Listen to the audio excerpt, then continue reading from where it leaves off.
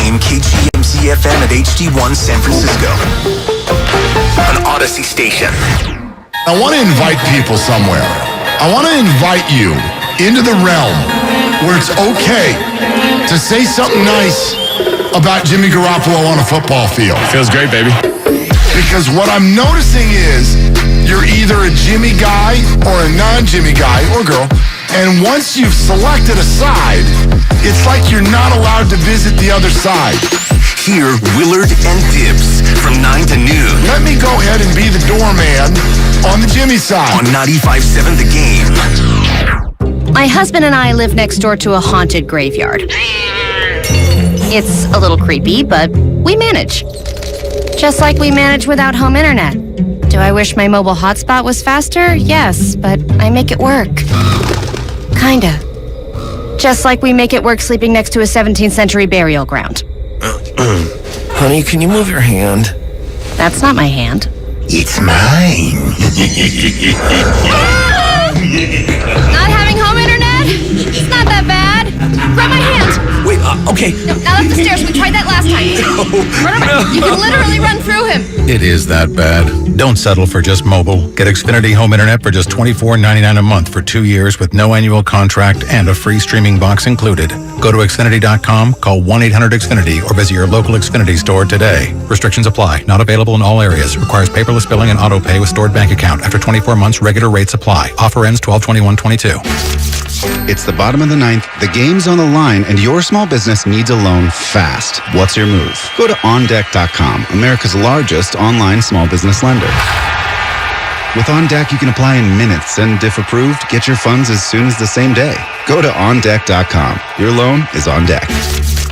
Depending on certain loan attributes, your business loan may be issued by OnDeck or Celtic Bank, a Utah Chartered Industrial Bank member FDIC. Limited eligibility for same-day funding. OnDeck does not lend in every state. All loans subject to lender approval.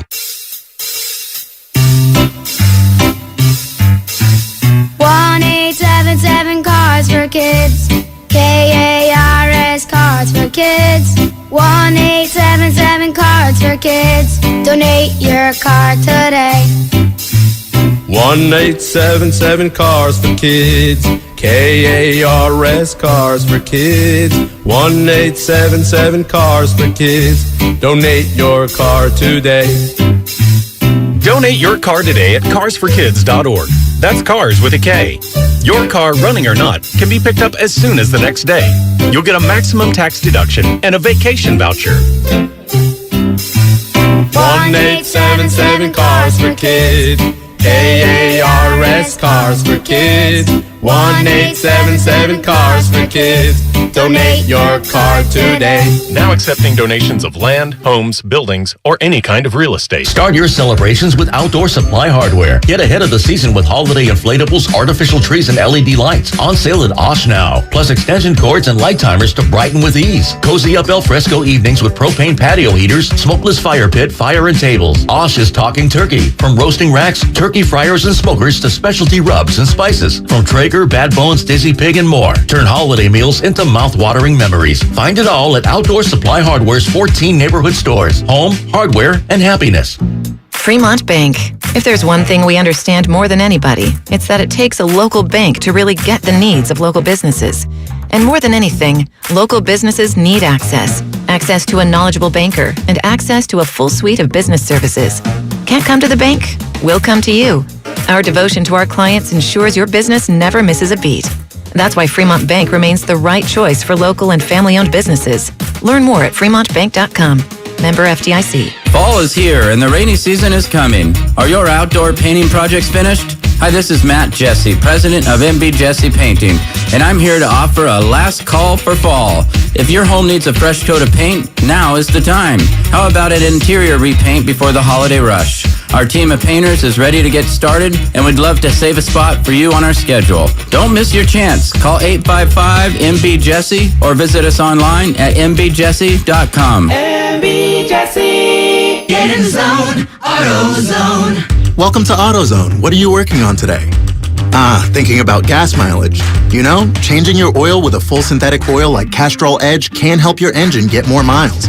Right now, you can get 5 quarts with an STP Extended Life Oil Filter for only $38.99. Get everything you need for better fuel efficiency at any of our 6,200 stores or on AutoZone.com. Get in the zone, AutoZone. Restrictions apply. Ad paid for by the Sentinel Group. Attention Marines, military personnel, families, and contractors who were stationed at Camp Lejeune. Were you present at Camp Lejeune between August 1953 and December of 1987? You may be entitled to significant compensation. For nearly 34 years, those in the Marine Corps' base Camp Lejeune were exposed to contaminated drinking water, resulting in devastating injuries, including several forms of cancer, adverse birth outcomes, Parkinson's disease, and more. North Carolina's procedural laws have prevented victims from getting the justice they deserve, but passage of the Camp Lejeune Justice Act of 2022 would allow you or a loved one to file lawsuits seeking compensation for illnesses and injuries linked to the toxic water. Call today for your free consultation. 800-610-9256. Let our experienced attorneys fight to get you the compensation you deserve, and you pay nothing unless there's a recovery in your favor. Call 800-610-9256. That's 800-610-9256. Again, 800-610-9256. Good morning in Santa Clara. It's a rainy day ahead. Highs near 60.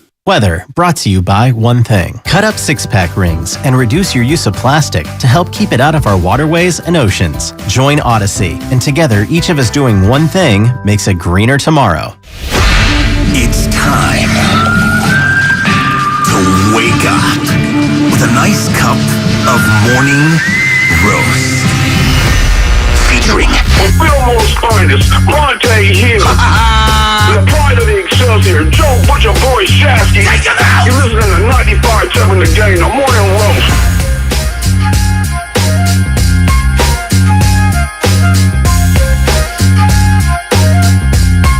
Oh, baby.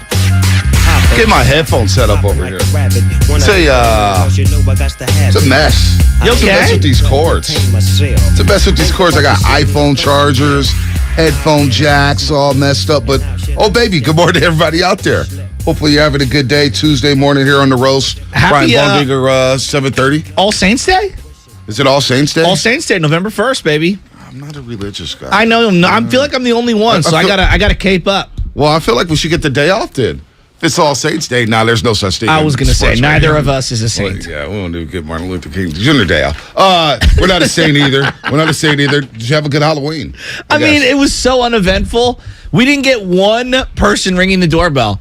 I was talking with the people at the coffee shop this morning, so I went to go get Kyle Madsen a coffee, like I've been doing because he's been in for Joe Spadoni, and I said, "Hey, ladies, because 3 ladies this morning," and I said, "Did you guys do anything fun last night?" Because they know who I am. You go in every day. They, "Hey, Joe," and they go, "Yeah, we went to Seacliff to go trick or treating." I was like, "Oh, how was that?" And they're like, "Oh, it was kind of quiet, and I said, it's funny. In my mind, when I watch like these movies, like Stranger Things, for example, which is, I guess, a television show, you see like Americana, 50 kids walking down the street, no adults anywhere, and they're just trick-or-treating, and every house has candy, and that's just not how I grew up.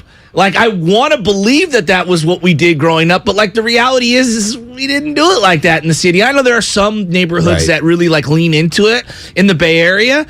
It just feels like that's like so not how we experienced trick-or-treating. Yeah, it was a very uneventful one. Monday, cold, nasty, and it was under the weather. So, oh no, I mean, they went to a Halloween party Saturday, so they got their Halloween in. Halloween is fun. It was really fun as a single adult. Oh. When you have a family, when you walk around trick-or-treating, I'm looking forward to that. But baby Chaz is so young, and she doesn't know what's going on. She doesn't know how to ring a doorbell and be like trick-or-treat. Could she even really eat candy, per se? Well, she had a little Snickers bar yesterday. That's what I was thinking, kind of more sucking on it. First Snicker bar. She has full grill now. So she was really chomping down. She was really chomping down, and she really enjoyed it. So, oh, wow. Halloween was fine, and it was funny, man. You hear radio all day, you see TV all day, and everybody's like, "What's your favorite candy?" And I'm just like, gosh, it is the most filler radio topic of the year. Every year where we go, "What's your Mount Rushmore candy?" I heard it all day long. I'm not a big candy. I'll tell you, this is America. I'm not a big We candy. love sugar. Yeah. Newsflash, bud. Man, high fructose corn syrup and sugar. Boy, it's not good for you. But of course it's not good for you. Hopefully everybody had it. Hopefully I saw some cool costumes out there. What do you think the best one was? I don't know. There's a lot of good ones. Did you see Kevin Hart as as the imp in Game of Thrones? I did not see that. Yeah. I did not see that. That was the character's name, by the way. I'm not being disparaging. No, it was fantastic. It was a fantastic costume. I see my buddy Big Dog City. They were Starbucks baristas. And that's a good one. That's a good one. That's a good one. I like that one. There's a lot of bad ones I saw. Oh. Because you know how we are in America. We take something that's popular and we want to be. And I saw some nasty ones. And I'm just like, you know what? That's enough for me. That's enough for me. How about that game last night? Was that enough for you, watching Jacoby Brissett? Because I had a lot riding on that game. Fantasy implications galore. Yeah. Joe Burrow had minus less than 1 point, okay? I am playing my dad in our family league, and my dad needs basically 10 points, essentially, to beat me. And he hits 2 freaking touchdowns down the stretch, and I was just furious. Nick Chubb? No, I'm talking about Joe Burrow. Oh, yeah. I was rooting against it. I'm furious. Yeah, it was an okay week fantasy-wise. Lost 3 in a row on the Players Club, so now I'm 4-4. Joe Mixon not getting it done. I was going against Nick Chubb, and it's one of those deals where you have Nick Chubb in one league, you don't have him in another league, and you're like... So you were rooting I was actually rooting against him because I blew somebody out in my other league where I'm 6-1 or 7-1 or whatever it is. So it was an all right game. Cleveland, they're going to be an interesting team. They can run the football. They can play D. Cincinnati's got O-line problems, and you see their offense without Jamar Chase. Oh, when you take away a playmaker, non-existent. It's non-existent, which leads me to the 49ers and their playmakers. Oh. And Christian McCaffrey. And, Steve Young's been saying a lot of things. And I'm going to play this sound because it's relevant. He said it again last week, and he keeps harping on it. He keeps talking about the relationship between Kyle and Shanahan. Kyle Shanahan and Jimmy Garoppolo. And I want to touch on something here. Okay.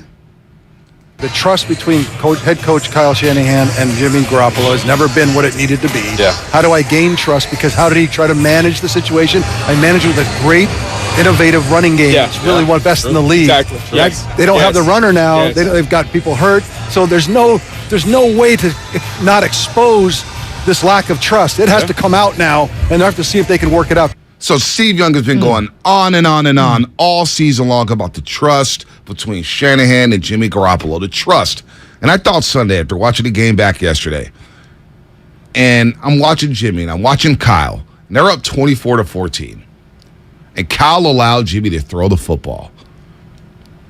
Pre-ACL Jimmy, maybe he gets that same opportunity. I don't remember them having a lead of that magnitude, but yes. You know what I'm saying? Hypothetically, yes. I get where you're going. 24-14, and Jimmy and Shanahan dials up a pass, saying, go ahead and hit Dwelly if you need to, hit McCaffrey if you need to. Then the beautiful touchdown pass to George Kittle that we didn't harp on enough, rolling out to his left, hitting George Kittle his stride, might have been over his best Taylor throw Rapp. ever as a Niner. I got pre-ACL injury Jimmy vibes on that play. Dante Pettis, remember Minnesota season opener where he throws it off the back foot, roll it out to his left, it hits Dante Pettis in the back of the end zone. Where he was spinning, scrambling. It was unbelievable. It was. Jimmy was making plays. And that was early in 2018. That was the first game of the season. But then you think about 2017, and Jimmy Garoppolo that we saw was confident. And I think for the first time in a long time, we saw Shanahan and Jimmy Garoppolo in lockstep. There was a trust factor. There was a confidence factor in the starting quarterback. And I think that's going to bode well for them in the second half of the season. It's a really interesting point that you bring up there that I hadn't really considered, because when I'm watching it in real time, it just felt like they were more aggressive. I didn't even think about the whole trust factor with Jimmy Garoppolo. How many times, B, and then they did this when they get down into the red zone, where they're like, here come 2 predictable runs, and then it's a 3rd and long, and you just kind of know that they have a very minimal opportunity to score a touchdown. It did feel like they were more aggressive and put their foot on the throat, and I love that. Now, you could say that's Jimmy and him having more trust in him.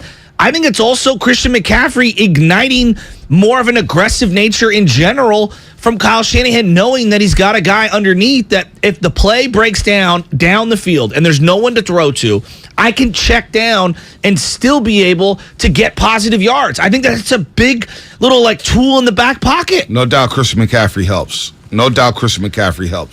But for Shanahan in that situation, and I looked at it and I watched that drive over and over and over again, damn, this is not like Shanahan usually sits on that. There was more bravado in that drive. There's so much bravado, but Shanahan we saw for years. One of the biggest complaints we had in the postseason against the Cowboys, against the Rams in the NFC Championship game, obviously the Cowboys in the wild card game, was go ahead, step on the gas and put them away. Put the teams away. put them away.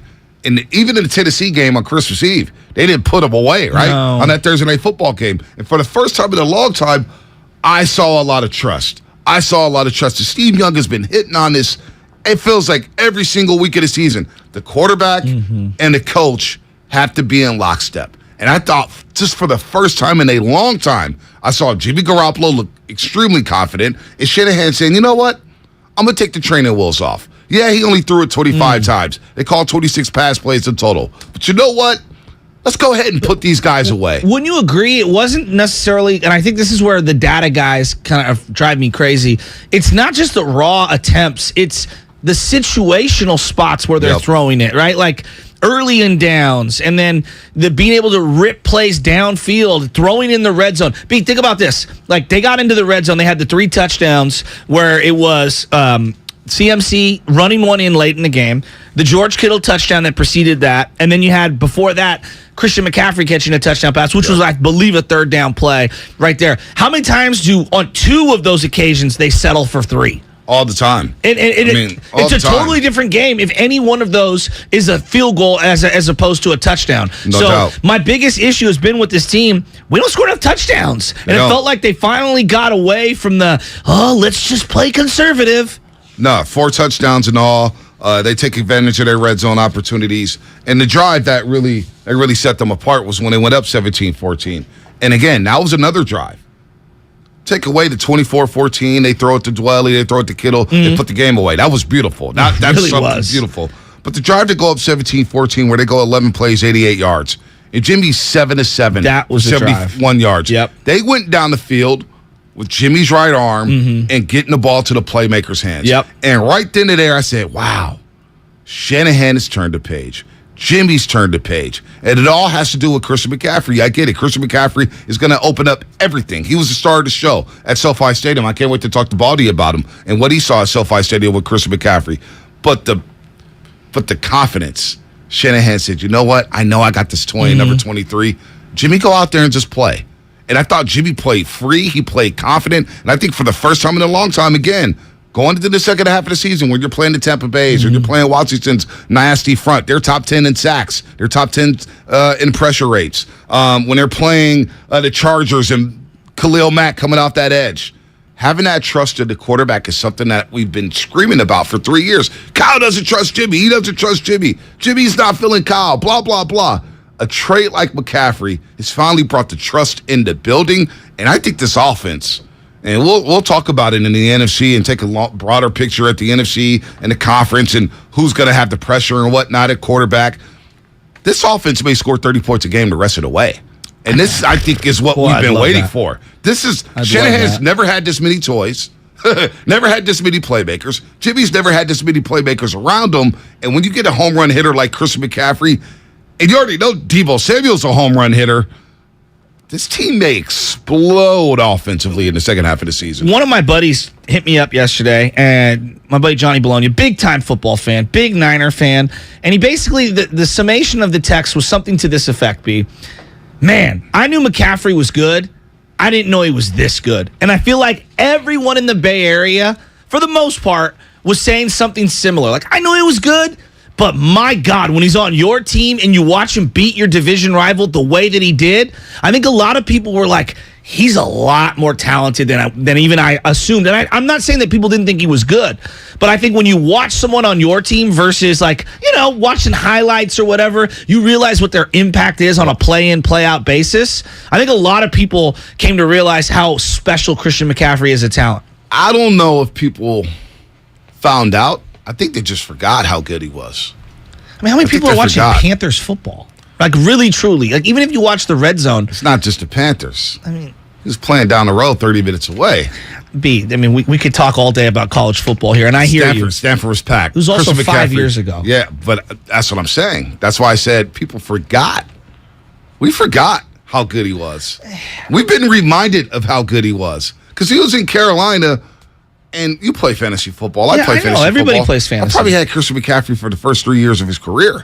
Yeah, but how many people have him in fantasy, but they don't watch him play? And there's a difference between like observing on fantasy and seeing the raw numbers and then watching a guy play. People don't watch the highlights of their players? I'm just saying, I think I got a lot of texts yesterday about that. No, that's fine. I'm not disagreeing with that.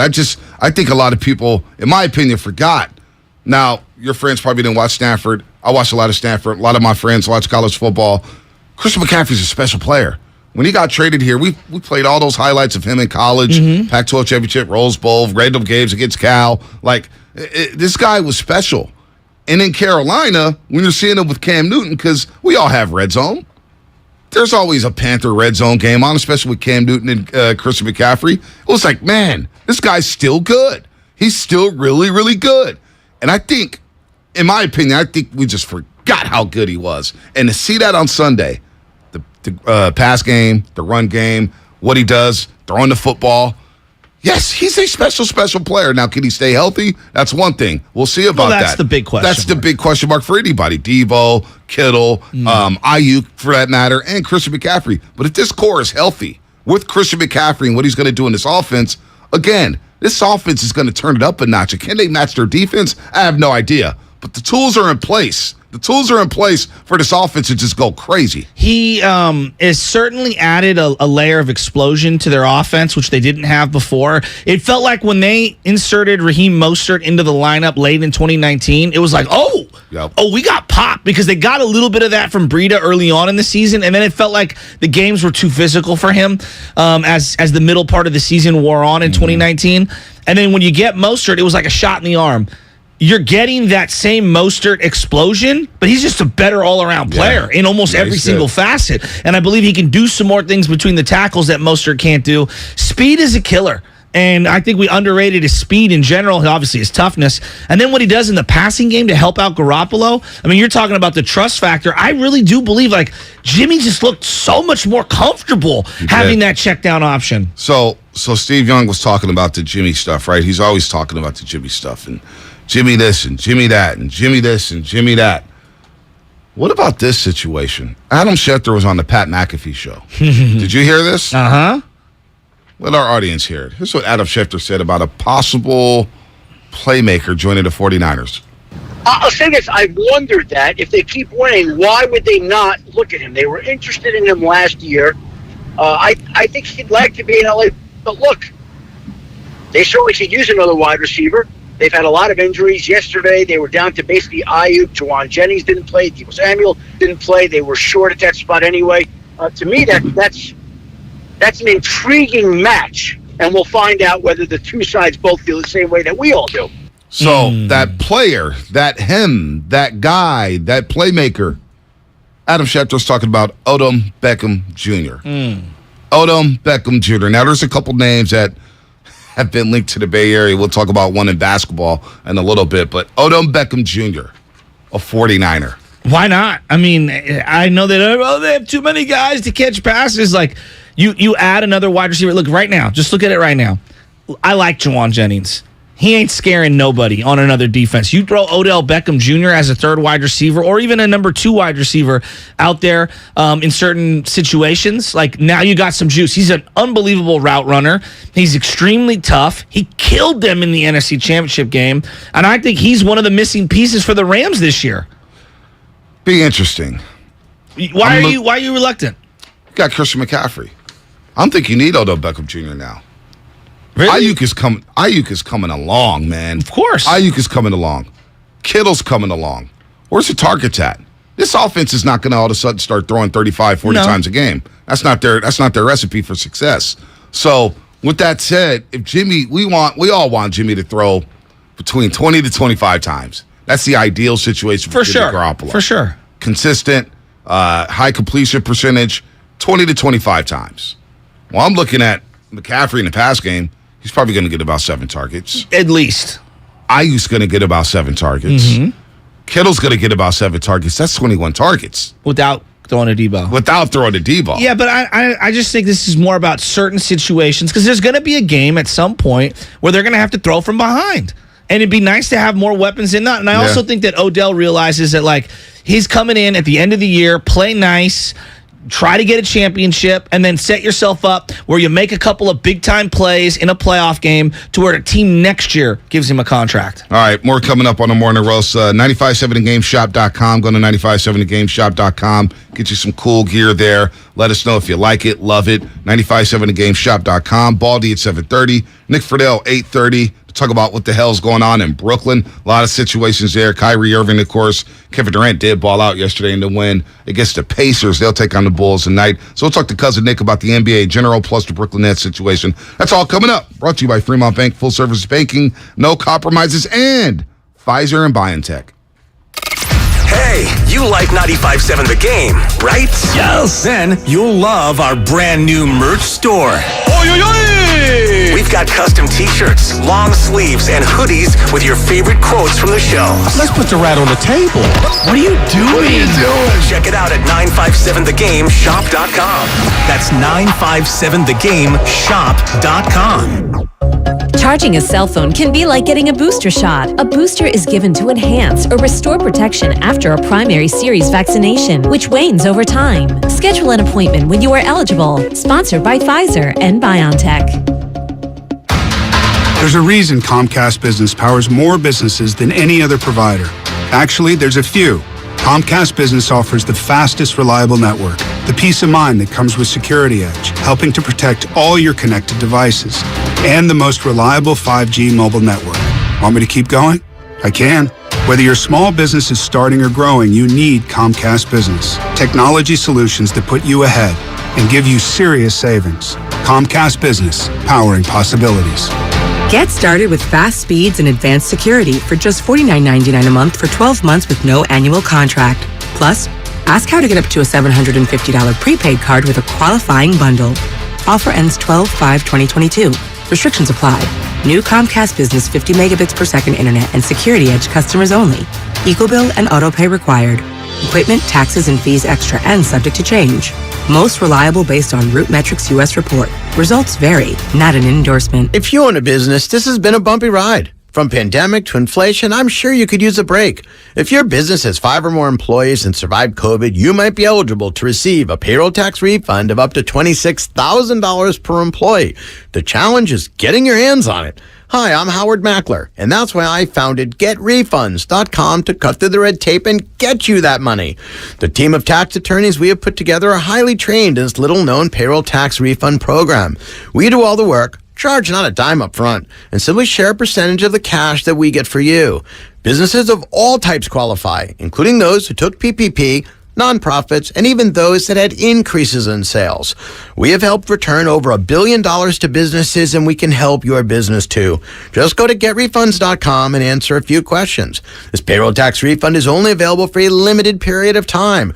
Don't lose out on up to $26,000 per employee. Go to getrefunds.com. That's getrefunds.com. AT&T Fiber presents a straightforward moment inspired by straightforward pricing. And now we just cube the pancetta as such. So what's on the menu tonight? This carbonara I found online. It's fire. You gonna love it, Mom. I hope you hold on to this AT&T Fiber, son. It's nice. Yeah, you should settle down now that you're a gagillionaire. Oh, I am. I finally found the one internet I've been looking for my whole life. So, no more one-year stands? No, I'm done with all that. With AT&T Fiber, there's no price increase at 12 months. What about equipment fees? Nope. Those were never any good for you. Exactly. But now everything's completely straightforward. Well, in the spirit of being straightforward, I never liked any of your old ones. Me neither. Blah. Y'all never told me that. But we're being straightforward now, which feels good, yeah? Yeah. Now let's get straightforward about that girl he's been seeing. Straightforward is better. No equipment fees, no data caps, no price increase at 12 months. Live like a gagillionaire with AT&T Fiber. Limited availability in select areas. Visit att.com/hypergig for details. The Prophetic Matrix. Unlock the secret code to your destiny. A new revolutionary book by Michael John Toste. The first ebook to make history by being filmed in space. Discover your unlimited future. Get The Prophetic Matrix now on Amazon.com and BarnesandNoble.com.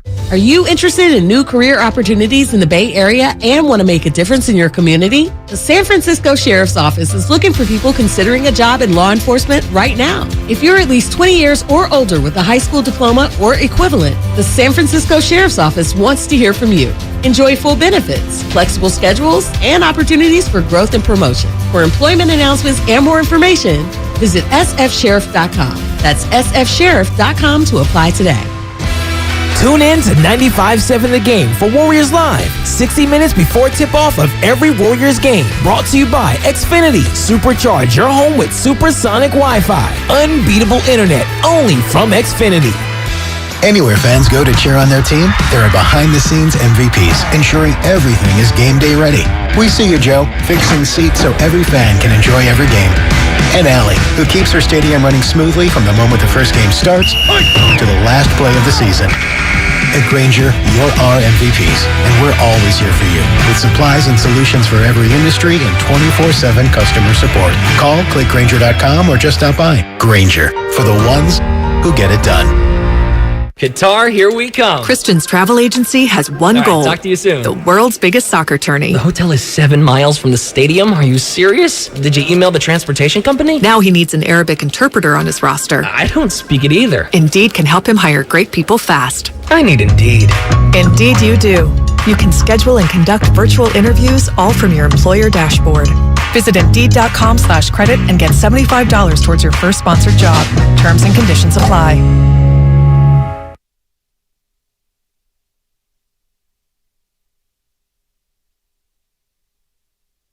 Now, back to the morning roast with Bonte and Shasky. All right, good morning, everybody out there getting off their graveyard shifts. YouTube, Twitch, the Xfinity mobile text line. Like us, love us, subscribe to us. We appreciate all the audience participation here on the morning roast. 888-957-9570. If you want to get in on the conversation with the 49ers, we will talk some Warriors at some point in this hour.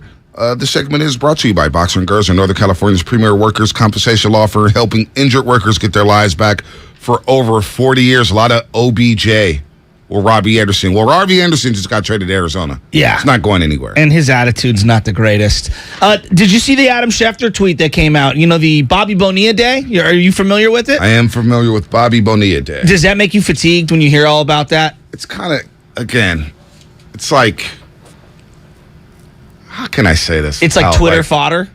It's filler. Okay. Well, hey, Bobby Bonilla Day. Ooh, and then we all try to get Bobby Bonilla on the show, and it never works out. Well, I don't really need to hear from him. It's a cool thing. It's like, great, he's getting $1 million because the Mets had a bad contract. Good for him. Well, and like Allen Iverson had a specific Reebok deal where he would get broke off X amount of millions. Yep. I think it's $1 million.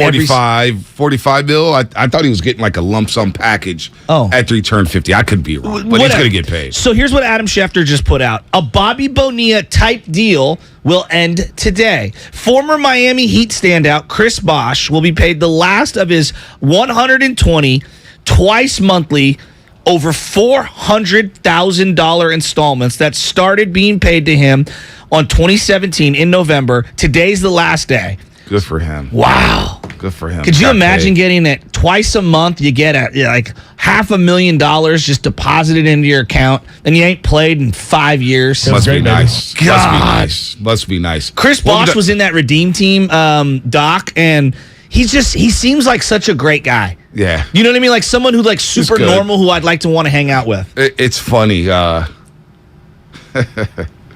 The Redeem doc. I still haven't watched it yet. Oh, you haven't? I haven't watched it yet. I'm sorry. Haven't had I thought time. you did. No. I don't. I mean, I know what happened. I watched the Redeem Team live and, see what happened. It's a LeBron James vehicle to hype himself up. But I was on the court for one Warrior game talking to a former player. Okay. Not a player I work with, former player on the opposing team that had played on the Olympics before. And they're like, the Redeem Team, come on, man.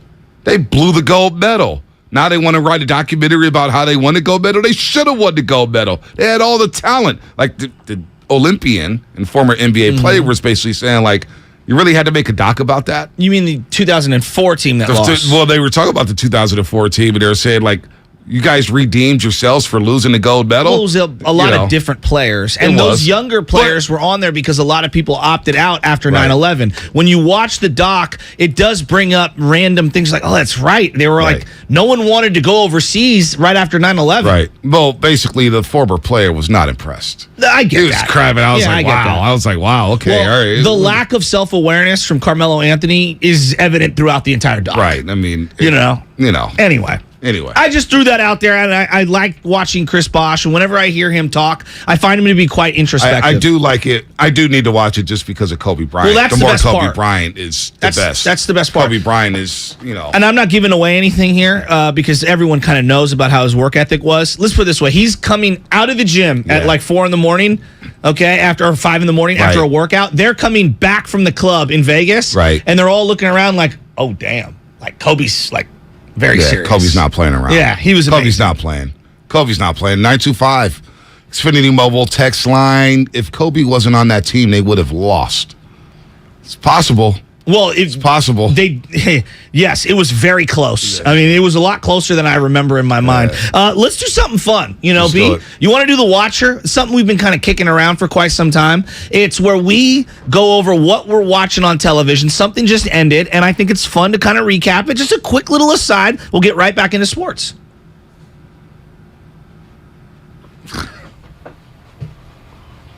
What are we watching this week? All right. Have you been watching House of Dragons? Yeah, I've watched it. If you haven't seen House of Dragons, I'm giving you your spoiler alert now. Okay? Spoiler alert now. House of Dragons is a spinoff of Game of Thrones. It goes back in time. All right? So, okay, let's start here at the beginning. Who's your MVP of season 1?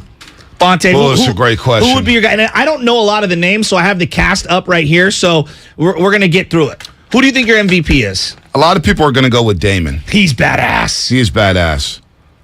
But I'm going to go with the Queen. Oh. Was it Rhaenys? Or Rhaenyra? Rhaenyra? Is that how you pronounce it? So there's a Rhaenys. Okay. She is Corlys' wife. Yep. Okay. And then there's Rhaenyra, who's the main character. Okay. Rhaenyra. So, I'm going with Queen Rhaenyra. Why?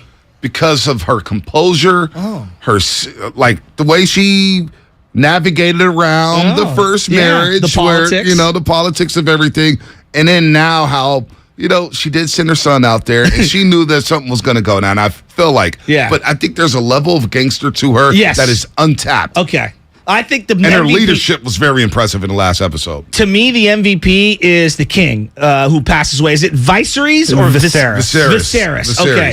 I think he was the best character in terms of like his rawness and realness. To me, I thought he was badass. The one where he's got all like the holes in his body because he's like right on the edge of death. That's an MVP performance to me. No doubt. And that's his Willis Reed. It was great. That's his, Steph Curry hobbled with the ankle coming off the bench against Portland. No, great. him walking towards the throne when he's all hobbling. That was his Michael Jordan flu game right there. Thank you. What about you guys? Quickly, who's your MVP of season 1? No, I'm going with Viserys too. Just shout out Patty Considine with the acting performance. One of the great acting performances, and he nailed it all season. What do you got, Mattson? Damon, it's a layup. He's such a badass character. Damon's good, but it wasn't enough of Damon. Thank you. I wanted to see him fight. He was just quiet a lot, just kind of looking and surveying everything. Damon is the obvious one, but to me, I'm going with his wife. Too obvious? This wasn't enough. He was the MVP for me because every time he was on the screen, I scooted up in my seat a little bit. All right. I like that. All right. So we basically have run through it. Who sits on top of your power rankings of season 1? Probably going to go with the Queen again. Yeah, I'm probably going to go number 1. I think her stock went up as the show developed. I agree. From her as a youngster, from having that power room. She checked Damon in one of the first few episodes. It's like, back up, homie, and took that egg back. Remember that? It was that dragon egg. So I still got a number 1. I'm going MVP and number 1 in power rankings. Mattson, who do you got? Laris Strong. Oh, is a fascinating character. Littlefoot.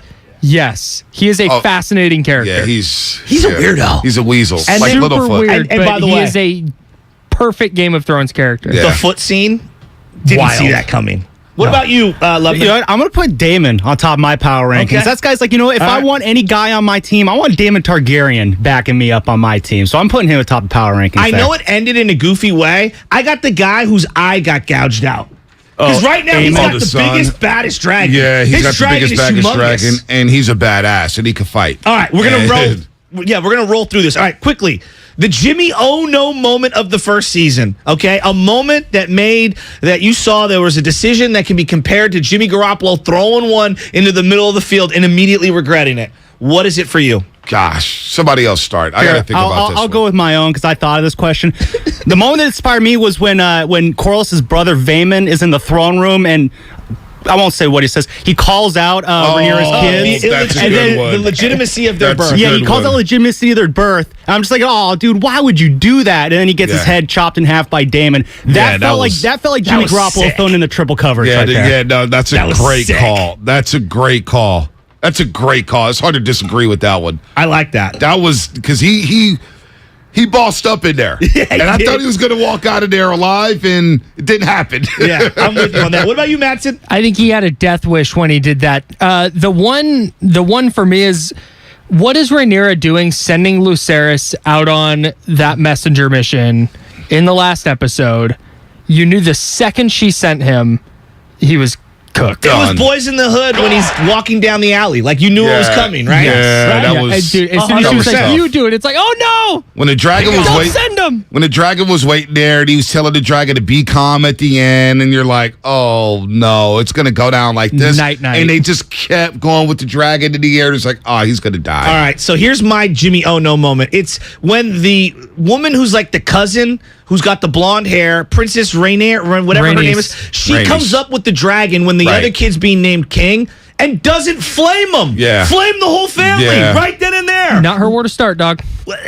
Are you serious? Yeah, that was... You got the juice. You got to use it. That was one that made me scratch my head, because it's like, if you're going to go all in, go all in. Thank you. Instead, you give them a warning shot, and now they prep themselves for a war. Thank you. And then maybe the son's not dead. Exactly. All of a sudden, the dragon's not eaten up, and, As they say, if you're going to shoot at the king, you best not miss. That was the moment to do it. All right, before we get on out of here, all right, what do you think I can't believe this one.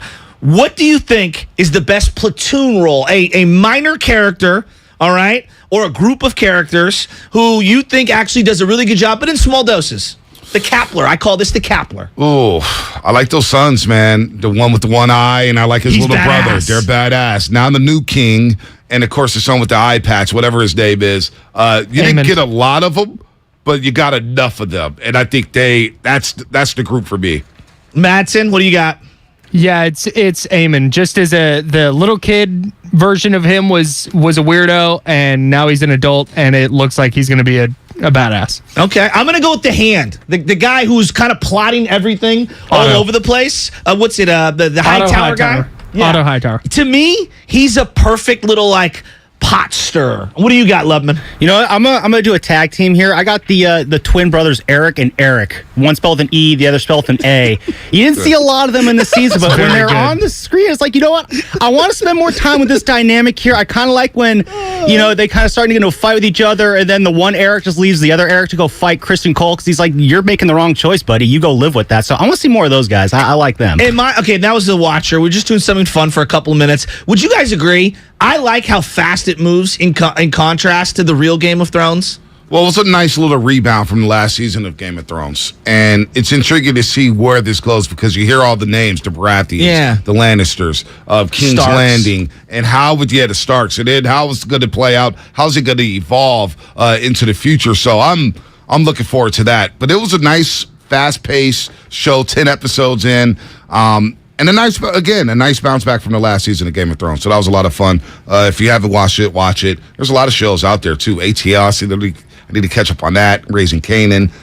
So there's a lot going on. I would suggest not to get caught up in All-American, though. I don't think I've ever even seen an episode of All-American. Right, don't do that. What? I don't even know what platform it's on. You don't even know. You don't even need to know. Why? It's just that bad. Is it really? What is coming up on the game, sponsored by Fremont Bank? Anthony will get you on the other side. Full-service banking, no compromises. Also brought to you by Go to State Lumber, serving the Bay Area for 3 generations. When you succeed, we succeed. Visit GoToStateLumber.com. Anthony will get you about the 49ers. Then we'll get into some Warriors talk as they have their own little Operation 4-4 going on in South Beach, Miami. Hopefully a day off did them some good, gives them some fresh legs. They can actually defend, especially in the first half. We'll get into that coming up on the roast. I want to invite people somewhere. I want to invite you into the realm where it's okay to say something nice about Jimmy Garoppolo on a football field. Feels great, baby. Because what I'm noticing is you're either a Jimmy guy or a non-Jimmy guy or girl.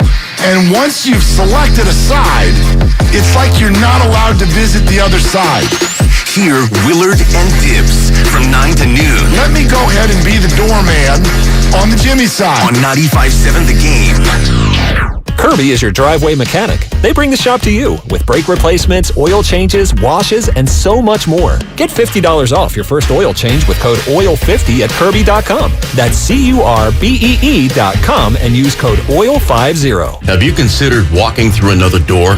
I don't mean to pursue another opportunity, but upgrading a door in your home. Now, if you are in fact looking for another opportunity, Golden State Window and Door can provide you with plenty. You can create renewed function and design for use indoors and out. You'll find modern options like Marvin's Elevate In-Swing French Door, Barn Doors by Trustyle, or Anderson Big Doors that welcome in natural light. Golden State Window and Door features a variety of materials, sizes, and glass options. You can get inspired by the many possibilities when you visit goldenstatelumber.com. Click on virtual tours and you'll discover beautifully planned displays of doors and windows of all kinds that will spark your imagination. Then, talk with our builder or designer to see what might be a good fit for your home. Serving the Bay Area for 3 generations. Golden State. When you succeed, we succeed. No one knows where this market will go. Right now, it feels like a wild ride. But one thing's for certain, there's a way through it. And the experience and guidance of a Merrill advisor can help you get there. Because where there's a bull, there's a way. Find an advisor in San Francisco at ml.com/bullish. Merrill, a Bank of America company. What would you like the power to do? Investing involves risk. Merrill Lynch, Pierce, Fenner & Smith Incorporated, registered broker-dealer, registered investment advisor. Member SIPC, a wholly owned subsidiary of Bank of America Corp. Do you have neuropathy? Are you experiencing numbness, tingling, and pain that just won't stop? Are you taking dangerous drugs that have serious side effects and never fix the pain? If so, please listen to this message. Neuropathy is a serious, progressive condition that only gets worse if not treated properly. Call SF Bay Wellness at 844-94-NERVE to get back to doing the things you want to do. There is no drug, exercise, or surgery that can heal nerves. Don't wait until your condition gets worse and stops you from living your life fully. SF Bay Wellness has a time-tested, proven track record of helping hundreds of patients to improve and reverse their neuropathy. If you're ready to regain your independence, contact SF Bay Wellness at 844-94-NERVE. Call now for your $99 neuropathy special and receive a personal treatment plan that is tailored to your needs. Call 844-94-NERVE. That's 844-94-NERVE and start to enjoy life again. Hey, Santa Clara County sports fans. The new Omicron booster is here and available for everyone 12 and older. Remember that kids can get really sick with COVID and the effects can be serious and long-term. You can't be at the top of your game when you're super fatigued. So keep your athletes safe this fall and winter with this important booster. And of course, wear a high-quality mask whenever you're inside with lots of people. Visit sccfreevax.org or call 211 to make your booster appointment. Stay healthy and stay in the game. Attention. Did you or a loved one live at or near Marine Base Camp Lejeune in North Carolina between 1953 and 1987? If so, listen closely for this important legal announcement. From 1953 to 1987, Marines and their family members at Camp Lejeune drank water that was contaminated with hazardous toxins. The toxins found in the water at Camp Lejeune may cause health issues, especially later in life. Types of health issues associated with water at Camp Lejeune are numerous. If you or a loved one lived near Camp Lejeune between 1953 and 1987, you may be entitled to substantial financial compensation without going to court. Even if you were turned down in the past, a new law can allow you to file a claim today. If you or a loved one spent time near Camp Lejeune, call the Negligence Network to find out if you're eligible for financial compensation. There's no fee unless we win your case. Call 1-800-700-4333. That's 1-800-700-4333.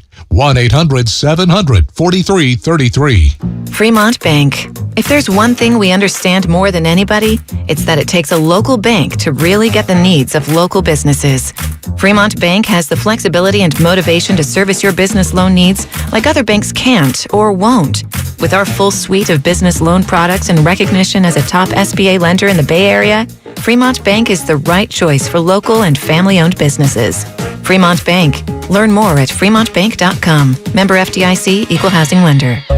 Charging a cell phone can be like getting a booster shot. A booster is given to enhance or restore protection after a primary series vaccination, which wanes over time. Schedule an appointment when you are eligible. Sponsored by Pfizer and BioNTech.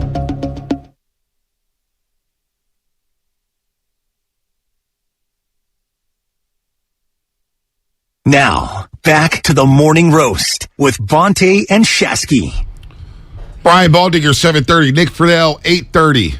Be a lot of fun on the roast today. 510. So all Americans like this high school 90210 where this kid goes from South Central to Beverly Hills High School to play football, and he goes back, and it's a UPN show. Guru put me onto this, so I'm going to throw him under the bus. UPN? Yeah, That's UPN. a channel I haven't heard of. Yeah, same here. Guru, you got to watch All-American. You got to watch All-American. So I watched the first season. Likes it? And, it's one of those shows. I haven't watched the last season. I don't know if I'm going to come back. Like Ray Donovan, I never came back after season 5. Okay. When he started going at it with the Russians, it was just like, all right, he kind of went off the deep end there. Yeah. Maybe one day I'll come back. Maybe. Like the Sons of Anarchy episode when they went to Ireland. Yeah. They lost a lot of people. They lost a lot of people. So, Bonte, All-American is a cross between Boys in the Hood and 90210. It's all about bad acting and unnecessary drama. Tay Diggs must be really hurting for acting jobs. I'm not going to rip Tay Diggs because he's probably getting a nice check. Wait, so you're telling me that this television show is caught up between two different timelines? Yeah. Kind of like the Warriors. Kind of like the Warriors. It's a good transition. You like Before we that? get to the Warriors, I do like that. Before we get there, let's go to Anthony in San Leandro to get a quick thought about the 49ers. What's up, Anthony? Hey, Anthony. What's up, fellas? Top of the morning to you. So I was hearing everybody giving the CMC. So I'm all about the CMC trade, no doubt. It's awesome. I'm glad to see that we're going all in. But I also feel like Kyle Shanahan should have been opened up the playbook, and I don't want to really give it all the credit to just CMC because I feel like it takes some of the criticism off Kyle Shanahan because he needed to do this, and I feel like it was more of like a necessity versus like just because we got CMC. I don't know if I stand alone with that, but I'm hearing so much praise of just like, well, now that we got Christian McCaffrey, we can do this, and that. But we've been had the talent to do some of the things. It's just Kyle Shanahan. I still think he was having a stranglehold on the offense. So I just wanted to know kind of what you guys thought about that. That's a fair point. I think it's fair to both be true. Like, yes, finally they've opened the offense because of CMC. And I was completely frustrated that they didn't open the offense earlier before he even showed up. And you want to call it a convenient excuse? Fine. But I think both are true. Yeah, it was good to see him trust Jimmy Garoppolo. Again, looking at that drive when they're up 24-14 and allowing Jimmy to throw on that drive and put the game away. To let him throw the football on the drive in which they led or in which they took the lead 17-14 in the third quarter on the second possession. They go 11 plays, 88 yards. And they allowed Jimmy Garoppolo to throw the football, especially after Christian McCaffrey fumbled and Ray McCloud's in the right place, right time. Jimmy goes 7-7, 71 yards on that drive. Improvs to Christian McCaffrey for the touchdown. So there was a little trust. And Shanahan, I believe, knows you're 3-4. You're going into a bye week. This is a must-win game. You're getting ready for the second half. You have all these weapons. Let it fly. Let it fly. Open that baby up. And I think Christian McCaffrey does allow you to do a lot more things within the offense. But no, Anthony hit it. We want to see this offense opened up. I agree. You're an offensive coach. Yes.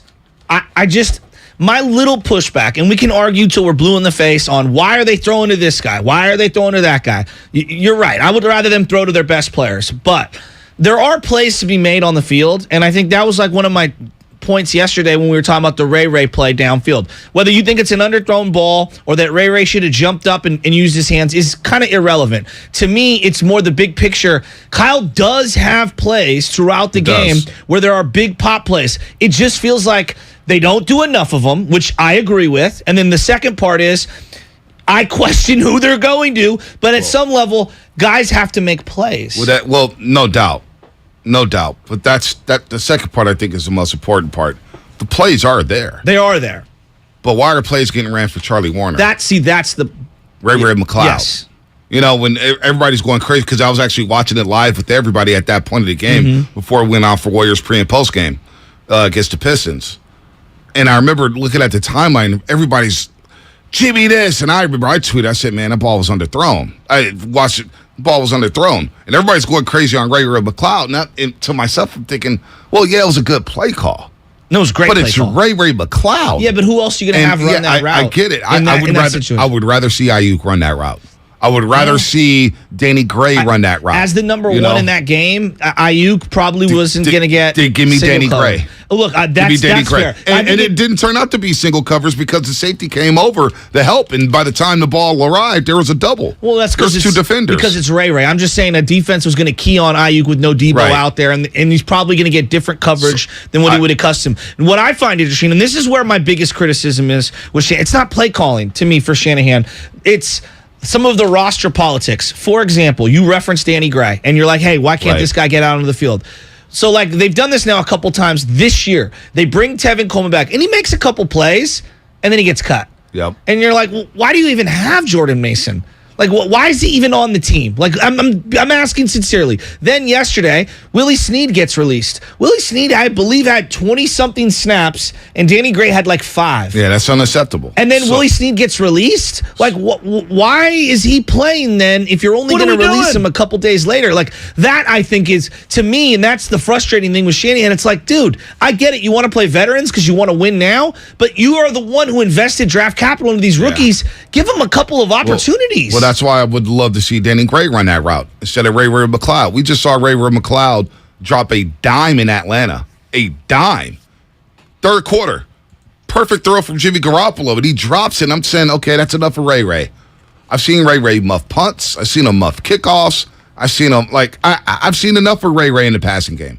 And so to not see Danny Gray on that play, maybe Jimmy does throw it earlier. Maybe Danny Gray does make a play on the ball. I just don't trust Ray to make a play on that ball. So when the outrage of it was, man, Ray's got to make a play. Like, Ray's going to all of a sudden turn into Megatron? Like, he's not that dude. So the plays are there. It's just the way the plays are drawn up for certain individuals. Like, if I see Charlie Warner run another seam route, I'll lose my mind. There's no excuse for that. There's no excuse. Well, let George Kittle run it. He takes 2 defenders away. Somebody's coming in underneath on the drag route. Maybe it's Ayuk and Deebo Samuel in a one-on-one situation. I would take my chances with that. I'm with you. But also Danny Gray, he's a burner, right? Mm-hmm. We talk about team speed. Baldy is going to join us at 7:30. Brian Baldinger, of course, smartest man in football. Talked a couple weeks ago about the Niners' lack of team speed on offense.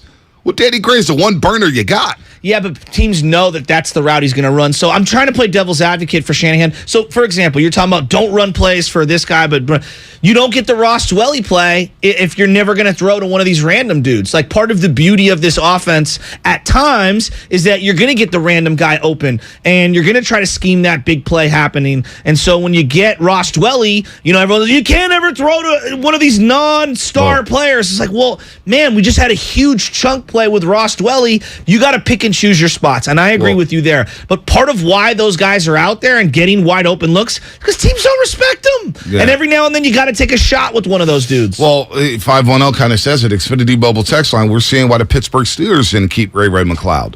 Well, they've got a lot of really good. They've got a lot of guys, but they keep their dudes.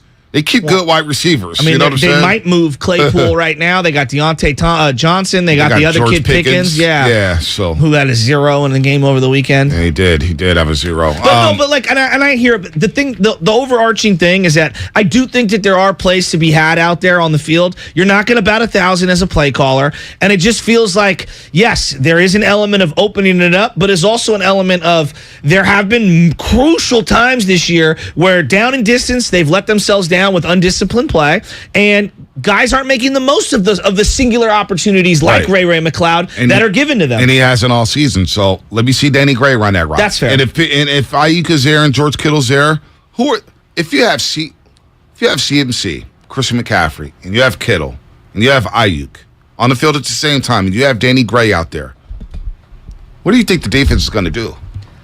They're going to focus on CMC. Mm-hmm. They'll probably focus on Ayuk. And they'll probably focus on Kittle, leaving Danny Gray possibly in a one-on-one situation. Well, right now it feels like because he's only got so many snaps, if I'm looking at the roster of the Niners and I see Danny Gray go out there, because my dad says it, I mean, if my dad's noticing it, you don't think a sophisticated defensive coordinator is? So Danny Gray's here. They're taking a deep shot. Okay, if they take a deep shot and he's one-on-one, I'll take my chances with that. Well, he might be. I'm just saying hypothetically. If he's doubled, then you know what? Someone else is open. I got McCaffrey, Ayuk, and Kittle on the backside. They're playing 101. You know what I'm saying? There's got to be something to the Danny Gray thing. But here's the thing in football, and I've learned this just through high school and college, and you talk to different coaches, you've been around the game. Speed kills. Of course. When you put speed on the field, it threatens the defense. Yeah, but you also have to know the plays. And you got to know the plays. And you can't false start, which he's done multiple times this year. He's done that. But give the kid a chance. Don't put him in his box with Dante Pettis. I would rather just see him get a chance. I've seen enough of Ray on passing routes. I would too. You know what I'm saying? I want to know why he's not playing. That's the question that I would love for one of the beat reporters to put out there, because having straight line speed is great. Is there something that he's not doing that's keeping him from getting on the field? Not sure at all. But I am sure about this. You are listening to 95.7 The Game, KGMZ FM and HD1 San Francisco, always live on the free Odyssey app. Download the Odyssey app and favorite 95.7 The Game for the best and most up-to-date sports coverage. And don't forget that you can also watch us every day on our YouTube and Twitch streams. Just log out and search 95.7 The Game and be sure to like and subscribe to the channel while you're there. I see a lot of subscribers, see a lot of likes. Thank you for all the love. Don't forget 957thegameshop.com. Go out and get some gear. I want to see somebody pull up with some gear. If you already have gear and the shirts have already come to your house, send a picture to us. Yeah. Let us know. I want to see you in the gear. Retweet. Yeah, we'll hit the retweet. Hopefully we're not waiting for too long. Warriors in heat today. We haven't gotten to the Warriors much, and boy, defense. Do you think that just more of a generalized question, because it's November 1st, and I'm not even ready for the rest of these World Series games. It just feels like we're already approaching winter, and it just feels awkward. Are you in I know you are, but do you think the Bay Area is in basketball mode this moment? I don't know. Good question.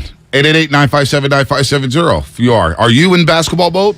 Kinda, but not all the way in. Does that I'm happy it's on. You know what I mean? Like as a hey, throw the Warrior game on. It's a lot going on. I'm kind of like entrenched in football, and football feels like top of my priority list. Right. Not that basketball is like unwatchable. It's just not the number one thing right now. Now today, nothing else going on a Tuesday. I'm tapped in. Well, football's once a week, right? Niners play once a week. Yeah. I can, once a week, boom. Day after, boom. But then I'm not going to lie, last night, that Monday night game stunk. It was terrible. So I had no problem going to see the Utah Jazz beat the Memphis Grizzlies and Dylan Brooks pulling the Dylan Brooks. So you were the one person watching in the Bay Area. Hey, man, I got league pass, dog. I love basketball. And watching Toronto roll. They just showing the highlights of Toronto rolling to Atlanta. They had 43 fast break points. Scotty Barnes, I'm like, damn, he's a good defender. What if he would have slipped to the Golden State Warriors? You know what I'm saying? Scotty Barnes is special. John Morant playing at an unbelievable level, but you seeing Lauri Markkanen get out of Chicago and get out of Cleveland, and all of a sudden, this dude is hooping. So I personally, I have to be in basketball mode, so I'm a little different, obviously, but when basketball starts, man, I'm all in. That's for the most part. I love it because it's like, all right, cool. I got the NFL for 2 days. Now, obviously, we have 3 days. But I haven't even been paying attention to the Thursday night games the last couple of weeks. And they've been duds. They've been kind of weak. And because it's not, this is the big problem I've got with the streaming thing, B. And I don't know, maybe I'm alone in this. Once I zoom into your app, I feel like I can't channel change. And I'm like, I have to really want to be locked into what you've got going. Right. So if I don't care about the two teams and there's no fantasy implications, I don't gamble. Yeah. So I'm like, that's okay. It's on Amazon Prime. No big deal. Right. I like flipping channels. So, like, this Thursday's Eagles-Texans. God, that's I'm going to watch the World Series. Will Niner fans watch Eagles-Texans because they want to see what the Eagles look like as a competitor possibly down the road in the NFC? Now, they would only be able to meet in the NFC playoffs. It's the Texans. It's the Eagles. Like, I don't know. No, I don't know if I'm locked in on that. And I know Warriors are playing Orlando. If it was on the NFL Network where I could flip channels back and forth, I definitely would be watching it. That's a problem. That's a problem. By the way, NFL trading deadline is today at 1 p.m. Pacific time. Let's see if anything goes down. But the Warriors, look, back-to-back, they lose over the weekend to Charlotte and Detroit. While you were in football mode, and a lot of people were in football mode, I'm sitting there, and I'm watching the Warriors, and I'm just like, damn. They just can't play defense. And you look at these first quarter numbers. They're giving up 48.5% opponent's field goal percentage in the first quarters. They're giving up 31 points per game in the first quarters, and this is the last 6. I'm not even going to count the Lakers. Where does that rank in the league-wide? 31. So right now, defensively, they're allowing the most points per game in the league. They're dead last. And that's overall. Overall. Not in the first quarter. Not in the first quarter. Just overall, they're giving up the most points in the game. Wow. Now, in the first halves alone, they're at the bottom of the league. They're giving up 62 points per game in the first half, Shasky. 48% shooting in the first halves. Think about this. Let's look at these numbers the last 6 games.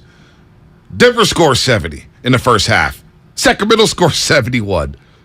The Suns score 72. The Miami Heat, who have a problem scoring, score 59 in the first half. They have a 9-0. They had a 9-0 run at the end of the first half of that game last Thursday. 62 given up to Charlotte in the first half, and then 63 to the Detroit Pistons in the first half. If my pivot to you, obviously those aren't great numbers, and that's way too much to be giving up. But if my pivot to you was, what is it per 100 possessions? Because the pace of 125 points per game. Per 100%. That's a lot. That's a lot. Yeah, that's They're the bottom of the league. Because that's what I would want to know. Right. Because I do believe that the pace that they play at, I'm allowing them to give up more points because it feels like they're running and gunning, and I mean that in a good way. But the defense has got to pick up. So 125.5 points per 100 possessions so far for the Golden State Warriors defensively. Awful.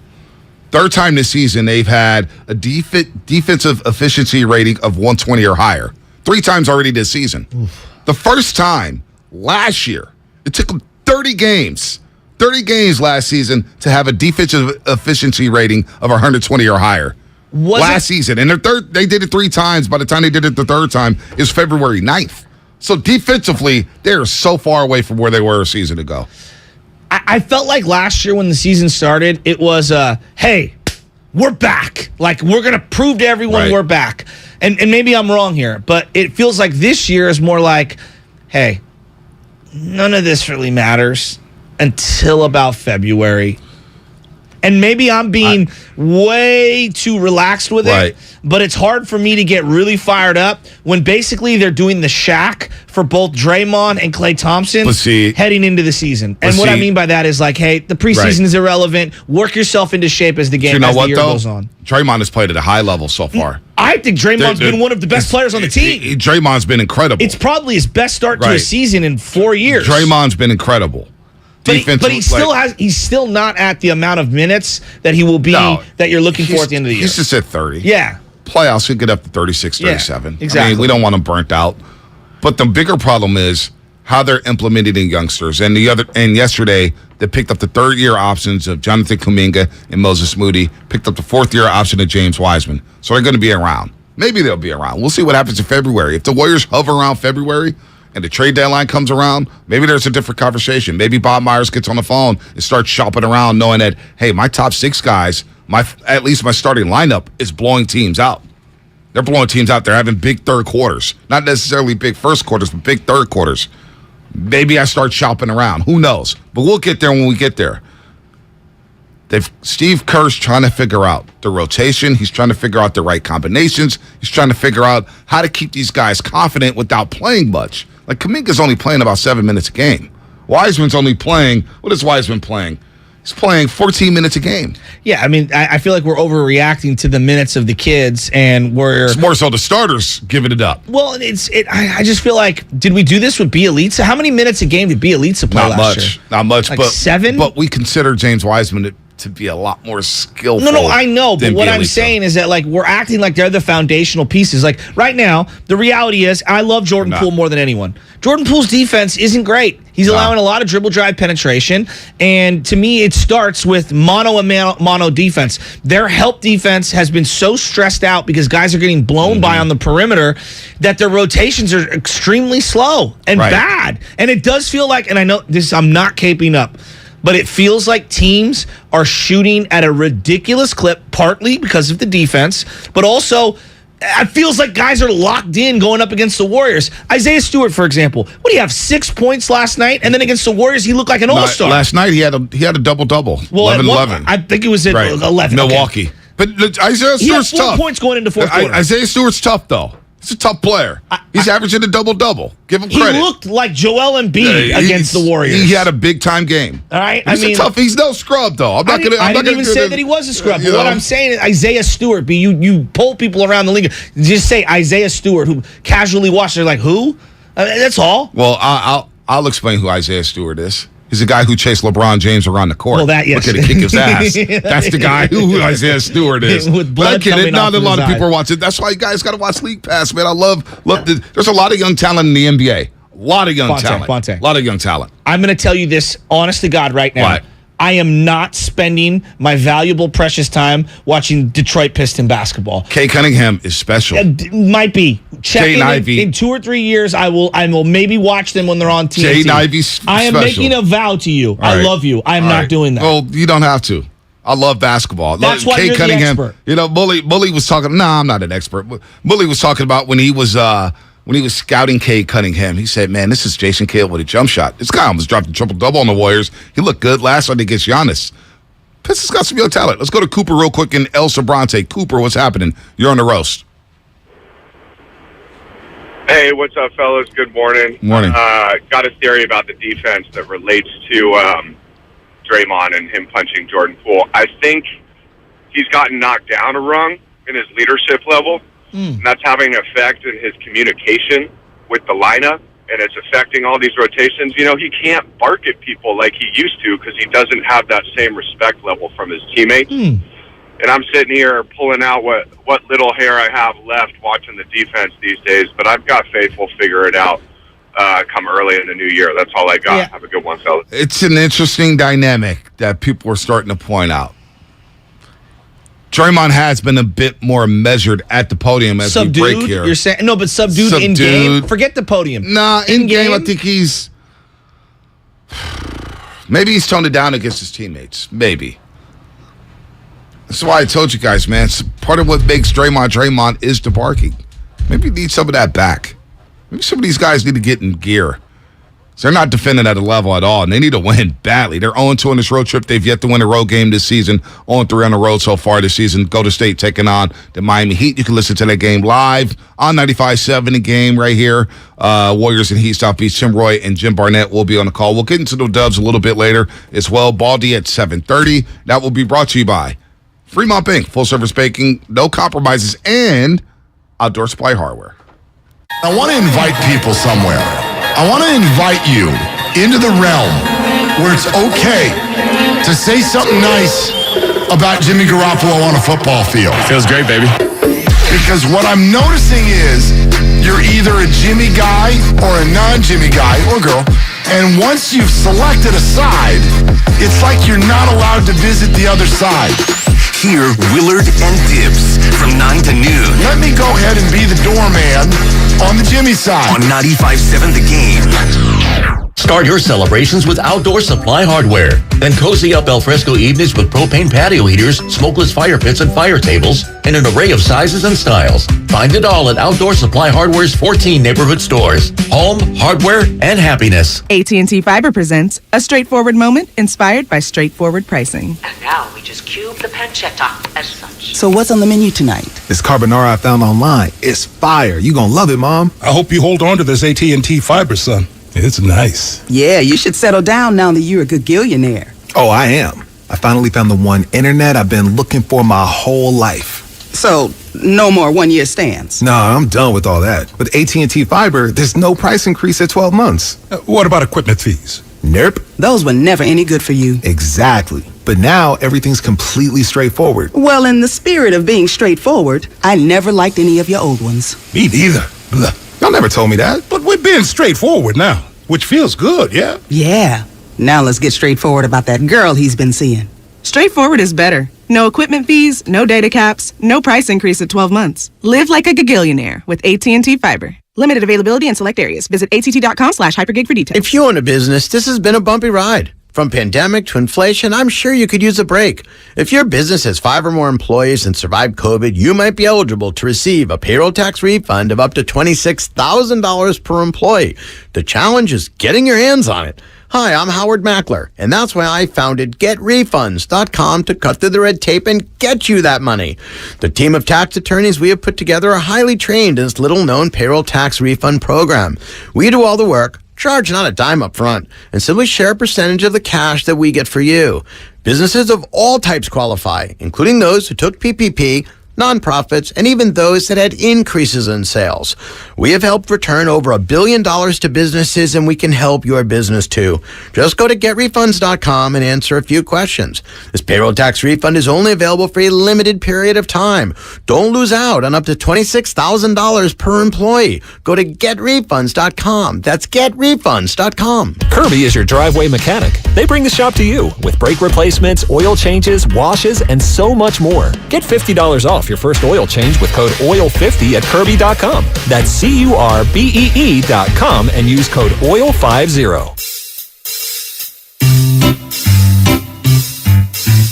1877 Cars for Kids. KARS Cards for Kids.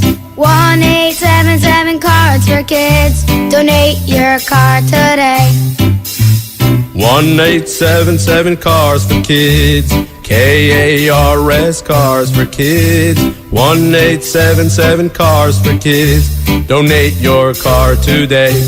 Donate your car today at carsforkids.org. Your car, running or not, can be picked up as soon as the next day. No title? No problem. Call 877-CARS-FOR-KIDS or go online at carsforkids.org to donate today. 1877 Cars for Kids. KARS Cars for Kids. 1877 Cars for Kids. Donate your car today. Now accepting donations of land, homes, buildings, or any kind of real estate. Everything, our farm, our stand, our pop-up shop, it really all started when we discovered the benefits of local, raw honey for our family. And then we decided to turn it into a business. We were looking for something to help us get up and running. So we got the Chase Business Complete Banking Account. It's more than a bank account. It comes with Quick Accept, which lets us take card payments anytime, anywhere in the U.S. using the Chase mobile app. Plus, we get same-day deposits at no extra cost. For us, it's more than honey. It's about sharing a little sweetness with the world. Get the Chase Business Complete Banking Account with the essentials you need to help get your business going. Learn more at chase.com/business-complete-banking. Chase for business. Make more of what's yours.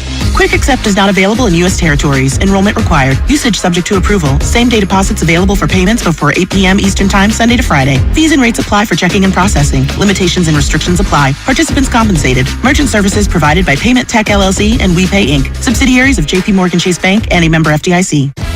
Tune in to 95.7 The Game for Warriors Live, 60 minutes before tip-off of every Warriors game. Brought to you by Xfinity. Supercharge your home with supersonic Wi-Fi. Unbeatable internet, only from Xfinity.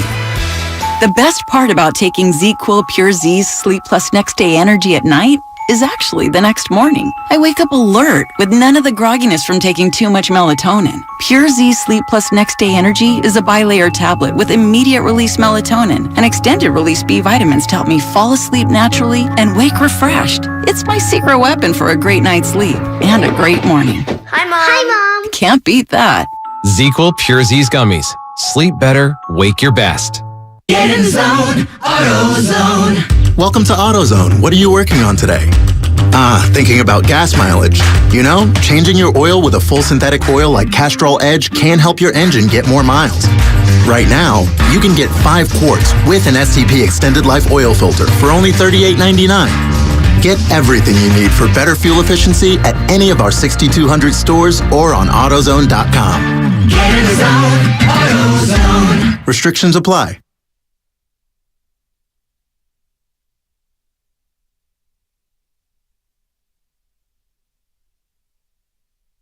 What's going on, Roasters? It's Brian Baldinger with the NFL Network, and you're listening to The Morning Roast with Bonte and Shasky on 95.7 The Game. All right, Baldy, in 11 and a half minutes, Brian Baldy going to break down the 49ers win over the LA Rams. Baldy was live at SoFi calling the game for Compass Media Network, so he'll have some insight. Tell us what he saw from McCaffrey, Shanahan, CMC, or excuse me, I already said McCaffrey, Jimmy Garoppolo, and the defense, of course, so that made the second half adjustment. 0 points the Rams scored in the second half. 0 points. They got shut out. By the way, shout out to everybody watching on YouTube and Twitch, also listening on the Odyssey app. Download the Odyssey app, 95.7 The Game. Thousands of other stations and millions of podcasts are free in the Odyssey app. Sports talk, music, news, and podcasts are all available completely free. You can catch every single Warrior game, including tonight, live on the application, along with music and news the Bay Area needs. Warriors in the heat Warriors and Heat, a rematch from 6 days ago when the Heat came to Chase Center. Heat, they're struggling to start 2-5 to start the season. They lost to Sacramento Saturday, gave up 71 points in the first half. They rally all the way back. They lose in the end. Big game from Harrison Barnes that night. So it should be a fun game down in South Beach. Warriors with a day off. We know about the South Beach flu. We'll see if they can play some defense, see what's going on down in South Beach. What is the South Beach flu? Oh, well, when you hang out a little bit and, Coach, I ain't got it tonight. I ain't got it. You know who does got it? Brett down in Casino Matrix. They got a lot of it. Oh, a lot of Casino Matrix. Yeah, Casino Matrix. What's up, Brett? What's happening? How you doing? Bottomless mimosas, gentlemen. Yes, it is. Really? Really? Well, yeah, we're definitely on a sugar coma from taking the girls out from trick or treating last night. I need it right now. Good for you.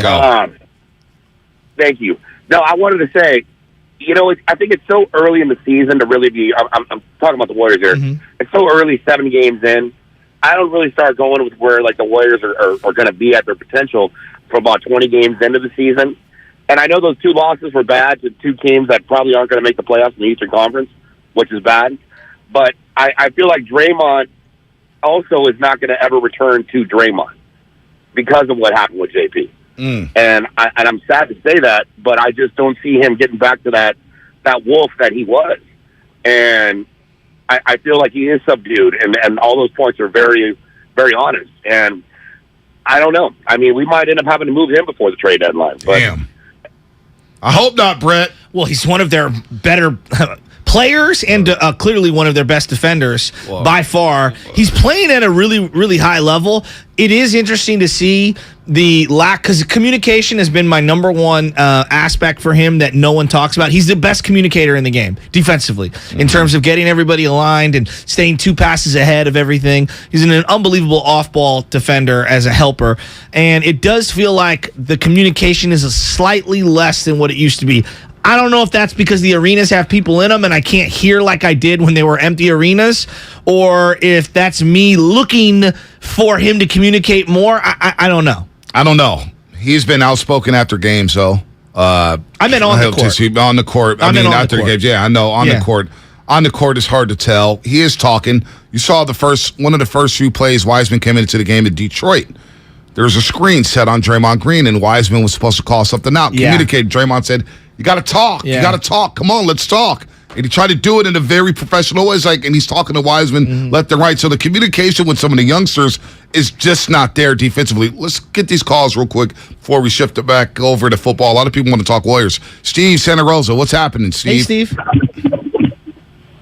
Hey, what's going on? I wanted to chime in on this Draymond Green controversy. And I want to drop a name here, too, if I can. A guy was on the 49ers. I was lucky enough, through friends and stuff, to meet this dude. His name is Tim Anderson. He was a first-round pick, I think, in 75. Okay. He grew up with Jack Tatum. He played at Ohio State. They shut down O.J. Simpson, and they won the Rose Bowl in 68. And the dude, we played softball together and everything. So, you get to know the guy, and this guy's a professional athlete, that was a champion. So one thing he told me is, he said, when you become a professional, if you don't want to be the champion, then you should get out of it, because that should be all that your focus is. You want to be the champion. If you're not willing to pay the price and do what it takes to win to be the champion, then you should leave. Now, Draymond Green is a champion. I don't know nothing about basketball. I don't know who Jordan Poole is, but he's not the, veteran on that team. So if he doesn't want to, listen to the leader, the veteran who's got the track record, then he needs to shut his mouth. Whoa, Steve. I don't even know what. Jordan Poole's playing fine. He's listening. I took a sideways turn. It's just like we're not. That's the thing. Like, it may linger all season long, but it has not been an issue for Jordan Poole, nor has it been an issue for Draymond Green on the court. Those two guys have been producing. Now, you want to pick apart Jordan Poole's defense? I'm here for that. It has not been good. I feel like he's trying. But I saw some effort Saturday night against Charlotte. He is trying. He is trying. People are going, is that Bill Romanowski calling in? Maybe. Alter ego? That took such a hard right turn or left turn. I don't know. I was trying to wait. Be patient to see where I it was like, going. where is he going with this? I don't know. John in Ohio, what's happening? Hi, John. Hey, how are you guys? Listen to you every morning. Love the show. Thank you. Thank you. Hey, I think we're missing Gary Payton a little bit. You remember how he always dove into the crowd or made a steal or a block that got things going, and then Curry fires up a three that gets the whole crowd going, and defense is fun? Do you know? I think we're missing that a little bit. Hey, you know what, John? GP2 is missed. He is missed. Ball pressure, dunker spot, aggressiveness, intensity, knowing where to be, fighting off screens. It is missed a bit. Yeah, but I think Moses Moody has picked up the spot. He's picked up the slack, though. Moses Moody's been really solid this season, and I think he's going to get a minutes bump here. So I think they can withstand that. But I was watching Ja last night thinking about GP2, how GP2 was the Ja, quote-unquote, stopper. Yeah, he was the lockdown. So watching Utah, Memphis kind of got me thinking about GP2, but he's yet to play yet for Portland. Isn't it part, like, the way I look at the GP2 thing and him going, like, yeah, I'd love to have him here. He's not here. So you're looking at it and you're saying Moses Moody right now may not be the defender of what GP2 is, but by year's end, can he give me more on the court than what a GP2 can give you? And I don't mean just defensively. I'm talking about on the offensive side as well. And I think he can. Yeah, I do too. And so whatever short-term loss that they're taking in terms of step back defensively on the perimeter, you're hoping that you'll get more versatility and more offensive output by year's end. No doubt. 888-957-9570. I see a lot of people want to talk about the Dubs. I think there are some people concerned. 7 games in, they're 3-4. They've lost 2 in a row. The Charlotte and, of course, the Detroit Pistons. Let's get Casey and Moran. We called him out yesterday. We'll get him on here before Baldy. Baldy's getting ready to go here on the Zoom. Baldy's had a hell of a weekend down in Hollywood. Casey and Moran, long time no talk. Hopefully you don't have 3 Christmas trees up already. Let's get there we go. What's up, Casey?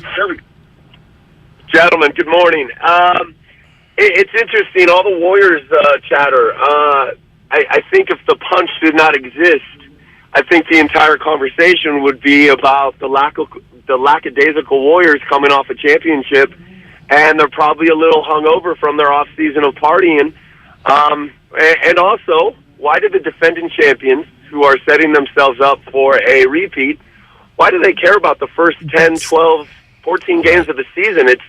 It's about getting some rotational play. It's about getting warmed up. I don't think this early season worry is worth anything. I'm so with you on this. I mean, let's take a quick little gander at just the Western Conference right now. You wake up this morning, it's November 1st. Trailblazers, Suns, Jazz, Spurs. I mean, does anyone, I'm asking sincerely, does anyone think that those are going to be, 4 of your playoff teams?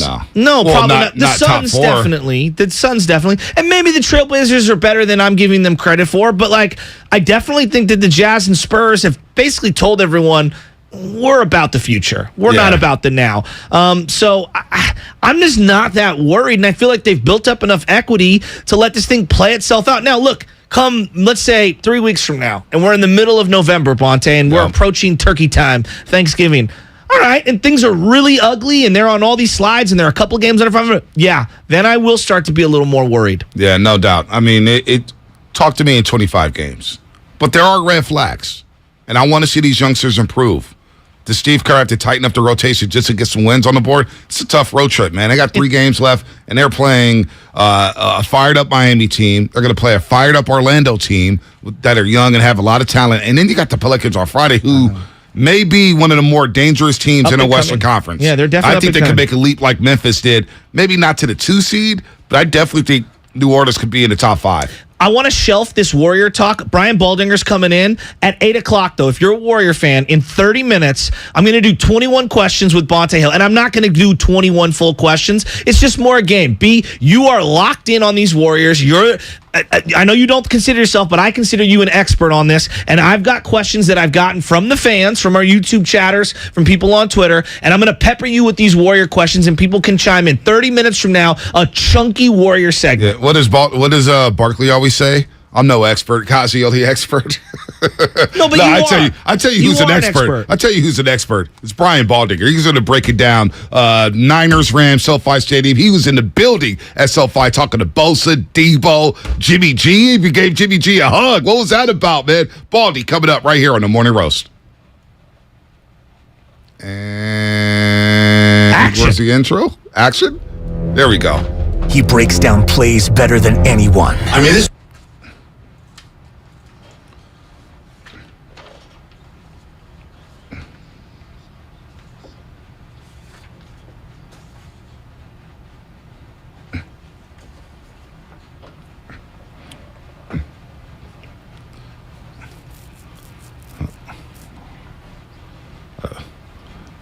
At Baldy NFL on Twitter, where you can get lost into some Baldy breakdowns, and you start looking at some breakdowns at 7:30 in the morning. After you're done, it's 8:30 in the morning, and saying, "Damn, where did that hour go?" Because you're watching all these Baldy breakdowns. He does it better than anybody, and we talk to him every single Tuesday at 7:30 in the morning here on the Roast. Brian Baldinger, good morning, Baldy. Good to have you back on, and you were there live and direct at SoFi Stadium. I guess we call it Levi Stadium South because it was so much red and gold, and our man Christian McCaffrey put on one hell of a show, Baldy. It was a coming out party. Let's face it. I mean, he was something special. And, we said the week before that you had to call plays for him. You had to find out what he could do, put him in positions to do it. So they did that. Obviously, the halfback pass, Kyle was like yelling down the hallway one day when he got there, "Hey, can he throw a ball? Anybody got any tape of him throwing it?" They pulled one out of him throwing a touchdown pass, a couple of years ago, whatever, and let's put it in. Let's see what it looks like. And so, that kind of got the offense started. But, just his ability to just jump through these holes in the middle of the offense, just the inside zones, and then to break out, for these big chunk runs. You saw, just about every time they threw to him, he caught it. There's just so many different ways you can use him. Yeah, Baldy, when you're looking at CMC and his impact on this offense, what do you think's the one thing that he's added right now that makes this offense so different than it was 2 weeks ago? I think the fact that anytime you put the ball in his hands, he's a threat. Now, you could say, okay, Jeffrey Wilson could do that. No, he can't. I mean, he's a good player, and he's got a role. But, anytime McCaffrey touches the ball, something big can happen. It's like watching a home run hitter. It's because that's what he is. And so I was just remember talking to Bobby Wagner before the game, and they had just defended Carolina a couple of weeks before. And he said, look, the problem with him is you got to know where your help is at all times. Because if he gets you leveraged, meaning, if Bobby Wagner is covering him out of the backfield and McCaffrey goes outside and turns the corner on you, there's nobody there. He's going to turn the corner. He's going to beat you. So what he's saying is you got to out-leverage him and make sure you turn him back into your defense where all the help is coming from. I mean, that's from a Bobby Wagner who's been around this thing for a long time. He knows just how dangerous he is. No, you saw the impact even on the play. Kittle caught a pass down the seam. Everybody saw McCaffrey go to the flat. Linebackers flying out. Ernest Jones there's 23 and 85 is wide open for the first time in years. Baldy, I want to talk about the quarterback and head coach because this was one of Jimmy Garoppolo's finest moments. 7 for 7 on the touchdown drive to make it 17-14. Shanahan dialed up some pass plays to put the game away to make it 31-14. It felt like for the first time in a long time that Shanahan and Garoppolo were in lockstep, that they were in communication and they were dialed in together. Did you see the same thing down there at SoFi Stadium? I did, but that they really turned on the opening drive of the third quarter. They're able to go down to score, and then the defense did their job. They got off the field 2 straight third downs in a row. And that's when they couldn't stop, the Rams in the first half. They couldn't stop on third down. So you're getting the ball back, and then you're staying on the field. So you can get into the game plan. You can get into the matchups. You can stay on the field. And that's, it looks like they're in lockstep, and they were. And, when it's clicking like that, The Rams could do whatever they want to do, or anybody could do. They're hard to stop, just the way the week before Kansas City was hard to stop. Mm-hmm. You get into that rhythm, you stay on the field, and all of a sudden, Kyle's got that play sheet over there, and he's like, "Oh, that one will work. Oh, that'll work. Let's do that one." And so that's what you need to do when you convert third downs and you can just continue to sustain offense. What are you seeing from Brandon Ayuk? It feels like this is one of his better stretches of consistency the last month or so. What are you seeing on the film from him? Well, I mean, obviously, the halfback pass is for him. Yeah. So, anytime the receiver, looks at that game plan on Wednesday and is like, oh, that's mine. Oh, that's mine. And so, you're rehearsing those plays, right, Joe? And then all of a sudden you're in a huddle and your number's getting called. And you're like, oh, okay, I'm a part of this team. Like I have a chance here. And so I think it starts with a game plan. It starts with during the week, but then when you're in the huddle and your name is being called, because look, let's face it, McCaffrey throws a good ball, no doubt, but it's not. Ayuk has to adjust to that ball.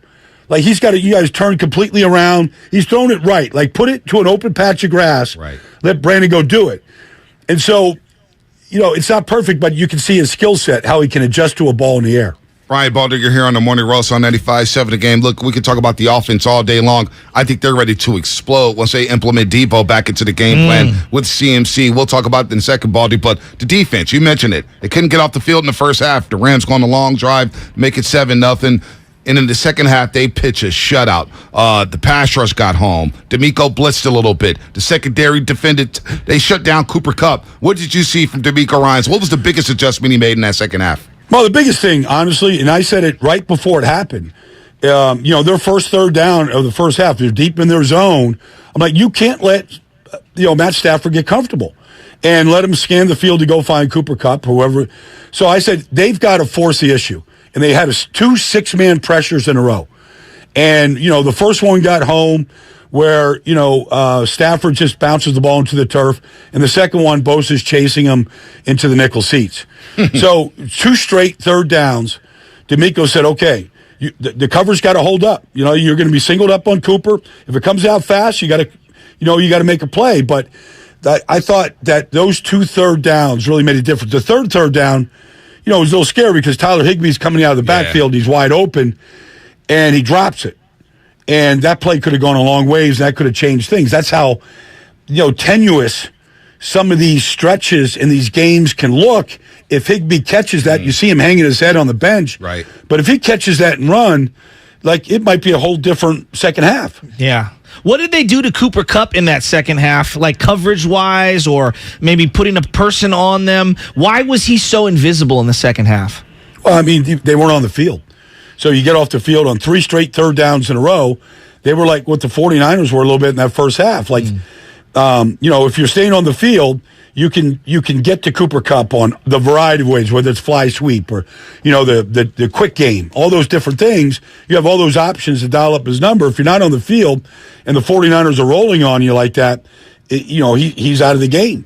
Yeah, Baldy, you make a great point there about the second half. Niners held the ball for nearly 18 minutes of those 30 minutes in the second half, and so the Rams couldn't get into that rhythm. I want to go back to offense for just a second. Something we talked about before the year, the offensive line. That would be the big question mark. Now, I thought they held up pretty well Sunday. A lot of people looking at Mike McGlinchey. Yeah, he struggled. But I want to focus on Aaron Banks because that's one guy who barely touched the field as a rookie. And I feel like this left guard is coming into his own. What have you seen from Aaron Banks out of Notre Dame? I agree. Look, I mean, that's Aaron Donald over him. And AD had, 1 or 2 plays, but he didn't wreck the game. And he could do that to just about any, he can do it to anybody, but he could do it to a young guy.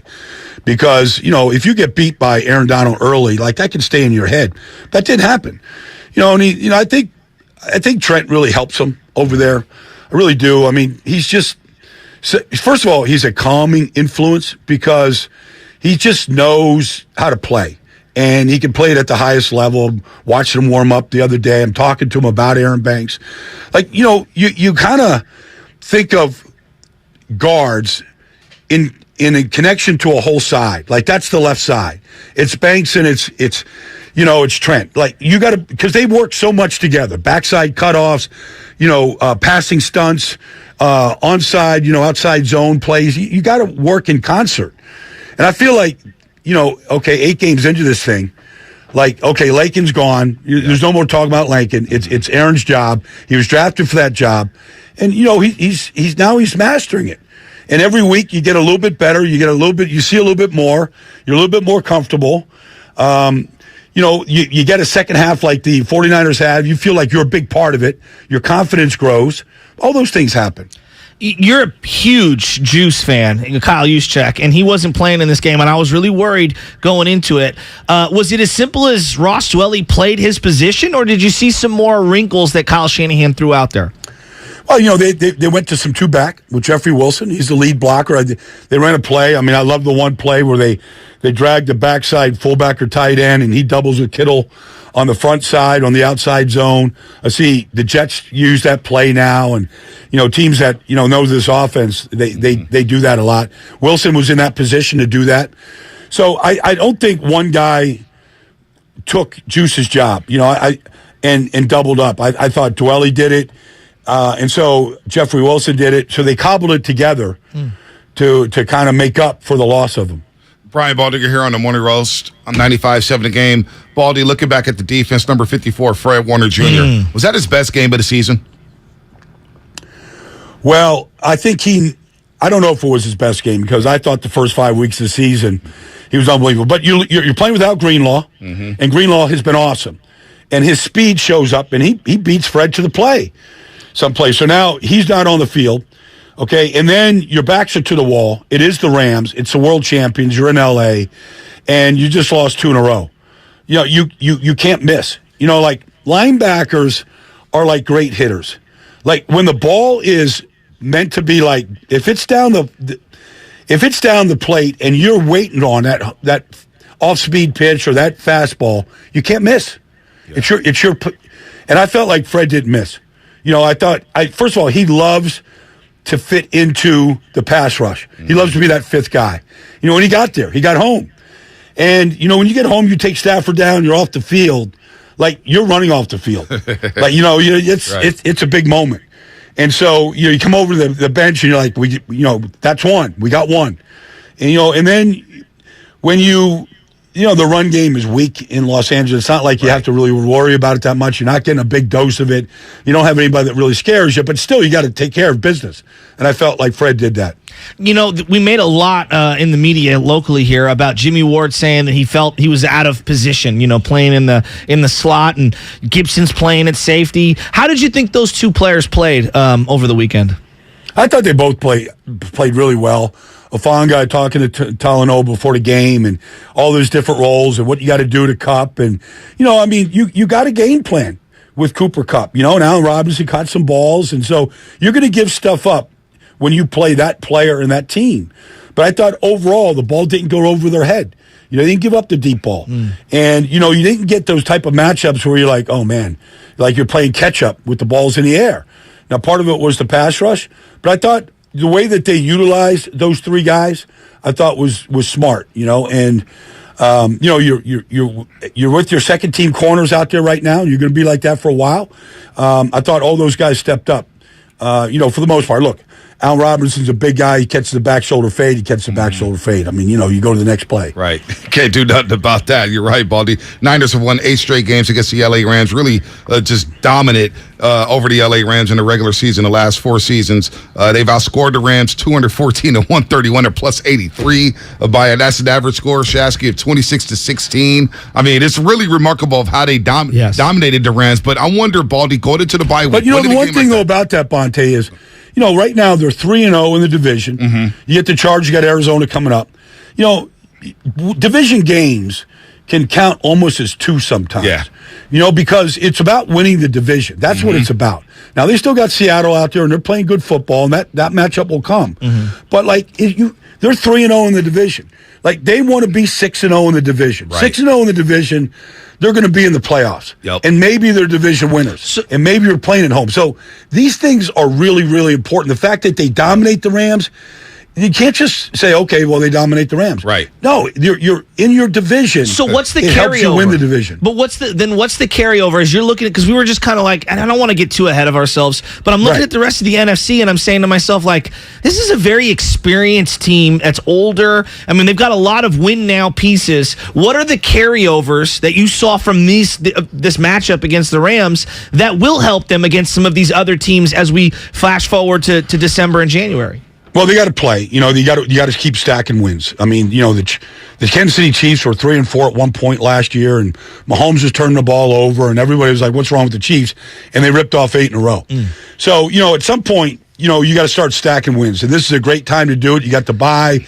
You got the battle for LA. You get Arizona. Like, I'm not getting ahead of it either, but you have to start stacking wins. Okay, but with that, you look around the NFC and you go, okay, if you go all the way to January. Like, who can't they beat? Who don't they match up with? Dallas is playing good. They match up well with Dallas. Philadelphia is awesome, but they match up well. You know that they match up well with Minnesota. You know that already. So, like you can look at teams that have winning records and all that stuff, but like the 49ers could beat all these teams. They just have to start doing it. And you got to start stacking those wins to be in a position to do it. Who's a team that we're not looking at like, we're all looking at Philly, right? They're undefeated. We're looking at Dallas. They're playing well. The Giants just lost to Seattle. They're still 6-2. Who's a team right now that's not playing well that could possibly make a surge in the NFC? Is it Arizona that you're talking about with Kyler Murray and DeAndre Hopkins back in that lineup? Is it the Green Bay Packers? Who's that team that maybe is not playing as well as they should be that can make a second-half surge in the NFC? Well, I mean, if you look at what New Orleans just did to the Raiders, I mean, it's a 24-0 win. The Raiders didn't cross midfield until 2.5 minutes to go in the game. Wow. Now, he was as dominant a performance as anybody's had all year on any side of the ball. But if you look at all the stats right now after Week 8, I mean, they're last in the league in turnover ratio. When they don't turn the ball over, they're a really good team. Kamara's healthy. Whoever plays quarterback, if they don't turn the ball over, they got playmakers on that side of the ball. They're going to get their left tackle back, the rookie. The defense can be really good. This Alontae Taylor just shut down Devontae Adams, at corner. That's without Marshawn Lattimore. If you just look at what they can do, like, that's a team that can come out of the fog and be, a good team because they got experienced players and playmakers everywhere on that team. Now that you've seen it in person, you were at the game over the weekend. It feels to me, and going back to Christian McCaffrey here, this feels like a match made in heaven for the quarterback, for the coach, for the player. I mean, am I overrating this? This feels like a big-time acquisition for them, and it feels like this is like heaven for someone like Christian McCaffrey. Well, okay, so a couple things. I was talking to Jimmy on the field before the game, and a lot of it was about Christian. I'm like, so how much does he know, and how much you have to tell him in a huddle? And he goes, I think Baldy's like probably 85, 90%. The stuff is in that he can handle. There'll be new wrinkles every week that we got to work on. But if you're look at it from McCaffrey's angle, you're in Carolina, coaching change, no quarterback. Like, it's been a death march for him. He's been the only guy. DJ Moore's a good player, but he's been the only guy really on a bad team. He comes to San Francisco where the culture, the star players on the team, like, he's never been in this situation ever. So for him, it's like he got out of he got out of jail. Right? He's like a free man, and now he's in this offense where, like, you can see Kyle. All right, halfback pass, you got that one. Right. All right, how about this one? Can you do it? Like, you could just see reverses. Like, okay, you and Debo in the backfield together. Like, what do you think about? Like, it's just starting. And Christian's like, I can do that, coach. I'm good with that one. Inside zone, I got it. So, and then it's always like a little bit of a dance. How to run these plays, with new players and how they get to the second level and how they cut off on the backside and all those things that you got to kind of figure out. That looks like it's pretty natural for him right now. But, like, I just think the excitement is just beginning. Like, you say, okay, they gave up a lot for a running back, but he's more than a running back. Yep. He's like this playmaker that hasn't really had a chance. We know the numbers and the stats. We haven't really seen him with an offense like this and with playmakers around him like this. and how he can really magnify everything that they have. No, that's spot on, Baldy. I mean, this guy's a stud, and we're so happy to have him back in the Bay Area. But you just mentioned how you talked to Jimmy before the game, and mostly it was about CMC. But the attitude of Jimmy Garoppolo, where is he at mentally? What did you gauge from that, talking to the quarterback before that big game this past Sunday? You know, he's in a good spot. Like, you know, he hears all the noise, and Kyle can drive him as hard as anybody, you know, during the week. But at the end of the day, like that team, like you can gauge a pulse of a team on a pregame talking to guys. This team is loose. This team is confident. This team loves the game. It's a great locker room. There is a culture that everybody wishes they had that exists like it. And it's not just me. I mean, I get along with these guys.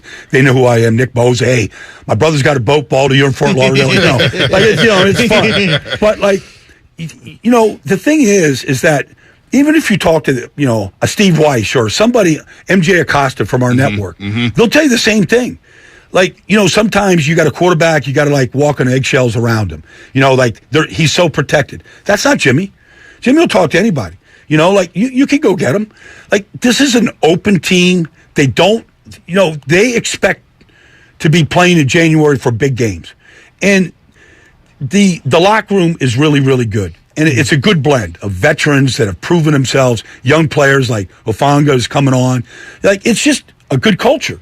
Baldy, real quick, the pregame warm-ups, I got a kick out of this scene at the end of the first quarter of the broadcast.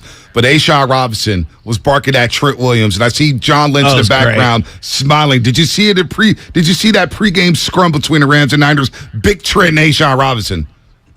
Like, you know, sometimes you walk into a bar and your friend's the bouncer. You never have to worry about your back. You got it. Like, Trent's your bouncer. You're like, you know, he knows his role. He knows that he's the big dog. Like, okay, hey, Sean, you want to, like, talk a little junk? I'm right here. Come on. Let's, you know, you want to meet in the parking lot? You want to meet, like, in the next series? You know, I was talking to Trent because he does this block on the backside that nobody else does. He just takes somebody's head and he just buries them into the ground. Backside's cut off. He's looking for somebody else to block. I'm like, how do you figure out?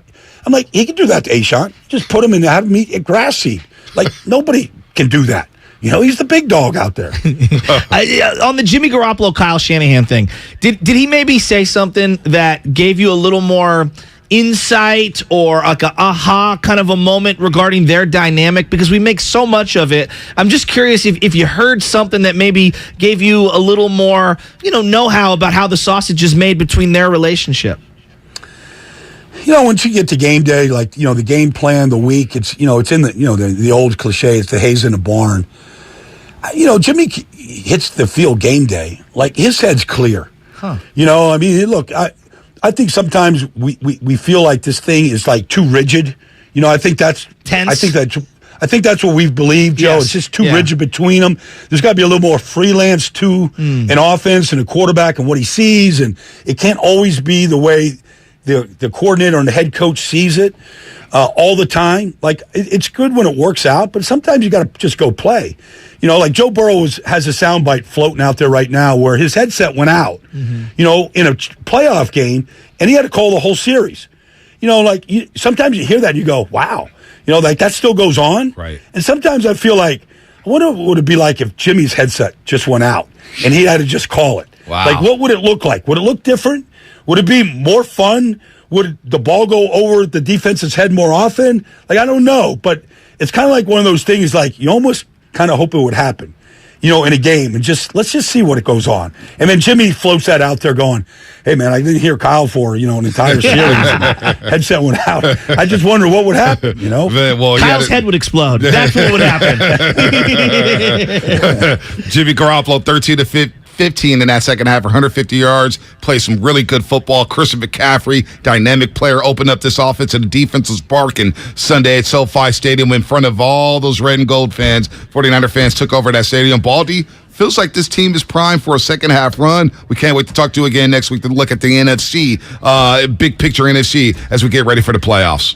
Always great, guys. Yep, can't wait. All right, Baldy. Good stuff. Talk to you guys next week. Yep. All right, Baldy. Brian Baldinger down there talking to everybody. Wow. Bosa, Jimmy, Trent, everything. It was interesting to hear about like Jimmy and how free he is on game day because I'll admit we talk a lot about how the tension. There's so much rigidity, and then like to hear how free Jimmy Garoppolo is. Yeah. I've heard this from Michael Silver, and not that I scoffed at it, but I don't think I've allowed it to soak in. He's talked about the temperament of Jimmy Garoppolo being absolutely perfect for dealing with someone as kind of intense as Kyle can be. You know, one of my biggest critiques of Jimmy was that he's been too nice. You know, and maybe that's good. Maybe that's been a great thing for him and this locker room.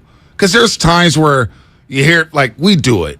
We've done it. The fan base has done it. The coaching staff has done it. Where it feels like sometimes the players have done it. Yeah. Where we've just thrown him over the bus and blame number 10. For sure. And it hasn't been fair. And the guy, even Grant Cohn, who goes at Jimmy hard, Jimmy answers the questions, cracks a little joke with them, and moves on about his day. And I'm like, damn, man, this guy's a total professional. Feels great, baby. And in a way, we're lucky to have him. Because any other quarterback with any other ego, he's not playing in San Francisco. I think he's you're 100% gone. right. For him to do what he did on the side field and stick around and say, you know what, I'll restructure the deal. I want to be here in this locker room. I want to try to help win. You know what? I think better days are ahead for Jimmy Garoppolo in the Niners uniform this season. I don't care about what happens next year or the offseason, but for this season, let's ride with Jimmy. Yeah, I think there's some things that could happen here. And to hear Baldy talk about them pregame, how loose and how like ready and how perfect the blend was. Because let's call it what it is. Baldy's been pretty critical of the Niners. Play calling, roster construction, game day execution.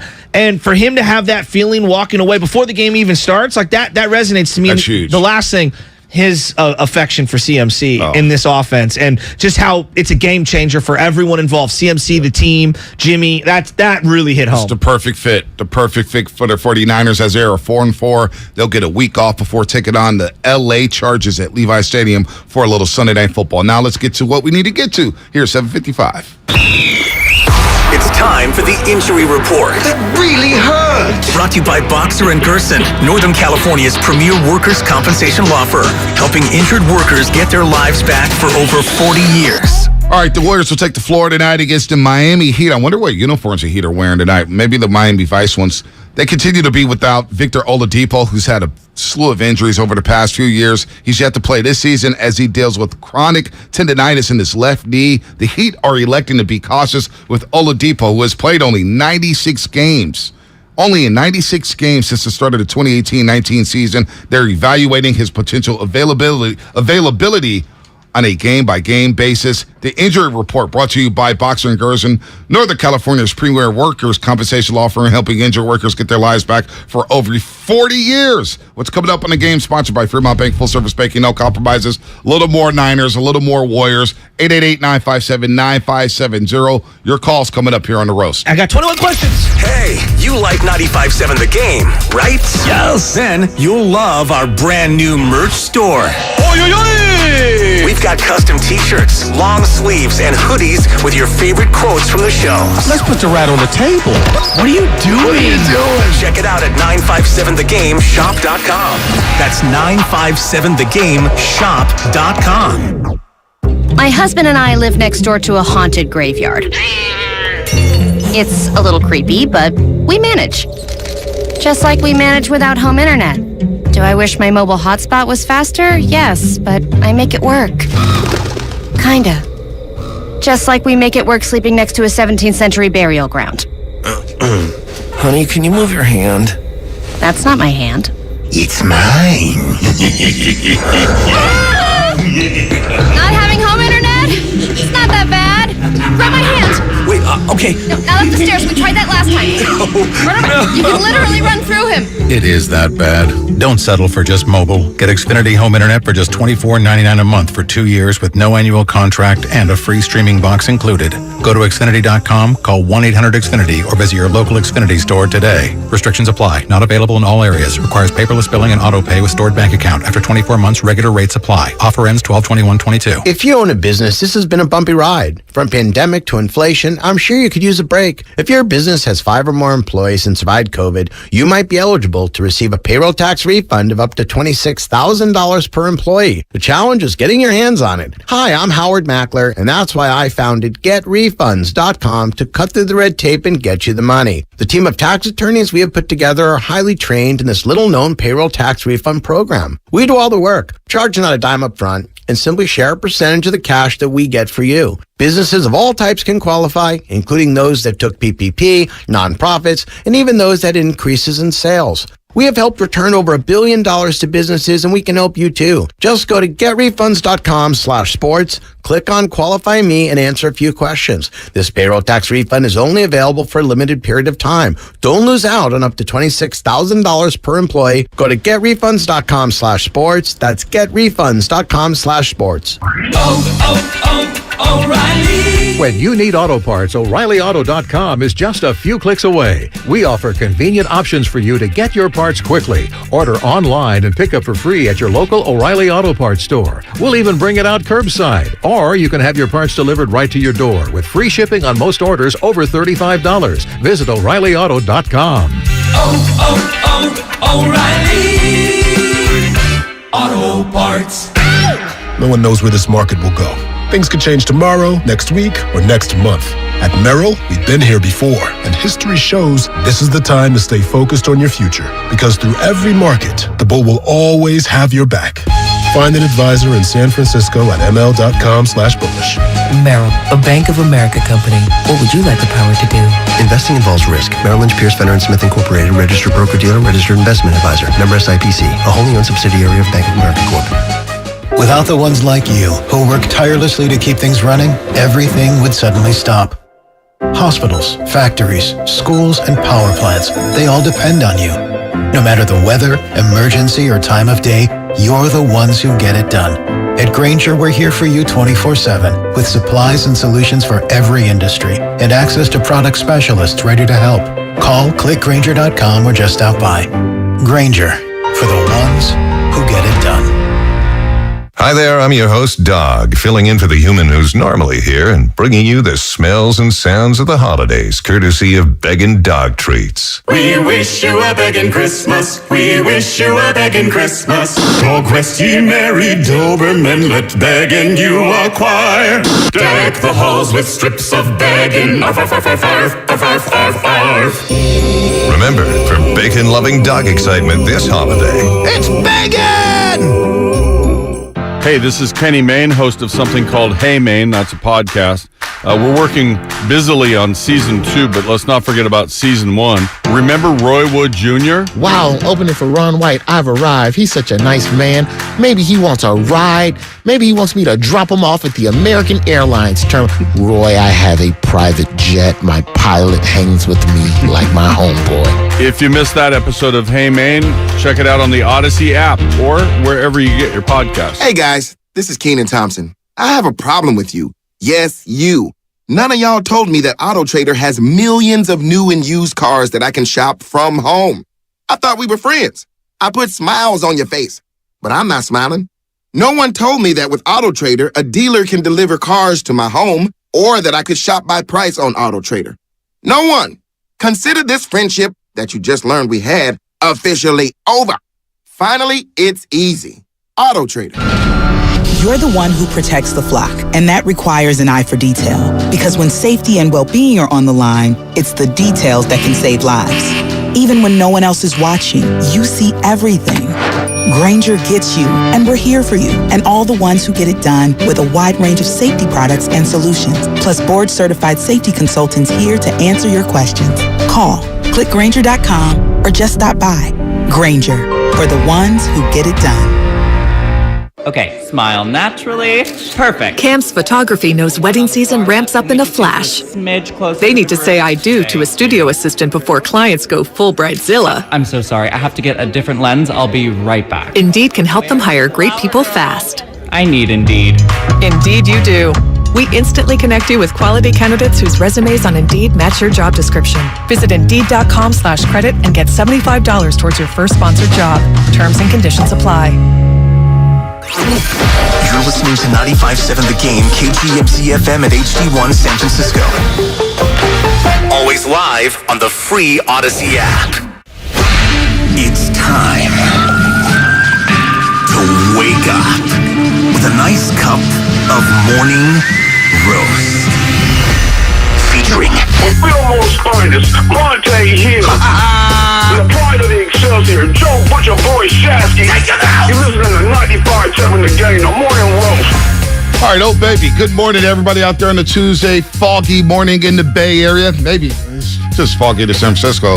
Maybe, hopefully, the fog is not happening in the East Bay. Slightly moist, the street was this morning. Yeah, it was. A little morning dew. Yeah, I like that. I kind of like that weather. Just let the windows down, get some fresh air, crisp, cold air.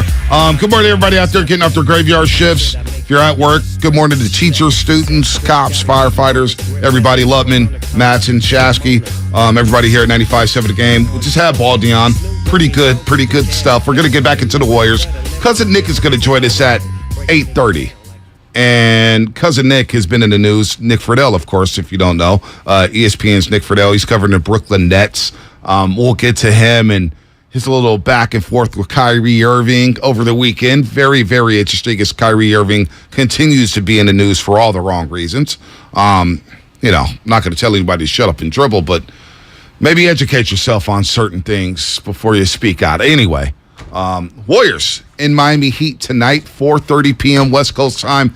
Warriors need a win. Yeah, 21 questions for me. Well, I guess this is where I'm coming from, B, and I don't think I'm alone. I'm sure there are a lot of people that are fully tapped in on the Warriors, no matter what. I just feel like I'm kind of trying to play catch up with the Warriors. And I know that you are doing the pre and post game.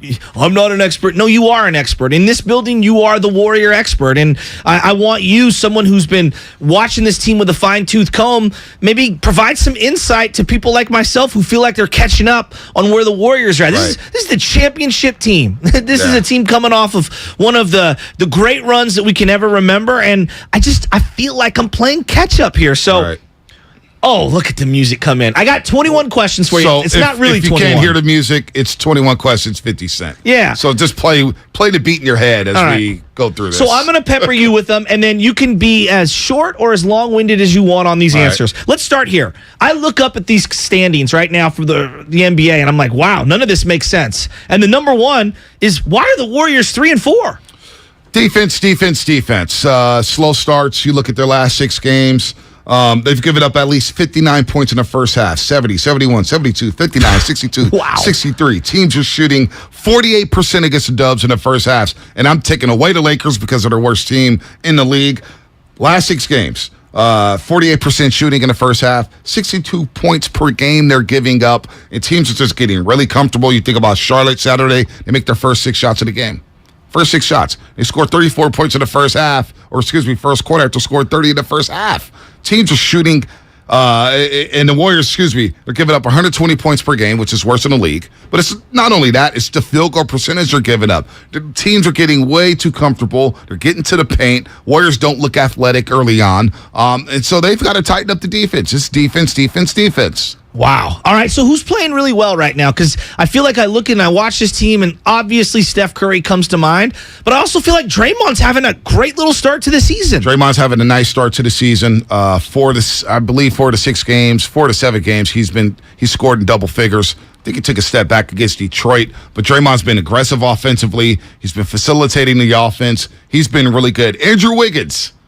Up until the last 2 nights, Andrew Wiggins, the first 5 games, 20 points per game, 7 rebounds, shooting 49%. The last two games. And I'm going to blame Dalton Johnson from NBC Sports Bay Area because he put out a tweet.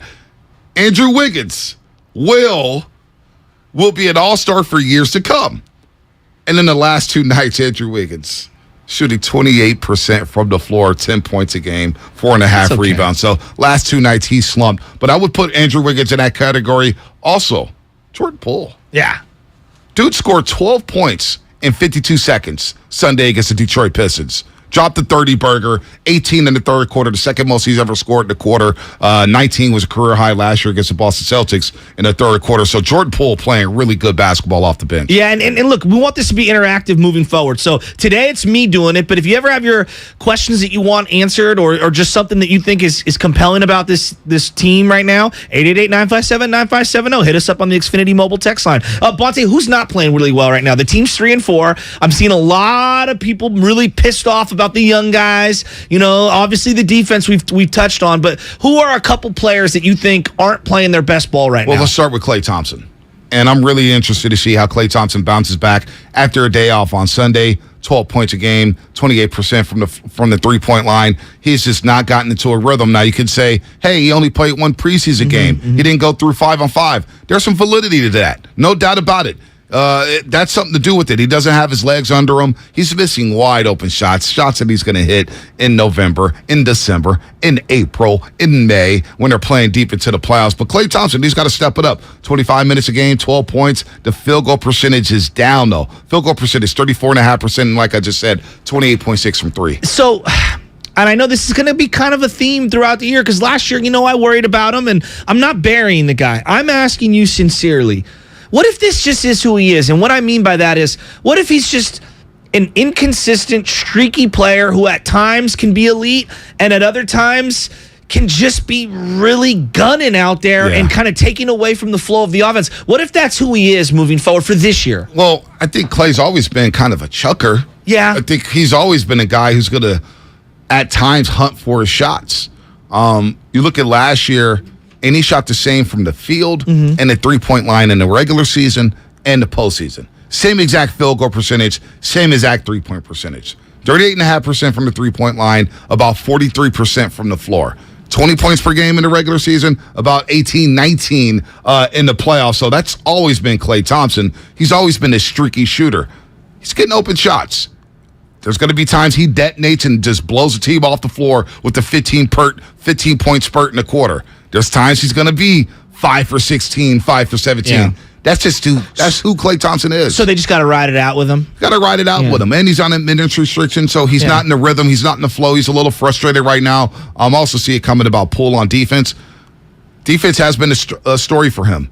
But to say he gives zero effort, you obviously didn't watch the Charlotte Hornets game. Where Jordan Poole tried to flip that game in the third quarter with defensive effort. He did a few play possessions. I felt like his effort level was much better. And it's been good over the last weekend. And what about, I'm looking at someone like James Wiseman, and I think I find this one compelling. We're playing 21 questions about the Warriors right now with Bonte Hill, does the Warrior pre- and post-game show. No one's more tapped in as I try to get myself up to speed on the Warriors this year. James Wiseman, let's say for this year, he's going to give you some offense, but defense, he's going to be a liability. Is that good enough, or do we need to see some progress this year for him to earn the minutes that he's been getting? I don't think it's good enough. He's got to get better on that end of the floor. He's got to challenge shots better. He's got to rebound better. His positioning has to be better. He's got to communicate better. He's got to talk. Offensively, I don't worry about the young man. The hands have gotten better. The touch around the rim has gotten better. He needs to slow down at times. He needs to know where to be in the right spots offensively. They've really simplified the offense. But defensively, they need more from him. I think he needs to rebound better, too. That's one of the first things I said. He's got to rebound. He's got positioning, too. Yes. The positioning to rebound. Isaiah Stewart's getting into his chest, rebounding. Nick Richards from the Charlotte Hornets, who went to Kentucky and was a second-round pick. He drew 3 fouls on Wiseman in 5 minutes in the first quarter. I know. Bullying him in the paint, positioning. So he's got to be better. He's got to be better defensively. He's got to be stronger. He's got to play stronger. So I don't know if it's good enough. And at some point, if his defense continues to lack, I think you got to visit Jonathan Kuminga as the small ball 5 alongside JaMychal Green and give him a chance here because he is physical and he does play aggressive. I need to see that from these youngsters because they do need them if they want to make a run in the playoffs. So that leads me into my next question for Jonathan Kuminga. How would you like to see him used moving forward? I'd like to see him play small ball 5. I was really encouraged in that fourth quarter when he had that dribble drive and he kicked it out and Draymond hit a 3. I'm not expecting Dre to hit corner threes, but God, they've got to tap into him. Well, there's no minutes right now, right? Because JaMychal Green is playing better, and he's a veteran. if that's the guy you're willing to sacrifice not playing, because we know what JaMychal Green is, we know he's a veteran, and you want to get Jonathan Kuminga up to speed, I would like to see him play alongside either Wiseman or as a small ball 5. Now, if you play him alongside Wiseman, you may say to yourself, damn, defensively, that's not a lot of paint resistance right now. You may be able to, you may get cooked. So then let me see him. Maybe you play him in the first half over James Wiseman, see how it goes. Then you play Wiseman in the second half. But you got to find a way to carve out minutes with Jonathan Kuminga. He is too talented to sit on that bench. So I need to see him play through it. And the best thing about it is for youngsters. Like you look at Paolo Banchero in Orlando. You look at Cade Cunningham and Jaden Ivey in Detroit. You look at all these youngsters around the league. They're allowed to play through their mistakes because they're not playing for high stakes. They're just playing just to play. When you're on the championship team, your minutes, you got to make every second count. As soon as you blow a defensive assignment, you're looking over at the bench saying, damn, Steve Kerr's about to pull me. Steve Kerr's got to pull me. I need to just see Kuminga play, and Steve Kerr say, all right, Kuminga, here's your minutes tonight. We're going to play in these rotations no matter what. Play through it and see what happens there. But you got to play the kid at some point. Yeah, I'm with you. I'd love to see Kuminga get more run, and it's just again, I almost feels like they got like one or two too many players. It just feels like that right now. And I guess that kind of leads me to my next point. I'll get into Draymond Green in a second. But how much is the organization, that them being married to this idea of staying with the youngsters, how much is that kind of shortchanging them for trying to win right now? Because it does feel like there's a tug here, a push and pull, and I don't know if they're going to be able to achieve this trying to thread the needle thing. Where are you at right now on that? Well, last year they did thread the needle, right? And once they got to the playoffs, their rotation was about 7-8 deep. 7-8 deep. Kuminga didn't play much in the playoffs. Moody played it. Moody played a stretch in Game 2 of the Western Conference Finals against the Mavericks, where I thought he had some very important minutes, and I think Moody will play. He will be the man who gets minutes. The coaches love him. You see him on the floor. He never seems like he's not composed under the bright lights. He never freaks out. Moody will play a lot. He will play. Wiseman and Kuminga, you need them to get through the regular season. Can they both coexist on this team for this year? I don't know. It's a great question, and that's something. It's something that's a valid question because they're not playing together. No, you play one, and then you play the other one. It feels either or. I don't know how what that's gonna do for their confidence. This is why earlier in the show we were discussing this. Let's see where we're at around the trade deadline with these youngsters. Does Bob do the unthinkable and call and make the call? Say, you know what, we don't have time to wait. Yeah, we've got to make a move now if we want to defend this championship. Do the Warriors succumb to that pressure of dealing in youngsters and saying, you know what, for now, our future is Jordan Poole. Our future is Moses Moody. Our future is Andrew Wiggins. And we'll ride out into the sunset with Draymond, Steph, and Klay. And then maybe Draymond picks up that player option for 27-5 and you run it back. But I want to see it until February. Yeah. How does Steve Kerr really tinker? Because DiVincenzo's not playing. He's out with a hamstring. You're still figuring out who JaMychal Green is. You're now playing Ty Jerome a lot coming off the bench as a backup point guard. He's not bad. Ty Jerome's not bad.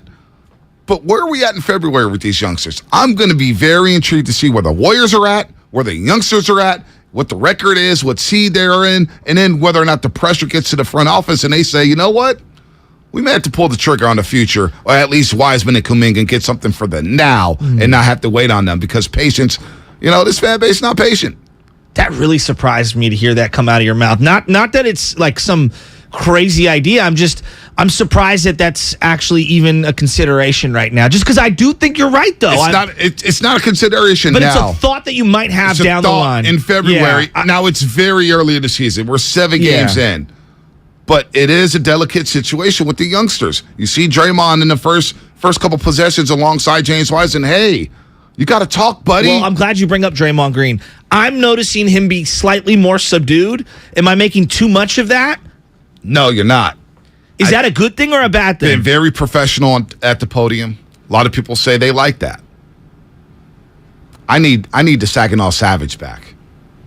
I need the Draymond who's barking. I'm sorry. That's just what it is. I get what happened in training camp. But he's still playing at a high level. But you don't think the rest of the team is responding in the normal way? Is that I'm not saying that. I'm just saying I need Draymond to be Draymond. When he's out there barking and he's chirping and he's checking dudes, the defense tightens up. And all this talk about, you know what? Maybe you can move off of Draymond this year. No. If you want to win a championship, you need Draymond Green. 100%. You need Draymond Green on this team. You already see it. So I just need Draymond to be Draymond. I don't need him to be restricted or feel. And I get it. He's in a delicate spot because of what happened in training camp with Jordan Poole. All of a sudden, you lost your team's trust. All of a sudden, maybe Steph's not feeling you like that. Maybe Klay's not feeling you like that. Maybe Iguodala's not feeling you like that. Maybe the coaching staff is saying, yo, dude, you got one more chance to make things right. You know what I'm saying? Maybe there's something there. But I need Draymond to be Draymond. I need Draymond to be the guy that we all grown to love and the guy that at times annoys us. Yeah. We need that Draymond Green moving forward. So last year, because you referenced Jordan Poole earlier, last year it felt like it was pick and choose whether he was going to close games. I don't want to obsess about who's starting, although most of the best players in the league, they want to start, right? Or they do start, but it's about closing. Like we clearly agree there. Do you foresee a time this year where Jordan Poole is automatically in the closing lineup? No doubt about it. Maybe. What is required of him to be able to be in that closing lineup consistently? He's in the closing lineup at the end of first halves. And we've seen that. Poole, Klay, Steph, Draymond, and Wiggins, because they've gone offense. And they get buckets. But also, and I'm going to bring this up on NBC later on tonight, the end of first halves have been a problem for the Golden State Warriors. Agreed. And the end of quarters. The end of quarters and the halves. Yeah. The end of the first half against Miami last Thursday, they're up 63-50. You play the lineup with Poole, Klay, Steph, Draymond, and Wiggins. And Miami instantly goes on a 9-0 run. They get right back into the game. Right back into it. Same thing in Charlotte.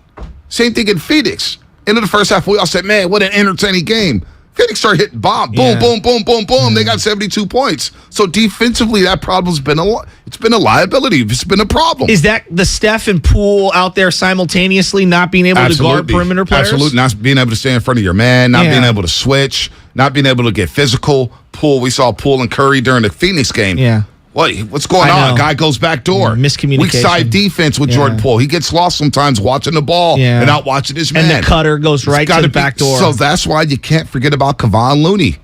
You can't forget about Kevon Looney in this lineup. So it's going to be a game-by-game thing. But if Jordan Poole's not hacking it on defense, he's not going to play. We're doing 21 questions on the Warriors, trying to get up to speed myself because I feel like I'm not ready for the Warriors, even though I've been watching and tapped in. And I'm just, peppering Bonte with questions here. Two last ones to kind of bring this thing all the way around. Are we being too critical too soon on the Golden State Warriors in general as a fan base? I'm not sure how every fan base or every fan is looking at the Golden State Warriors.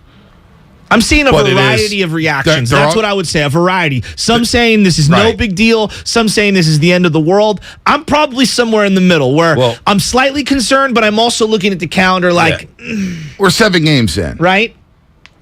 But they haven't won a road game yet. And they're 0-2 on this road trip in which those 2 games in Charlotte and Detroit were supposed to be gimmies. Yeah. Detroit was on a 5-game losing streak. I thought it was a gimme. I'm right there. Charlotte was on the back end of a back-to-back after getting blown out in Orlando, and they scored 30 points in the first half. And you allow Charlotte to score 63. Without their best player. 65 in the first half. Without their best player, LaMelo Ball.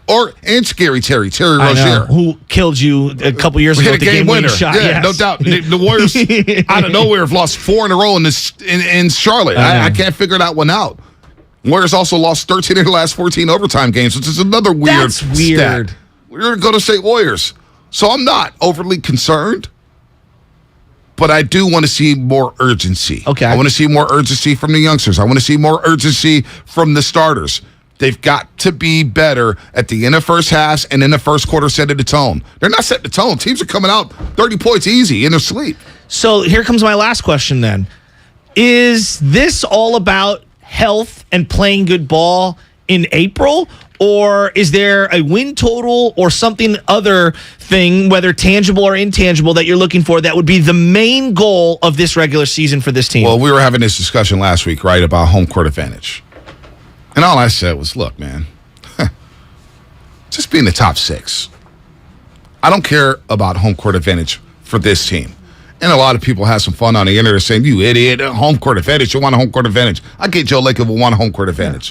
What I'm saying is the Warriors can split those first 2 games on the road. They're a very good road team in recent memory. They've won a road game in every series under Steve Kerr? Mm-hmm.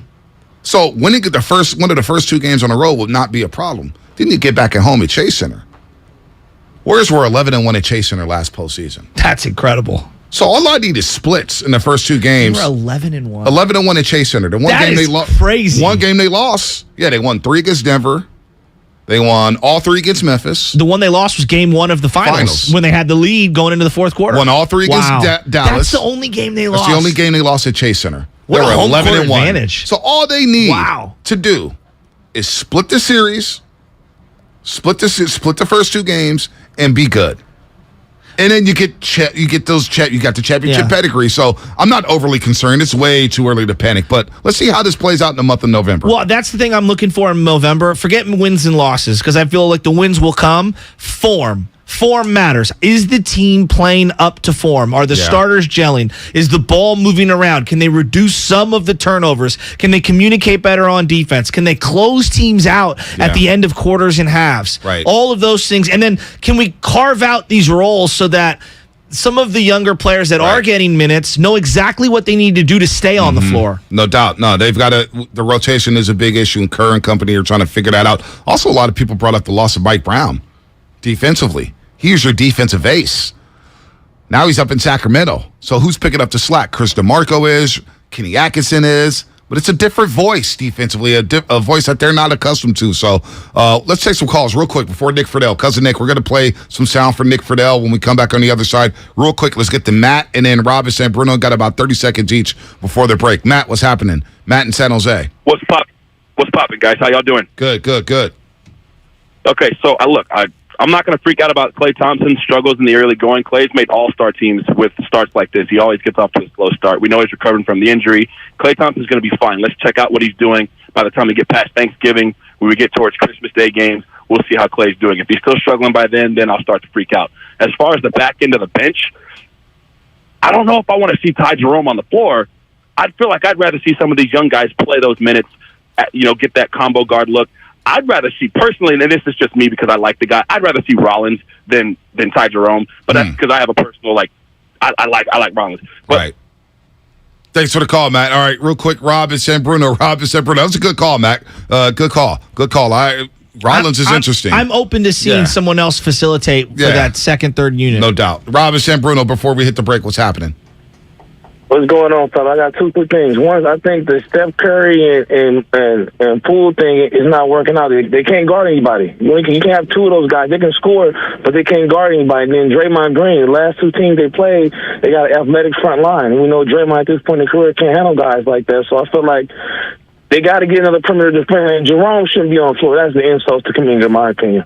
Yeah, no doubt. Ty Jerome. Some of the minute allocation is shocking. You know what? I will say for Ty Jerome, because I'm kind of in the camp with all you guys when it comes to Ty Jerome.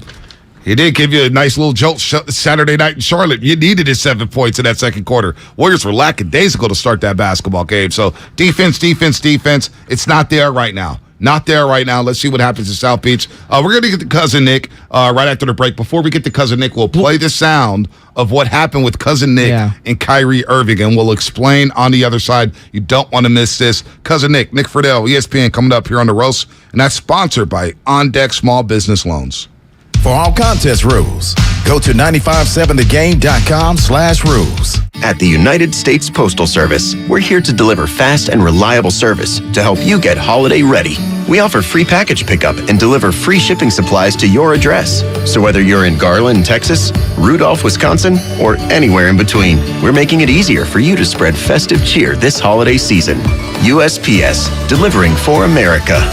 For all your holiday needs, including info about free shipping supplies, free package pickup availability, and restrictions, go to USPS.com/holidays. Where can you holiday shop for anything you want, any way you want? Lowe's, actually. From the top tools to the top tech, find deals from all the top brands. Like a Craftsman 20-volt 2-tool combo kit. Was $149, now only $99. Then save time with more convenient ways to shop. Check back daily for deals during Black Friday month and start saving now at Lowe's. Home to any possibility. Offer valid through 11/2 while supplies last.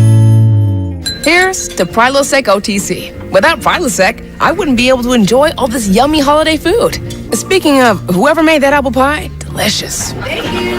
I just take one pill each morning and zero heartburn all day. So cheers to Prilosec OTC. Ooh, are those jalapeno poppers? Prilosec OTC prevents excess acid that can cause heartburn, so you can enjoy the holidays. One pill a day, 24 hours, zero heartburn. It's possible while taking Prilosec OTC. Use as directed for 14 days to treat frequent heartburn, not for immediate relief.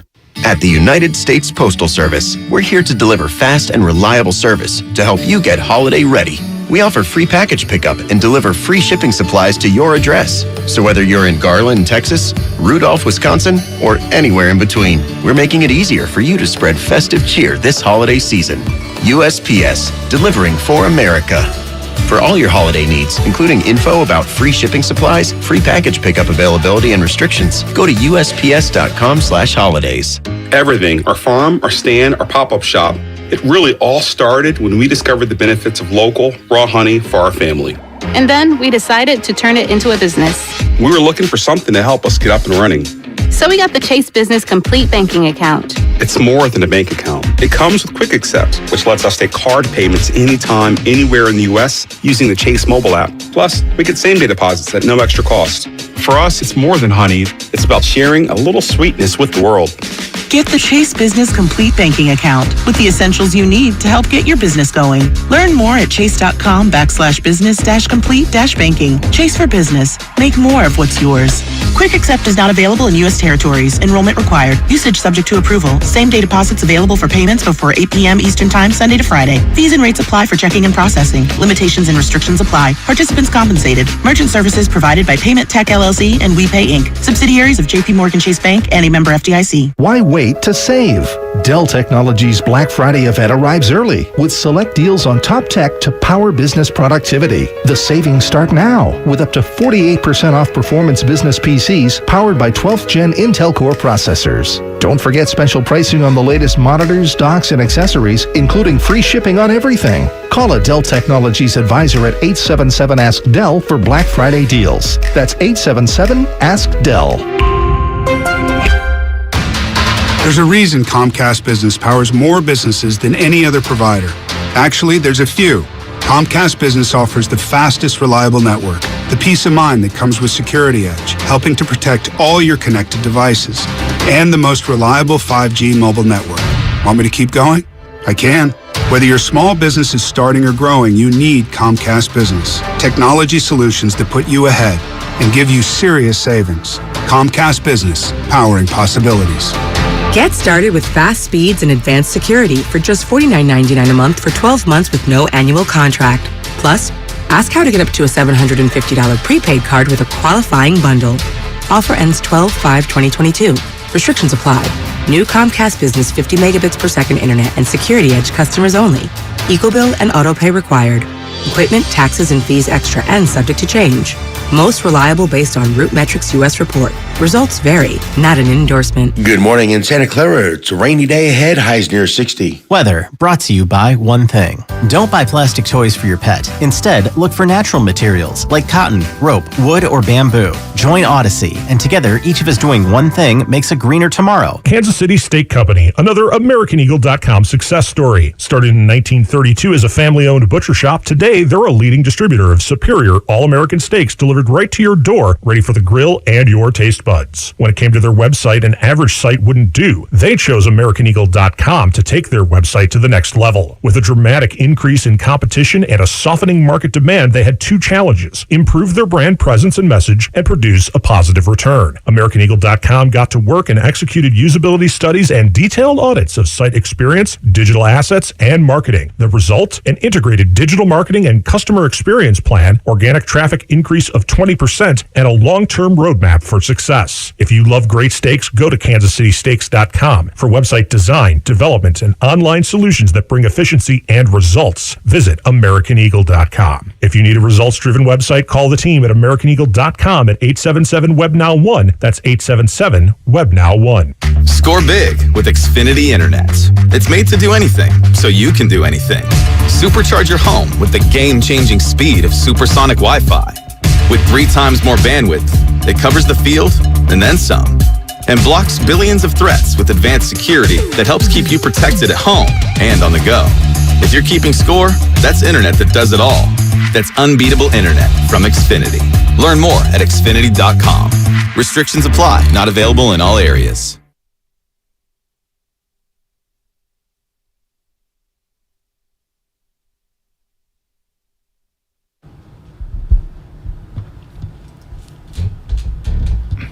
Now, back to the morning roast with Bonte and Shasky. Dan, woke us to some terrible news, man. Migos, rap group in Atlanta. They're an interesting group. I remember the first time I listened to them was with Logan Murdoch. He was like dancing in his Prius. And, you got to listen to this. And I was like, damn, this is actually kind of cool. Bad and Bougie. Great song. Insane, Bonte. He had a Prius? He had a Prius back in the day. Hey, he's trying to save on gas, man. I just asked. Save the pockets. Only Logan Murdoch could pull that off. Can I ask a question about that? I know California, and then we're going to get into some Kyrie sound here in a second, but I know California basically said that you have to have an eco-friendly vehicle by like a certain date. 2035. Okay, so you're already tapped in. All right. Do they expect us to phase out all the other like cars that are gas cars? Like, what's the deal? It's all new cars that they're talking about, right? I'm not sure what I just heard every car on the road has to be eco-friendly, electric or whatnot by 2035, but that's not even set in stone yet. Okay, I thought it was. No, I don't think it is yet, but I could be wrong. We'll see. They're those electric cars are expensive. Yeah, I mean all cars are, but very expensive. I mean, look, man, I may have to go eco-friendly at some point because gas prices are ridiculous. Yeah, but then they'll have rolling blackouts, and then you won't be able to charge your car. It's always going to be some problems in this world. That's right? true. We're always going to have some. Cousin Nick, in just a second, I want to play something.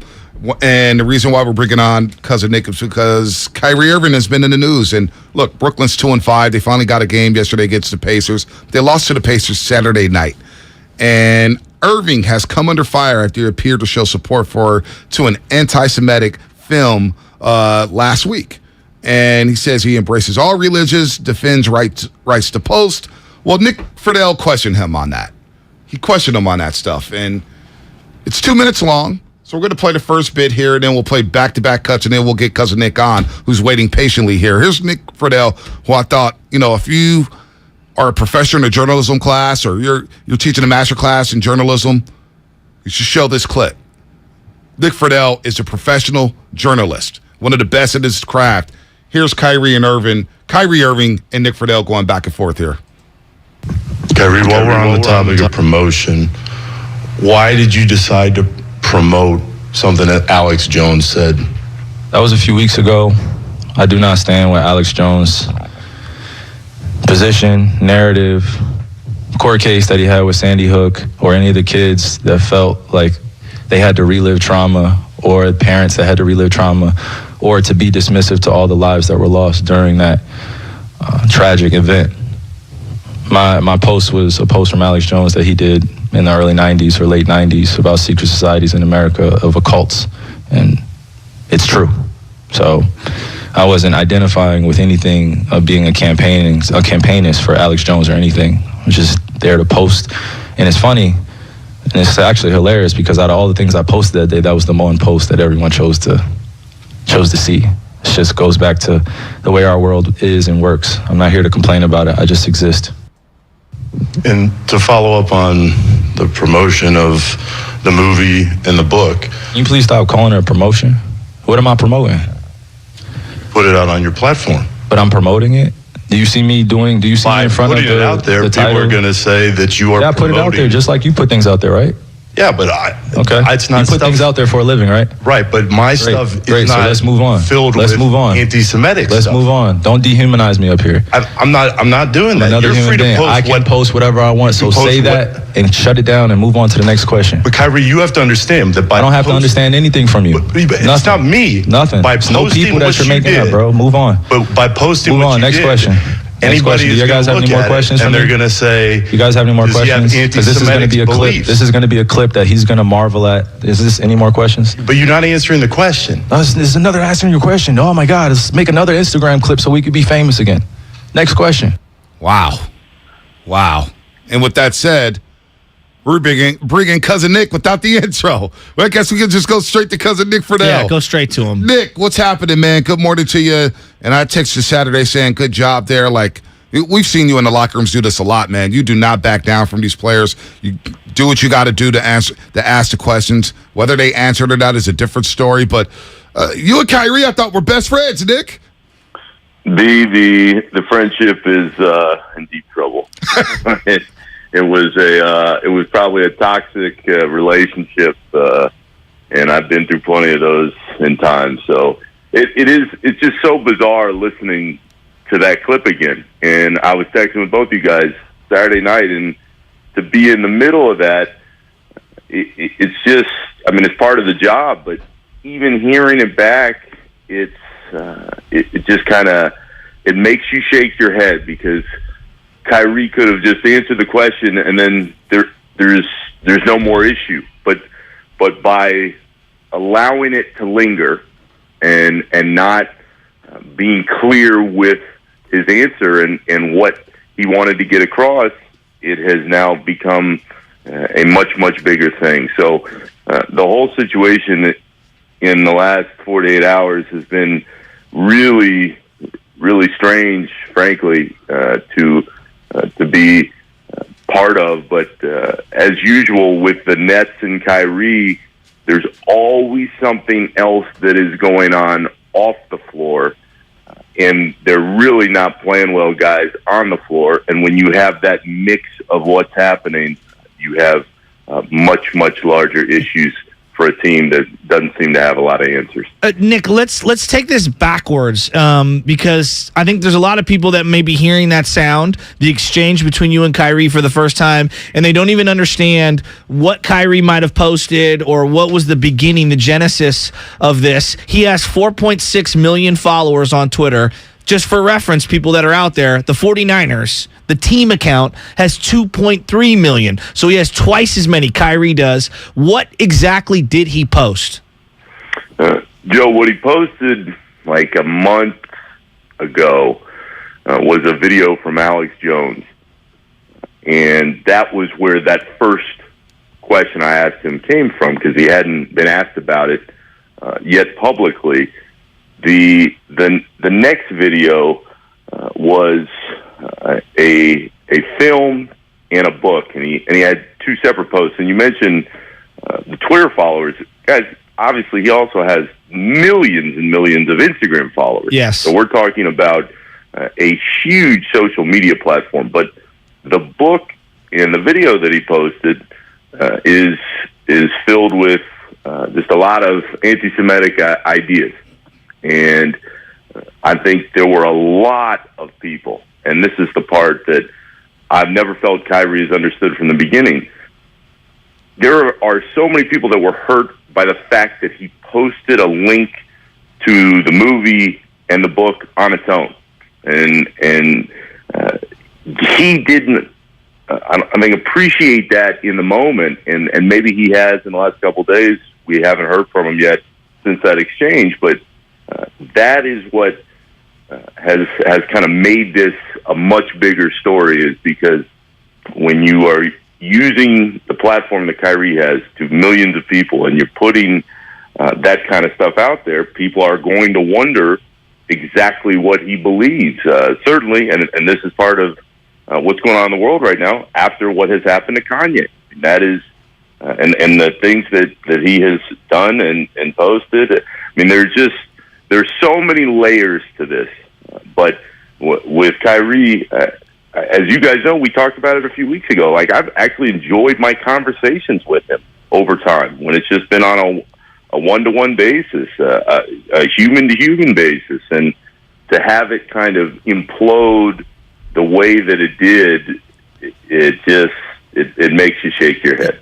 B, I know you want to get in there with a question. He has, Kyrie, 17.5 million Instagram followers. The 49ers, I'm just using them as a reference point, 2.5 million. It's incredible, wow, the growth of some of these NBA social media accounts. B, get in there. I'm disappointed at some of the comments I'm seeing on YouTube, because I know you personally, Nick, and people are going to say, well, you're a reporter with an agenda.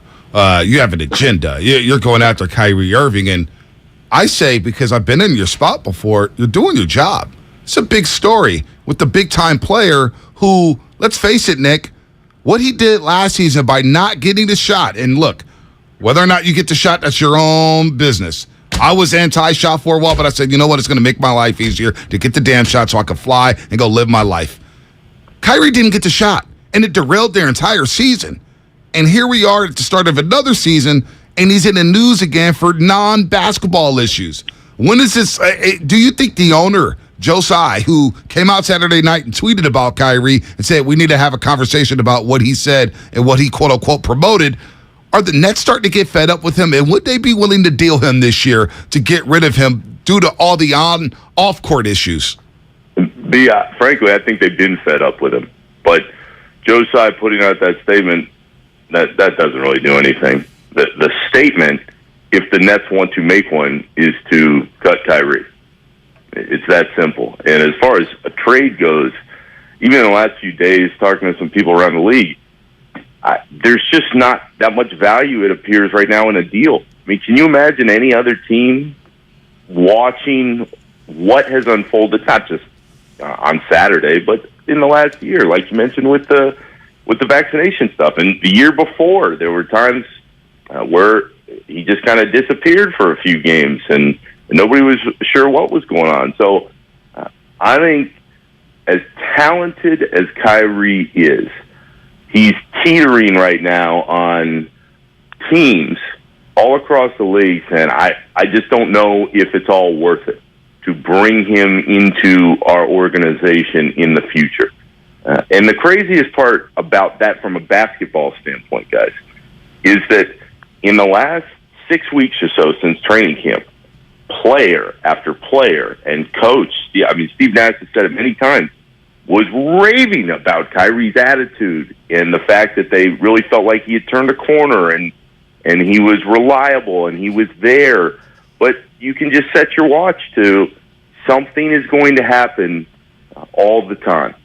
And something continues to happen off the floor that is impacting an organization day to day. So as great of a player as Kyrie is, that is the issue for him now. And I'm not saying, B, that there wouldn't be a team in the future. The Lakers. Roll the dice. Yeah, exactly. Like everybody talked about the Lakers for a long time.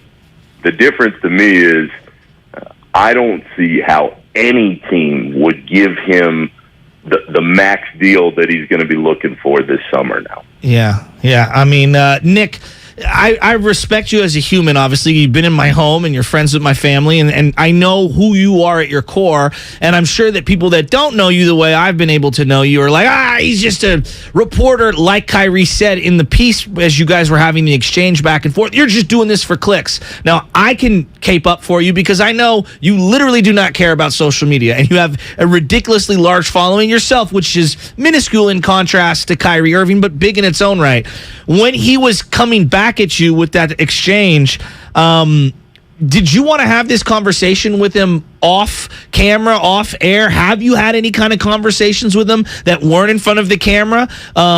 Because I'm sure that you had your own opinions and things that you wanted to discuss with him that wasn't in front of the public. I haven't talked to him, Joe, since that moment on Saturday. And I think he took it to a personal place that he didn't have to. But I would tell anybody who is kind of watching the story unfold.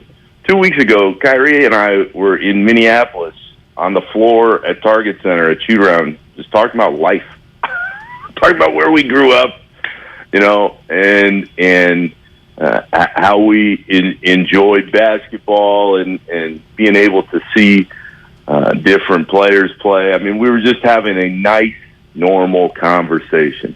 And to think that people will see that one exchange and go, he was just trying to get Kyrie. No, I was trying to do my job.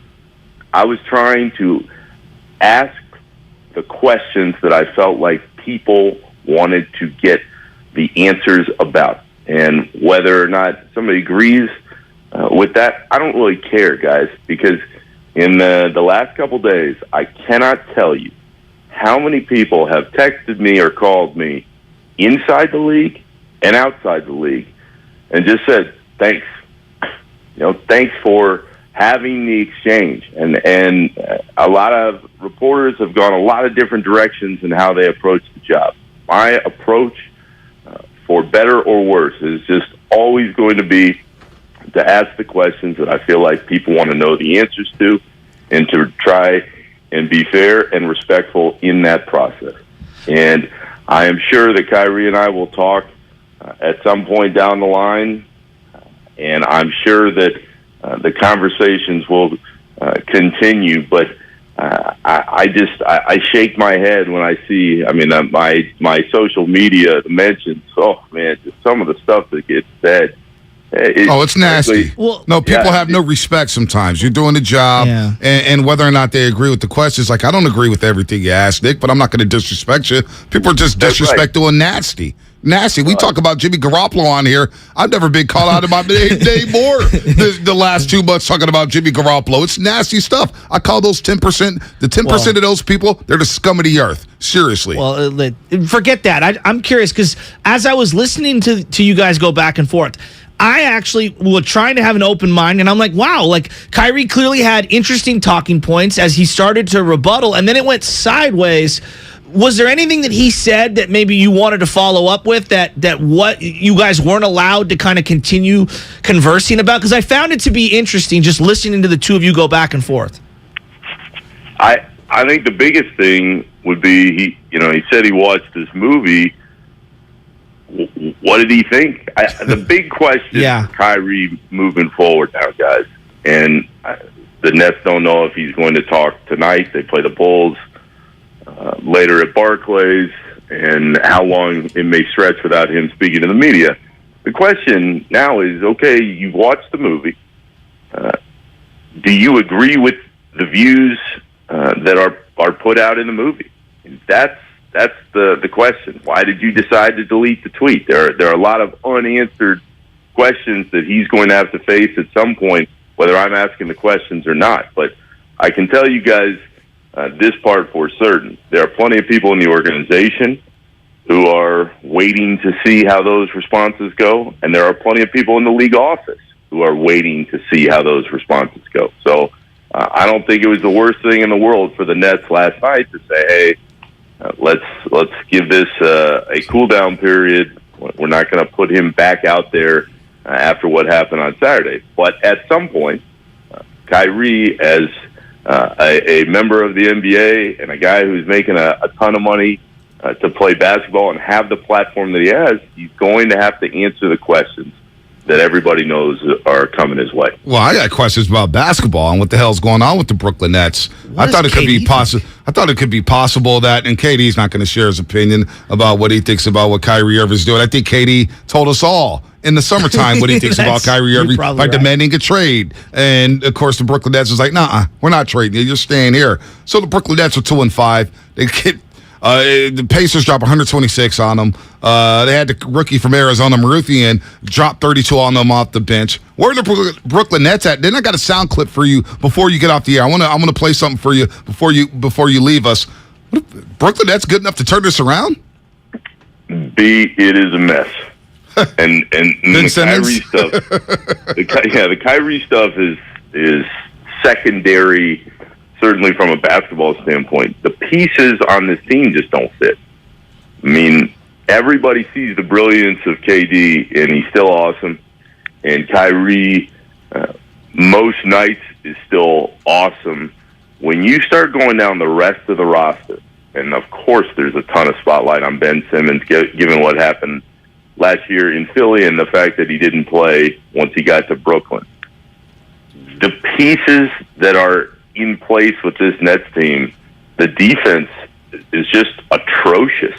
Ben Simmons has been really bad, honestly, in the last couple weeks since he came back, and he's got a lot of rust in his game that he has to work through. But anybody who sees this Nets team and thinks, oh, well, they can still turn it around and potentially contend for a title, that's just not going to happen. They're just not good enough. So who knows what happens in the next couple months before the trade deadline. But the Nets, given all the hype and expectation around them, aren't living up to it and aren't going to be living up to it. A clip I want to play, and I want to get your opinion on this because you cover the entire league, not just the Brooklyn Nets. Dwight Howard was talking to Shannon Sharpe and said this about possibly joining the Golden State Warriors. What about the defending champs, the Warriors? Oh, man, that's perfect. I've been a Warrior my whole life. I started out at my school as a Warrior. Mm-hmm. They need a big. I know they have Kevon Looney, and I know they have the young boy Wiseman, but I'm Dwight Howard. The Wiseman can learn so much from me because he's headed in that direction of being a great big man. You know what I'm saying? So I feel like even in that situation, playing with all shooters like that, Steph, the way he get open with me setting screens, he's going to get more wide open. Nick, your thoughts? Dwight Howard, Golden State Warriors? No. No. And I say that as someone who grew up in Orlando and thinks it is a complete joke, guys, that Dwight wasn't on that 75th anniversary team. Yeah, no doubt. To me, that was the worst omission, even worse than Klay. But Dwight, at this stage in his career, no. Anybody who watched Dwight the last couple of years, it's not happening anymore. On top of the fact that I know he fit in well that year with the Lakers. They won in the bubble, and he played his role very well. But that group, and we've talked about this for a long time, the chemistry is still seemingly pretty there, although the Draymond punch certainly upended a lot of stuff. If you bring Dwight in and you're just not sure how he's going to respond, it's just not worth the dice roll to me. No, well, a lot of Warrior fans disagree with their cousin Nick. Nothing new there. They want him to work out. They want Dwight Howard 12 minutes a game. Yeah, but this Dwight Howard is not that Dwight. I hear what you said, man. Miss you, buddy. Nick, keep up the great work out there in Brooklyn, man. Always, guys. I'll talk to you soon. All right, cousin Nick Friedel, talking about the Kyrie incident and the Brooklyn Nets and the Golden State Warriors. That's why I don't like to talk politics. Well, just look at the Xfinity text line and YouTube. We didn't even give our opinions on what Kyrie ever said, and people were just getting nasty. Just to nasty work. Give you an idea, and I've realized why I'm not in any of these politics. And I freely admit I am neither Democrat nor Republican. I probably lean in some things, conservative. Other things, I'm way more liberal. It just depends on the topic. Yesterday, I literally tweeted out, "Damn," something to the effect of, "This Pelosi story is wild and shocking and unbelievable, and I'm not really sure what to make of it." And the next thing you know, everyone's like, "You're a conspiracy theorist." I'm like, okay, maybe I worded it poorly. All I was saying is that the entire story is completely insane, and it's crazy. And I just got people out of the woodworks coming at me over these politics, and I'm like, no, you're missing what I was saying. What I was saying, and maybe the way I worded it was interpreted by others however the hell they wanted to interpret it. It's a shocking story. That's literally all I was trying to say. No matter how you word, sorry to cut you off. No matter how you word that, though, people are going to jump and be like, crazy. "This is how you need to react to it." You didn't see this story, though. Well, what about this? And it's just such a gobbledygook of a story, and it makes me want to bang my head against the wall. In a way, I hope Elon Musk ruins Twitter, and Twitter's gone forever.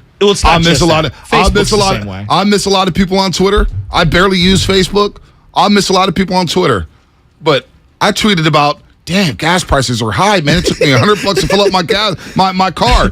And I had people argue with me, it ain't our fault you don't know how to manage your money. You bought a gas guzzler and don't know how to pay off your car. Number one, the car's paid off. Number two, who the hell are you to know what I do with my finances or how I budget? It's just nasty work, so I just keep it to sports. Even now, keeping it to sports. Jimmy had a good game. Oh, shut up. You're a Jimmy hater. And it's just like, you know what? Some of you guys, I'm telling you, 10% of you're the scum of the earth. Well, you really are. You're the lowest of the low in terms of human life, dude. Trying to be triggered for no reason. Just no reason. By the way, let's flex, because I'm ready to trigger. And for the first time in a long time, I saw a lot of trust. Steve Young has been hitting on this. It feels like every single week of the season, the quarterback and the coach have to be in lockstep. And I thought, just for the first time in a long time, I saw Jimmy Garoppolo look extremely confident, and Shanahan saying, you know what? I'm going to take the training wheels off. Yeah, he only threw it 25 times. They called 26 pass plays in total. But you know what? Let's go ahead and put these guys away. Wouldn't you agree? It wasn't necessarily, and I think this is where the data guys kind of drive me crazy. It's not just the raw attempts, it's the situational spots where they're throwing it. The Flex of the Show, presented by Xfinity Flex, the 4K streaming TV box with voice remote and Peacock Premium, free with Xfinity Internet. Yeah, I'm on those positive vibes only hype. If I feel negative energy, I just get the hell out the way. Hey, positive guys. vibes only. You should always do that. So I walked into the O Club yesterday, and I had 3 different people say to me, that Kapler outfit was spot on. Literally looked dead on. You look like Gabe Kapler yesterday. I appreciate that and all the comments that we got by Kyle. So I'm so excited to do a show today without a fake beard on. Oh. I'm so excited. Itchy? Well, he can actually eat, too, which is big for our show. The problem is I don't do well when I don't eat like every... 6 minutes? Yeah, every 6 minutes I need to eat. No doubt. Yeah, I need to eat. So, anyway, with a fake beard, hair getting in the mouth, I was unable to eat, and that's not okay with me. Pretty funny yesterday. Anyway. He had his enchiladas from the lovely Christy, and he grabs them at 10:30 because he usually eats at 10, 10:30, 11, and maybe 11:30 if he's still hungry. He grabs the enchiladas and he realizes he can't eat it. Oh. So the sadness on Mark's face. It was rough. You don't see this guy sad very often. I mean, Jimmy throws an incomplete pass. He gets sad. That's tough. Those are tough moments. Those are tough moments. They are. When he can't eat his enchiladas.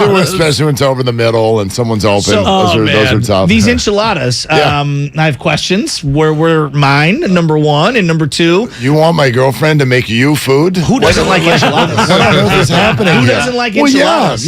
Everybody likes enchiladas. That doesn't mean I'm bringing in food. Chicken? Come on. Chicken enchiladas? Chicken. Vegetables. They're intricate. Oh, yeah. So they're intricate. He brings in quality foodstuffs. And I do remember when he brought you guys both burritos and the look on your face when, he lost a bet and he gave you burritos from across the street and he brought burritos. Was next level. I got to do that again. Yeah, I got to do that again. Yeah. We should bet on something. We don't have a bet going right now. No, we don't. Let's get a bet going. What do you guys think?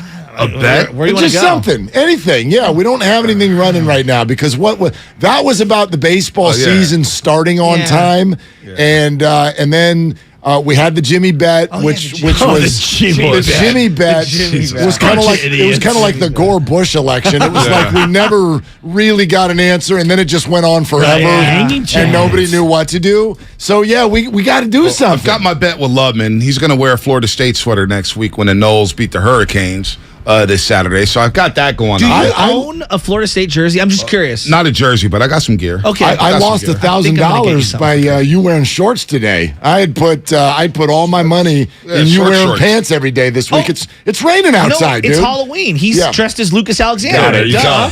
There you go. Well shorts and a polo. Well played. There you go. There you go. Quality 4. Anyway, we're open for business. If you guys would like a bet where I could end up making food for you at 5 a.m. I think it's got to be Jimmy G centric because you guys are not Jimmy G haters, certainly, but no one's a bigger fan than Mark of Jimmy Garoppolo. Okay, he's Captain Save of Jimmy G, so I've called you that. You know what? On that Jimmy note, did you listen to Baldy earlier when he was on the field with Jimmy? No. So, what do we got? Well, I was listening to Michael Silver a few times with you guys, and he's referenced like Jimmy's temperament, right? And I'm kind of like, oh, okay, like whatever. Like I listened to it, but I think it resonated hearing Baldy. He goes, we've talked so much about like the tension. Kyle's very rigid, and there's rigidity, and everything's got to be just right. And then you see Jimmy Garoppolo pregame, and he's just so loose and kind of like go with the flow and everything. And I found it to be quite interesting where maybe I've just omitted referencing the temperament of Jimmy Garoppolo being able to deal with someone like Kyle Shanahan. And sometimes we talk about crazy compatible in these relationships, whether it be with a spouse or significant other, but in your work relationship, it's got to work as well. Can I ask you guys something? Do we have Kyle tabbed correctly when we describe him that way? We know that he is impatient with quarterbacks, wide receivers, and running backs. Mm-hmm. We do know that yes, he is a good play caller, and damn it, he likes his play sheet. But when we call him so rigid, and so like we describe him like the boss that none of us want, but none of the players seem to ever describe him that way. Like, I've heard players on the 49ers be like, Kyle's the man. Like, we love that dude. So I don't feel like they get treated or they sense like that rigid feel, that immovable object, someone who's not willing to discuss anything with anyone else about the focus and the way that they're going to do it. I don't get that feeling. Well, I'm going off sideline demeanor. Yeah. Because I'm going off sideline. We did the same thing with George Seifert. Look how angry he looks, right? We just do that. Did we do that with Seifert? Oh, Seifert? The scowl? we just said how the quirky scowl? he looks. Until he just looked quirky. And then he blamed it on the moving around, body always was movement, like this. body language. No, but he would always be like. Well, we do that we do it to facial expressions. We do. We did this to Brandon Belt and Brandon Crawford for years, and you're just like, oh my gosh, you're dead fish who don't care, right? Yes. Then George, I think this is one of the reasons he blamed it on the Basanova was because he wanted to sort of like break down the thoughts about himself. So I don't know. I just look. We know perception is reality. I understand that. I just wonder. I wonder what kind of boss Kyle actually is. That's a good question. Well, as the quarterback, I think it's different than the rest of the team because there is that sense of, him being the laminated play sheet maestro. He wants the quarterback to run the play how he wants the quarterback to run the play, and he wants him to find the open guy because he scripts the play, he designs it. And if Jimmy G doesn't find the open guy, which does happen, you get a sense that he's not as tolerant with Jimmy Garoppolo as he is other players on the team. I do wonder because just a couple of weeks ago, last week, we had the Kittle sound. We had the IU sound. Yep. We had Kittle 2 weeks in a row, and we started to question whether or not players were calling out Kyle or Jimmy Garoppolo. And now a week later, we're like, you know what? He's the man. And maybe players think like that. That's what a win does. What a win. That's where exactly it wasn't even a game. It was a half. It was one half of football. One half People of football. Ready to changed destroy everybody's. D'Amico. Oh my gosh! Right? I mean, can they get a stop ever? You referenced the Sunday night show on Fox, and the guy I was hosting with, Aaron Torres, texted me at around halftime, and he goes, "I really want to get into this 49er Ram game because you're there in the Bay Area, and I really want to understand what has been going on with this team and the quarterback thing and how fans feel about it." And what I texted back to him made no sense by the end of the game. I was like, this fan base is beyond frustrated. Right. I am frustrated right now. This whole thing has gone completely weird. And then they go out and win the second half. What was the score of the second half? 21-0. 21-0. And I'm like, never mind. We're fine. That's why I learned Check in the 13 days. It was another reminder as the Warriors were playing the Pistons and losing that, like, you know what? Live tweeting or being on Twitter during a football game, especially a Niner game, is not healthy at all. Errand. Yeah. Not healthy at all, because I was live for the first quarter, and everybody's going crazy over the Ray play. Ray's got to make that catch. Jimmy Garoppolo underthrew it. I tweeted something about Jimmy Garoppolo underthrowing it. It's like, oh, you hater. And I'm just like, you guys expect Ray McLeod to be Randy Moss all of a sudden to make a play on the ball? Just drop the dime in Atlanta. But to that point, being on Twitter during a Niner game, play to play. It's a nightmare. Exactly. It's nauseating. Mark gave us D'Amico Ryan's amnesty yesterday. He said, all of you who had tweets about D'Amico Ryan's, I'm going to give you till 11 o'clock to delete them. And I was laughing, and I'm like, let me think back to my Niner experience. And I did D'Amico in my Twitter search, and up it pops, my tweet, hey, D'Amico. Hey, D'Amico, like I'm talking about he's on. Hey, D'Amico, you may want to guard number 10. He's a good little player. But that was my feeling in the first half because Cooper Kupp, whichever you prefer it, he was running roughshod over them. And it's like, dude, what are you doing? Yeah. This is the best player in football, and you can't stop him. At halftime, everybody had D'Amico off of everyone else's head coaching search list. I mean, at halftime, that was over. And then they came out, they pitched a shutout, took Cooper Kupp totally out of the football game. And and D'Amico is back. But this is not just the 49ers, it's not just the NFL. Well, no, it's not even just the NFL. Like I would argue this is the under-discussed portion of the stupid barbershop LeBron MJ conversation through the years. MJ never had to deal with social media. And I think that is a piece of how life is different now because LeBron James' legacy was on the line at his peak. It was on the line on every possession. Well, yeah, it's if amplified. you missed a shot in the fourth quarter, oh my God, your legacy. We ripped LeBron for not taking a shot in the All-Star game to win the game. Well, Come on, man. He fueled it himself by having his he didn't have his high school games on TV, but when he did the decision and he became like a big public figure that way. I'm not brushing it off. I know. I mean, LeBron's crimes have always made me laugh. They're not really crimes compared to things that are actually problems with certain athletes. Who's this guy who just got cut by the Spurs? Let's talk about stuff like that, right? Let's talk about stuff like that. So anyway, point being is I'm not saying that this is the ultimate excuse or anything like that, but it would make me laugh when LeBron was on the Heat and they would be in the fourth quarter of an NBA Finals game. If he missed a shot, it was like he's a choker. Well, there's no choker, and if he made a shot, it's like he's the greatest. Well, look at player Steph. of all. Same. The narrative last year going into the finals was he has to win one by himself. Right. It's like it's not what it is today with social media. I will grant you that it's not even close. But to say it didn't exist beforehand.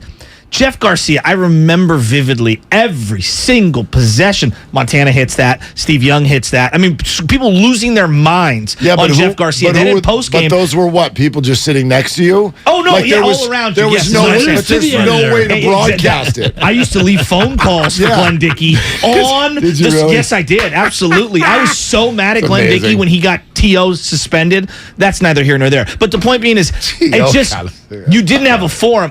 Glenn Dickey did get him suspended. He wrote a column. Glenn Dickey saying Mariucci needs to do something about this guy who's celebrating on the star. It was the stupidest suspension of all time. Yeah. He got suspended for celebrating on the star. Yep. I remember. Yeah. Anyway, I remember well. Point being is, now you have a forum where everyone can gather together and complain, but it was always happening, is what I'm getting at. No doubt. But not like it is now. Now it's immediate, and now the athletes can, see it, and they can react, and the interactivity is off the charts. Jeff Garcia, I'll never forget this. We were all of drinking age, and we show up on Chestnut or Lombard or whatever, one of these the bars, and this limo pulls up, and it's Jeff Garcia, and everybody's screaming at him while they're waiting in line, and he cuts in line, and everyone's like, "You suck! You're not as good as Steve Young." He's walking in with playmates. No joke. He ended up marrying one of the playmates. Caesar. And I'm like, yeah, this guy's winning at life. And everyone in line who can't get into the club is screaming at him that he's not Steve Young. And no doubt when they got in the club, they then were like, Jeff, can I get a pic? Exactly. An autograph? Pre-bottle service. Yeah, we die for a quarterback like Jeff Garcia now, too. Hey, look which at his is highlights. Funny 20 years later. He was sick. 20 years later. And to the point of social media, the quarterback position with the San Francisco 49ers has been a week-by-week experience. Yeah.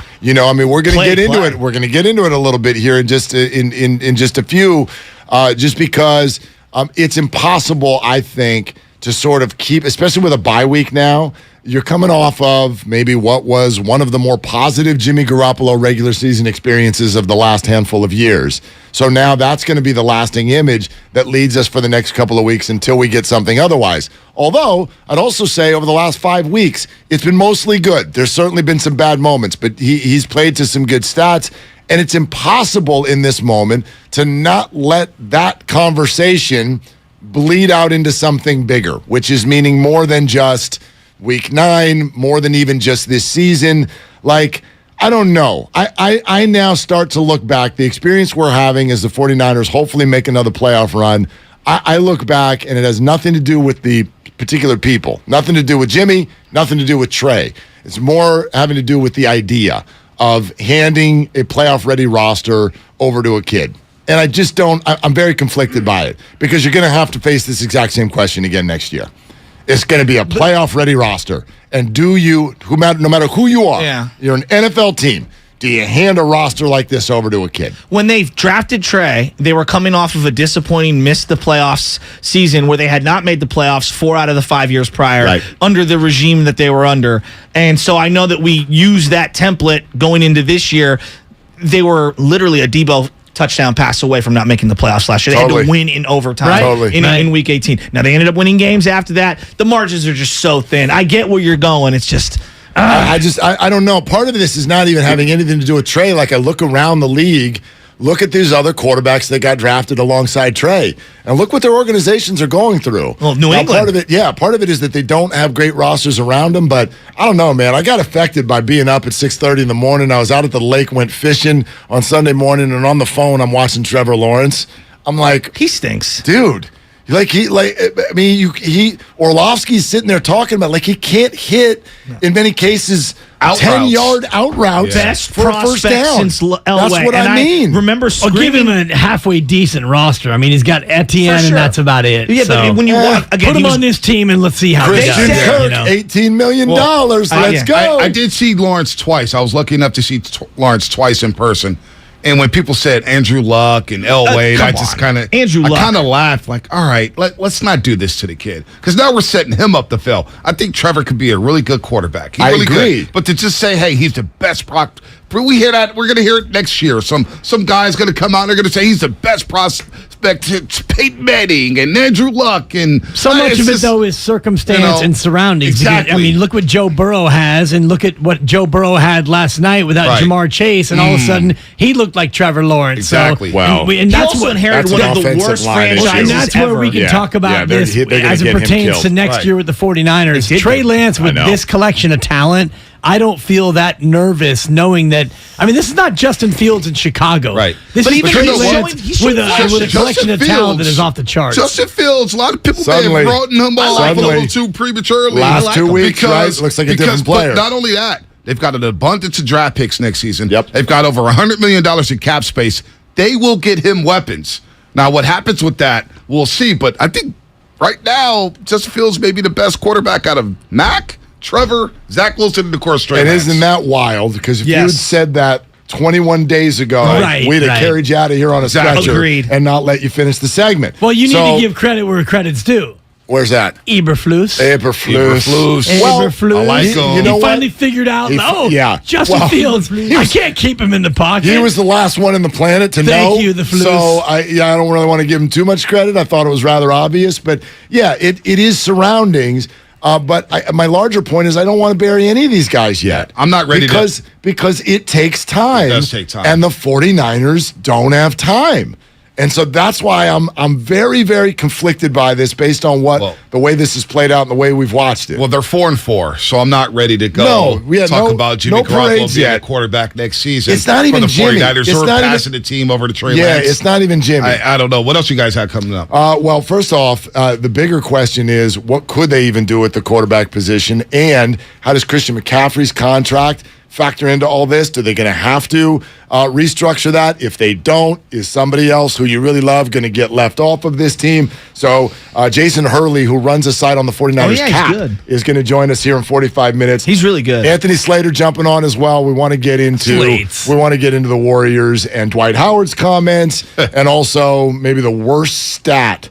This is not a good one. This is a generational stat that the Warriors have put up in their first 7 games. So, we'll get into that. And I heard you guys, there's Andy Baggerly's got a really interesting article out about it, the Giants free agency as well. So, we'll hop into all of it. You guys have fun. Willard Dibs coming up until high noon. We got to roll. Eberflus. They're longtime friends. Let me tell you something real quick about Dibs that I'm sure not everybody knows. And first-time partners. Hang in there, big guy. There'll be brighter days ahead. Now, these two homegrown Bay Area boys finally come together to take over sports talk. Get the hell off of my doorstep. Major League Baseball, you stink. It's Willard and Dibs. On 95.7 The Game. I'm so sorry. I have to apologize right now. I'm so sorry. Because, straight out the top? Nah, I'm sorry. We're sorry. You know what I mean? Because spent yesterday talking a lot, through a fake beard, by the way, spent yesterday talking a lot about that comment that Bob Myers made to us. And it's going to keep ringing in my ear all year, whether this be Warriors, whether it be 49ers. It's our life, Mark. I mean, I think Bob spoke life into us that day, and I've tried to take his words about staying in the moment, about living this year first, before we live next year. Bob Myers was like a soothsayer that day, and it really affected me. Can we just enjoy this year? Yeah, this moment, Mark. This show. Stay in the moment. Not tomorrow's show, which I'll miss, but this show, today. Can we enjoy this show, Mark? Yeah. I mean, I'm going to try. But I think more often than not, the answer is no. No, we can't, because it's not the way our brains work. Keep telling me, the Calm app, I'm supposed to go sit in the forest somewhere for an hour every day at 3 o'clock and just stare at trees. Oh yeah, I am worthy. Okay, and then we stay in the moment. All we have is now, there's only 2 weeks a day.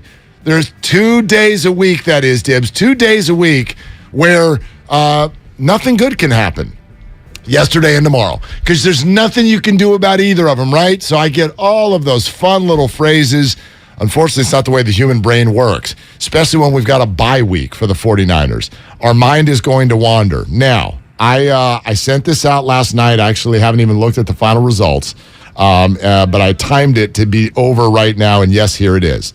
Now, this is only 370 votes overnight. You sent out a poll? I sent out a poll. Mark's poll? Well, you better send out You put your poll out there? I did. I put it on Twitter. I figured you might as well do it now because we're only going to have Twitter for another 4 or 5 days, I'm pretty sure, with the way that's going. Been a good run. But anyway, it was Halloween night, and so everybody's all over the place, and his overnight poll, so I threw it out there. So there's only about 300, 400, 500 votes. But here's the question. Hey, 49er fans. If I were to ask you today, with the information that we have, do you want Jimmy Garoppolo on the team next year or not? And the two options were, yes, keep him, or bye-bye. Those are the two options. If you haven't looked, have you looked? No. I don't usually look at another man's poll. What do you think? Thank you. What do you think? Thank you very much. It's good to be here. The percentage responses were. What would be your guess? I would say that see ya carried the day by a 2-1 margin. 66% see ya, 33%. Oh, can you stay, Jimmy? Yes, keep him was victorious. No way. At 55%. And bye-bye came in second place, also known as losing, at 45%. Now, again, this is your just... Your poll is a little tainted, though. Of course it is, because it's only a few hundred people, and it's people who follow me. Correct. And you are, as we talked yesterday about the fence, you are on the Jimmy G side of the fence. Well, sure, except for I get plenty of people screaming at me on Twitter about that and everywhere else. So I don't think it's that slanted. Again, it was votes by people who didn't go out last night. I don't know. We could find all kinds of holes in this theory. When did you post your poll? Thank you. 13 hours ago. Okay, so it was a good half a day. Yeah, like 8 o'clock last night. Okay. 8 o'clock last night. Right when the middle schoolers were still out. So the early voters who came in were probably half in the bag. They were either or fueled by candy. Right. They're people who live on their phones and laptops, or they're people who have kids under the age of 10. Or fans of the Bengals or Browns who wanted to see the end of the game, and then they got back and they went. Joe Burrow on my I have Joe Burrow and T. Higgins on my fantasy team. Oh my gosh! Can I get a Monday night comeback? I got an No, I can't. I got an 8-year-old who's got Joe Burrow as his quarterback. Oh God! Kid taps out of trick or treating by 6:30. Dad, I'm done. I want to go home and watch a football game. Poor Jude. When did the tears start? Halftime? You know what? He didn't need that much. All he needed was Joe Burrow to outscore Kareem Hunt by 3 points. When Burrow hits T. Higgins at the end of the game there, my man, the final tally, he lost by 0.14 points. Oh, Jude. Tough lessons for the 8-year-old. 8-year-old went, Go to your room. Went in the room, closed the door. He did. He walked came back out 5 minutes later and started throwing the ball around. He gets over it quickly. But anyway. No, it's funny because I was in the same situation. I needed a Burrow T. Higgins, and when they connected, that got me back in it. Woo! They get the ball back with about 3 minutes left, and he promptly threw. I mean, can we get a couple first downs? I was at 4th and 4. He drops back. I'm like, they only have one timeout yet. Please throw a completion. All he had to do was complete a pass. That's all I needed. 5-yard pass, Jude wins, gets tipped away. I'm like, come on. I think I lost by 3 or 4. I didn't even look. After that 3 and out, it was like, oh, man. Fantasy football's so dumb. Where's the leftover candy? But it kept a game like that exciting until 4 minutes to go in the game. So anyway, I digress. So here's what's bouncing around in my head on this, because as I said there to the guys in the changeover, this isn't even really about Jimmy. The reason I asked is because I wanted, even though tainted, I wanted some data to bring to this conversation today. And we would love to hear from you. 888-957-9570. You can use the Xfinity mobile text line. Good morning to the Twitch and YouTube audience. thank you so much for being here. We appreciate you. You can put stuff in the chat. We will respond. I see everybody asking me what I had for breakfast. We'll get to a commercial break at some point. I'll let you know what I had for breakfast. Okay, we'll do what we do in the YouTube chat. So appreciate all you being here. But 888-957-9570. You can answer the question too. With the information that we have right now, do you want Garoppolo on the team next year or not? 888-957-9570. The reason I ask is not to get into some sort of Jimmy and Trey screaming match that we've done already for the last year plus. The reason I ask is because of this concept.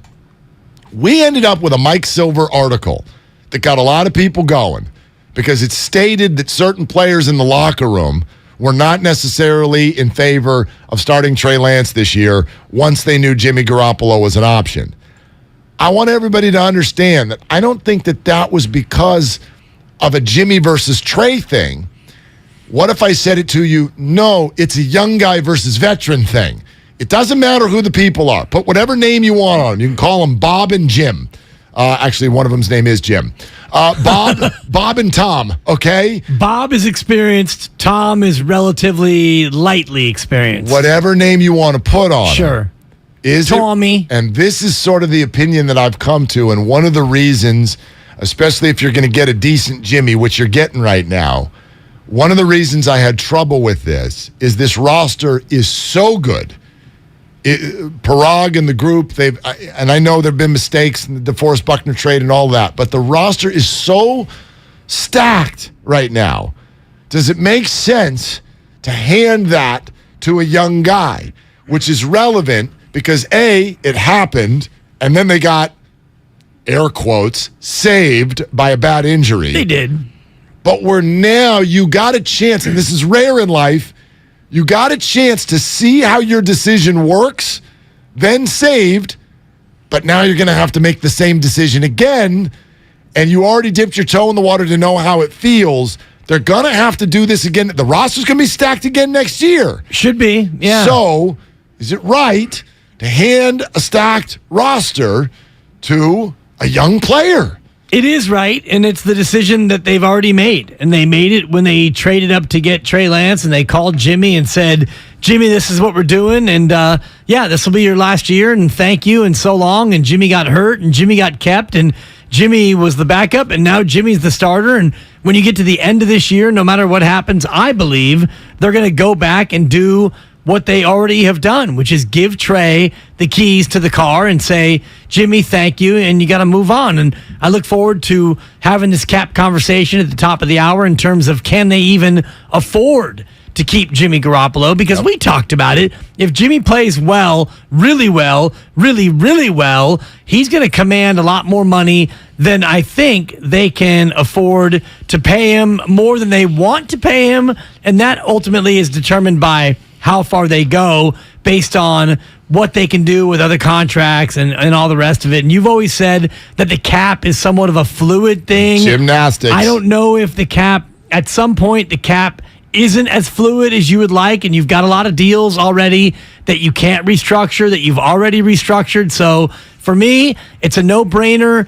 You made the trade to get Trey Lance in, and you have an experienced roster. So a rookie quarterback around this collection, I know he's not a rookie, but next year as a third-year rookie, basically, with this collection of talent around him, he'll be fine to be the quarterback.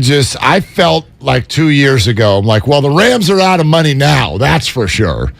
Stafford, Ramsey, boom. Oh, okay, now they're out of money for sure. Odell, extension for Kupp, extension for bang, bang, bang, all over the place. Why? How?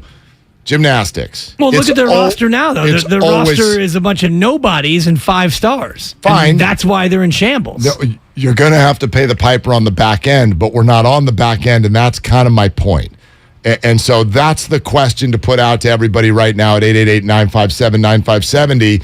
If at any point during this window of highly talented players, Trent Williams is getting older, Christian McCaffrey is a running back. This isn't going to last for 4, 5, 6 years. Now you've got McCaffrey now. His window is going to be this year. The contract is 3 more years after this. But let's be honest, like you gotta use him to his highest abilities on the front end of this window that he's here. When does Kittle start to break down? Even Debo with the way he plays. A Fred Warner, like a Nick Bosa is in his prime. This is a now team. Are you cool with handing that group to a young guy and telling everybody, be patient? He's going to get better. The same thing that the Warriors are telling their fan base right now within this season. So we can get into all of that. What's up next on the game? Brought to you by Fremont Bank, full service banking, no compromises. Also a reminder that Trimark has been partnering with independent restaurateurs in Northern California for over 55 years. Trimark brings you innovative product solutions to help your hospitality business thrive. Visit TrimarkWest.com. We get to your phone calls next. And Niners cap expert Jason Hurley at the top of the hour. Does Christian McCaffrey have to be restructured? What could the 49ers do money-wise at the quarterback position over the next year? We get to all of that. Coming up next, good morning to you here on Willard and Dibs. Watch the Morning Roast on Twitch and YouTube. Just search 957 The Game. When I said I wanted a star running back. He's a star. I wanted a star running back. He's a star. This is why you can do so many things offensively. And to think they won that game without Debo Samuel. So now you implement Debo back into the lineup after the bye week. They weren't going away. They weren't going away without Debo Samuel. This is the Bay Area's sports station. Oh, yeah. 95.7 The Game. There's a reason Comcast Business powers more businesses than any other provider. Actually, there's a few. Comcast Business offers the fastest, reliable network, the peace of mind that comes with Security Edge, helping to protect all your connected devices, and the most reliable 5G mobile network. Want me to keep going? I can. Whether your small business is starting or growing, you need Comcast Business. Technology solutions that put you ahead and give you serious savings. Comcast Business, powering possibilities.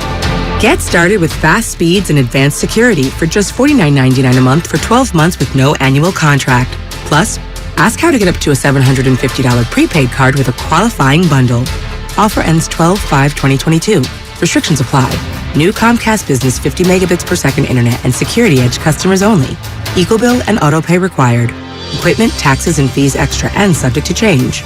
Most reliable based on Root Metrics US report. Results vary, not an endorsement. No one knows where this market will go. Right now, it feels like a wild ride. But one thing's for certain, there's a way through it. And the experience and guidance of a Merrill advisor can help you get there. Because where there's a bull, there's a way. Find an advisor in San Francisco at ml.com/bullish. Merrill, a Bank of America company. What would you like the power to do? Investing involves risk. Merrill Lynch, Pierce, Fenner & Smith Incorporated, registered broker-dealer, registered investment advisor. Member SIPC, a wholly owned subsidiary of Bank of America Corp. Are you interested in new career opportunities in the Bay Area and want to make a difference in your community? The SF Sheriff's Office is looking for people considering a job in law enforcement right now. If you're at least 20 years or older with a high school diploma or equivalent, the SF Sheriff's Office wants to hear from you. Enjoy full benefits, flexible schedules, and opportunities for growth and promotion. For employment announcements and more information, visit sfsheriff.com. That's sfsheriff.com to apply today. Hi there, I'm your host, Dog, filling in for the human who's normally here and bringing you the smells and sounds of the holidays, courtesy of Beggin' Dog Treats. We wish you a begging Christmas. We wish you a begging Christmas. Go quest ye merry Dobermen, let begging you acquire. Deck the halls with strips of begging. Arf, arf, arf, arf, arf, arf, arf, arf. Remember, for bacon-loving dog excitement this holiday, it's begging! You can't get much for $5 these days, unless you go to Wendy's for a $5 Biggie Bag. Get your choice of double stack, junior bacon cheeseburger, or crispy chicken BLT, plus 4-piece nugs, fries, and a drink, all for just $5. You got that bag, you got that Biggie Bag, you got that bag. That was smooth, wasn't it? That's how you're gonna feel when you get that Biggie Bag at Wendy's. U.S. price and participation may vary. Includes 4-piece nuggets, small soft drink, and small fry. Prices may be higher in Alaska and Hawaii. Score big with Xfinity Internet. It's made to do anything, so you can do anything. Supercharge your home with the game-changing speed of supersonic Wi-Fi. With 3 times more bandwidth It covers the field and then some, and blocks billions of threats with advanced security that helps keep you protected at home and on the go. If you're keeping score, that's internet that does it all. That's unbeatable internet from Xfinity. Learn more at Xfinity.com. Restrictions apply. Not available in all areas. California, you deserve more. And with United Healthcare, you'll get more. Annual enrollment is October 15th through December 7th. So call United Healthcare today. With the United Healthcare Medicare Advantage Plan, you get more from your Medicare dollar, now including better than ever dental, vision, over-the-counter, and prescription drug coverage. Call United Healthcare at 1-888-CALL-UHC today and speak with a licensed sales agent. Benefits, features, and/or devices vary by plan and area. Limitations and exclusions apply. Without the ones like you, who work tirelessly to keep things running, everything would suddenly stop. Hospitals, factories, schools, and power plants, they all depend on you. No matter the weather, emergency, or time of day, you're the ones who get it done. At Grainger, we're here for you 24/7, with supplies and solutions for every industry, and access to product specialists ready to help. Call, click Grainger.com, or just stop by. Grainger, for the ones who get it done. AT&T Fiber presents a straightforward moment inspired by straightforward pricing. And now we just cube the pancetta as such. So what's on the menu tonight? This carbonara I found online. It's fire. You gonna love it, Mom. I hope you hold on to this AT&T Fiber, son. It's nice. Yeah, you should settle down now that you're a good gillionaire. Oh, I am. I finally found the one internet I've been looking for my whole life. So, no more one-year stands? Nah, I'm done with all that. With AT&T Fiber, there's no price increase at 12 months. What about equipment fees? Nope. Those were never any good for you. Exactly. But now, everything's completely straightforward. Well, in the spirit of being straightforward, I never liked any of your old ones. Me neither. Blah. Y'all never told me that. But we're being straightforward now, which feels good, yeah? Yeah. Now let's get straightforward about that girl he's been seeing.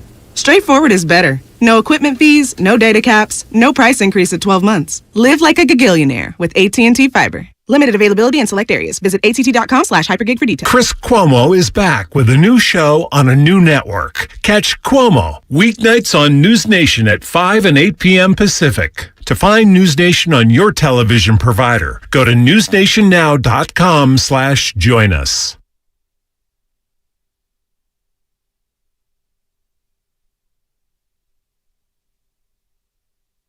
Now, back to Willard and Dibs on 95.7 The Game. So, Slates, who is on the roster for a reason, is going to join us at 11. That's Anthony Slater on the Dubs, our Warrior Insider. And we got a little game coming up later on this afternoon right here on 957 The Game. Okay. Okay, the Warriors are in South Beach, the Miami Heat.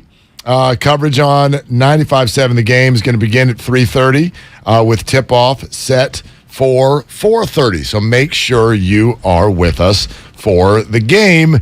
And there's a lot to get to Warriors-wise. Dwight Howard with some interesting comments yesterday, a stat about the Warriors and what they've done so far that you would not believe, and then Anthony Slater. But we're building toward Jason Hurley, who's a 49ers cap expert, with regard to what the 49ers are going to be facing coming up next. Because if there's one thing that even die-hard sports fans, Dibs, don't understand, it's the NFL cap.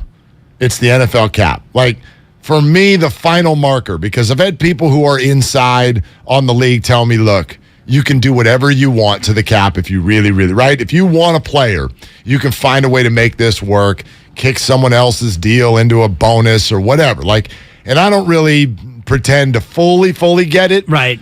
But the year that Trent Williams, after he was acquired, when he was going to be a free agent, I kept hearing, you heard it from everyone, the 49ers have no cap space. They got none. They have no cap space. They have $20 million in cap space, and Trent Williams is probably going to cost $22. And they had about 7 big-time free agents. And then the 49ers kept them all. And I'm like, well, this is just a game. What do you mean no cap space? Like, if I said to you, Dibs, like someone's like, man, I got no money. But all you had to do was make a phone call, and you're like, oh, I just created a bunch of money.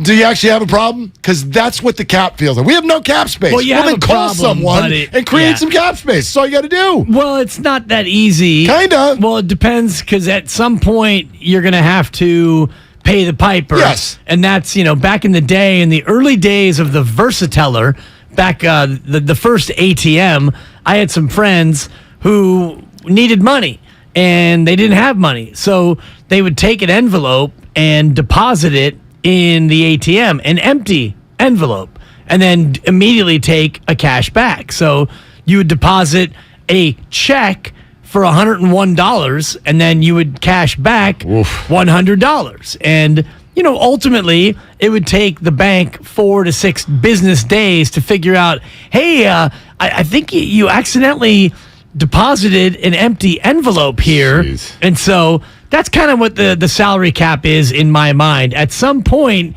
you're going to have to pay the piper. And, back in the day, the bank would say, oh, yeah, you need to bring us a check for $101 that you mistakenly didn't put in there. Oh, I'm so sorry, Mr. Banker. What a mistake. So that's, to me, what the salary cap is all about. Yep, and you're right. Like the Rams, it's possible that they're paying the piper right now. It's possible because they do feel like they're lacking depth. They're lacking people on their offensive line. They're lacking in a lot of areas. Although, keep an eye out for them between now and, is it 1 o'clock? I think it's 1 o'clock, right? The NFL trade deadline is today at 1. The Rams have been aggressive. There was a report out today that they offered 2 first-rounders for Brian Burns from the Carolina Panthers. The Panthers said no. My first question is, the Rams have 2 first-rounders? When? What year is that? Are they offering up their 2029 first-round draft picks? I thought they got rid of all of them. But they're clearly trying to be aggressive. They went after McCaffrey. They've been on the phone with the Panthers. They're going after Burns. They're trying to change their team. And even though it feels like the 49ers have crushed them, because they have twice by double digits, they're still only a half game behind the 49ers in the standings. So they are relevant, especially if they make a big move today. And one of those big moves could be a straight free agent. Doesn't have to be necessarily a trade. Odell Beckham Jr. is still out there, and we talked about him yesterday. So he might wind up with a team. He doesn't have to wind up with a team before the trade deadline because he's a free agent. But there are many moves that could be made. Feels like, though, to me anyway, that the Rams won't be big players because the one player they wanted, they didn't get, and he came to their stadium, and they had to face him for a third time this year, and he got run over. Lightweight Christian McCaffrey would be Kareem Hunt, and that's a name I'd watch today. It was interesting to watch him last night because as it got to the fourth quarter, the Browns suddenly were like, so, Kareem, take your helmet off. Yeah. Go sit down, which felt to me like they were like, look, showcased a little bit, get out of here before you get hurt, because there could be conversations ongoing right now. So we'll see if here in the next 3.5 hours, if some big names like Kareem Hunt end up on the move. That could be an interesting one for the Rams, who have had no running game this year. So 888-957-9570 is the number with regard to this 49er cap conversation and also the win now roster. It's not so much Jimmy or Trey. It's how comfortable are you with the idea of handing this win now roster over to a young player. Let's go to Jay in San Jose on with Willard and Dibs. Hey, Jay, what are you doing?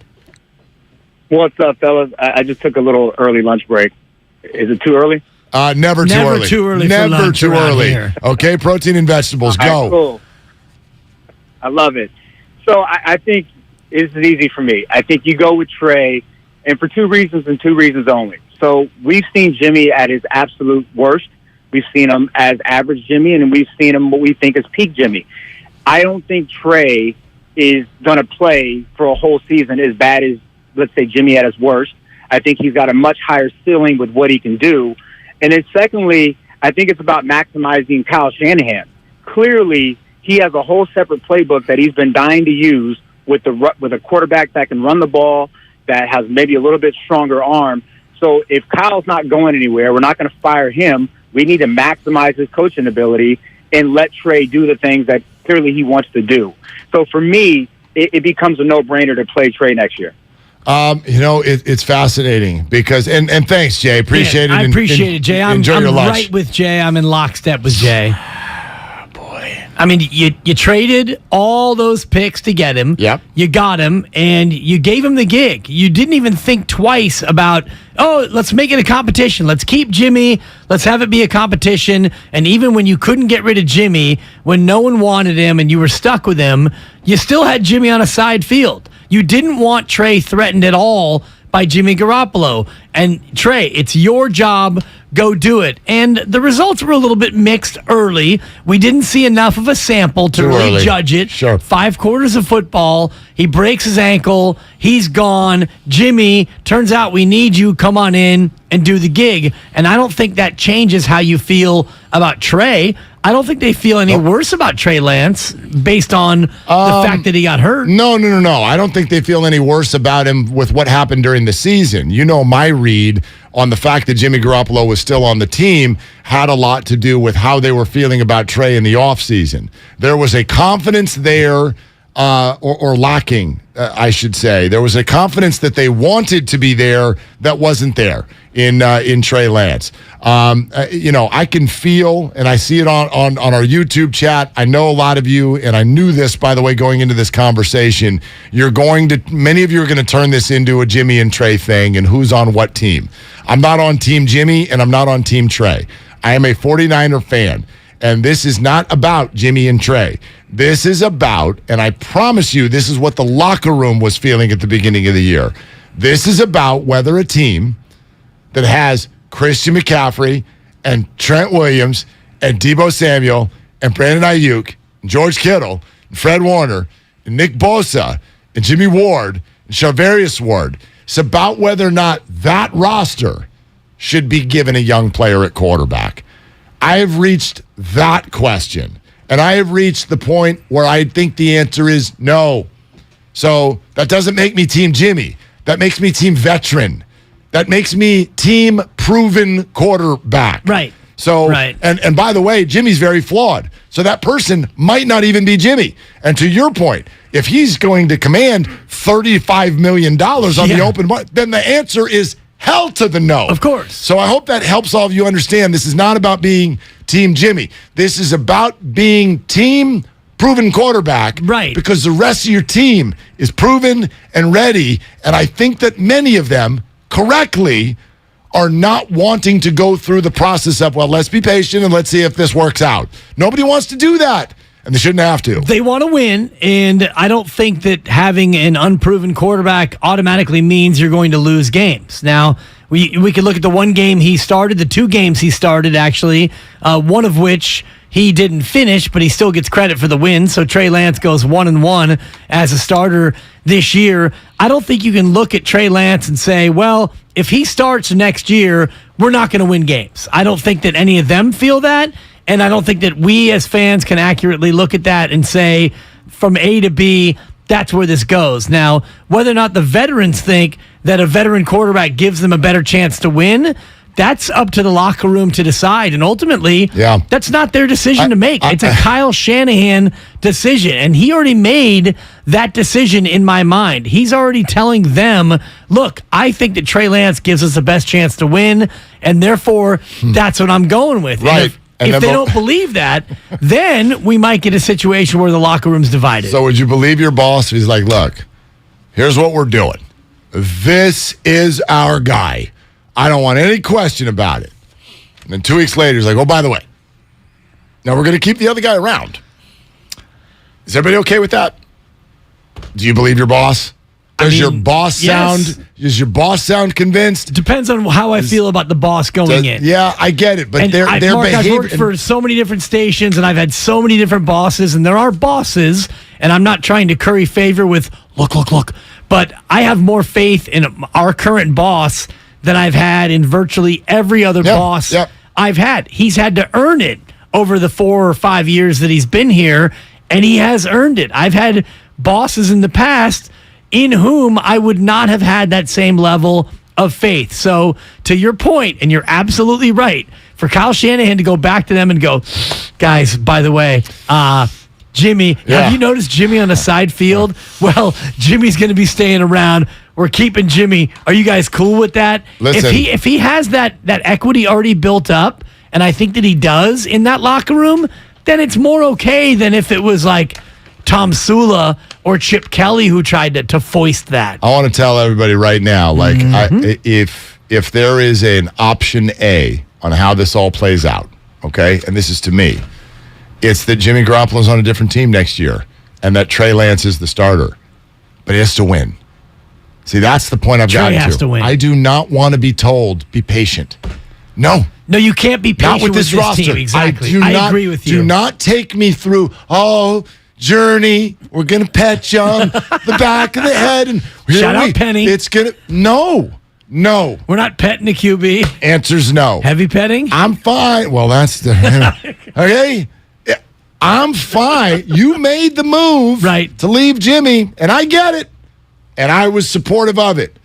But with this roster, and now because of the way this played out, then you kept him, then the other guy got it, and then Trey gets hurt, and now we're here, and you have I think, as they would say on PFF or wherever the hell this 66% chance we're heading to January with Jimmy again. So now we're going to do this. Jimuary. Thank you. Now we're going to do this again, and now you're going to tell me again that no, I got a better idea next year, and then you're going to do it. If you do that and you get to September and the 49er organization gives, be patient. We got a young player here. Stop it. No, that's not okay. That's not okay. I agree with you there. Okay? I absolutely, I'm with you 100% in lockstep. Team Trey, but he has to win right away now. And this becomes a Kyle Shanahan issue. And this is why I said this was a Kyle Shanahan year, because he made that decision. Kyle Shanahan looked at Trey Lance and thought, even in his infancy in the National Football League, I believe he gives us a better chance to win. So the team ultimately has to go along with what the coach decides to do, unless you want to go full mutiny, and this team has not gone full mutiny. So he said, Trey Lance is my guy, and Trey Lance got hurt. So looking at next year, if he again says to the team, guys, this time I mean it, Trey Lance is the guy, Trey Lance is going to guide us, and Trey Lance is ready, they have to have faith in the head coach. If not, we got problems. Jonathan in San Francisco's next up on Willard and Dibs. Hey, Jonathan, what are you doing? Hey, good morning, guys. Yeah, just getting ready to work in the rain. I just want to say, man, there's nothing against Trey Lance. Might be a good guy. He might be able to answer all the questions in the classroom correctly, but just like I said before, man, it's just too much to teach, too much issues mechanically, throwing motion, footwork, accuracy problems. It's too much to wait on, man. Can't do it. I'm not signing up for, all we need is just a little patience. No way. Jonathan, do you know that whenever you sing, it's just better than the calls when you don't? Do you know that? No. Yeah, well, now you do. Yeah. Now you do. Thank you, Jonathan. Bundle up, Jonathan. Yeah, it's ugly out there. It is, man. Yeah. For the postal carrier. For anybody who works outside, yeah, our thoughts are with you today. Although this is winter in California and everybody else thinks it's hilarious. It's like, oh my gosh, I tried to get from the car to the office and it was misty. It's okay. It was ugly out there today, Mark. It was crazy. The fog We're and going to survive. Oh, the precipitation. I actually, salute to the gods for waiting until Halloween was over for anything to come out of the sky. That's all I got to say. I was super thankful. That was nice. Let's go to Matt in San Jose next up on Willard and Dibs. Hey, Matt, what are you doing?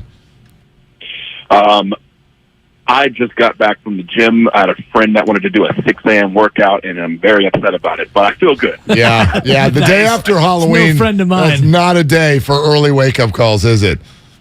Oh, dude, I got off of Topgolf at like 12:30 in the morning, and so, that was the 6 a.m. workout was not my favorite, but I digress. Yeah, what you got, buddy?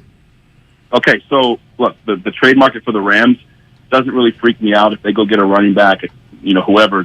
Because the Niners routinely make, the best of running backs look pretty regular. You can ask Dalvin Cook, Aaron Jones, the Zeke and Pollard combo in Dallas. In the postseason, they've shut those guys down. But my question is this. Has there ever been a trade piece in the Niners history that has come in and not only been like this big of a splash on paper, but has made this like big of an immediate impact? Gosh, It's a great question, and I mean, off the top of my head, I would have to say no. I can't. Anyone ever get acquired by trade and in their very first game, literally, like he's probably going to win Offensive Player of the Week in the NFL. Do they even have that? I think they do. I think they do, right? Yeah, he's probably going to win. He's probably going to win the award. There were some other big performances, but to have that much of a unique A.J. Brown, game, maybe, but yeah. Right. Yeah. 3 touchdowns, 1 rushing, 1 passing, 1 receiving. It's such a rarity, it would be hard-pressed to not give him the award. Yeah, so I can you think of anybody else who had that kind of an immediate impact? I mean, we can think of things. Sometimes it's more in baseball where, like, you get the trade deadline. And, again, I talked about this last week where, like, the emotional thing that it does to a clubhouse. When your team tells you, hey, we think you can win this year. We got you this. We didn't. And, by the way, it's cool in football because they're like, all we gave up is draft picks. The players don't care about that. Nobody got shipped out. It was just like, here, now you have Christian McCaffrey. So that really gets a locker room going. And then I think you could see that. You could see it in the game, and then you could see it in the box score as well. I mean, I can't think of one that had a bigger immediate impact than that. Yeah, especially with Debo out, because you knew that it was going to have to be a Christian McCaffrey imprint on the football game because you didn't have you didn't have Debo Samuel out there, and you needed a playmaker, and he did it in all 3 facets. And the fact that he threw a touchdown pass, threw a deep ball too, which Jimmy G doesn't throw a lot of deep balls. And by the way, the deep ball he threw, prettier than what Jimmy G throws. Right on stride. Tight spiral. Brandon was by himself, but yeah, right That's right a nice on ball, stride. though. I think Jimmy could have thrown that ball, but I'm on Team Jimmy. So Jimmy would have looked for a check down.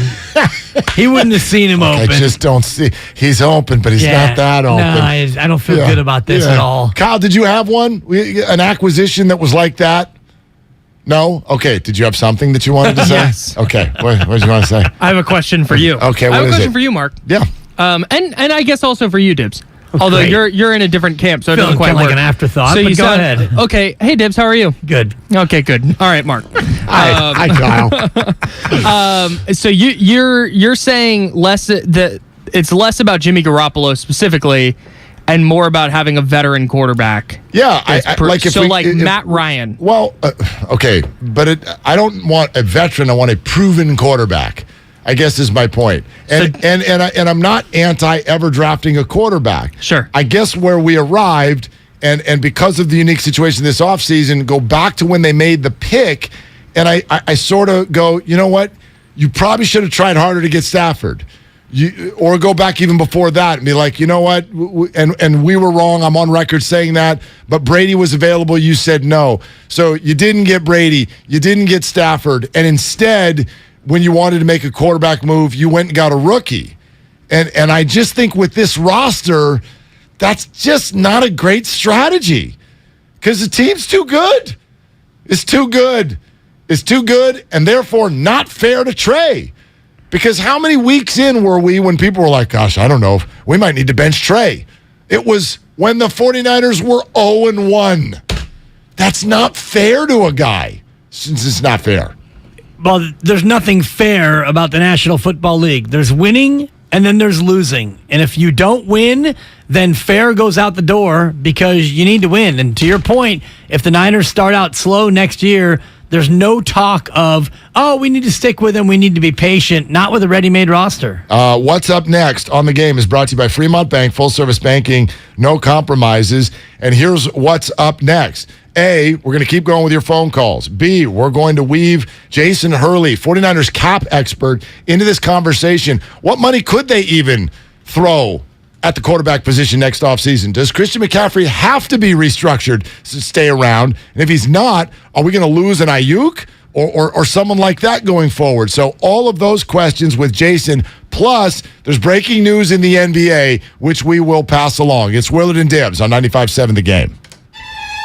Ray, we begin with a declaration. SoFi Stadium shall now and forever be known as Fancy Candlestick. Fancy Candlestick, I have rarely seen any crowd ever take over any team's building the way 49ers fans did yesterday. at Fancy Candlestick. This is the Bay Area's sports station. We're in a hamster wheel to hell.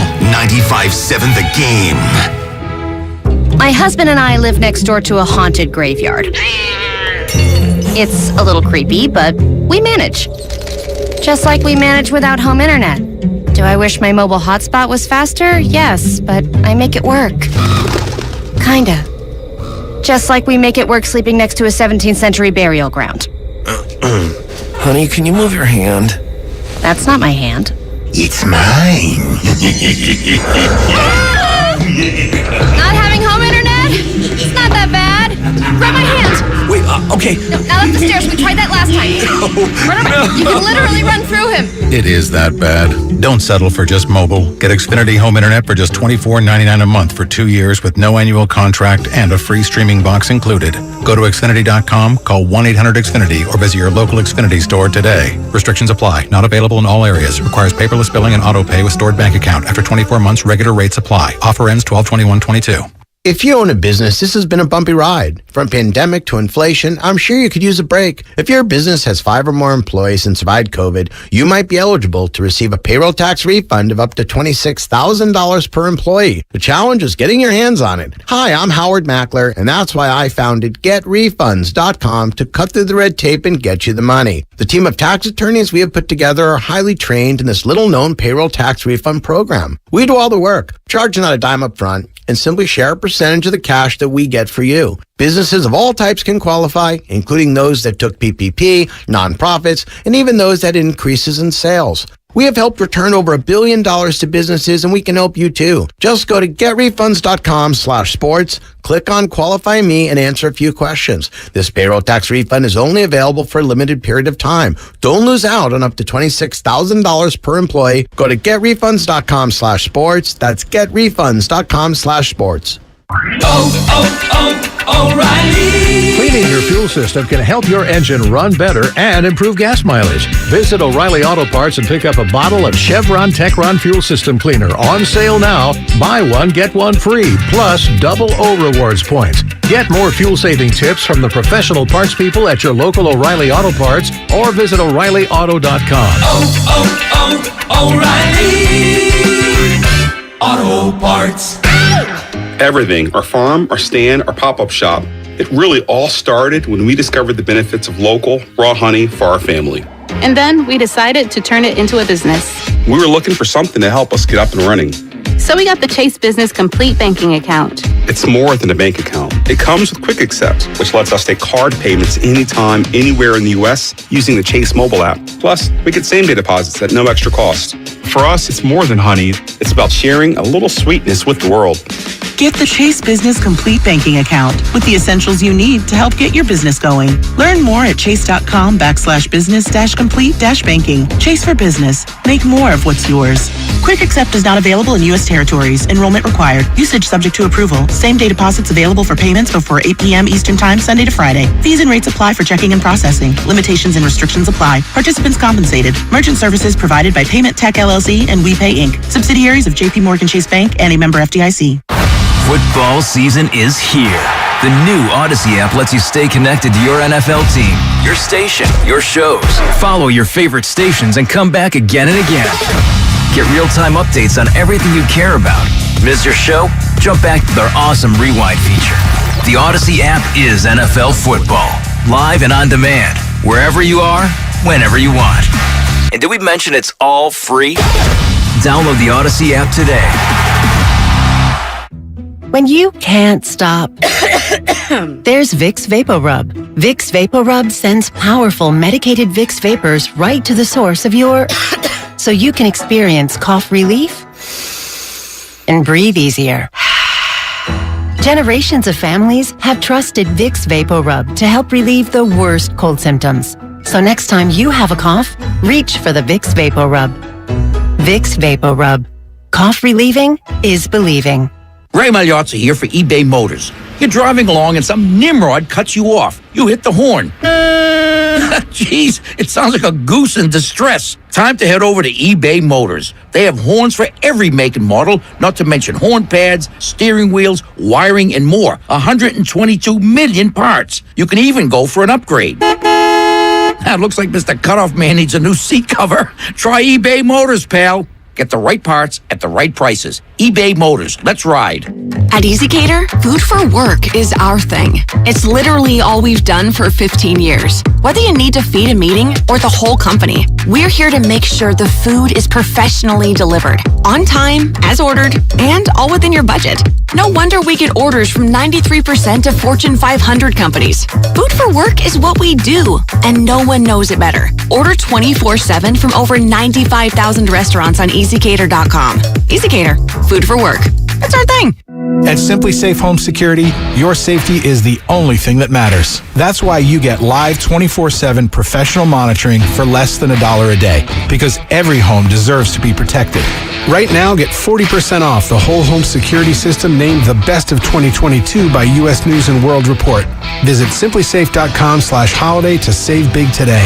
Advanced home security, 24/7 professional monitoring for less than $1 a day. There's no safe like Simply Safe. You're listening to 95.7 The Game, KGMC-FM and HD1 San Francisco. Always live on the free Odyssey app.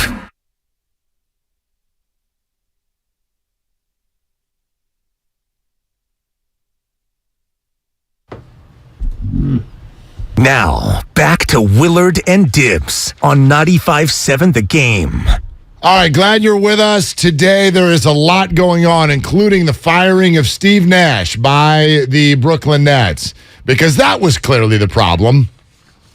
I mean, we know Durant wanted him out. I'm sure Kyrie wanted him out. This situation has become completely untenable. I don't care who your coach is. I feel terrible for a guy who I do think is going to be a good owner in this league, in Joe Tsai. But that Brooklyn Nets situation could not be worse, and so I'm so glad that the Nets and the Los Angeles Lakers have picked up about 7 of the league's top 25 stars, and the rest of them, they're all going to waste the remainder of their careers with those two organizations right now. And I wonder who they tab. It's obviously somebody that Kyrie and KD are fond of to come in and try to coach that thing. That's a mess. I mean, you can't have that much talent and play as badly as they have, but, you know, Steve Nash, good for you. Way to get out of that mess, because that's not a place that anyone would want to be. Our Warrior insider, Anthony Slater, is coming up in about a half hour, and we can loop that conversation in with him, including the Dwight Howard conversation and the Warriors stat that you're not going to want to hear. So that's all coming up, but we got plenty more time for your 49er phone calls at 888-957-9570. And then this call that we made, we wanted to take this call. It's Jason Hurley, 49ers cap expert with regard to quarterback position, Christian McCaffrey, who else it could lead to. Jason, good morning. Thanks for coming on. How you doing? Good. How are you doing today? Yeah, we're doing fantastic, man. The first question is this. Christian McCaffrey at this point, $12 million a year for the next 3 years. Does that need to be restructured for him to stay and for the 49ers to keep the remainder of their big names? I would say yes and no. They don't have to. They can restructure other contracts. But my belief, my feeling is that they will restructure Christian McCaffrey's deal next offseason, because at $12 million it is for next year's salary cap. And how would that work in terms of years? Would they have to add years? Would it be paying bonuses up front? And what does this do for future cap concerns for the 49ers? What they can do is they can restructure his contract. They can either add on 2 voidable years, or they can add on no years. And he would get an upfront signing bonus, which would be prorated over whether it's 3 years or 4 years or 5 years, depending on if they put voidable years. We're having some trouble with Jason's phone there, so let's see if we can reconnect on Jason. Some big questions that we'd definitely love to still ask him. While we're looping that back in, let's get back out to you on the phones. Nick in Pleasanton here on Willard and Dibs. Hey, Nick, what are you doing? Hey, how you doing? I'm just waiting for work. But I wanted to bring up a couple points about you're talking about how you want to stick with a proven quarterback when you have a stacked roster. But the Chiefs kind of went through a similar thing. They had Alex Smith, and then they decided to go to Patrick Mahomes when they had a stacked roster as well. And that worked out pretty well for them, I'd say. So I think Alex Smith is on a similar level as Jimmy Garoppolo.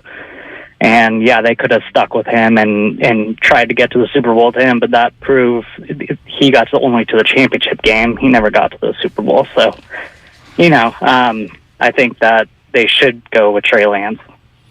Listen, the perfect scenario, thanks so much for the call. The perfect scenario, obviously, is that Trey Lance is a quarterback next year, and he's good. That's obviously what Kyle Shanahan wanted when they drafted him. Right, so who's not on that team? I don't understand anyone not being on that team. That's what's going to financially make sense. That's what's going to keep the controversy down, all of that. The bigger question for me, though, is, especially as part of this is just me reading the fan base. This is not a team and a fan base right now that should be asked for patience. You should not be asked for patience. In fact, I've watched a lot of these same fans, your Warrior fans, your Giants fans, your 49er fans. The Giants, in a certain way, over the last couple of years, asked for patience. Then it got sent out the window when they won 107 games, which no one thought was coming. They come back this year, have a very disappointing year, and everyone is screaming and yelling, you're charging $13.50 for nachos, and you want patience? Forget patience. But you have it for the 49ers, who have the best roster in the league? No, you don't have patience we for the 49ers. should not have it. Like, it should not be that way. We don't have patience for the 49ers. I don't think the 49er fans have any patience for that. And when you look at Trey Lance as a starting quarterback, you're not thinking of it in terms of, okay, 2 or 3 years from now, he's going to be good enough for us to win. You look at this roster and you think, okay, if Jimmy Garoppolo is the 5th or 6th best player on offense, and that's about where I think that most people would put him in terms of, value to this offense. Jimmy Garoppolo is not the most valuable player on this offense. Patrick Mahomes is the most valuable player on the Chiefs offense. Josh Allen, most valuable. Lamar Jackson, most valuable. Jimmy Garoppolo has never been that player, and yet you've been able to win. So can you put Trey Lance in and have him also be the not the most valuable player on an offense, and can you still win? And that's where Kyle Shanahan's mind has been. So let's see if we can get Jason Hurley back on and ask some more of these questions. Jason, you sounding better? Are we doing okay here? Yeah, I'm sorry about that. I had my AirPods on. I thought the noise cancellation would help. Yeah, noise cancellation sensation is what that was. But no, you sounded better now. So listen, we're sitting here talking about the quarterback situation, and whether or not you believe the keeping of Jimmy was a hedge or not, it sort of feels now, especially coming off of major injury, they have to hedge next year. I don't know if that's Jimmy or someone else, but what kind of money might the 49ers even have to put toward the quarterback room next year? It's going to be tough for next year because you've got several free agents that they're probably going to want to bring back, and I doubt they're going to be able to bring Jimmy back, even if they wanted to. So when I look at the way their cap structure is for next year, they're going to have to restructure some contracts to get under the cap. That way that they can basically re-sign anybody or bring in anybody to replace those players that they lost. As far as like a quarterback goes, I think it's Trey Lance next year. Who would be the candidates for restructuring? Okay, well, first of all, like I was going to say, Christian McCaffrey is one of the biggest ones, is one of the obvious ones, since the $12 million cap hit is just, that's a lot of money for next year, since the cap's not going to go up that much, considering what it went up this year. They can save over $14 million by restructuring Trent Williams' contract. They can also save nearly $10 million restructuring Fred Warner's contract. Other candidates are George Kittle and Eric Armstead, and like I said, McCaffrey. Jason, interesting to have you on this situation. Appreciate you jumping in for a few. Thanks so much, man. Yep. All right, there he goes. Jason Hurley, 49ers cap expert, as we're looking at some of these situations and where they may go next. Brandon Ayuk is someone who I'm growing to love more and more every single week, and I'm worried about where he sits in this whole cap game. That's one of the things I'm really watching, and the more he catches, the more targets he gets, the better he plays, the more I'm sort of hoping that this McCaffrey contract is restructured, because I don't want McCaffrey's acquisition to lead to Ayuk's departure. Absolutely not. I mean, you look at the team and the way they run this team, a lot of 21 personnel. I like to say 2 wide receivers, Ayuk and Debo, perfect. And if you have 2 running backs, you've got Juszczyk and Christian McCaffrey, and George Kittle is your 1 tight end, perfect. If you want to go 1 back and 2 tight ends with McCaffrey, and you can throw in Charlie Warner or anybody else at tight end with Kittle, perfect. The way this personnel runs, you need 2 good quality wide receivers, and Ayuk and Debo are those guys. You found them both. You drafted them both. They fit in with Kyle's scheme. I'm with you, Mark. I don't want to see either of them victimized. And interesting what he said, though, about Jimmy Garoppolo,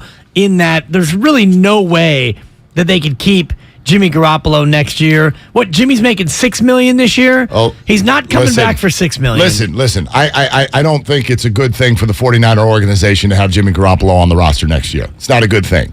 But I'm going to remove the phrase "no way" from cap questions. I'm remove that. Yes, there is. There is always. Yeah, not with a quarterback who's going to command $25 million a year. Always. There's always a way, in my opinion. Well, in that way might involve, like you're talking about, Brandon Ayuk gone, and who else would have to be gone? Eric Armstead, would he be gone? They don't have to be gone. How many players? You can restructure. Okay. You can. I mean, you don't have to be gone.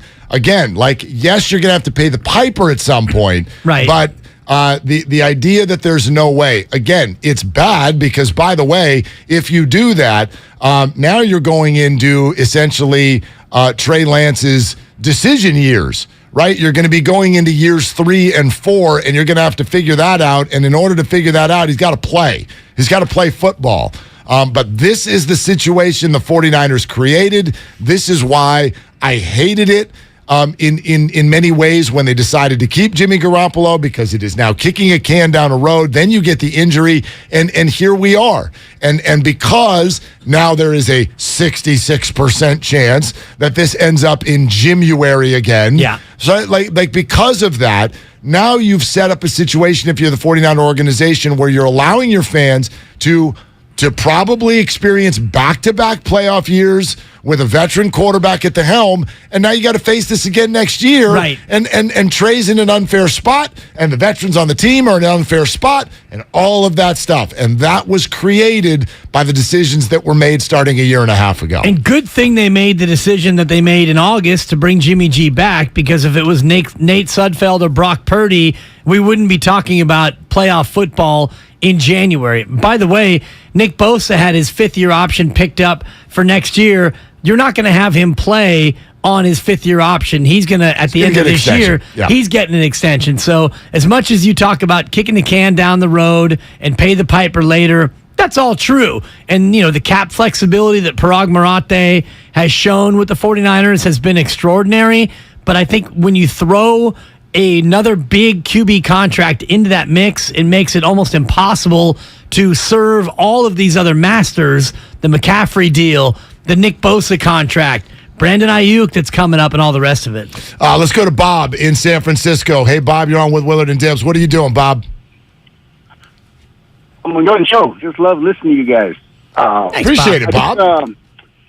Oh, yeah, for sure. I think, a lot of people kind of missed Joe Montana from after the season last year, saying that they ought to keep Garoppolo because, in his opinion, Trey Lance just wasn't ready. It turns out he was correct. And another thing, if Trey Lance had not gotten injured, he would have been the veteran next year, right? Unfortunately, it didn't work out. And then to another point that you brought up earlier, what in-season trade impacted the 49ers in a massive way? Well, you have to go all the way back to 1981 when they got Fred Dean from the Chargers. He solidified the left side of that line. He was a sack leader, and that defense just took off after that. That's a good call. Bob. I mean, that's going back quite a ways, but yeah, I absolutely. Fred Dean was a huge piece back in the 49er heyday of the whole thing. Okay, he brings up Joe Montana before the season, and this is actually one area where I really wanted. This is where I'm going to clap back in favor of Trey. Trey wasn't ready. We have no idea. Right. We have no clue. And that's why the conversation I'm trying to have is to go back to the concept. The concept. Remember, you guys are all going, hey, we're Team Trey area. This was exciting. And you're forgetting that was not the 49ers' first choice. Their first choice was not to do this in the draft. The first choice was to go get Matt Stafford. That was their first choice. And they got beat. And then they went in the draft, and then the team that beat them to Matt Stafford won the Super Bowl. Okay? That was the first choice. And you ended up with a rookie. You were in a situation where you could let him sit for a full year, but this is a really important point. Trey Lance should be a guy with experience next year, and now he's not because of an unfortunate injury and the situation where we've arrived. So you're going to have the same stacked roster again next year.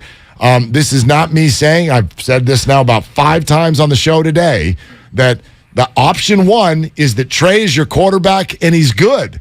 But what is everybody going to say if they start next year with another stacked roster and Trey is out there either looking inexperienced, or if Kyle is coaching in a way where it feels like he thinks Trey is inexperienced? And that's where we were this year. That's where we were this year. That's exactly where we were this year. And it felt like Kyle didn't yet trust Trey Lance to do the things that he's now trusting Jimmy Garoppolo to do. And Jimmy's now winning with this roster. Ultimately, it comes down to wins. If Kyle can coach the way he coached Trey Lance at the start of this year, and you come out next year and you win with McCaffrey, Debo, Kittle, and all the rest of the talent you have, fans will be more forgiving. But if Trey Lance comes out and he still looks limited and he still looks inexperienced, which, by the way, he most likely will look inexperienced because he doesn't have experience. He played 5 quarters this year, and he's going to miss the whole year. And he comes back next year as a 23-year-old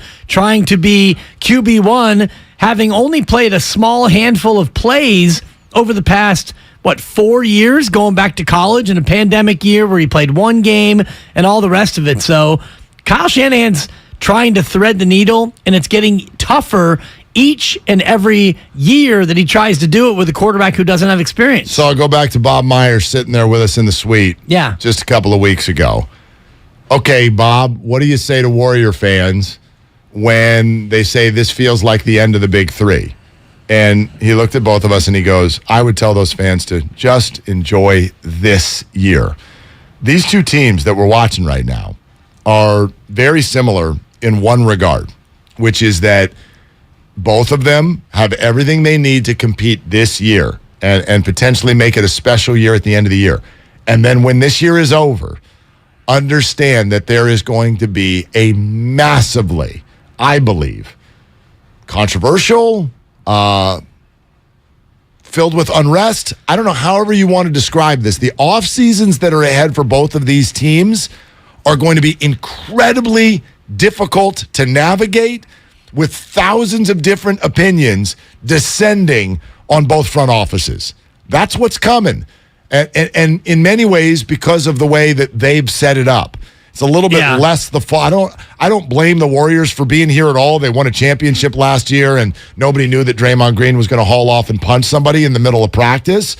But the 49ers, in many ways, they set it up this way. It was their choice to go with a rookie, and then their choice to keep the 10,000-pound starter right over his shoulder at the start of this year. So enjoy the hell out of this year, because next offseason is going to be bumpy. It feels, though, Mark, and I like the comparison, and I think you're right, but it feels like the 49ers die has already been cast. It feels like we already know what the 49ers are going to do. They're not going to keep Jimmy Garoppolo. And I don't think that there's any cap gymnastics or cap flexibility or any other machinations that could possibly be in place for Jimmy Garoppolo to come back as a 49er. I personally don't believe that. If Jimmy plays well, he's going to make too much money for them to keep him. If Jimmy doesn't play well, they're not going to want to keep Jimmy. So to me, that's already a done deal. So the Bob Myers quote in terms of Jimmy Garoppolo, it's absolutely appropriate. Enjoy him while he's here. Watch Rita Oak draw every single day until Jimmy G is traded. Or hate him while he's here, because a lot of people... Whatever you want to do. Yep, you do whatever you want. If you're a Niner fan and he's your QB1, I don't know why you would hate him when he's 4-4 coming off of that game, but that's up to the individual fan. The Warrior piece is much more fascinating to me because we don't know if Draymond Green's going to be gone. He can opt in and stay. The team can trade him. The team can sign him to an extension. And by the way, if you look at MVP through these first dreadful 7 games, Steph, of course, MVP. Draymond might be number 2 on that list. Oh, I mean, they need him. But he's playing well through 7 games compared to Jordan Poole's been good on one end of the floor, and Andrew Wiggins has been more like the old Wiggs than the Wiggs that we saw in April, May, in June. Draymond Green, hey, he's been able to turn the page, and he's playing some pretty good basketball for a bad team. The quick aside in coming out of the whole punch thing over Jordan Poole, when so many people wanted to cut bait and find a way to get Draymond Green off the roster and wonder why he wasn't being suspended or whatever, I firmly believe the Warriors came to that decision, even though right now they were and maybe continue to be sick to their stomach over some of the things that are Draymond Green related.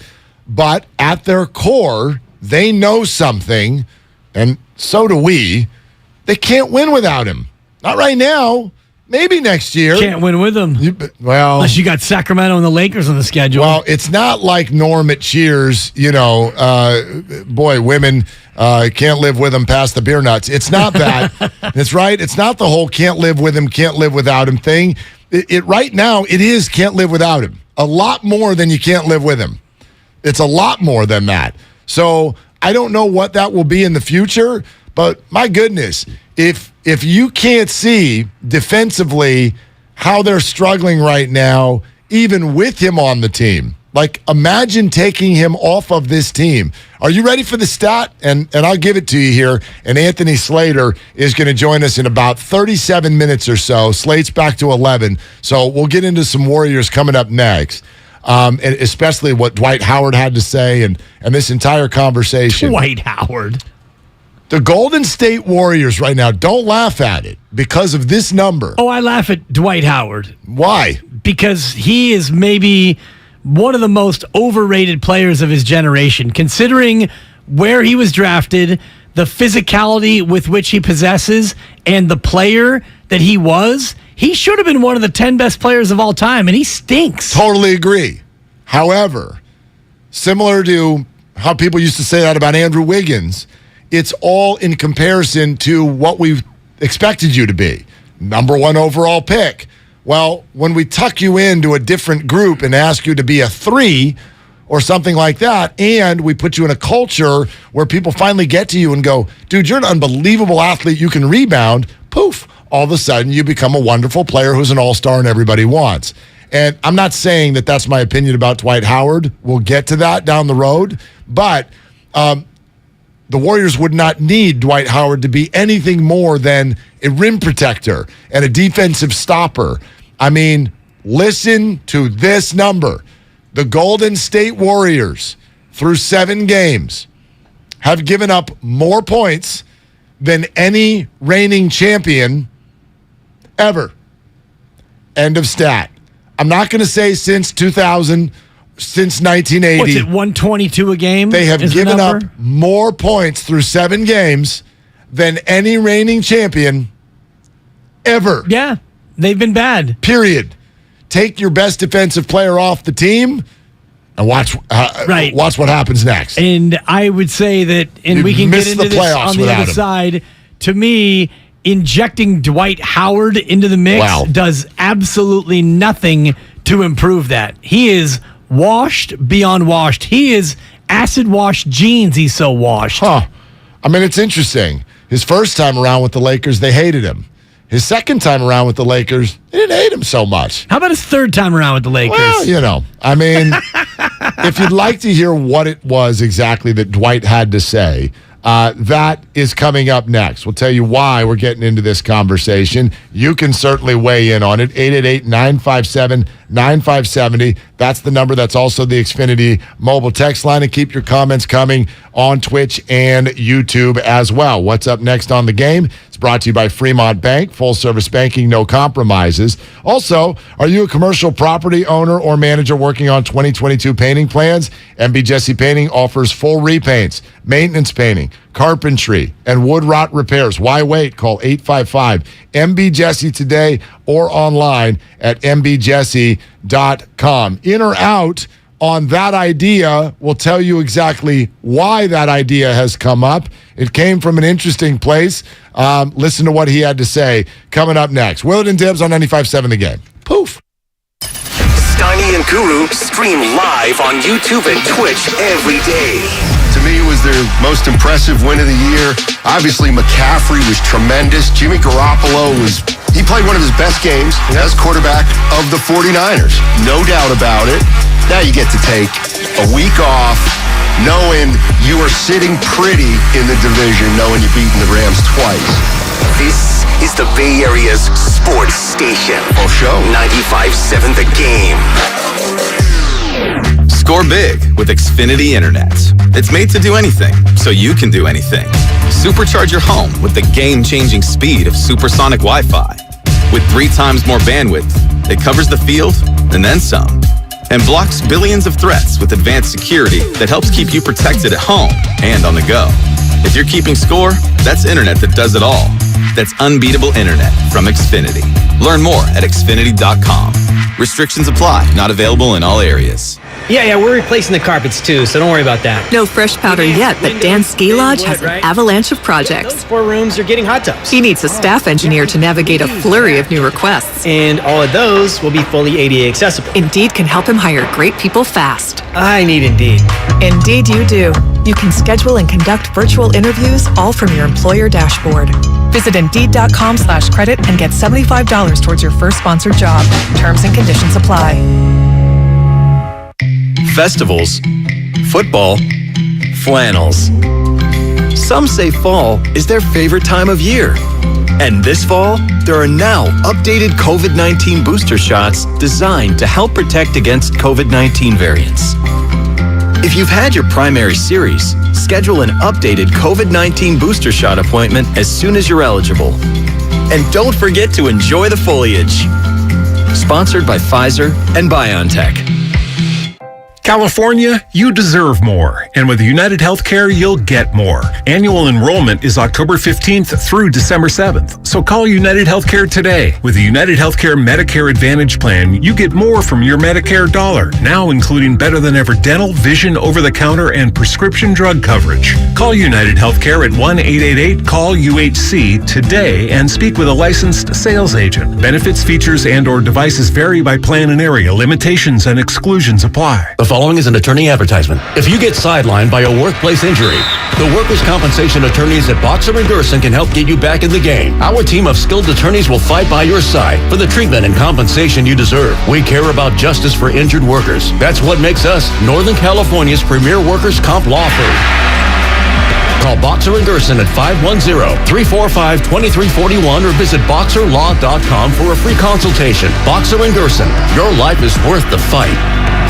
The Prophetic Matrix. Unlock the secret code to your destiny. A new revolutionary book by Michael John Toste. The first ebook to make history by being filmed in space. Discover your unlimited future. Get The Prophetic Matrix now on Amazon.com and BarnesandNoble.com. AT&T Fiber presents a straightforward moment inspired by straightforward pricing. And now we just cube the pancetta as such. So what's on the menu tonight? This carbonara I found online. It's fire. You gonna love it, Mom. I hope you hold on to this AT&T Fiber, son. It's nice. Yeah, you should settle down now that you're a gagillionaire. Oh, I am. I finally found the one internet I've been looking for my whole life.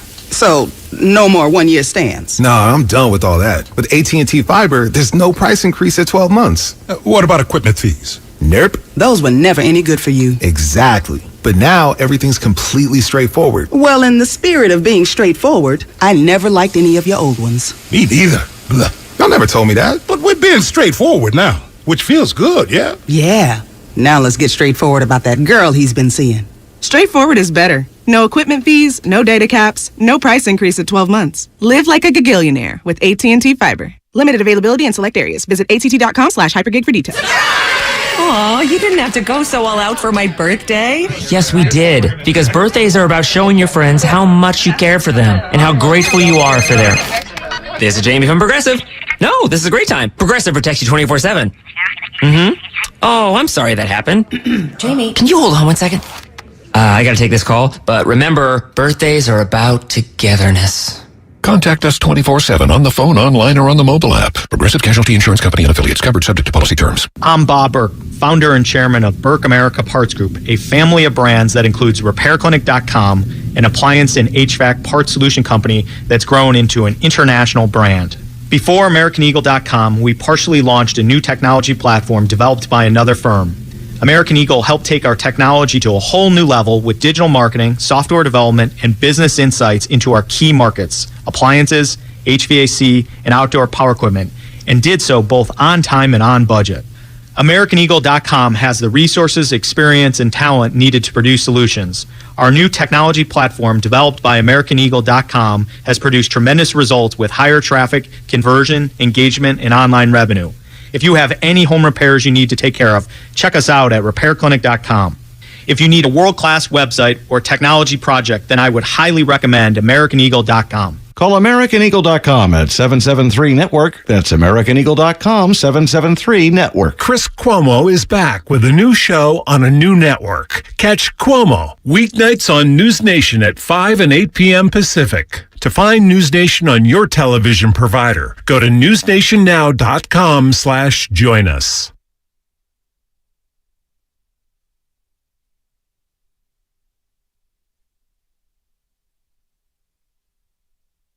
Now, back to Willard and Dibs on 95.7 The Game. All right, glad you're with us. 888-957-9570. We got into it a little bit yesterday with regard to the Warriors. I'm not worried at all. Still at a 0? Yeah, no, it's at a 0. What if they lose to Miami today? Still at a 0? Yeah, probably still at a 0. I mean, we won't get the quote from Steph Curry later today if they lose saying it's still October. Because it's not. It's November. Yeah, it's November. And I wonder when that line of responses goes away. It's only ... if the struggles continue. Correct. However, I'll say it this way, and we hear this from teams all the time when things aren't going well. We heard it from the 49ers a few weeks ago. We need more urgency. Okay, is that really the reason you're not playing well? Because you're lacking urgency? I don't know if that's just the problem. It makes it sound sometimes like when you're a good team and you're not playing well, you're just like, well, because it's just like because the other team cares more than we do. Well, I don't know. There's got to be something X's and O's going on here. And with the Warriors, it's somewhat obvious, which is that a lot of their players don't know how to play defense yet. And therefore, they don't know how to do all the things together. And so it's not blending, and embarrassing losses are piling up. And that embarrassment will lead to urgency. And I don't know if urgency is enough. And so that's what I'm looking for the rest of this road trip. Like, yeah, if they lose them all, then I'll get off a 0. Okay. I'll get off a 0 because what do they got left? They got 4 more, 3 more? 3 more. On this trip? Miami and then Orlando and New Orleans in back-to-back games. Okay. All right. So, yeah, if they are 3-7 by this weekend, I'll get off a 0. 4-6, you'll still be at a 0? Oh, I mean, let's see what they look like. They got to look different at some point here pretty soon. I have total faith in the individuals at play and all of that stuff. Right, of course. I do too. Yeah, but you can only pile up so many losses.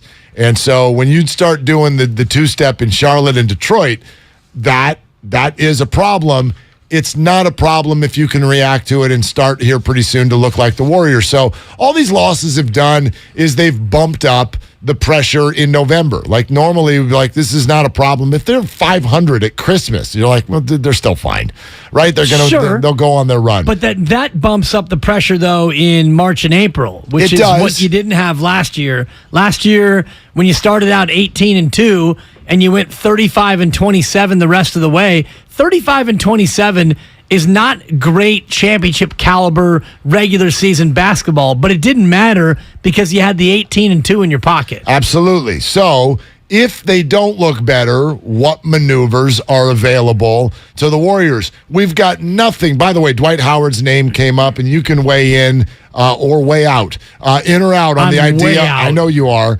I want to listen fully because I've read this. I haven't even listened to it yet. But in or out on the idea of Dwight Howard, 888-957-9570. He's talking to Shannon Sharp recently. Listen to what went down. What about the defending champs, the Warriors? Oh, man, that's perfect. I've been a Warrior my whole life. I started out at my school as a Warrior. Mm-hmm. They need a big. I know they have Kevon Looney, and I know they have the young boy Wiseman. But I'm Dwight Howard. Wiseman can learn so much from me, because he's headed in that direction of being a great big man. You know what I'm saying? So I feel like even in that situation, playing with all shooters like that, Steph, the way he get open with me setting screens, he's going to get more wide open. Okay, that's from the Shay Shay pod. Dwight Howard, first of all, the greatest thing ever in there is, but I'm Dwight Howard. Yeah, sure is. Yeah, you are. Which is why it scares the hell out of a lot of people. But there is here's how I'll put it. There is a scenario with the way this plays out over the next 3 weeks where it could be interesting because we don't know. This is no different than our conversation about Trey Lance. We don't know who James Wiseman is yet. It's not time to fully assess him yet. He is not a completed project. And just because he's starting to do things better on the offensive end, and that encourages everyone, and he's healthy, hell, all we're looking for is health, and he now has that. But if you're going to be 7 feet and you're going to play in the NBA, you have to be good on the defensive end of the ball. That's literally one of the reasons you're out there. Because the way the game is played on the offensive end anymore, nobody centers it around a 7-footer. So if you can't, unless you're like a Porzingis or a KD, a perimeter 7-footer. Correct. Yeah. So if you're going to be a traditional 7-footer, you better be able to protect the rim. And by the way, and snatch a rebound. Even somebody like Kevin Durant could protect the rim and snatch a rebound. If you can't do that, you can't play. And so it's too early to write anyone off about anything. But I don't know if James Wiseman is ever going to be good on defense. And if he's not, then he is a very, very limited player and a liability out there. Now, I'm not saying I want Dwight Howard to be the one mentoring him to do anything. Oh, I surely don't. But I can certainly see the point that the Warriors might need something defensively to be added to this that they don't currently have if this doesn't get better in the next few weeks. Well, they didn't have it last year, and everything worked out fine. You were a top 5 defense, and you didn't have James Wiseman. You didn't have a traditional big. What you had was good to excellent team defense. And Dwight Howard, I'm sorry, is not the guy I want mentoring my young player. The same Dwight Howard who basically forced his way out of Orlando, demanding a trade, recanted it, demanded a trade again. The deadline passed. He decided that, I want to stay, and then he got a mysterious back injury and quit on his team. This is not the Dwight Howard mentorship that I want for James Wiseman. I understand that, and I completely agree that when he throws in the idea of being a mentor, I don't want Dwight Howard mentoring anyone with the Warriors. And by the way, the one thing in the world that I know the Warriors don't need are mentors. They've got that covered. Warriors are good. Yeah. Warriors are good on culture. The Warriors changed Andrew Wiggins. The Warriors went out and literally mentored Andrew Wiggins into a player that you want to extend for more than $100 million. Okay? A guy who has now become the clear second best player on your team. That is largely because of Warriors mentorship. But we do have to ask the question, do you want a rim protector? Do you need another rebounder? Do you need 6 more fouls? Do you need someone who can come into rotations when Kevon Looney is not on the floor and play defense? Because when you watch basketball in the NBA, nobody even thinks about this stuff. Nobody really knows how to watch it. I'm no different. I can sit there and tell when someone's getting cooked, but I can't tell you. Can you describe the Warriors' defensive rotations to me? Can you tell me who is supposed to be where? We don't look for those things. We want 3-pointers. We want 30 points a game. We want Steph Curry. But you don't win. You do not win unless you defend. The best defensive teams are the ones who are there in the end all the time.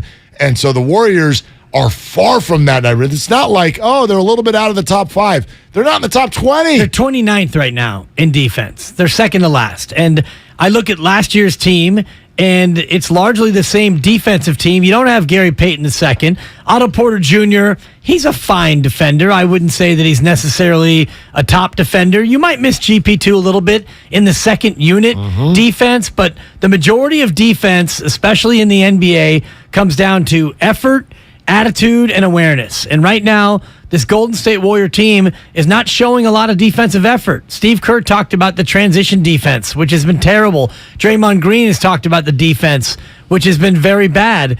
The awareness, I think, is there for this Warrior team, for the majority of the starters and the top rotational guys. But James Wiseman, very inexperienced in terms of defense. Jordan Poole, not a very good defensive player. And you go all the way down the second unit, and these are guys who aren't as experienced playing high-level defense.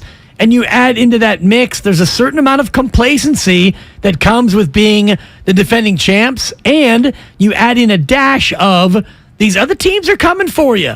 And I think all of that together leads you to be the defensive team that you have been so far. But that, to me, doesn't mean that you got to get desperate and bring in Dwight Howard to try to fix it. 7 games in. And by the way, here's a classic thing that happens in sports radio. I'm going to test this out. Austin in San Jose has called in, and there's a comment line. Like, just for those of you who don't know how calls come in on radio, we got a board in front of us, right? You call, Kyle answers. He's a real nice guy. He's like, "Hi, my name's Kyle. What do you want to talk about?" And then you'll say, my name's Austin. I'm in San Jose. And what came up on the comment board is, "I agree with Willard on Dwight Howard." Now, what exactly does that mean? You love Dwight Howard. I didn't say I wanted the Warriors to sign Dwight Howard. Austin, do you think that I said I want the Warriors to sign Dwight Howard? What are you doing, Austin? Hey, man, I wouldn't throw that on you. The other thing I did want to say was, first of all, I think you assess the situation very well, my friend, in terms of where they're at. I mean, we can sit here and say James Wiseman may become whatever. Right now he's a rim runner. He's not a defender. So I think I want to disagree with Dibs a little bit in the Dwight Howard thing. I think it's a little unfair to come at him from what he did way back in his career. I'm not sure. I'm a little uncomfortable with that because guys do change. They become different as they mature. And the idea of having someone in the Warriors locker room that's 7 foot, I mean, that can look him in the eye and show him, hey, I made some mistakes along the way, but here's how I was successful getting to the right positions. I'm just not sure they have anybody on the staff right now that really knows how to get this guy to where he is. Now, I may be wrong. I'm just saying, well, that's where I kind of wanted to come at you. I agree with your comments about the overall situation. I don't necessarily think that Dwight Howard would be a bad idea. I think that's something they should consider, Frank. Interesting. Yeah, Austin, thanks. I'll just say this. Specific to Dwight Howard, I'm a little bit more intrigued right now by the idea of a really good defensive player based on where the Warriors are at, and we'll see if this lasts for a really long time, because let's just call this what it is, 7 games in. I hope everyone's ready for this. Warriors are a bad basketball team right now. It's a bad basketball team right now. It doesn't mean it's going to stay that way, and it doesn't mean that I don't have full faith in this group to work it out. But this is not, they're struggling. No, they're bad. They have been consistently bad every night that they have played so far this year. They have won 3 of the games. I understand that. They have not won a road game. They have beaten teams like the Los Angeles Lakers, who are a complete joke and can't make a shot. They have beaten teams like the Sacramento Kings, even though they let them almost come back and steal the game from them. Yeah. Okay? And they're now out on the road, losing to the likes of the Charlotte Hornets and Detroit Pistons by double digits in some cases.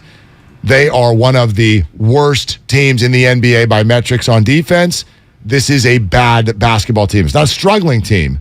They're bad. So go figure it out.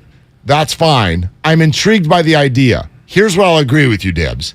I do not want Dwight Howard on the team thinking that he's coming in to mentor anyone. Even Austin, the one thing where I'll disagree with you, he said, I don't know if this group has anyone on the staff to mentor James Wiseman. Who's better than the Golden State Warriors to mentor and develop anyone? The Golden State Warriors oversaw the development of Jordan Poole. The Golden State Warriors oversaw the changing of Andrew Wiggins into somebody different than what we've ever seen before. They have the best culture in the NBA. So they can mentor anyone just fine. But you can't turn someone into a ready basketball player when he's only played about 40 games in his career overnight. And so we might end up at a spot this year where you need somebody else in uniform.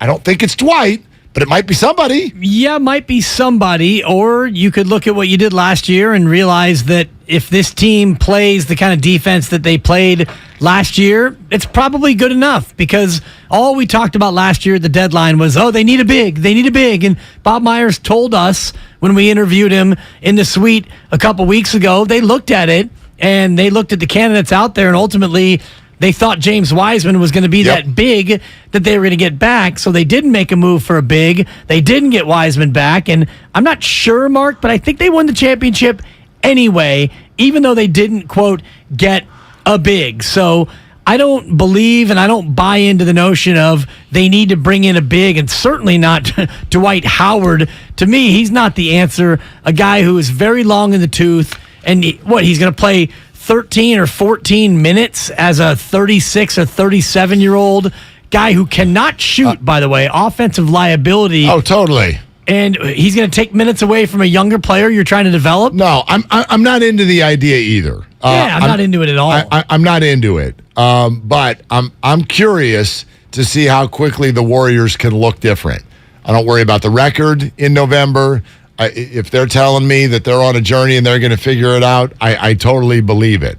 But with a Western Conference where teams keep piling up wins, some of them you didn't even see coming, how long can you go before you actually do figure it out, before it becomes a problem? Let's go to Miley in Walnut Creek. Hey, Miley, what are you doing? Thanks for calling. Got to talk to my brother Dibs from the creek. What's going on, kid? Guys, what am I doing? I'm sitting here wondering why, not you guys, but a lot of people are putting so much blame on Wiseman. The guy plays 10 to 15 minutes a game. Our perimeter defense is the issue. We've always been great when we have versatile perimeter defense. Like you said, we didn't need an extra big last year, right? We got it done. The other thing is opponents. We played a damn good team in Miami, and we beat them. I think we're playing down to opponents right now. I think we walk into a gym, we think we're going to blow them out. These other teams are up for us. You see what you see. Is Miami a damn good team right now? They're 2-5, Miley. Look at their team.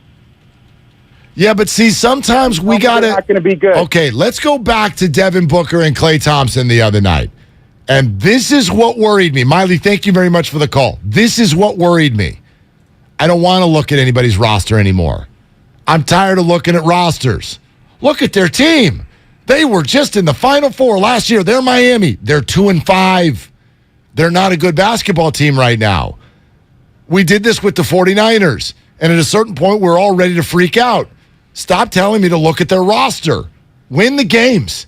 You got to go win the games. Now, it's way more urgent in the NFL, as we know, because the season is short. You only get a few games. You can't just lose the first half of the season and then come back. You can in the NBA.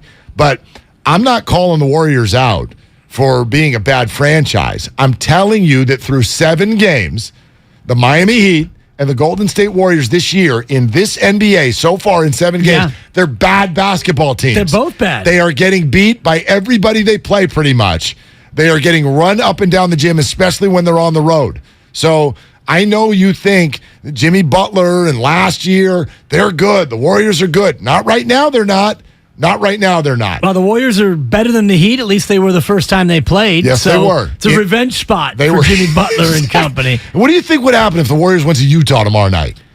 they probably would lose. They get blown out. Yeah, I mean, right now, if they play the way they have been playing, there aren't a lot of teams where you feel good about the Warriors winning. Steiny had a good point, I think, yesterday during the changeover. When Steph has the kind of game that he did against Detroit and against Charlotte, those are games you win. You don't lose games when Steph goes for 30 and 35 points a night, but you're losing those games because defensively, you've been god-awful. You had 2 guys go for 30 the other night, and you still lost to Detroit, and it wasn't that close. So the reason I also bring up Devin is because it's the same thing with what you just said. Charlotte and Detroit, these are NBA players, and at a certain point, they don't care anymore. They respect you. They're like, yeah, we want what the Warriors have.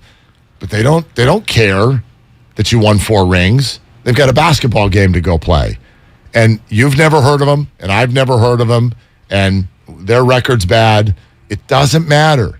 They're going to score and beat you on that night if you don't play well. So when I say that the Warriors are a bad basketball team, don't take that as a grand statement for the year. It's not. The Warriors are the Warriors. This is a dynasty. But right now, in a given night, right now, the Warriors are playing bad basketball. And anybody in the NBA is going to be in the game with Golden State, especially when the Warriors are on the road right now. So, listen, I'm here for the journey. You all know that. I know, Dibs, you know that. Yep. I'm not jumping off of any ship, but this thing has got to go a certain way fairly quickly, or else you do have to, as you do in any season in any sport, you have to reassess. So I don't think it's Dwight, but it might be something. I think it's internal right now. So let's just say, hypothetically, you bring in Dwight Howard and you sign him on a vet min deal, and now Dwight Howard's going to play 15 minutes a night for you. Boom, you got Dwight Howard. How does that change your fortunes in the short term, the medium term, and the long term? Short term, you might get a tiny bit of a boost, but you still have other defensive deficiencies. And when you get into the playoffs, Dwight Howard's not going to be in your rotation.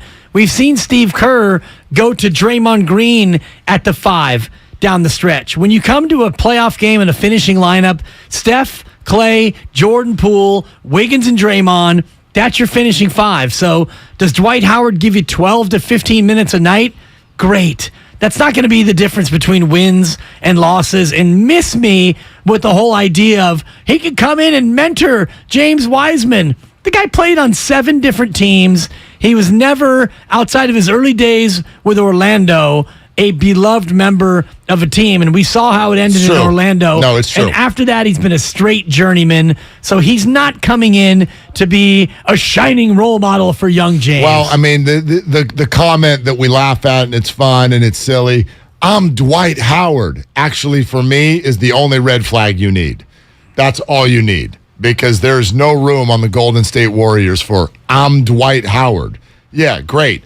That's how the Lakers ended up being the Lakers. It's how they ended up being one of the worst teams in the NBA this year, because you fall in love with names that were good in 2015. Cool. I'm Russell Westbrook. I'm LeBron James. I'm Anthony Davis. I'm Carmelo Anthony, and I'm Dwight Howard. And you're the 12 seed is what you are. Yeah. So there's no room for that. I'm with you. But I do want you to watch this tonight, because if you come out of this, if the Warriors lose by 12, that was the Miami Heat. So they're a really good basketball team. We saw them in the Final Four just last year. They almost made it to the NBA Finals. Do you know how many teams in the National Basketball Association have a lower per-game average for points per game than the Miami Heat?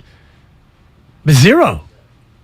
No, they're not the worst. They're not the worst. I know that they're down there, though. They're bottom 5. Okay. Thank you, Game Show Music. Yeah, they're number 5, by the way. The only teams who have scored fewer points per game than the Miami Heat this year. The only one in the East is the Orlando Magic, okay, which they're 1-6.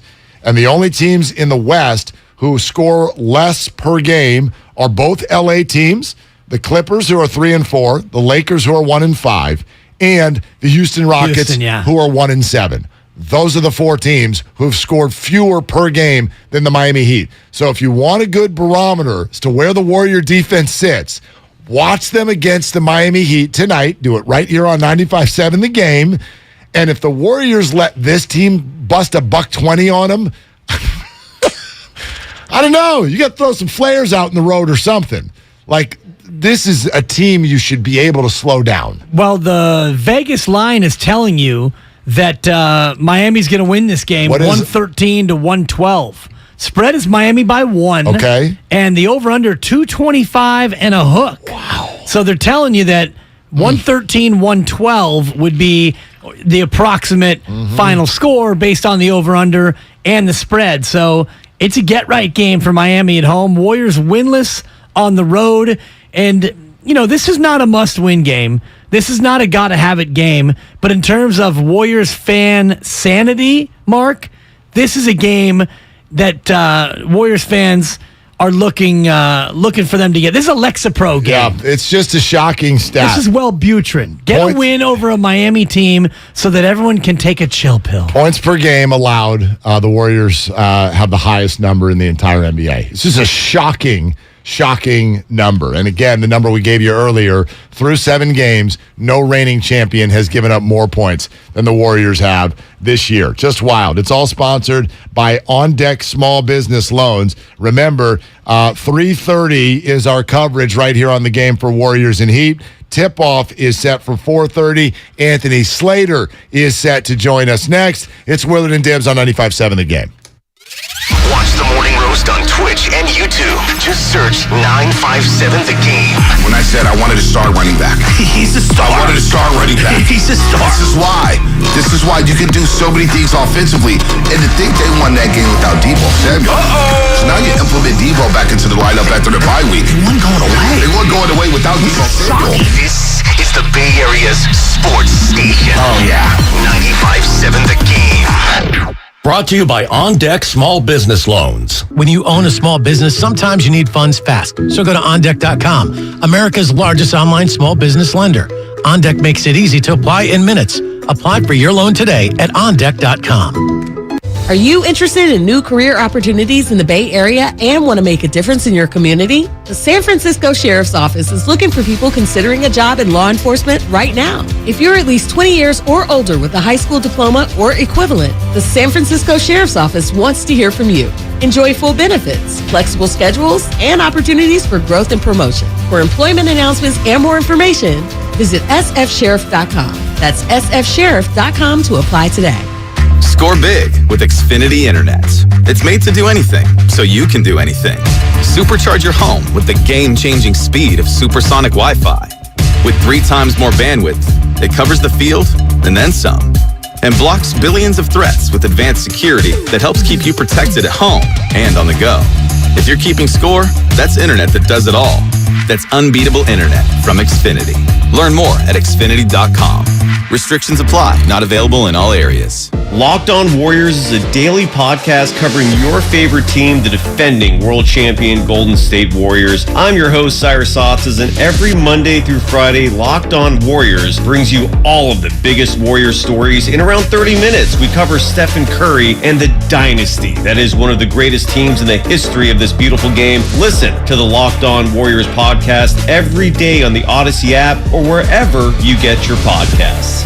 Prescription products require an online consultation with a healthcare provider who will determine if a prescription is appropriate. Restrictions apply. See website for full details and important safety information. Subscription required. Refund available for 60 days after purchase. Hey guys, did you know there's a generic form of Viagra that works just the same but is 90% cheaper? And you can get it online? Just go to 4hims.com/joy. You'll get a free medical consultation, discreet shipping if prescribed, a 100% online process, and trusted generic alternatives to the biggest brands at 90% off. That's right, get generic for Viagra, the same active ingredient as brand name Viagra, but 90% cheaper. It's the same medication you get from your doctor, but with zero copay, no expensive appointments, and no awkward face-to-face conversations. Results are guaranteed or your money back. To start your free online visit, you need to go to this exclusive address, 4hims.com/joy. That's 4hims.com/joy for your free online visit. FORHIMS.com/JOY.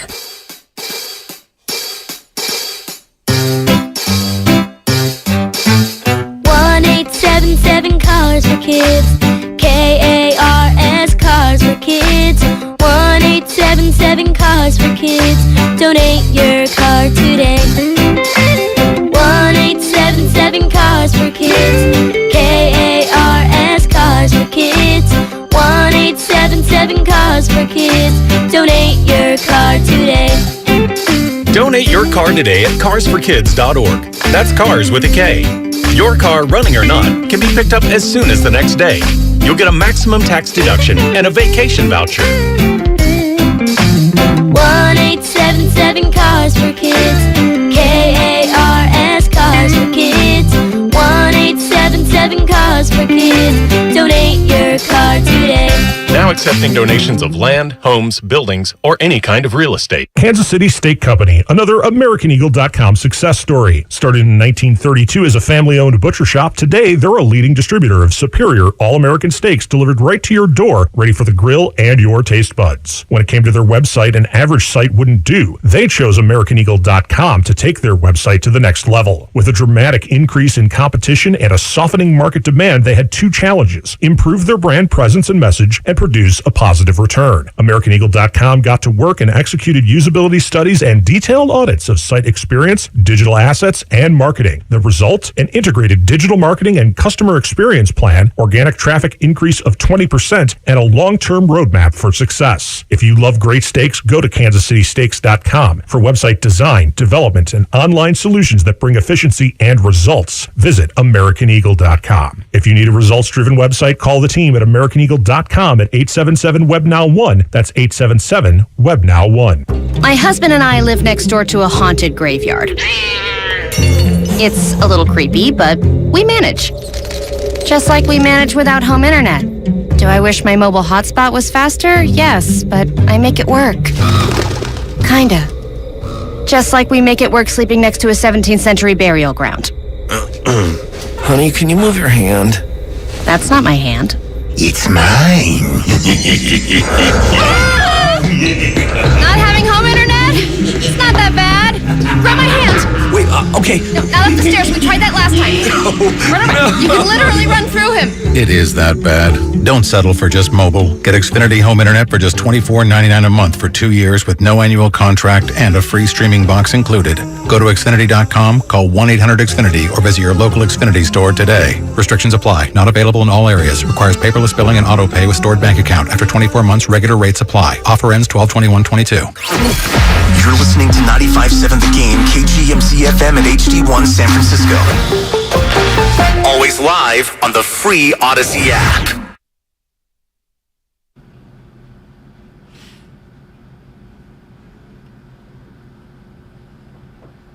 Now back to Willard and Dibs. Take it away, Mark.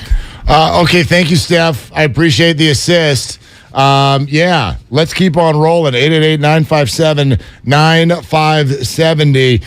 Man, it is a day to just kind of decompress, okay? Not just because I did the entire show in a fake beard yesterday, but the day after Halloween it's always a little foggy for everybody, right? It's always a little foggy. Plus, for me, first one with a teenage daughter. Busy night, I'm sure. Yeah. And those costumes. Do you have final approval of the costume? Well, or? Yes, except for when your daughter comes to you with, so my whole group of 8 friends, we're all doing this.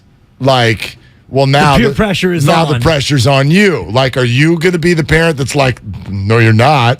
And she was fine. I don't want to be like it was right. It was adorable. Was and there it was a fine, costume that she had on at home and then a costume that she had on the road? Nope. There wasn't a home road split. She had one. She went with it. She did it. They all did it. I think they were home by 9:30. They all slept somewhere else. Thanks, Mill Valley School District, for having no school today. That's crazy to me. Yeah, like, I mean, you know what? Real quick, and then Anthony Slater, we're going to find out how he dressed up. Our Warrior Insider here standing by as we've got Warriors Heat coming up. But I have proposed this every year, and I got to do it again before we move on. Why the hell doesn't Halloween float like Thanksgiving does? Just make it the last Friday in October every single year. What in God's green earth are we doing? Why on earth would Halloween be on a Monday ever? Everybody's foggy. Everyone's messed up. People are sugared up, no sleep, and you're going to send them back to school the next day. I know, but we need our Halloween parades around the schoolyard. Great, do it on a Friday. You got your parade, and then you go home, you freak out, you have Reese's or wine or whatever you do, and then Saturday happens. Why is this so hard? Why is this so hard? It's because we here in this society, I thought we had a society where we actually had some toughness. Nope, we don't. Like everyone who says the day after the Super Bowl should be a national holiday.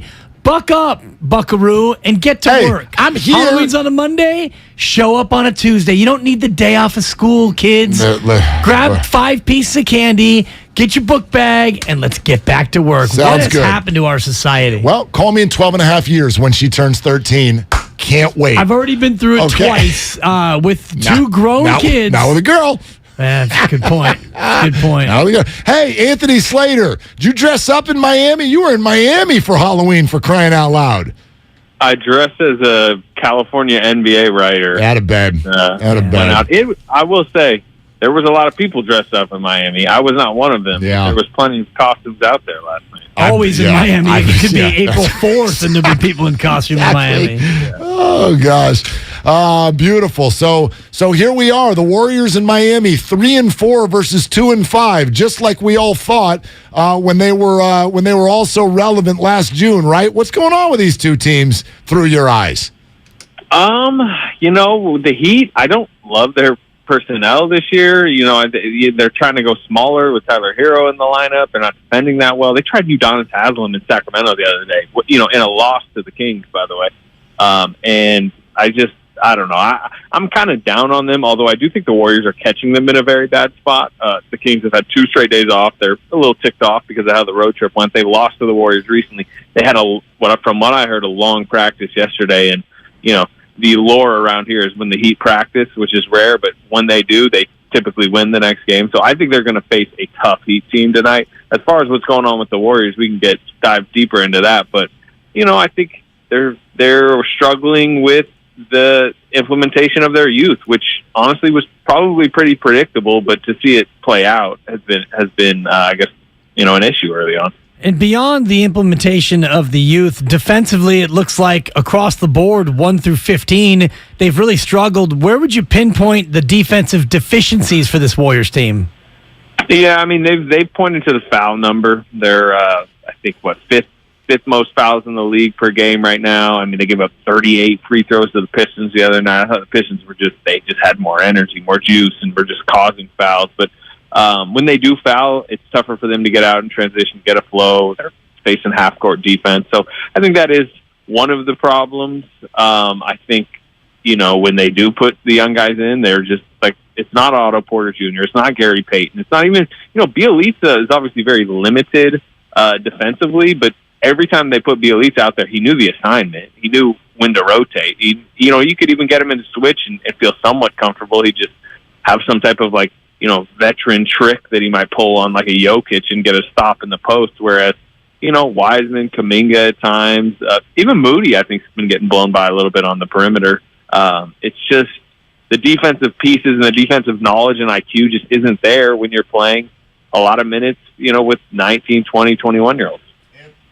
Anthony Slater with us here on Willard and Dibs, 95.7 The Game, our Warriors insider. Hey, can you, I think this is what you're going to do. Can you just put this to bed since it's going to be today's social media Warriors topic? They don't want Dwight Howard, do they? Not from what I've gathered. Right. And they haven't, kicked the tires on him, in past years. Also, they don't really want a 15th man. They're trying to save money. I mean, there's a reason that spot is empty. It's not because they're waiting for, a Dwight Howard or Carmelo Anthony. It's because if you have a veteran minimum in there, that costs you like $9 million, extra dollars basically in tax. They were trying to keep it open last year, but Gary Payton played himself into that contract. So not only from what I gathered is Dwight Howard not on their radar, nobody really is on their radar at this current moment as far as adding to the roster. James Wiseman hopefully will be that Dwight Howard sort of figure defensively, especially. What's been the struggles for James Wiseman so far, especially on the defensive end? Yeah, I mean, I think he's a step or two behind in rotation. I think a lot of just they're throwing a lot of strategy type stuff at him, and you can when you can really tell when he's in the drop coverage. which is, it's normal for an NBA big, but you're kind of supposed to play the cat and mouse game. It's really what Draymond does so well historically. We can even remember back to those Rocket series when he would play Harden well enough to force Harden to throw the lob, but he would get back in time to whack it away from Clint Capella. I mean, Draymond is elite at that type of stuff. But you always see Wiseman kind of in no man's land where he's not close enough to contest the layup, and a lot of times a guard will slip a layup past him. But also at the same time, when they do throw the lob over his head, he's not getting back in time. So I think there's some of that. Also, just at least the last two games, it doesn't seem like he's been physically ready for the matchup against these high energy bench bigs on the Eastern Conference. A Nick Richards came in and was just kind of throwing his body around, got 4 rebounds over Wiseman. You saw that a little bit with Isaiah Stewart. These are just tough matchups. The games come every other day essentially. So I think he's just dealing a little bit with the marathon of it, and it is only his 40. I'm trying to do the quick math. 45th NBA game, something like that. Yeah. So that whole thing, it's only his 45th game. It's interesting. It's kind of been the theme on our show today, Anthony, because we were talking earlier today about the last year and a half of the 49ers and whether or not it made sense at all to hand a roster that's this good over to a young quarterback. So same question with the Warriors, but I'll ask it this way. We all want to give James Wiseman and any of the other young guys time because they're owed that. They need that. But how much patience does the Warrior organization have when they're ready to win now? Yeah, I mean, that's been the question really the last 2 years. I mean, even when they drafted Kuminga and Moody, there was a lot of, buzz around that time. Shouldn't they kind of use these lottery picks to maximize the present? And the reality, and I remember talking to Joe Lacob the day that they drafted Moody and Kuminga and kind of questioning that to him. And he was like, look, we're paying, basically they got 5 guys on a max now. If you want to consider Jordan Blushins a max, but 5 huge contract guys. His belief is they're paying the present. They have plenty to win now, and they're also trying to develop the future. Now, last year that was easier to, they played the present core, and the present core was good enough to win a title. In the playoffs, Wiseman didn't play all season. Kuminga barely played in the playoffs. Moody barely played. This season was always going to be more of a litmus test on this plan, which is ambitious. It's rare. It's hard to do. And I still think, especially because we know their core now can win the title, if they start a playoff series tomorrow, you don't have to play the youth. Moody can get some rotation minutes, but generally you have your stable starting 5. Jordan Poole's a great 6th man. DiVincenzo, JaMychal Green, that's a 7-8 in a rotation. Moody plays 9. You maybe sprinkle in a little Kuminga, Wiseman. That's still probably the West favorites, in a series that starts tomorrow.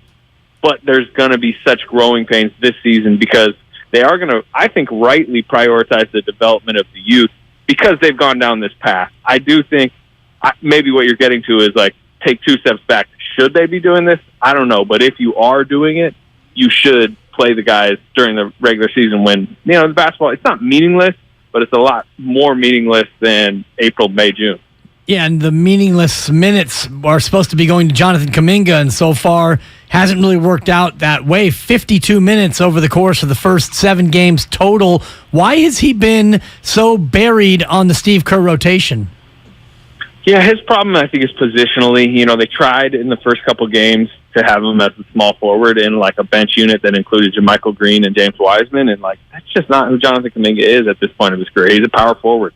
He fits best as a small ball, switchable, downhill attacking type player, which to me, the best lineup you could put him in is the starters, but you take Looney out, you put him in. He's in a 4-5 front court with Draymond. We saw that. Remember that one preseason game where he had 6 dunks?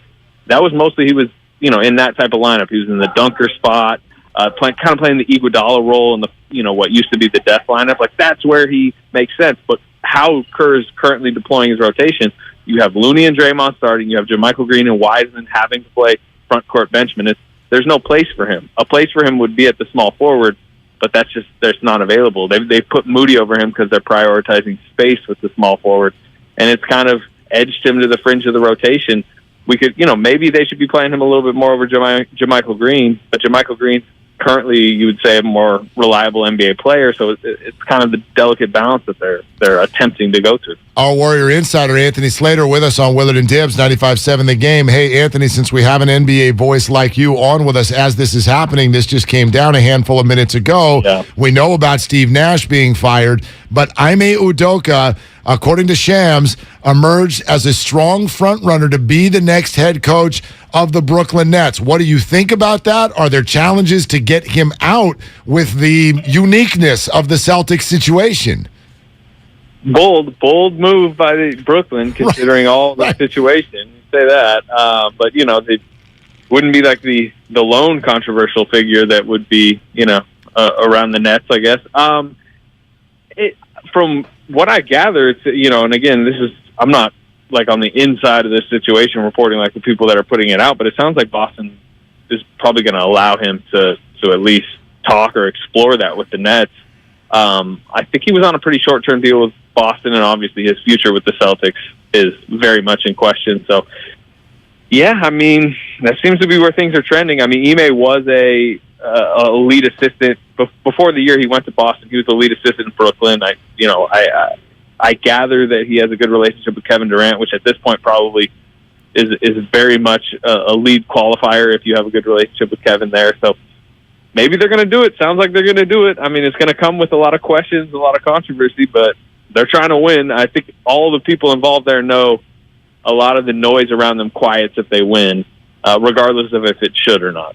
Every vacancy involves Mark Jackson's name coming up. What's the league-wide sense of his candidacy? We know how it ended here, but outside of the Golden State bubble, what's Mark Jackson's ability to get another job? He hasn't been that close until this past year. It really did sound like it was him or Mike Brown for the Kings job. And I do think he was close to that one. And when you start edging to the point that you're like one of two finalists, like you got a chance for jobs across the league. We'll see. I find it difficult. We're talking about this Brooklyn one right now. Like if you're Mark Jackson, you're probably not trying to go, into a team mid-season. Is pretty difficult, but I wouldn't be surprised if he gets a job in the next couple of years. Anthony, enjoy the rest of the time in Miami, man. Great to have you today. Appreciate you. All right, fellas. Okay, there it is. Anthony Slater, our Warrior Insider. And by the way, that was Slates. We like to bring him in the late innings. So this was the quickest interview process ever. Check this out. It was 19 minutes. It's done? Shams, 21 minutes ago. Yeah.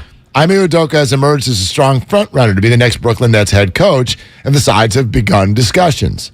19 minutes later, the Brooklyn Nets plan to hire Ime Udoka as their new head coach. Boston granted the Nets permission to speak to Udoka and will allow him to leave freely. So that's it. And so now by the time we dip to break here in about 7 minutes or so, it'll be officially announced and maybe the introductory press conference before noon. Mama, there goes that job. Yeah, there goes that. Sorry, That's Mark. A 4. I didn't think that Mark was getting this one, but I did want to ask him about outside of Golden State because we know why he lost this job. We know how it happened and all the things that surrounded it. It's been a number of years since then, and I know Goo is listening. He's probably in the green room. Maybe he's still on his way in, and he always is advocating for Mark Jackson to get a gig. So I wanted to kind of get that sense. Yeah, absolutely. I think it's a great question because you hear his name come up over and over and over again. And I think for the average Warrior fan, you understand the intricacies of his departure here, but there's also stuff in the back of your head where you're like, is the league not in on him because of XYZ?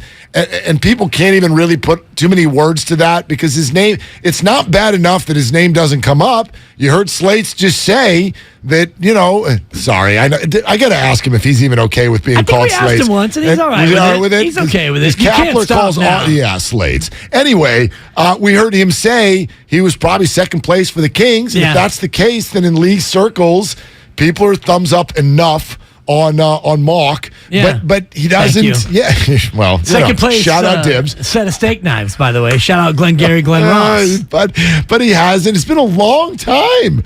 It's been Steve Kerr's entire regime, right? Where it's like, when's he going to get another gig? and doesn't get another gig yet. And he's high profile enough. Right. I mean, he's on one of the big broadcasts every week, so he's out there. He's around the league in the league circle. So I think eventually he'll get another shot. So Sham said it was sort of, kind of, mostly done. Woj's tweet 6 minutes ago, Ime Udoka has emerged as the likely next coach. Hiring could be finalized as soon as the next 24 to 48 hours. So when you see Brooklyn Nets head coach pop up on LinkedIn Jobs later tonight, disregard. Don't send in that resume. Once again, that's just them taking care of their legal obligations. You have to post it. They've right? already got their guy. Yeah. And I feel bad for Jacques Vaughn because the announcement came out after the firing. Jacques Vaughn will coach tonight. He'll be the interim coach for the Brooklyn Nets. He didn't even get a chance to put the whistle around his neck, and already Udoka's coming in. I love what the Brooklyn Nets are doing. Mainly because I don't root for the Brooklyn Nets. Yeah. I mean, can you just... Kevin Durant left Golden State to go surround himself with this. Anti-Semitism and sexism. Flat Earth. I mean, wow. Yeah. Wow, you really, really didn't like it here, huh? Well, I think that... Wow, dude. And I can't speak for KD, but it feels like it was an emulation sensation. There you go. Where he saw what LeBron James did, and so Kevin Durant, he came here to join a super team. It wasn't something that he put together. Right. So now he has a chance to leave Golden State. He wants out. Whether it was Draymond Green, Steve Kerr, whatever the reason was, he wanted to go elsewhere, and he wanted to do it on his own. Well, how's that working out for you, KD? I want to give credit to the Boston Celtics with KG and Paul Pierce and Ray Allen. I want to give credit to the Golden State Warriors for their last 8 years. I want to give credit to LeBron James in Miami. Dwayne Wade and Chris Bosh. Outside of that, when you get in the lab with puzzle pieces... I'm in the lab. And you start putting NBA players on this over here, you get your little ESPN trade tracker, but in real life... Yeah, it usually doesn't work. It usually doesn't work. Well, it comes down to the people, and I think that's the one thing that Kevin Durant missed out on because Kyrie Irving is a volatile person. And say what you want about all the things he said, anti-vaxxer, flat earther, what Nick Friedel, and he went back and forth on in terms of him endorsing a conspiracy doc that is rife with anti-Semitism, and then Kyrie not putting his name on it. Whatever you think about all those things, Kyrie's a distraction at the very least. Oh my gosh, that's the nicest word you could use for Kyrie Irving right now. Okay, few things here. We've got a major bags alert. Andy Baggerly with a really good blurb on the Giants in terms of their free agency. And for those of you who have been yelling for 2 years, what is Farhan's plan?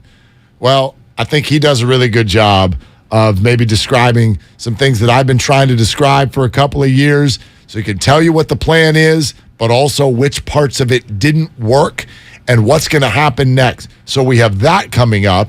We also have the NFL trade deadline, which is now an hour and 37 minutes away, and we've had some fairly big names on the move today. Most recently, Chase Claypool goes from the Steelers to the Bears, which is weird because the Bears just made a purchase after what they've been doing for the rest of the last week, which is selling guys off. Roquan Smith goes to the Ravens. Was that yesterday or the day before? It was yesterday. Just yesterday. So the Bears have been selling off their linebackers, but then they went out and bought a wide receiver. Also of note, about an hour ago, an in-division trade, which you don't see very often. The Lions sending tight end TJ Hawkinson, one of my fantasy tight ends, to the Minnesota Vikings. Shout out Iowa. He goes from last place to first. So those are some pretty interesting moves, and we might have more coming down. And his, with an hour and a half to go. Fantasy football value, I think it might actually go down a little bit. Detroit's been lighting it up this year. Detroit slings it, but the Vikings, it's not going to be a timeshare. Irv Smith just got hurt, high ankle sprain, so TJ is going to be their guy.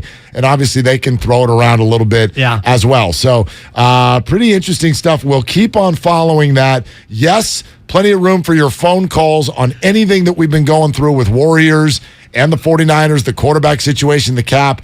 888-957-9570. That is the number. So your phone call's next. Plus, if you want to know what Farhan's plan was and why it didn't work, but what they're also going to do to try to fix it, well, it's right here. We have it for you, where it's probably going. Does it lead to Aaron Judge?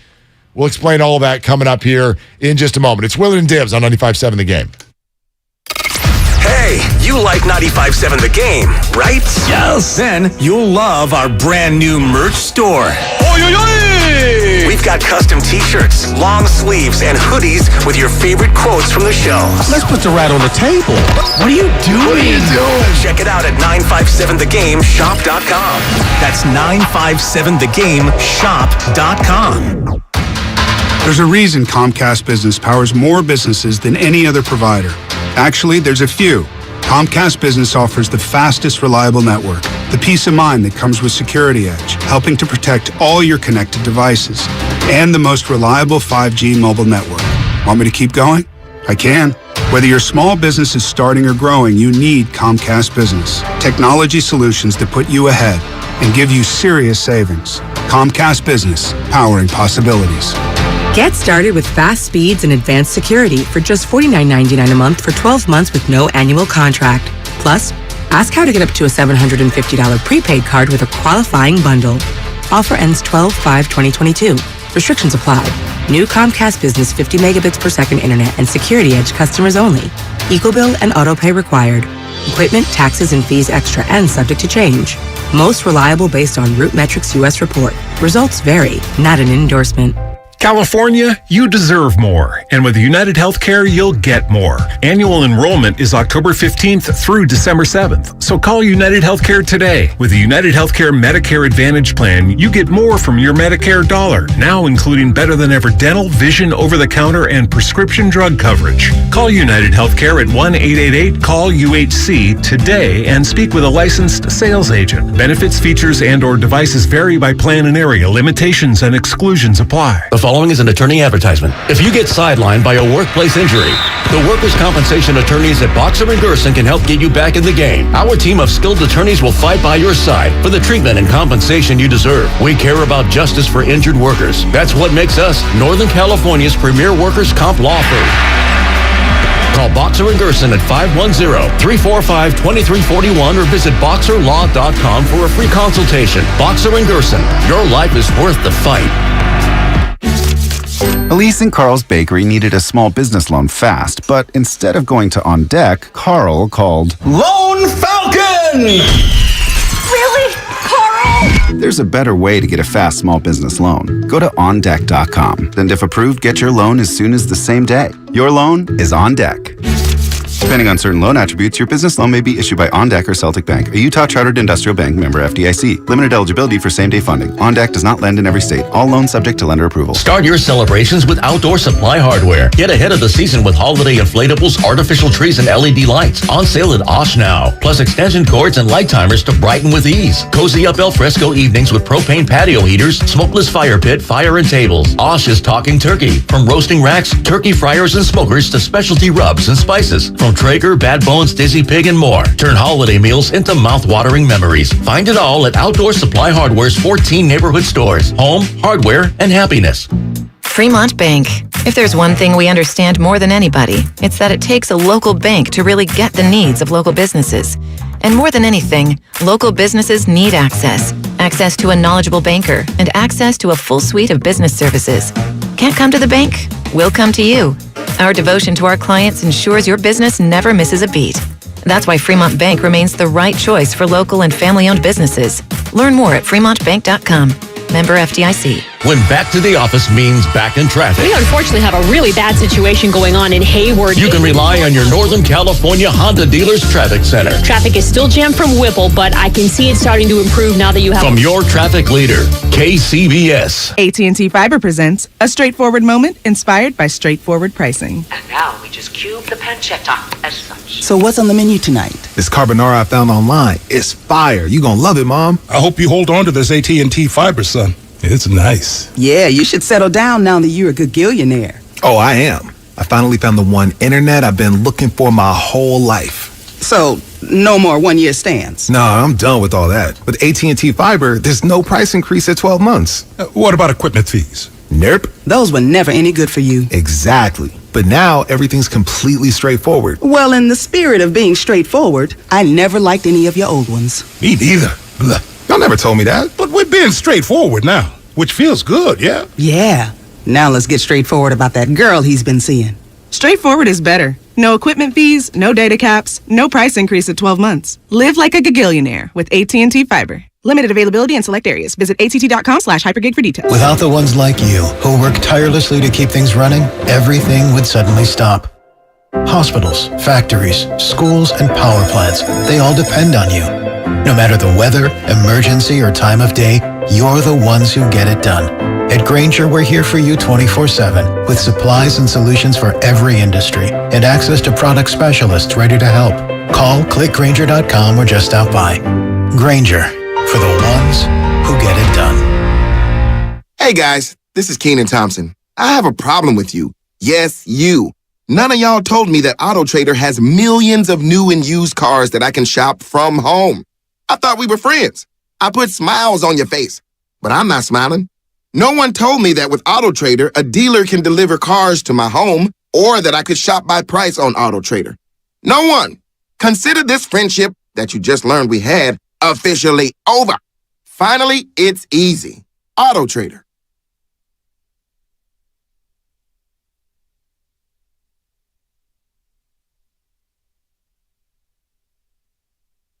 Now, back to Willard and Dibs on 95.7 The Game. It's newsy out there, brother. It's crazy, bro. It's not just rainy. It's rainy. It's windy. It's newsy. It's not that newsy, man. No, it is. It's newsy. Super newsy. It's flying. These trades are flying with an hour and 28 to go. The 49ers first-round pick. Wait. Which they don't own anymore. Oh, God, that was scary. Is on the move again. That pick is getting thrown all over the country. I've gone and done it again. The Miami Dolphins have just acquired pass rusher Bradley Chubb, outside linebacker. Denver Broncos send Chubb and a fifth in 2025. I love these trades.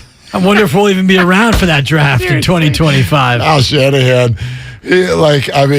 Right? 2025 fifth-round pick.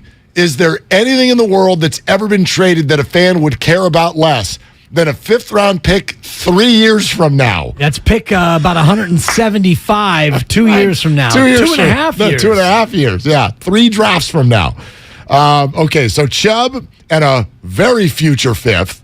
In exchange, the Broncos will get what was the 49ers' first-round pick next year, or what will be the 49ers' first-round pick. Right. It goes through Miami and now ends up in Denver. They also get a fourth-rounder in 2024 and running back Chase Edmonds. The Denver Broncos, if you're a running back and you're available, the Broncos want you. That has been a total turnstile all year long, especially once Javonte Williams got hurt. They clearly think Melvin Gordon fumbles too much. They picked up Latavius Murray. They use him. Now they're acquiring Chase Edmonds as well. But anyway, the headliner is Bradley Chubb goes to the Dolphins, and the Broncos are getting the 49ers first-round pick next year. Which could wind up being about 27 or 28 if the Niners have the regular season that they hope they're going to continue to have. It's not going to be a top 10. Probably not going to be a top 15. Right. We'll see where things go from here. It just depends. And it's ironic that Denver is getting a pick that they helped to make good by beating the 49ers. So they're acquiring the pick knowing, hey, we helped make this pick as good as we could be by beating San Francisco. That's a good point. That's why they were so motivated. And Chase Edmonds, by the way, good for him. He gets off the bench in Miami. And like you said, Denver, no real running backs available, so he at least will get a chance to tote the rock. You'd think. I mean, it's crowded. Melvin Gordon's healthy. Murray's healthy. They got that Boone kid. I don't know how that's all going to shake out, but he had clearly soured in Miami, so he's on his way out. By the way, real quick, since we're talking about the Broncos and Russell Wilson, have you noticed this? Just a quick thought. 49er fans didn't hate the Seahawks. You hated Russell Wilson. because the Seahawks are now 4-3, and they're literally blocking you from first place, and everyone's way more activated by the Rams. Can you feel it? A little bit, We'll see where it goes from here. Maybe you put that on the thread last night, and I read it, and I was like, that's not true. Yeah. And then I took a step back and thought, well, we kind of love Marshawn Lynch in beast mode. He's a Bay Area guy. Bobby Wagner and, Cam Chancellor, Legion of Boom. Right. You had to tip your cap at some level. Richard Sherman, that was a good defense. Pete Carroll, the gum chewer you don't love. But I think you're right, Mark. I think it was centered around Russell Wilson. It's Russell. You're not screaming LOB anymore, and you're not as threatening anymore. Geno Smith, everyone's like, look at this. This is kind of interesting. Cute little story. I mean, it won't be cute if you lose in Seattle later this year, and the Seahawks are still doing this toward the end of the year. But I just feel everyone's favorite word, is so much less triggered. Thank you. By the Seahawks than we used to be. True or false? True, and it's because of the fact that the Rams got the Super Bowl last year. The Rams can't beat you other than conference championship games, and then they went on and won the Super Bowl. So because of that fact, I think Bay Area fans are more triggered by the Rams because you've won 8 straight in the regular season. You own the Rams, yet they got the Lombardi through you, and you didn't. In Seattle, they haven't really been a threat in, 4 or 5 years? It's been a while. So it feels like that side of the rivalries died down a little bit. The last time it was a threat was when the 49ers did the Greenlaw Dan Buns play that gave the 49ers home field advantage throughout the playoffs, and Seattle loses in the playoffs, and they've never really been heard from since, except for in little spots, right? And Russell Wilson is now gone, and so anyway, it just feels different. Before we get to the Giants thing, let's go to Nagy in Los Gatos. Hey, Nagy, what are you doing? Good morning, guys. I am actually talking here during lunch. I want to talk about the Warriors quickly and then the 49ers. The Warriors, I'm not worried about. They have a very young bench and new players. Kerr will figure it out. I'm not worried about the Warriors at all. But I'll tell you who I'm worried about. I am worried about the 49ers. And not because of the quarterback situation. I'm worried about the Niners because of the so-called genius. Kyle Shanahan does not know how to manage games. He will lose every close games. His record is below 500. And I'm going to use, there are multiple examples. I'm going to use the last losing game that we had against Kansas City. We had the ball with over 10 minutes. We're down over 2 scores. And he uses 7 minutes to run 2 yards here, 2 yards there. And then once he gets to the Kansas City 30-yard line, I can't remember exactly what, we had 4th and 1. And he has 3 timeouts. And this is the game. If you don't make the 4th and 1, we're done. And guess what he does? He does not call a timeout, and we lose the game. So, Nagy, I don't know if you're... Nagy. Yeah, it feels to me like you're kind of blending the Falcons game and the Chiefs game together a little bit because when the 49ers did get when you got the ball with 10 minutes to go against the Chiefs, they were down 2 scores, and I was starting to say, okay, you guys could look like Atlanta again. Can you hurry up a little bit? And then that was the safety. Yeah. The safety happened right away, and the Chiefs got the ball back, and then they scored again, and the thing was cooked. It was game over. So this idea, they did not plod down the field. That was the Atlanta game. But your larger point is a fair one in that the 2 times this year where I've really felt like, dude, are you with us here? Are we like when you're down 2 scores, there's 10 minutes to go, you have got to start flying around urgency. And I know that's not the 49ers bread and butter, so that's part of the issue. However, I will say this. Sometimes I feel like we put these labels. Kyle Shanahan doesn't know how to manage a game. Well, except for the ones where he does. Jimmy Garoppolo is not clutch, except for that when he is. See, this is what we do. Yeah, it's what we do as fans. You want a blanket statement. Well, right. So you're either going to pick the good, which I'm definitely guilty of doing that too often. Guilty as charged. Okay, or you're going to pick the bad. That would be me. And you're going to just run with that. And the truth always lies in the middle. Yeah. Jimmy has plenty of clutch games. Last week was one of them. Week 18 against the Rams last year, probably the flag holder of it over the last year and a half or so.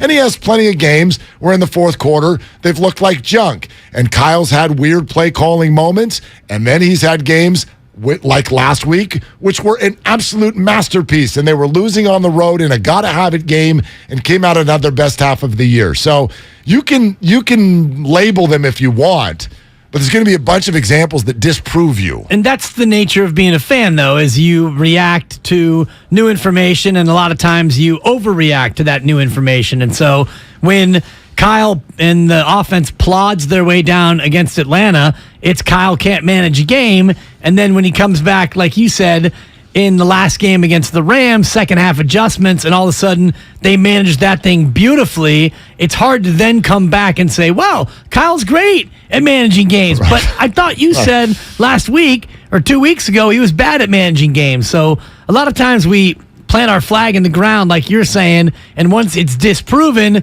we have a hard time admitting that maybe we had it wrong. Right. So, I mean, if Jalen Ramsey holds on to that ball, do we have a different, well, Kyle Shanahan doesn't know how to manage a game, or if Tyler Higbee catches that third down pass, the Rams go down, score a touchdown, it becomes 24-21. What would the 49ers have done next? It's a classic, like, dude, are you going to be aggressive enough? There's like 8 minutes left. You're up by 3. Are you going to try to sit on this, or are you going to give them the ball back, whatnot? But he dropped the ball, and the 49ers got it back, threw it to Ross Dwelly, and absolutely put the nail in the coffin. So this all is there's such a fine line. It's contextual, too, It's such a fine line every week. So I just avoid the overall labels, because in either direction, if Kyle is an unbelievable game manager all the time, well, I can disprove you.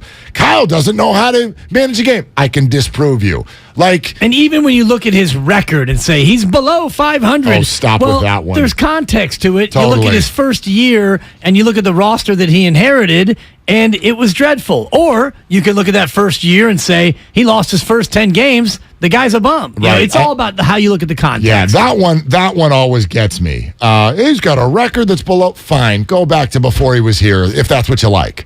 Go ahead. Tell Kyle Shanahan that he never did anything for the culture of the 49ers. He didn't change anything for the better. He's an overrated coach. He's got an under 500 record. He stinks and we should fire him. Okay, sure. Go back to before he got here. Because I thought that was a ton of fun, didn't you? 43 and 46, Mark. The proof is in the pudding. Ridiculous. All right, what's up? Next on the game is brought to you by Fremont Bank. Full service banking, no compromises. We got the Warrior game today. Our coverage here at 95.7 The Game begins at 3:30. Tip-off is set for 4:30 in Miami. Let me just say this to you, and it's from a major bags alert. When Farhan Zaidi was hired to take over baseball operations prior to 2019, this upcoming winter in 2022 was supposed to mark. We'll fill in that blank and tell you where it's going next. Coming up next on Willard and Dibs. Steiny and Guru stream live on YouTube and Twitch every day. To me, it was their most impressive win of the year. Obviously, McCaffrey was tremendous. Jimmy Garoppolo he played one of his best games as quarterback of the 49ers. No doubt about it. Now you get to take a week off, knowing you are sitting pretty in the division, knowing you've beaten the Rams twice. This is the Bay Area's sports station. Oh, show. 95.7 The Game. At Target, Black Friday deals are happening right now. Save on the hottest gifts to get ahead this holiday, like must-have toys, the latest tech, and incredible offers to get your home holiday ready. You'll discover new Black Friday deals each week in stores and at Target.com. And make holiday shopping easier than ever using free drive-up, free order pickup, and same-day delivery. Get low prices and great deals so you can holiday your way. Only at Target. Exclusions apply. Okay, can I have everybody's attention for just a second? Morgan's media planning firm just landed a multi-million-dollar client. Because we won the pitch. She needs to staff up before trafficking hits a traffic jam. So we're going to need research, planning, buying, obviously, and probably data analytics. Indeed can help her hire great people fast. I need Indeed. Indeed you do. We instantly connect you with quality candidates whose resumes on Indeed match your job description. Visit Indeed.com/credit and get $75 towards your first sponsored job. Terms and conditions apply. O'Reilly. See better and drive safer with Rain-X Advantage wiper blades at O'Reilly Auto Parts. Right now, purchase a pair of Rain-X Advantage wiper blades and get a $15 gift card after mail-in rebate, plus 2 times O Rewards points. Our professional parts people will even install your new wiper blades for free. Stop by O'Reilly Auto Parts or visit O'ReillyAuto.com. O'Reilly Auto Parts. No one knows where this market will go. Things could change tomorrow, next week, or next month. At Merrill, we've been here before, and history shows this is the time to stay focused on your future. Because through every market, the bull will always have your back. Find an advisor in San Francisco at ml.com/bullish. Merrill, a Bank of America company. What would you like the power to do? Investing involves risk. Merrill Lynch, Pierce, Fenner & Smith Incorporated, registered broker-dealer, registered investment advisor. Member SIPC, a wholly owned subsidiary of Bank of America Corp.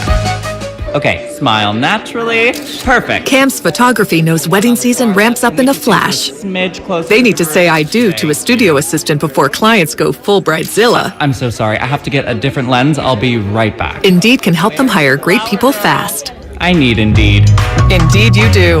We instantly connect you with quality candidates whose resumes on Indeed match your job description. Visit Indeed.com/credit and get $75 towards your first sponsored job. Terms and conditions apply. At Simply Safe Home Security, your safety is the only thing that matters. That's why you get live 24/7 professional monitoring for less than $1 a day, because every home deserves to be protected.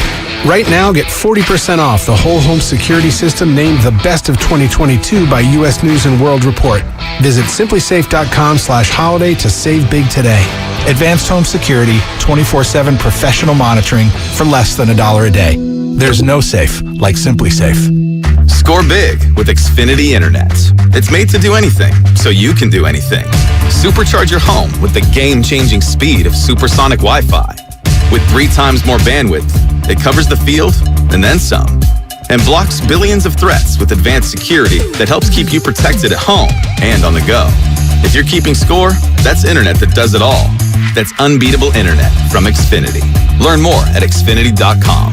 Restrictions apply. Not available in all areas. Finding great candidates to hire can be like, well, trying to find a needle in a haystack, but not with ZipRecruiter. Its powerful technology actively finds and invites qualified candidates to apply to your job. So while other companies might deliver a lot of hay, ZipRecruiter finds you the needle in the haystack. See why 4 out of 5 employers who post a job on ZipRecruiter get a quality candidate within the first day. Try ZipRecruiter for free at ZipRecruiter.com/free. That's ZipRecruiter.com/free. Everything, our farm, our stand, our pop-up shop, it really all started when we discovered the benefits of local, raw honey for our family.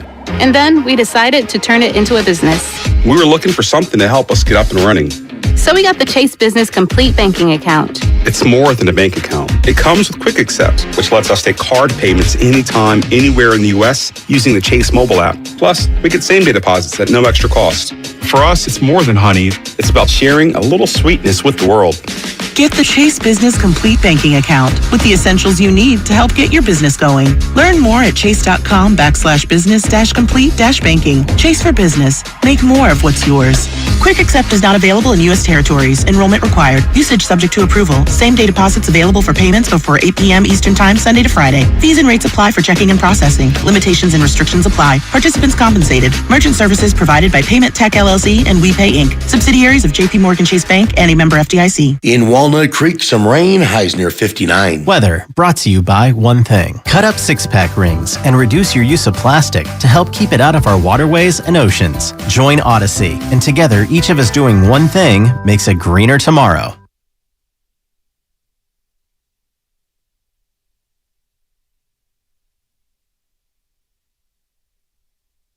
Now, back to Willard and Dibs on 95.7 The Game. All right, Steiny and Goo are going to be in here shortly. Guru did not win the 95.7 The Game costume contest. No. He did not. And you didn't either. Neither did I. You didn't either. Neither did I. It's Green Lantern. Was that the lantern? Yeah, the lantern. That was... It's a good costume. A lot going on there. Really yeah, good. That was some effort. Green Lantern won it. Yeah, did you find out if you got second or third? Or you know what, brother? This is Top Gun round here. There's no points for second place. Okay? Yeah. So if I got second, I don't even care. I am good with it. I'm good with how the whole day played out. Did you have that on last night also? No. You didn't run it back? No, because the beard had to come off so I could eat lunch, and that's one of those beards that's like once it's off, that's not really going to stay on the same way anymore. Gotcha. And so I went last night as a dad who would hold a helmet when his son doesn't want to wear it anymore. Gotcha. That was my costume last night. Yeah, which I would imagine the helmet came off early. And I saw his Debo costume. Early. Yeah. He looked great. And I remember when I was Joe Namath for Halloween every year, the helmet, you have the helmet on. Pretty soon you're running around the neighborhood and it's getting hot. And now you're carrying this helmet. It's like, God, I hate this helmet. I've had this costume before. The dad who carries the stuff that the kids thought they would want to wear and they don't want to wear it anymore. I've had that costume a few times. So anyway, Steiny Guru will be here in just a sec. Willard Dibs, 95.7 The Game. So glad you're with us. Warrior basketball later today, 3:30 our coverage, 4:30 the game. So check it out. What is Farhan's plan? I've been dying to find out. I've been trying to tell you, but this was the plan. But a lot of you are not wrong that a big piece of it didn't work. So here was the plan. The Giants came in and said, we've got a 3-year plan to then come in here and drop the boom on the NL West. And what we're going to try to do is 3 things. We're going to shed these contracts. Shed it. We're going to build up the farm system. You got to build it. And then once those 2 things happen at the same time. The shed and the build. Boom. The boomski. Here comes the money. Well, the shed, I like what they did with the shed. The shed is almost complete. Right, except for that they rebooted with Brandon. They rebooted with B. Craw. Like a snake who sheds its skin. They got some skin back. Not 100% sure they're going to let Longo go. I give you a B for the shed. Okay. Because they got caught up with the Brandons. I love the Brandons. Belt, I mean, you wish you didn't have Belt this year. Crawford was all right. Mm-hmm. Well, I mean, he was all right. It's a bad follow-up year. Correct, for both of them. And Longo, you couldn't shed. So the shed was good. Right. The build, build. I give you a D for the build. Well, so here's the other problem. Shed, build, boom. In retrospect, the 107 wins didn't help. Because while they were going through a 3-year process, they went out and got the 1 seed, and then everyone went, oh, okay, so this is your plan. No, it was never their plan to be like, you know what we're going to do? Like, Farhan was never in an interview where he's like, I'm going to come in, and we're going to build a roster of people you've never heard of. And it's going to be great. And we're going to win 107 games. That was not the plan. That was not the plan. So the plan was, you get to 2022. Money comes off the books. Money time. And farm system is like, look at the juice that we're about to send. AAA stars as far as the eye can see. To Oracle Park. So the problem is that didn't happen. No. So you're probably going to see the Giants this year get a little mad at their farm direction. In other words, if you're going to see anybody lose their job, it's going to be the development people. Now, I don't know if you can really blame them, but some of the guys have not come through the system the way they thought they would come through the system. So the build has been the bigger problem. The shed was all right. Right. The build was a disappointment. No doubt. I mean, you got Logan Webb, you got Camilo Duvall, and you got part of Joey Bart. Okay? And that's all you've got. And is anyone... David VR. Right. But is anyone else doorstepping right now? Not really. Maybe Kyle Harrison. But not the way they wanted that to go. But the money, as you said, has been shed. So here we are. Time for the boom. Does Farhan Zaidi, with the way he goes about it, think $1 bajillion for a 30-year-old player is a good idea? It's not the Farhan I know. However, 23 years since attendance has been this bad. That's how long the park's been open, right? So the bottom line is, that's correct. The bottom line is the Giants probably don't feel like right now is yet the time for financial boom because that's supposed to coincide when the farm system is spitting hot prospects up at Oracle Park, and they're not doing that yet. But the problem is they don't have any damn choice. Attendance careening out of control. Yeah, plummeting. And a fan base that is very angry about their prices while they're bored and they're feeling like they're financially being stripped. And so how do you react to that? And this goes to the point I made last week, which is when we go, hey, is ownership going to approve Farhan wanting to get Aaron Judge? No, other way around. Flip it. The ownership's going to approve of Farhan and tell him, hey, this Farhan, is what we're doing. Remember your plan? We're changing your plan. Go spend on multiple players because you have to, because our fan base is upset. Now, because of that, it's interesting what it sets up, because what if it doesn't work? What if they come in second? And as we know, Top Gun. What if you spend and you lose? Hashtag Texas Rangers. And what if you try to spend and you can't spend because other teams get the guys that you want to spend upon? Final line from the Major Bags Alert. Great little piece by Andy Baggerly. He's one of our favorites. Prepare for thousands and thousands of words to be spilled over Aaron Judge's courtship. But these are the only words that will matter. What does he want? Where does he want to play? If he truly wants to leave New York for San Francisco, then you can bet that the Giants will be ready with a competitive contract offer.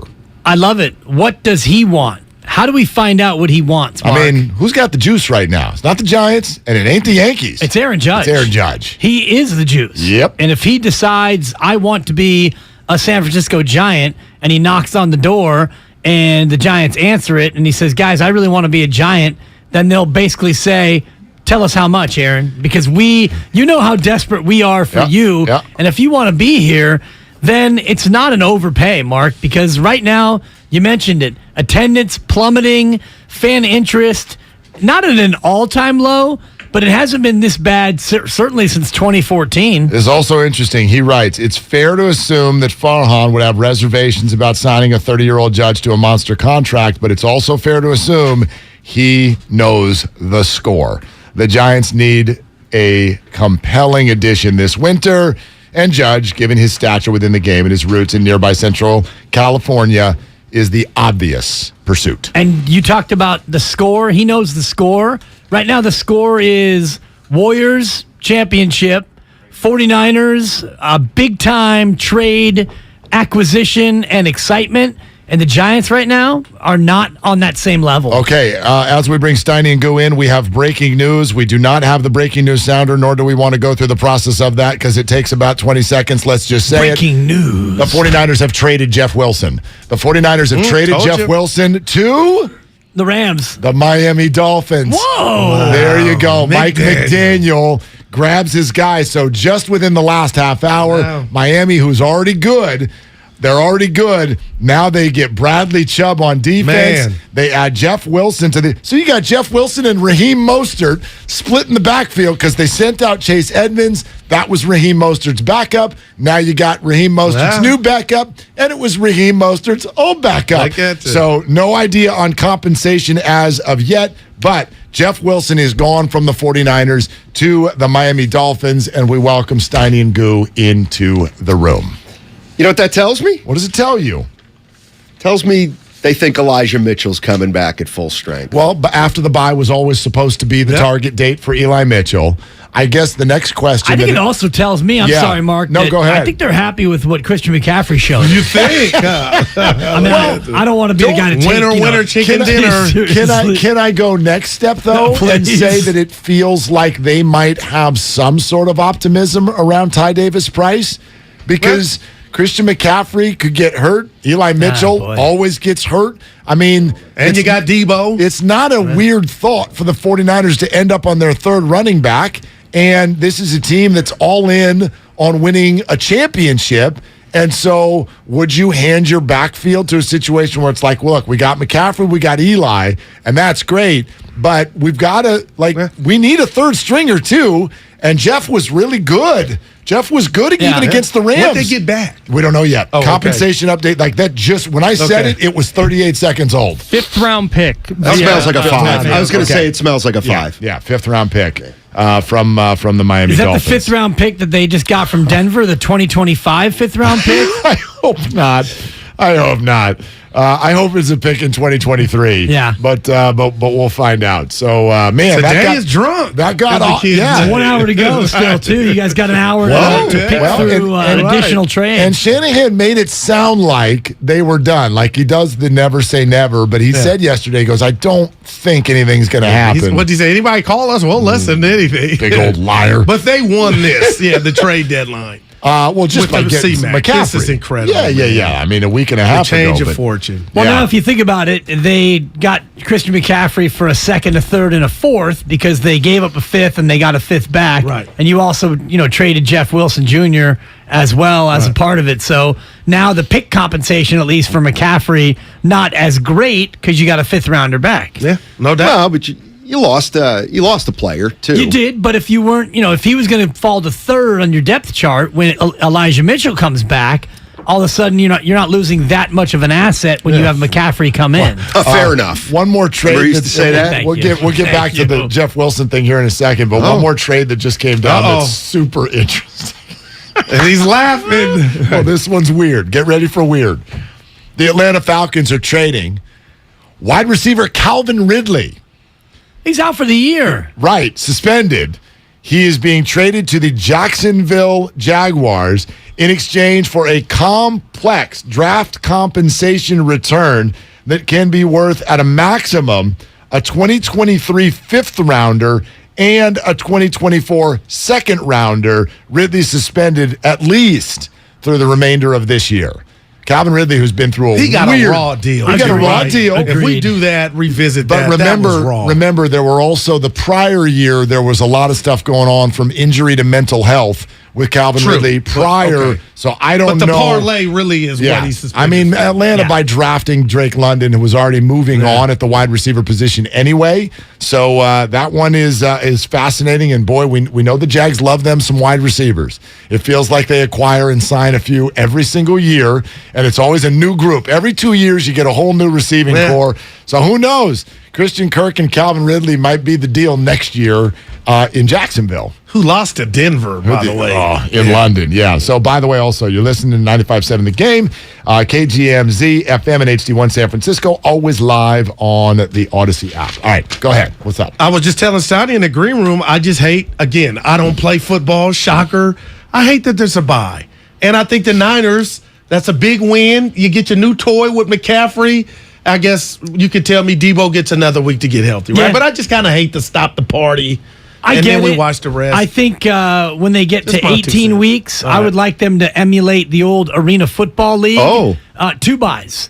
See that? The Arena League played 18 games, and you'd have 2 buys. So now you go 20. Literally, bye-bye. You go 20. I'm going to give you a 4, early 4. I tell you, it's a 20-week schedule, and you'd get 2 buys to sprinkle in there because it's important to be able to get guys back healthy. So and for fantasy purposes, I hate to buy too. Dude, it's killing me. We're 5-3 together. I love it. I love the strategy that comes with that. Like your team, your depth is going to get tested. Absolutely. Who's leading the league, by the way? I know we're in the playoffs together right now, but give me a name. Someone. Do you regret? I was going to ask you. No, do you regret we not don't. Getting in? Both of you. I hate when Steiny speaks for me, but just this once. Go ahead, Steiny. We don't. Yeah, I think you do. Look at him. Yeah, he does. How about you? No, I'm good. The only thing I hate. We miss you. The only thing I hate about losing money is losing money to friends. Wow. Okay. Like we got the Breeders' Cup coming up this weekend, the ponies, I'll bet on the ponies, and if I lose, okay, fine. Yeah. I had the 6 horse, he finished strangers, 5th. right. I'm mad, but whatever, it's gone. Okay. But if I lose to you or the likes of you. Who's in first? You quick on it. Hilarious. So I'm in 3rd, Goo's in 5th. This is 14 Which makes teams. it off. I'm in. Yeah, if it is I'm in 3rd. Well, we got a long way. No, but guess who's in 1st? Lucas. No, the guy who doesn't work here anymore. Who? Nice guy Steven. No. Nice guy Steven. He came in yesterday, though. Yeah. He made an appearance. Well, and he's a nice guy, so it's okay. First place, huh? Yeah. First place. He's 7-1. Nice guy. 7-1. Wow. 7-1. By the way, just for fun, so a couple other things on the compensation update. Yes, first of all, confirmed it is a 2023 okay, good. 5th round pick for Jeff Wilson. Now this is fun. The rest of the Calvin Ridley. See if you can follow this. Okay. Okay, here we go. Here's the compensation for Calvin Ridley who goes from the Falcons to the Jags. If he gets reinstated by a certain date, it's worth a 2023 fifth. Just if he gets reinstated, it's worth a fifth rounder. Otherwise, it's for a sixth. If he makes the team in 2024, it's at least a fourth. If he hits a playtime milestone, it's a third. If Jacksonville signs him to a long-term deal, it's a two. That seems fair. See if you can follow all that. Yeah, wow. Yeah. So he gets reinstated, he signs, he plays well, and he gets a long-term deal. It's a second-round pick for Atlanta. Yeah. And why would the delay be on the reinstatement? Shouldn't it just be a drop-dead date? Well, I don't think, like, when they suspended him, there was not a you can come back next year. Like, it's open-ended right now. He got a you raw are deal. suspended indefinitely. Yeah. But the thought is that Calvin will be back next year. And, I mean, man, 2 years ago, that dude was the man. He was the deal in Atlanta. And he's still really young. Deshaun Watson violates, at the very least, 28, 30 some odd women, and he gets 200 plus million guaranteed, and he gets a vacation. This guy makes a bet or a number of bets on football. Goodell. He's not even playing, and he makes a bet. And now you're banned indefinitely. You know that's wrong. Like, take it a step further. That's real, man. Goodell is not only, they suspend him for gambling, and they're like, and it's all brought to you by DraftKings. It's like, wait a minute, dude. Thank you. I'm throwing up in my mouth. I feel bad for the dude. And you can do that to women and you're coming back. Week 11. Yeah, by the way, and you saw it last night on the telecast. Yeah. It's like, hey, how's this Browns team going to be when Deshaun comes back? It's like, oh, that's right, he's coming back. I got to unfollow him on social because it is the worst feeling. He's gone about, this is a big thing for him. You're talking about Deshaun Watson? Deshaun retweets it anytime there's a fan that you see in his jersey that's like, Browns Remember win. the father-son. I'm in Deshaun's jersey, and he retweets it. And so, especially when the Browns do well, like they did last night, that was a big win for the him. feed is just loaded with people who are like, Deshaun Watson, and it's like, it's just no morals is what they're saying. I don't know. It's just like, I don't know. I get where we are. Earl Moral. There you go. That's a backup quarterback. I get where we are, but I'm with you. Come back and play first before we celebrate. There's nothing to celebrate with this guy right now. There's nothing to celebrate. You guys feeling bad for Nash? No, I feel coach killers, right? I mean, it's part. He deserves to get the hell out of there. This is not going to get turned around anytime soon. But why would you do it now as an organization when KD said do it then? Was that just to say, no, we're not going to do it, meet your demand, and then do it? Like, what did they get by waiting? Well, Udoka wasn't available when they first told him no. Oh, damn. And who knows what's happened since. Now, he didn't commit a crime. He was just dumb. Who? Udoka? Yeah. Any fraction of one. I asked Steiny that. Who's going to be mad that he committed no crime? A lot of people. Yes, but if you are a female in the Brooklyn Nets organization, how you feeling? Okay. I mean, are you nervous? Yeah. He committed a work crime. Okay. Right. He committed a work crime. Yeah. Right? He's a dum-dum. Yeah. Like, I mean, this is something bad mistakes, he's made a few. Yeah. But, man, you talk about bouncing back from the Celtics to the Nets. And I don't know if that's a bounce back. Yeah, is it? Well, I got Kyrie and KD. Yeah, exactly. I understand I don't know that. how long you got Kyrie, guys. Well, and by the way, you've got them now, and you've got one win. And the Lakers have Anthony Davis and LeBron James, and they've got one win. Like, I think the NBA, certain teams get held hostage by names. It's like, I got Kyrie and KD. No, you have a mess. You have a total. But can he fix it, though? You have a mess. Can he fix it, though? Does that go for Steph, Klay, and Dre? Only 3 wins. Not yet. Okay. Not yet. I mean, reigning champions. Yeah, no doubt. Reigning That champions. gets you to what? Yeah. Yeah, gets to you the what? offs. To the offs before you get Well, No, I I mean, mean, how much time does that buy you? Well, you are that. Before you can worry. That's You what I are was that. asking I'm Mark worried about earlier, the defense now, if that's where you're going. You are that until you're not. So, I mean, if this team misses the playoffs this year, if this just lasts all year and the Warriors miss the playoffs, well, yeah, now we're in a very, very different conversation. Let's be more realistic. Let's say they're headed toward a 44-38. Okay, something so like that. You're in the play-in tournament. Okay, let's bump them up to All right. to 6. Okay. So you're 48 and 34. You're the 6th seed. Okay. I'm still betting on them. Are you? Yeah. As a seriously. 6th seed? Yep. No home court. Betting on them to what? To win it. The whole thing? Well, he already bet me they're going to win it. I have the field. Wow. I mean, By the way, I got a couple buddies who want to make that bet I'm with going to you. say this to you 3. And I know we got time limit. But listen, I feel like the youngsters are getting too much blame. I'm watching the games to where the other teams are getting 40 on the OGs. So I'm not calling out the OGs, but how are the youngsters supposed to step up when the OGs, like Poole, Steph, they're not all NBA defense. It's just something I'm watching. Even Dre, you told me the metrics. He's got the energy, but the metrics are saying he ain't playing hellified D. My worry is, okay, if the OGs aren't doing it, Willard, then and the youngsters need time, that's not a good formula. Yeah, I mean, what I'm really interested in with these, especially these 3 remaining road games this week, because you haven't won a road game yet. Teams will do this when you have a resume and you're not playing well. They will say, we're lacking urgency. Right. The 49ers did it 2 weeks ago. We're lacking urgency, which is a low-key way of saying, yeah, we're still better than the other teams. I get you. But we're not trying as hard as they are. Like, it's really a low-key way of just sunning the rest of the league. Well, if that's the case and you're really able to flip a switch, then we're probably getting close to time where on some level you need to do something. You can't just come out of this road trip 3-7 and be like there's no problem. So let's see you do that, because through 7 games, this has been unequivocally a bad basketball team. It's they're a bad defensive basketball team. Well, the metrics will offensively they're pretty good. This is a bad basketball team right now. Like the final score of games, the inability to win on the road, one of the worst defensive metrics, a record-setting bad defensive. Right? No, did you hear the stat? This one's going to knock you on your socks. It's not as good as mine yesterday. Did you hear mine yesterday? Well, let's compare stats. Okay, let's do it. All right.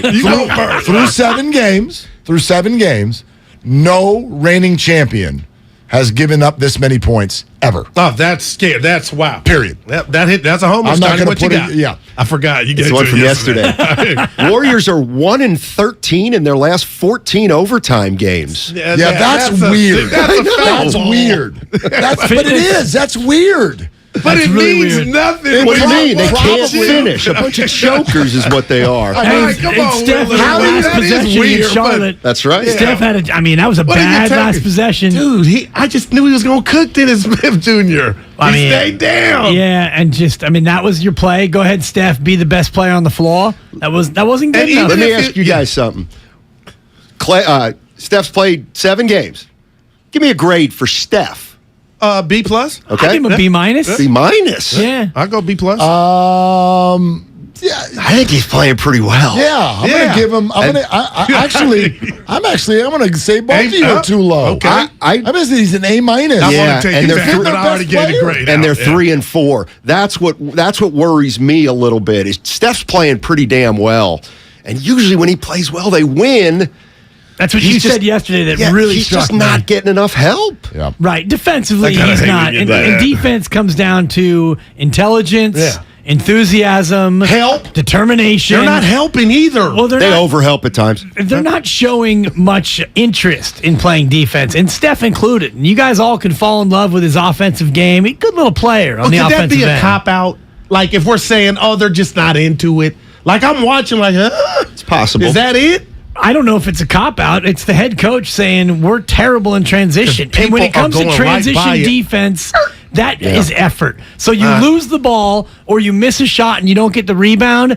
It takes work to get on your horse and get back and stop the ball and find your player. Those are effort plays, and they're not doing it. Well, I mean, look at their schedule so far. And again, it was the October schedule, and maybe they don't care and we care more. That's totally possible. But give me...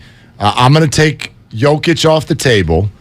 Give me the great offensive player who torched this defense, and that's why they're losing. Cade Cunningham. Are we just trying to name a player? No, my point is it's a little they haven't even played the hard teams no yet. No Lucas or they haven't played the teams where you go, okay, look, we played you're good. Right. Because I believe in the NBA, there are certain players who are they're just not guardable, and you have to outscore them. Cap. Right? Yeah. You're like, if Kevin Durant puts 40 on you. PJ Washington shouldn't fit the bill. Dude, right? Yeah. Like name a Piston. Go out in the street. They got some talent. Go out in the street and say LaMelo Ball is hurt. Name a Charlotte player and name a Detroit player. Right. Cade Cunningham. Nobody Nobody on the street here could do it. Well, it doesn't matter if they've heard of Cade Cunningham. The Warriors watching him go by him time and time again. They should know. They see his last name on the jersey. On the back of it. Younger, fresher, more determined players are cooking this team because they're resting on their laurels. And this is one of the worst offensive basketball teams in the association that they're playing tonight. Yeah. So if when do this I bring up Gary Payton? When is it fair to bring up Gary Payton? Whenever you want. Is he even playing? Do it right now. November 15th, he's coming back. Yeah. Okay. He's not playing. For Portland, he hasn't played the game yet. Yeah, but you're right. I'd say I would wait until he actually plays. But to say there's something there, though, or they won't miss him, that was a big departure. That dude had hands of a lot. He would take it from Toscano the Anderson. Players who actually on the floor cared about defense. And those two guys did because they aren't great offensive players. Did they say that, though? Did anyone say that losing GP2 was not going to be a big deal? No, fans were going crazy when it happened. I'm like, relax. Look, the luxury tax is the luxury tax. Right. We can act like, I know a lot of fans are like, Joe Lacob doesn't care. Okay, so who? How come they haven't filled the last spot on the roster then? Anthony Slater said it to us an hour ago. Well, no, he's like, it's money. He's like, a minimum contract is going to cost the Warriors $10 million. They're like, why? Why? Like, they keep it open just in case. Just in case. Right. And I'm not saying he wouldn't fill it. Right. Jaheim. But when GP2 is going to get a bag, at least a bench bag from Portland. He got it. And they're like, we can do this for like a third of the price for DiVincenzo, who, by the way, we haven't even seen him play that much yet. That's why they did it. Yeah. They didn't do it because they were like, we don't care and we don't think he matters. I think they know he matters. Yeah, and I also think what came into play with Gary Payton II was, I bet you he was the most valuable Warrior to other teams who was available. You know how we always say, well, Draymond's more important to the Warriors than he would be for any other team? I think Payton's the opposite of that. That's a good point. I think Payton's a guy you could look at from another team and say, that guy can play here because he is a great defensive player, whereas Otto Porter Jr., he's fine. And Looney. And Looney. Looney's another one. Looney's absolutely one. Yep. Yeah, that's an interesting point. All right, we got to cook. Laptops closed. Steiny and Goo coming up next. He brings the passion. For what? I want to know now. I'm mentally invested. Don't tell me to pray and you don't say what for. He brings the perspective. Yeah, I think they both have great points. Get off me, text line. He's truly one of a kind. That is whack. Oh, my God. And he's doing a great job. I need you to man up and say what you really want to say. Simon, you're doing a great job.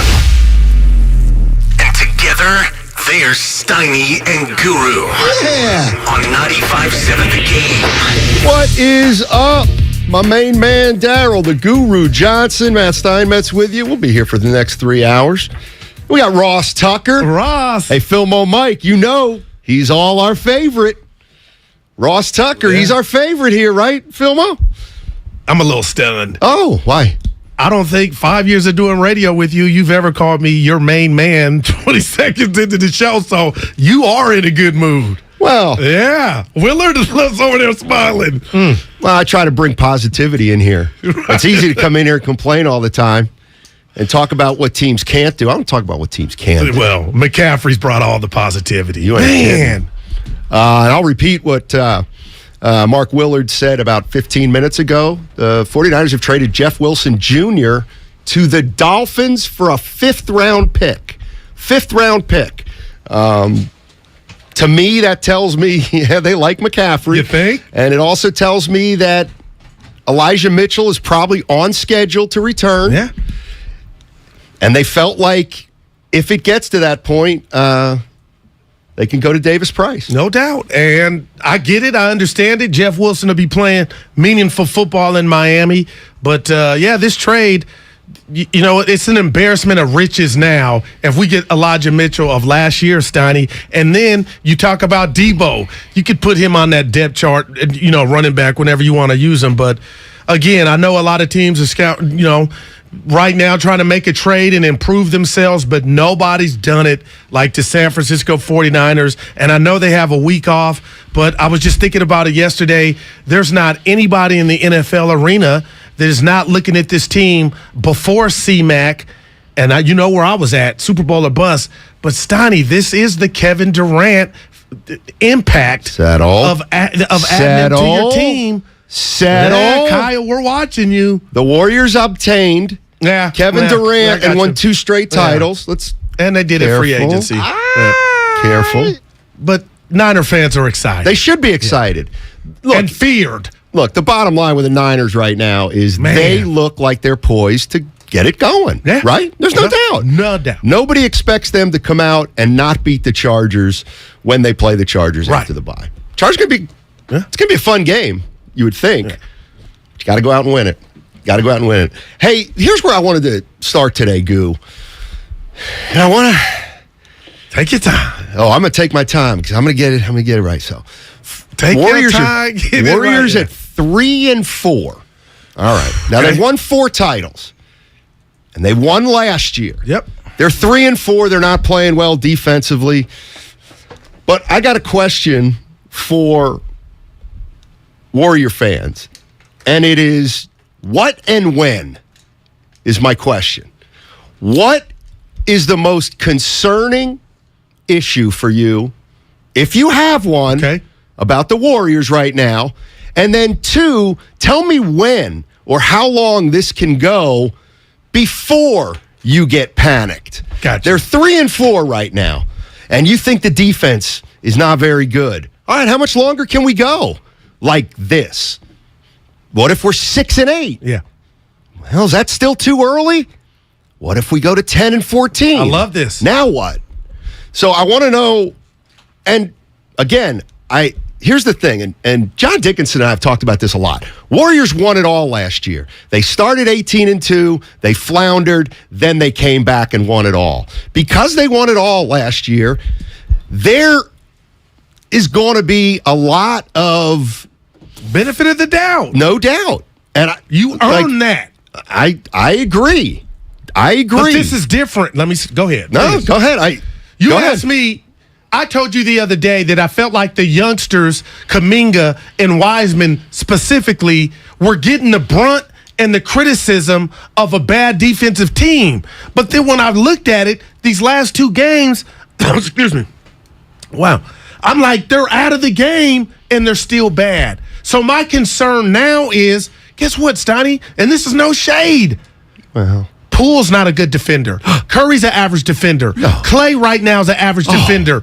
Looney is in Wiggins. I feel like you better be careful. I'm going Chevy Chase with Wiggins. He's on a little mental vacation. I believe like he ain't locked all the way in. So you're telling me the metrics, and I given Draymond the DPOY, but you know what? And I love Dre, Day. But his energy level is there. His engine is on 100. But they are setting the tone before the youngsters take over. And that's what's scaring me now is, okay, Klay's trying to get back. Curry's average. Everybody's average. Last year, through 10 games, everybody was talking about this Warrior defense, and rightfully so. So now we're not at the 10-game mark, but I'm concerned that the starters collectively are not setting the tone. And if you're going to tell me, Maddie, I'm calling you Maddie today, well, your mom, Maddie, that's going to improve and they're taking a vacay or they're drunk off of last year's chip, okay. But Steiny, I'm telling you, as a 50-year-old man still hooping, I know when father time has crept in and it shows first defensively. They can't do this. And I'm thinking, okay, is attrition starting to take over? Because what you did last year collectively, you don't have GP2. You don't have Porter Jr. So now I'm watching with a keen eye like, when is that magical day that it gets fixed? I don't know if you have that ingredient. So I'm nervous. If I were a Warrior fan, believe it or not, I'd be a little nervous too. I was ready for you to come at me. About what? Being nervous. Well, I mean, it's hard to explain. I mean, you're agreeing with me again. So if I have to disagree concerned, with man. you should be. You should be. I'm telling you. How about this? So before the show, I went into Kyle and Lubman, and I said, "If I ask you, where's your 3-4? What's their issue?" And I got two different answers from those guys. Okay. And I have a totally different answer than those guys. And then I asked you before the show about it, and you had another different answer. So we got 4 different answers about what's ailing the Golden State Warriors right now. We're only 7 games in. You tell me how long things can go kind of like this. So and how Drew down. Okay. Talk to me after 20 games. Okay, that's fair. All right, 20 games. Yep. 20 games. But Drew what if they're down, 9-11? My meter, what's the Devontae? My meter's going higher. Like something's you got to tell me how you're going to combat it. And again, Wiseman Friday night, it bothered me. I know he was getting cooked on the defensive end, but he also was contributing on the offensive end. Okay, my point is, Kerr, you sat him down, but you still didn't get better defensively. And I also was talking to our buddy John Dickinson about that. But he goes, Goo, if he would have kept him in, they wouldn't have been able to get. They wouldn't have. Of course not. See, but that's what I'm. Now you're pointing the finger Get at your finger out of me. You're you pointing don't point at him, him, Kerr. Don't you point at me. Point at everybody else. And you know what? The Steph, a friend of the show, and we love him. He's a friend of mine. I got to read something to you. He's a friend of mine. To Dennis Smith Jr., when they were down 4, when he went by Steph, there was no help. Nope. The help defense is what's scary. They used to hang their hat on that. So I'm asking you and the listeners, you go into it. It's 20 games for Drew down. You go into that's too far down the road, Drew. You could stop at 10 because 10 last year they start making that identity. Oh, Warriors defense, and it let them do a chip. I'm just telling you, I get it. I'm done playing this game because I've told you where I'm at with this team, and I still am there. I don't like the way the season started with Draymond. Well, everybody's in that line. Well, okay. Some people don't think it matters at all. I think it kind of does, and I think there's a lasting effect that can be overcome. I think we got an issue about concerned about the overplay of your veterans in the regular season, and that'll be a problem once the playoffs start. But can you play the kids enough so that they can still win games for you? I think that's going to be a challenge. But you know what? I'm actually burying the lead, Goo, because there's one issue with the Warriors that to me, it's my number one issue with Golden State. I can't wait. And if it doesn't get better, I don't know how they win it. And it's not just their defense. All right, hey, the Warriors, they are in South Beach tonight to take on Max Strus and the Miami Heat. Coverage on 95.7. The game begins at 3:30. Tip-off at 4:30. 888-957-9570 is the number. What and when? What is the Golden State Warriors issue right now? And how long do you give them before you start to worry about it? 888-957-9570. We'll be right back. The hell with the kids. Watch the Morning Roast on Twitch and YouTube. Just search 957 The Game. When I said I wanted to start running back. He's a star. I wanted to start running back. He's a star. This is why you can do so many things offensively. And to think they won that game without Debo Samuel. So now you implement Debo back into the lineup after the bye week. He wasn't going away. They weren't going away without Debo Samuel. This is the Bay Area's sports station. Oh, yeah. 95.7 The Game.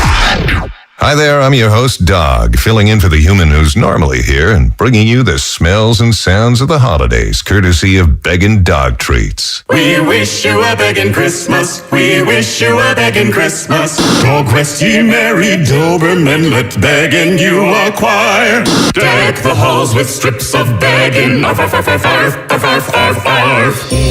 Remember, for bacon-loving dog excitement this holiday, it's begging! Get in zone, AutoZone. Welcome to AutoZone. See better and stay safe on the road with our visibility event.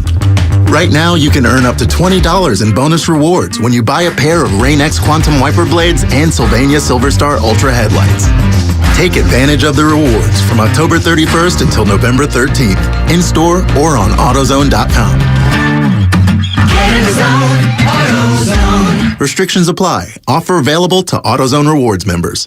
Don't waste your time trying to sell your old car. Donate it to Cars for Kids. It's the easiest and fastest way to donate your car and get a tax deduction. Donate online at carsforkids.org. That's cars with a K. 1-877 Cards for Kids. Donate your car today. The following is an attorney advertisement. If you get sidelined by a workplace injury, the workers' compensation attorneys at Boxer & Gerson can help get you back in the game. Our team of skilled attorneys will fight by your side for the treatment and compensation you deserve. We care about justice for injured workers. That's what makes us Northern California's premier workers' comp law firm. Call Boxer & Gerson at 510-345-2341 or visit boxerlaw.com for a free consultation. Boxer & Gerson, your life is worth the fight. AT&T Fiber presents a straightforward moment inspired by straightforward pricing. And now we just cube the pancetta as such. So what's on the menu tonight? This carbonara I found online. It's fire. You gonna love it, Mom. I hope you hold on to this AT&T Fiber, son. It's nice. Yeah, you should settle down now that you're a gagillionaire. Oh, I am. I finally found the one internet I've been looking for my whole life.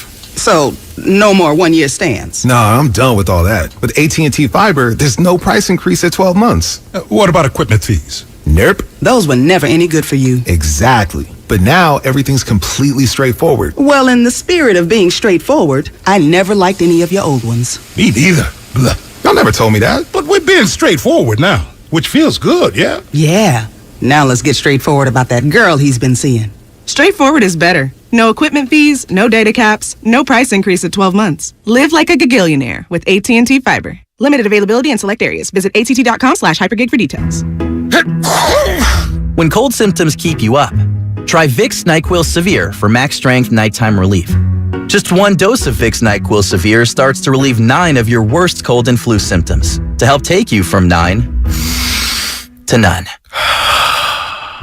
Get some rest and feel better with Vicks NyQuil Severe. The nighttime sniffling, sneezing, coughing, aching, sore throat, stuffy nose, fever, best sleep with a cold. Medicine. Use as directed. Ray Magliozzi here for eBay Motors. So you have to drive 300 miles to your cousin's wedding. Okay, so it's his 4th. But you know what they say, 4th time's the charm. Well, here's the problem. Your tires are as bald as I am. But lucky for you, eBay Motors has tires for just about every make and model. Plus wheels, lug nuts, jack stands, and more. 122 million parts. Do they have tissues? Oh, good, because I'm definitely a crier. Get the right parts at the right prices. eBay Motors. Let's ride. No one knows where this market will go. Right now, it feels like a wild ride. But one thing's for certain, there's a way through it. And the experience and guidance of a Merrill advisor can help you get there. Because where there's a bull, there's a way. Find an advisor in San Francisco at ml.com/bullish. Merrill, a Bank of America company. What would you like the power to do? Investing involves risk. Merrill Lynch, Pierce, Fenner & Smith Incorporated, registered broker-dealer, registered investment advisor. Member SIPC, a wholly owned subsidiary of Bank of America Corp. The Prophetic Matrix. Unlock the secret code to your destiny. A new revolutionary book by Michael John Toste. The first ebook to make history by being filmed in space. Discover your unlimited future. Get the Prophetic Matrix now on Amazon.com and BarnesandNoble.com. Neuropathy pain? Call Dr. Robert Dees, DC, 925-393-0100. There's a reason Comcast Business powers more businesses than any other provider. Actually, there's a few. Comcast Business offers the fastest, reliable network, the peace of mind that comes with Security Edge, helping to protect all your connected devices, and the most reliable 5G mobile network. Want me to keep going? I can. Whether your small business is starting or growing, you need Comcast Business. Technology solutions that put you ahead and give you serious savings. Comcast Business, powering possibilities. Get started with fast speeds and advanced security for just $49.99 a month for 12 months with no annual contract. Plus, ask how to get up to a $750 prepaid card with a qualifying bundle. Offer ends 12/5/2022. Restrictions apply. New Comcast Business 50 megabits per second internet and Security Edge customers only. EcoBill and autopay required. Equipment, taxes, and fees extra and subject to change. Most reliable based on Root Metrics US report. Results vary, not an endorsement.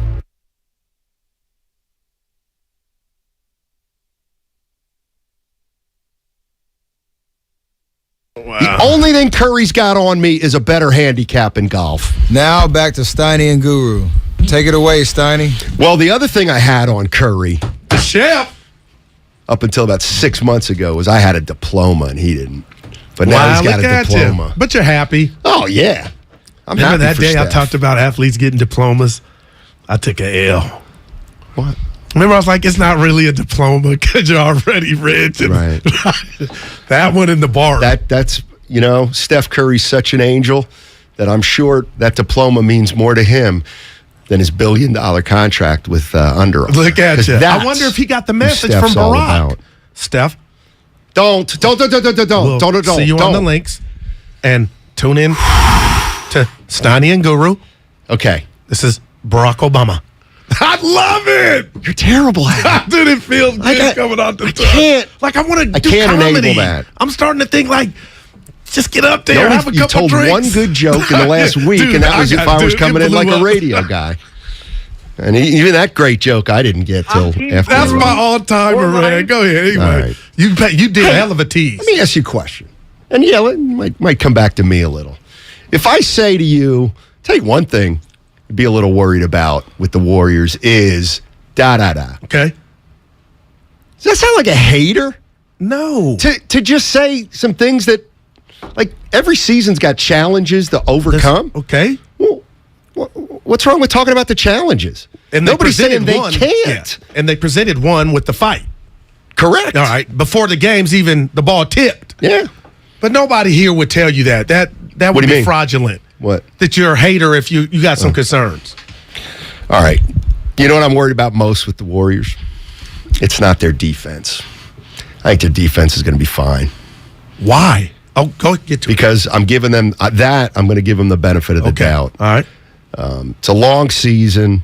They know that the important games don't happen till April, May, June. So it's hard to ask Curry and the big boys to lock down defensively in October. I'm a little worried about Klay Thompson. That's the guy I'm worried about. I thought we talked about this. We have. But he's got to be as good as last year for them to win it all. Don't you think? Like, here's the way. If you remember the way he came back. Remember he came back and he just jacked left we and talked right? about I loved it. Yeah. And he was just getting his legs under him. Spray Clay. But I really do think, that if you take a big step back, you would have to be pretty satisfied as a Warrior fan what Klay did last year. No doubt. Okay. Like, he was a part of that, no doubt about it. Even usage, minutes played. Yes. That's why I'm concerned that he's where he's at now. And I guess what I'm saying is I just thought he'd kind of pick up where he left off. Right. But clearly the fact that he didn't play this summer's hurt his conditioning. Yeah. Okay. And he alluded to a mental aspect of it also. And I don't know. I'm a little worried about Klay. That's all. I'm just okay. If he's the player he was the first 7 games, they're not going to win it. Now, it's easy to say, Stein, shut up. He's had 7 bad games. No, you're right. Yeah. I get it. But he's got to get back to where he was last year. And he's given us. And I don't know that he can. I don't want to speak for you, Steiny, but my ears are hearing you say a lot of things. Mm-hmm. So do you think the fact that he let the world in on how he was heard about the Barkley comments? Yeah. So there's a gauge. He's earned everything the Warriors are giving him, but I feel like you're saying something else to me. If we said forget about the past, is he better than Jordan Poole right now? Should he be starting? And I'm not saying it's about that, but the reality is it's not a scholarship because Klay's earned everything he's gotten. But do you think you undersold or anybody out there undersold him getting back to old Klay as opposed to if he doesn't get back to old Klay, what that means in the meantime? I don't know. Because I can make a case for you right now. I'm wondering, and just no shade at Klay, Steiny. Should Jordan Poole, are the Warriors better if Poole was starting right now? Forget the past. Well, let's go back to. I believe that's something. Okay, let's go back to March of this year, end of the regular season. Whereas we're heading into the playoffs. This is what Steve Kerr said when there was consternation about Klay Thompson. Anybody who says that I might have to take him out of the closing lineup clearly doesn't understand real coaching. Real coaching is not, let's draw up this great play for Klay Thompson to get a shot. Real coaching is communicating with your players every day and feeding them confidence and treating them with respect and collaborating with them. If I went to Klay Thompson and said, "Oh yeah, you're not in the closing lineup anymore," are you kidding? Like what the hell are we even talking about? So it sounds great on paper if he's struggling and everybody wants to everyone's got their solution. Oh, yeah. But these are human beings and they're not robots and so my belief in our players is a huge part of coaching, and I will ride with Klay forever. So he'll ride with Klay forever. And I said that last year, too. And that sounds great. Right. But do you really mean it? No, he does. That's gangster right there. And I tried to just paint a scenario 2 seconds ago about the past don't matter, but it does. And you know what, Steiny? I respect her even more. I respect what Klay's done. That will never happen. And that's why we were talking about would Curry want to win it, Durant coming back when that was, there were whispers of that. They don't want to do it without each other. And I just checked myself on that, man. I respect.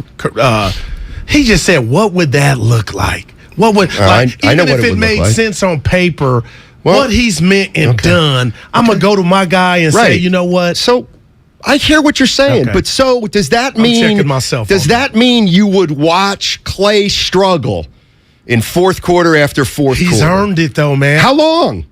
As long as the whole season, we can go down with it. Right? There's a word called loyalty. Okay, that gets you beat. Loyalty can get you beat. And here's what I'm getting at. Here's a larger picture I'm getting at. That's deep. It can, but you feel good about it. It's a larger issue to me. The Spurs. We talk about the Spurs dynasty. How do you keep a dynasty going? Well, you need to replace the veterans with great young players, right? Yeah. Well, there's something else that has to happen. And that is the stars, the core players must be willing to become role players. Manu Ginobili went to the bench. Tim Duncan scaled back his game, okay? As Kawhi Leonard got there. Right. A guy like Carmelo Anthony made no adjustments. Right. I'm not comparing. I'm just saying different way. We're not there yet, though. Klay is telling you. What I'm saying is Steph Curry came off the bench last year in the playoffs. Maybe the best player in the league said, I'll come off the bench. All right? Draymond Green, for whatever it matters, okay? For whatever it matters. Didn't throw a fit. He's going to play hard this year because he wants to opt out and get a new contract. So to me, the big issue is Klay. Can Klay reach the level that he's played at in the past? Because I don't know that they can win it all if he's not that guy. How confident are you that he can? I don't know. That's what I'm saying. I'm worried. Yeah.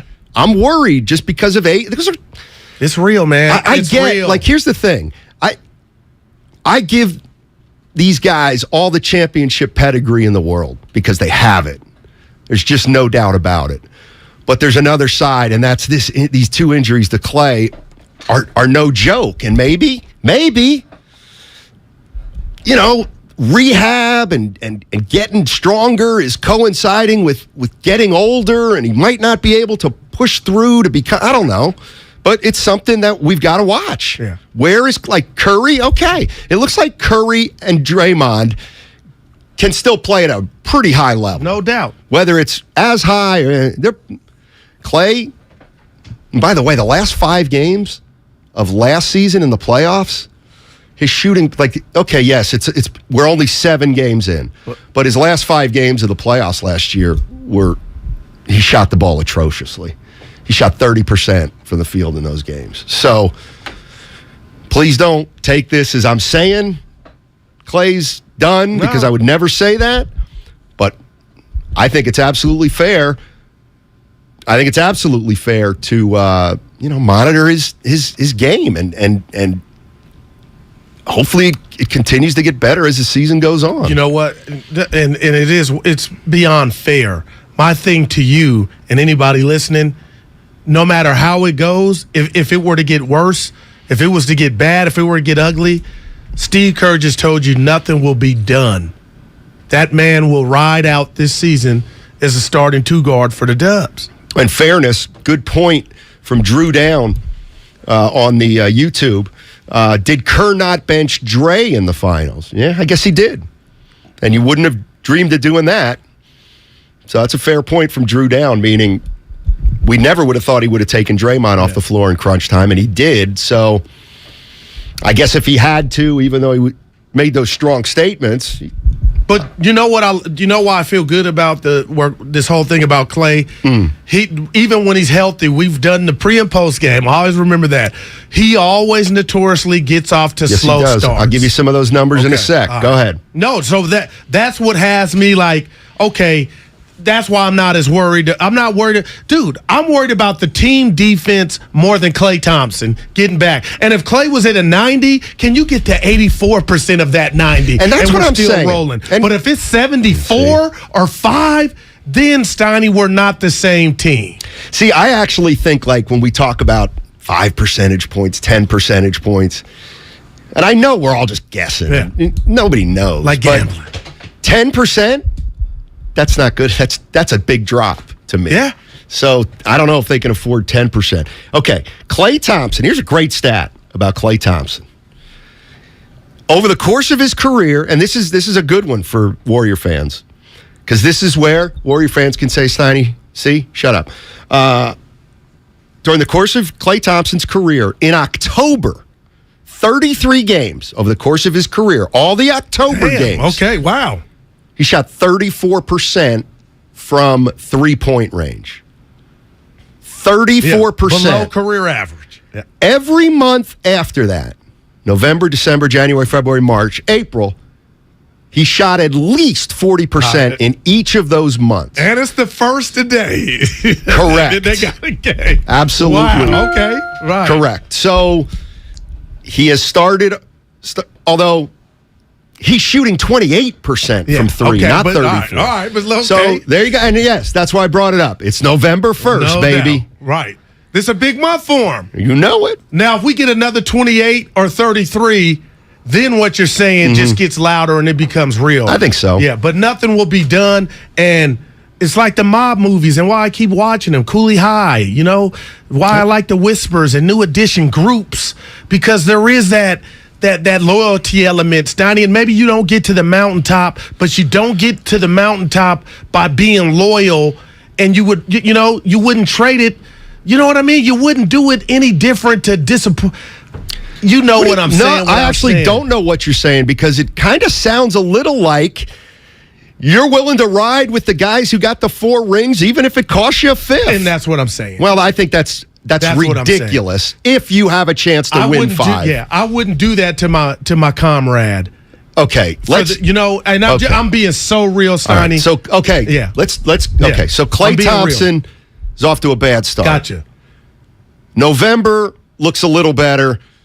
Now we're in March. Yeah. And Klay Thompson, it has now become obvious, is not the player he was. You're going to keep playing Klay 30 minutes and starting him when you have a guy like Jordan Poole who is ready. And by the way, quite frankly, as bad as Poole's defense is, right, it's not as, there's not as big a gap between he and Klay as there used to be. Yeah, it's Steiny, I mean it. Tough decisions coaches have to make them. If Steve Kerr has to make it, I think he'll make it. And you know what? I don't think it would be in season.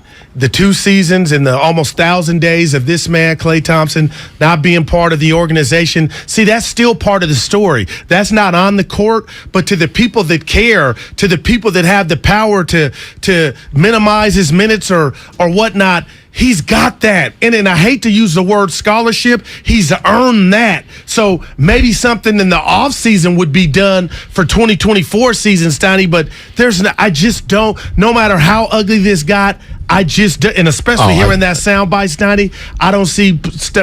Now, if Klay said, you know what, I need to go to the bench, coach. Well, he would never do that. We don't know. Yeah, I know. We don't know. I feel like I know that. And I know I'm being arrogant, and I'm doing it for a reason because I don't really know. But this is the guy who said, I ain't sacrificing S. Right. But that was when health was on 1,000, and I am, I'm the best version of myself. How's Klay going to, just a question. Yeah. What does it look like Klay falling into a role player type role? What does that look like? We could be watching it now. Well, see, that's the point. I don't think he's prepared for that right now. You don't want to be a role player. And that's a heavy thought, but I'll tell you this. If I were Klay and you talk about we're all the way in March and we know that he cares and what he's sharing with us, what's going on inside and upstairs with us just about, Barkley's take, my thing is I'll call him proud. We're all proud. But Steiny, if I felt like I couldn't get back to that level, I would go to Kerr and Myers and say, let's try this for my psyche as opposed to them, getting close to make it. Do you think fans would? Well, we had it last year. Klay Thompson, or was that you and me? Hasn't come off the bench since his rookie year under Mark Jackson. But things are so different. He started every single game of his Warrior career, starting in year 2. Jim's in San Rafael. Hey, Jim, what's going on, man? Jimmy. Hey. What's up, man? Well, I was just calling to say that, for all the Warriors fans out there, I'm an old school Celtics fan, but just to take a deep breath, ultimately it's a long season, but there is one thing I would agree with you on, Steiny, is that, ultimately Klay is a worry. And for me, the worry with Klay kind of started more, back when he got, nixed from the all-time 75 team, and his ego started to show out, and I think coming back, the whole concept of him, basically going in as a role player, I'm not sure if he'll accept it, or when he gets to that point, because ultimately, when I look at it, not only is the season long, but Klay was only into probably half of a season of actual play time after his injuries. Correct. Just to give him all the way through the end of the season. Yeah. And just the last points. Last point is, I agree with you. I think, Steve Kerr was figuratively talking about, whether he's going to ride or die with Klay. I think it gets to the point where, the team's bigger than the player, and I trust Steve Kerr on that. And the last is, much thanks to Jeff Wilson Jr. I know that he got traded to the Dolphins this year, or just today. So I wanted to send out a shout to him. Gonna miss him. Appreciate the call. All right, and here's the let's put a rat on the table. Let's put a rat on the table. Dolphin. Let's put a rat on the table, and what we'll do is we'll really ask. I got to take the temperature of Warrior fans about this one. Yeah, this one's a classic. All right, could some of the Warriors' defensive problems be solved with Dwight Howard? What about the defending champs, the Warriors? Oh, man, that's perfect. I've been a Warrior my whole life. I started out at my school as a Warrior. They need a big. I know they have Kevon Looney, and I know they have the young boy Wiseman. Yep. But I'm Dwight Howard. The Wiseman can learn so much from me because he's headed in that direction of being a great big man. You know what I'm saying? So I feel like even in that situation, playing with all shooters like that, Steph, the way he get open with me setting screens, he's going to get more wide open. Klay the same way. Draymond in the pick and roll, me and him. Me being able to teach Wiseman how to play defense, how to block shots. I see him as a person that's similar to David Robinson in his size and athleticism. There's a lot of things that I could really teach him. So, I mean, that's another good team as well. Go ahead, Gil. I would say, I said this to you yesterday, go to the airport. There's a ticket already waiting for you. We got an open roster spot because all I keep hearing is, and I'm not mad, Iggy talking about JK, Iggy talking about his influence on Poole. I asked you a couple years ago, and it was the Stanford twin who's not coaching, who was on the staff then, and you were like, oh, that's the big. Who does Wiseman have to teach him about being a great big? And there was nobody. I forget who I'm talking about. I forget. There's nobody. Dwight Howard would be a great mentor for Wiseman, and he could go out, since everybody's getting beat, off the dribble to block some shots or put some guys on their ass. That's what they don't have. That's what Wiseman's lacking. This would be a match made in heaven. This would be a match made in hell. In hell? I'm out. Because why? So you're gonna ask one of the league's great underachievers. He's going to the Hall of Fame. Yeah, right. And he left a lot of his game on the table. He made the Hall of Fame because of his athletic ability and his Superman body. But the game changed, and I think that hurt him too, Steiny. So why do you want him now? Because the things that James Wiseman needs to do, become a bully, use your strength, block shots. Dwight Howard's on his way to Springfield because of that. Right, 10 years ago. Okay, well, all right, forget Dwight. Who's teaching Wiseman how to be a great big? One of the coaches. One of the coaches. Like, it's funny, you laugh at one of the coaches now, but everybody wants to talk about, this is an unbelievable staff. Who's working with Wiseman? I'm not sure. Right. But it's somebody great, clearly, right? Because that's what they do. That role. Why do they need him? They've developed their young players better than any team in the league. Because there's concern that James may not get to be to get to the mountaintop. And Dwight Howard's going to get him to the mountaintop. You asked me. I believe he can help. I think that's. And for him to specify I am out on that. Well, I know you know he what? wants I'll tell a you job. what. If the Golden State Warriors go out and sign Dwight Howard, don't you ever talk to me about the Warriors' culture again. Don't ever talk about it, because that'll be non-existent. Wow, man. He's not a hard worker. He didn't take the game seriously enough. Well, now it's not about him being Moses Malone. It's about, can you give what you, on a good day, he's headed to the Hall of Fame, Steiny, not for being a lazy ass. And I'm with you. He left a lot of me. He should be on a team. My point is, can you teach? The reason for bringing him, to me, is 97% of what. And you can be like, go ahead. Yeah, the influence he can have on Wiseman. I don't believe for 1 second he would teach him that his motives are legitimate.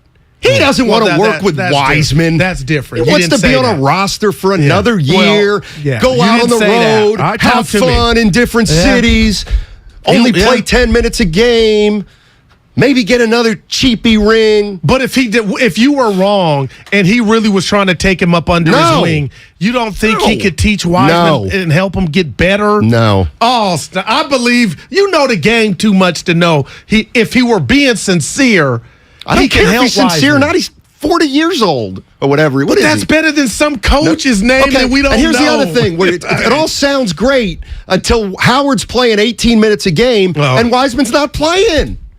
888-957-9570 is the number. Come on, Warrior fans. They're telling me I'm dead wrong. You got to be with Steiny on this one. Well, you know it. You don't have a lot of chances to get with Steiny. You got a chance to get with Steiny right now. 888-957-9570. Please, please, please, please, please don't go after Dwight Howard. This segment sponsored by Fremont Bank. Full service banking. No compromises. I want to invite people somewhere. I want to invite you into the realm where it's okay to say something nice about Jimmy Garoppolo on a football field. Feels great, baby.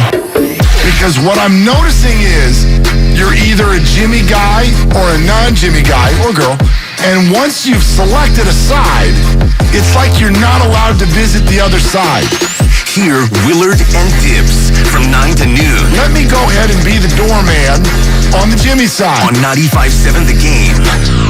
Chris Cuomo is back with a new show on a new network. Catch Cuomo weeknights on News Nation at 5 and 8 p.m. Pacific. To find News Nation on your television provider, go to newsnationnow.com/join us. California, you deserve more. And with United Healthcare, you'll get more. Annual enrollment is October 15th through December 7th. So call United Healthcare today. With the United Healthcare Medicare Advantage Plan, you get more from your Medicare dollar, now including better than ever dental, vision, over-the-counter, and prescription drug coverage. Call United Healthcare at 1-888-CALL-UHC today and speak with a licensed sales agent. Benefits, features, and/or devices vary by plan and area. Limitations and exclusions apply. Hey, Nissan, how do you get to the top? Calculating. Proceed to 1959. Take a hard left in East Africa at the 71 Safari Rally. Veer right for 19 off-road championships in the Baja Desert. Proceed towards Moab. Take the trail to Hell's Revenge. Includes steep incline. Continue for the next 1,000,000 miles.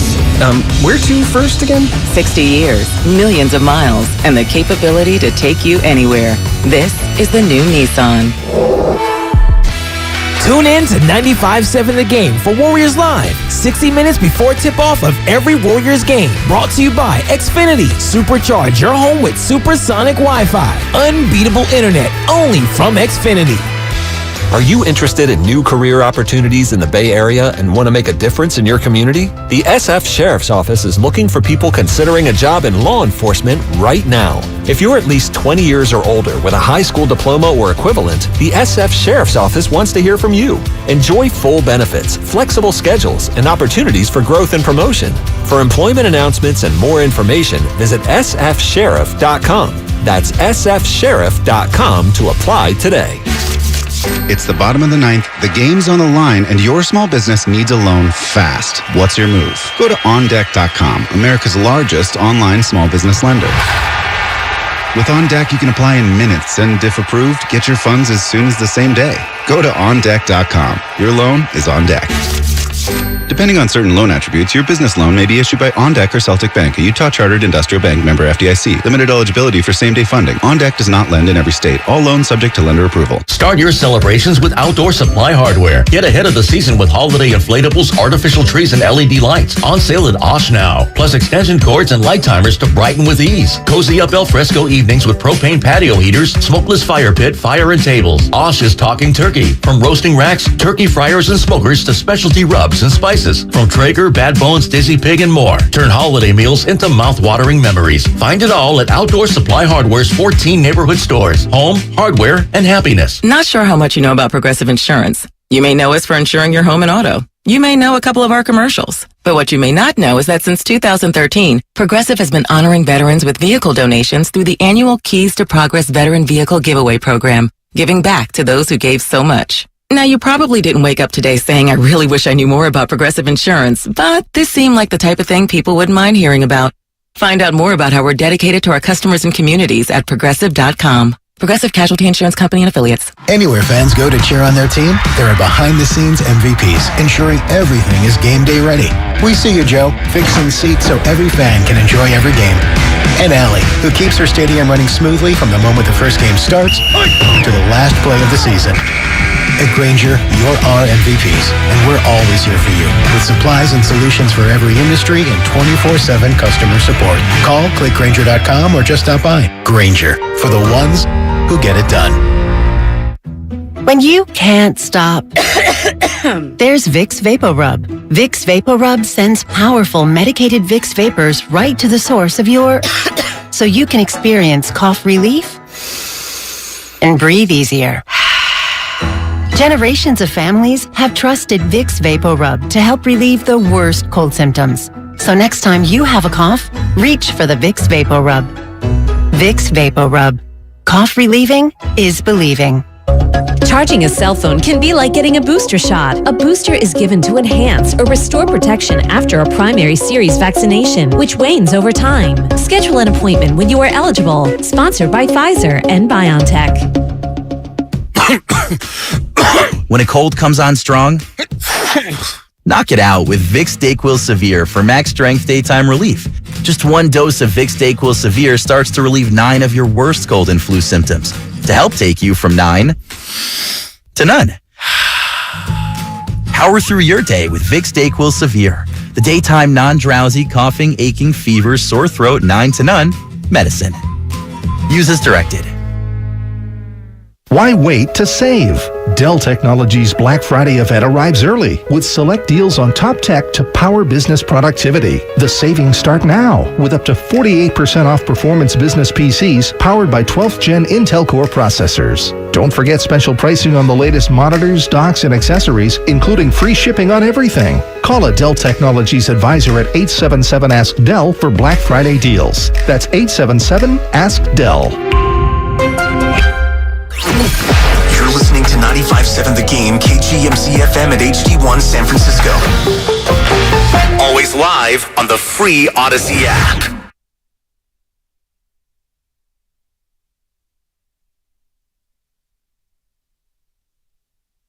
I can't support what I'm saying. It's JP with the Golden State Warriors. Now back to Steiny and Guru.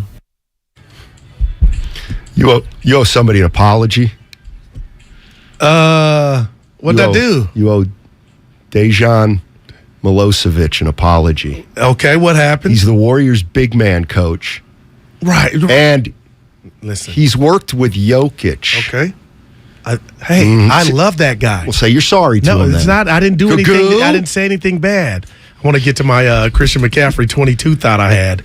Since Jeff Wilson Jr.'s gone, and you know I'm a nerd, I love this stuff, I had the thought that now C-Mac can get his original 22. I'm with you, Guru. 415, I got to give you credit for the Milosevic.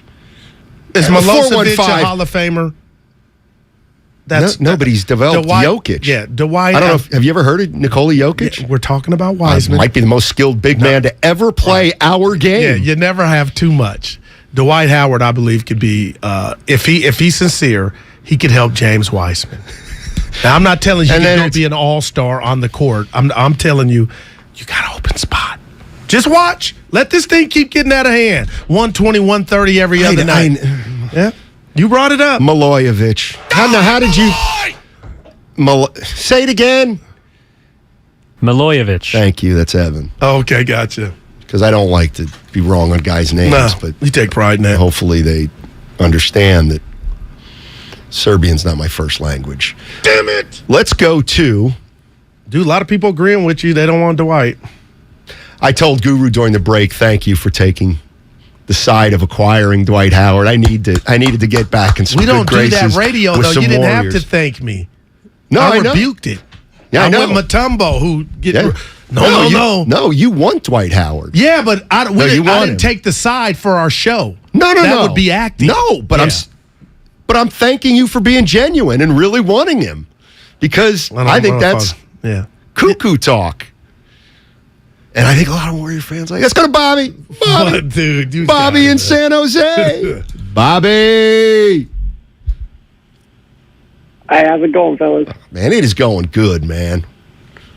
Talk to us. Hey, Goo, man, usually I ride with you, Goo, but, man, you're dead wrong on this. On no part of Dwight Howard, we don't need him riding coattails of Steph Curry and the Golden State Warriors. And you want the young guys to develop. The only way they're going to develop, the same point you make about Trey Lance, is being on the court. We need no part of Dwight Howard and him setting screens for people and being a mentor to watch. Dude, get out of here. Come on, Goo. Wow. Okay, I'm going to say something to you and the people because you go right ahead. Dub Nation is out. Oh, they're out. And so when you brought in DeMarcus Cousins, what was that about? And I know it wasn't to mentor, but I can make the same case. They had the same amount left in the tank. And I'm going more so for our guy from Serbia. I get some people on text line saying why he ain't with Jokic no more. But because he developed him fully. Yeah, but where else to go? Right. He's like in the Pomegranate Village. My thing is, you never have too much. And it's too. You never heard of too many chefs in the kitchen? I think that's one of your favorites. What did we say when we used to have a saying on this show? When you have a take, put it in the refrigerator and wait for like a bottle of wine and get it later. What was it? We used to have it. Sorry, I put it in the bank. What did we used to have? Oh, put it in the cap. Put it in the cap. The time capsule. Put this in the cap that this will be revisited. Warriors and Dwight Howard. And kudos to him. And you know what? I could be wrong on this front. I think he's probably got a girl in every. No, I can't. He's probably got a girl in every city. Tired of being at the house, so he wants a job and he's politicking. But the flip side is he's an OG. He can get to those cities if he's really sincere. I would love. Wiseman told us he talks to Durant, but Durant ain't a big man. You know, people don't like God. I thought Garnett was good. I thought Garnett was working with Wiseman. Yeah, what happened to Garnett? Yeah.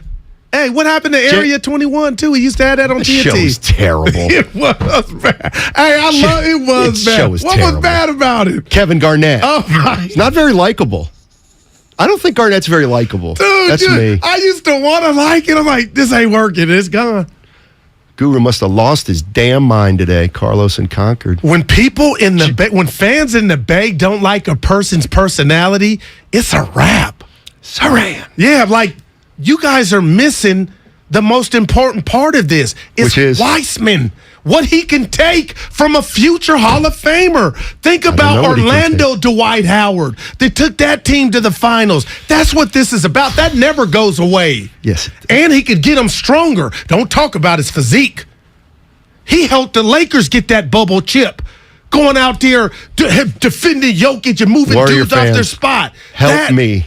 See, I'm a big. I play big Warrior still fans. at 50. That's why you guys can't see what he's trying to transfer to Weissman. That's what it is. James in Berkeley. What's up, James? Guru, stop. What? Yeah, I'm with him. Yeah, I gotta agree with Steiny here. Dwight is not helping the Warriors. This is an easy one. But I got another thing. If you ask me today, are Wiseman and Kuminga going to be helping the Warriors come playoff time? I don't see it.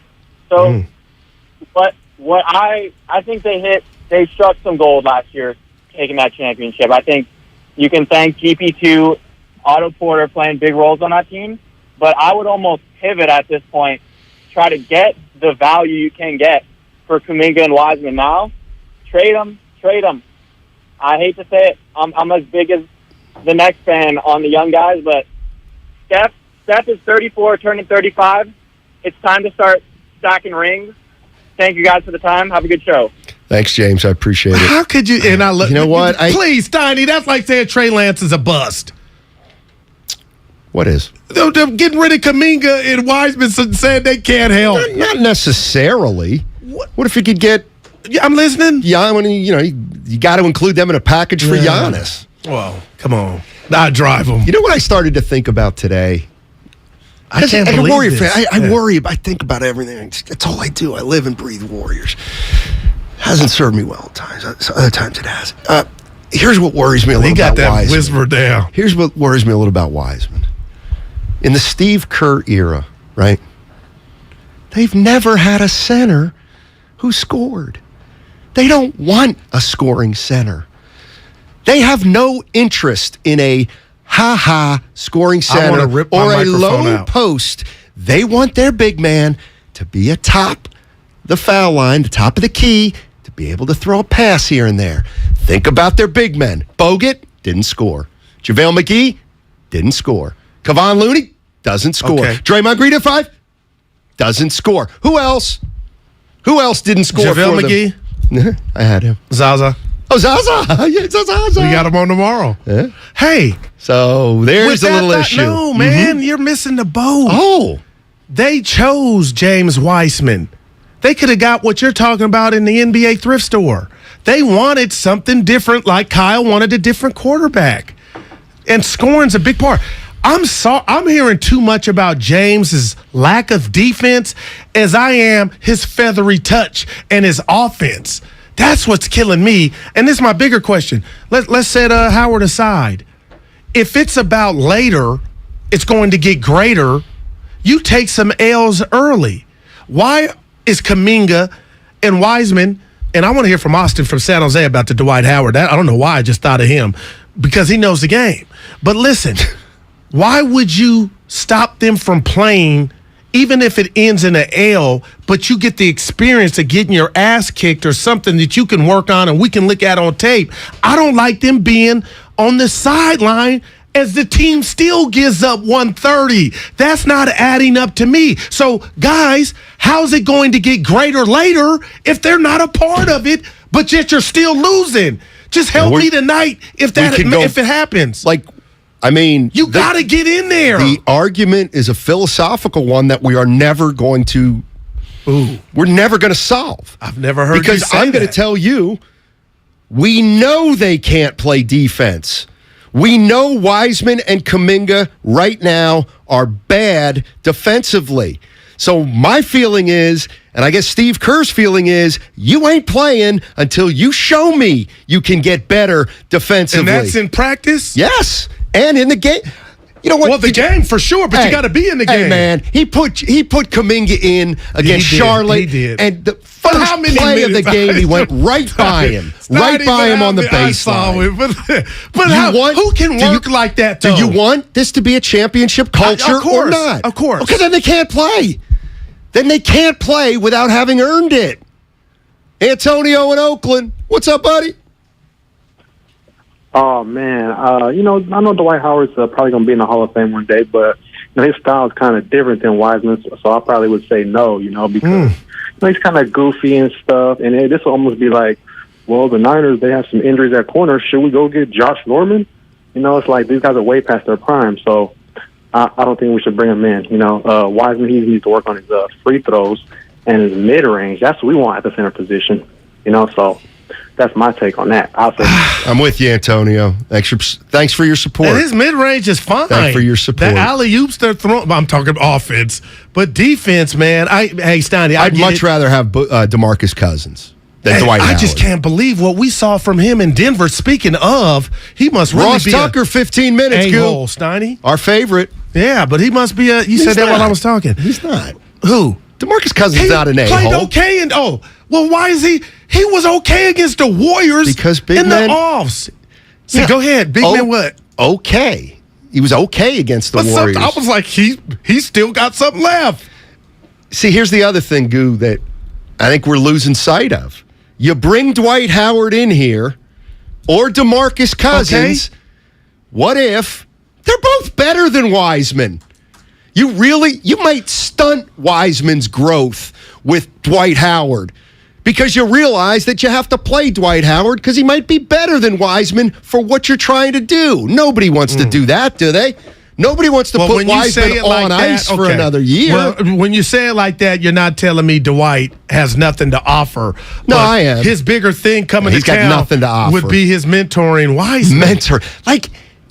The other guy, Jokic's guy, and I love the dude. I'll meet him how one can day. you mention Dwight Howard and mentorship in the same sentence? Because he sees the signs on the wall. I thought you loved Kobe. I thought you liked Kobe Bryant. I love him. He thought Dwight Howard was the biggest laughingstock in the league. Yeah. He thought he had no guts. Yeah. He thought he didn't take the game seriously. He looked him straight in the face and said, But it's like Carmelo when he had to do the PSAs to get back in the league. Mm-hmm. He got humbled. It helped him, and he got back in the league. You don't think Dwight's humbled now? No, I don't. He was begging for a job, and I ain't mad. He's humbled. Dwight Howard's a champion now. Yeah, but Kobe had him when he was young and still thought he was still the man. He has to have been humbled. DeMarcus has been humbled. Well, he's 37. It's not like they kicked him out of the league. He's just retired. He's retired at 37. Night. Good run. You're going to make the Hall of Fame, even though you underachieved like an MF, but nevertheless. Wow, man. He did. He was an underachiever. You said that about Shaq. I know. They both were. He's got 5 rings. They both great players. They left some game on the table. Well, Shaq has 4. I don't know. Yeah. Carlos at Fremont. What you got? Hey, how's it going, man? Big fan of the show. Thanks, man. Thank you, Los. I was supposed to say it. Let's bring him on, man. The guy's still in great shape. We need rebounding. Need block shots. I'm just sorry, but Loon Dog is he's just too small, man. Too small. Bring the guy on, man. We don't need him to score. We got scoring. We need rebounding. Man. Bring him on. Carlos, and that's what's hurting me. Seriously, that's what's bothering me. You guys are reputation. Oh, he did this and that, Kobe. What about what he brings? Nothing. Just stop. What does he? I mean, of course, he doesn't bring nothing. Yeah. What? You know who he is?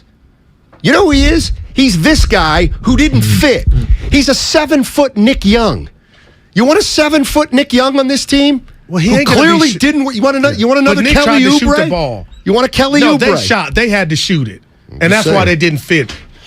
I just, I'm rolling the dice, and I believe the guy has been humbled. The caller just said it. If it's just about basketball, he can alter shots, he can rebound, and he can teach Wiseman. Steiny, you don't even got to play 10 minutes a game. It's just a thought, and put it in the cap. This will be revisited if he does not get signed by another team. What'll be revisited? The Warriors and Dwight Howard. No, it won't. They keep giving up 120, 130. Do you realize that last year, Wiseman was hurt. And everybody said, go sign because Looney's your biggest guy. They expected Wiseman to be back, okay? They expected him to be back. Okay. Therefore, they didn't sign anybody. Yeah. And he wasn't back. Well, this year he's back. He's playing. So they don't have to sign anybody. Well. I mean, last year, you could make the case they could have.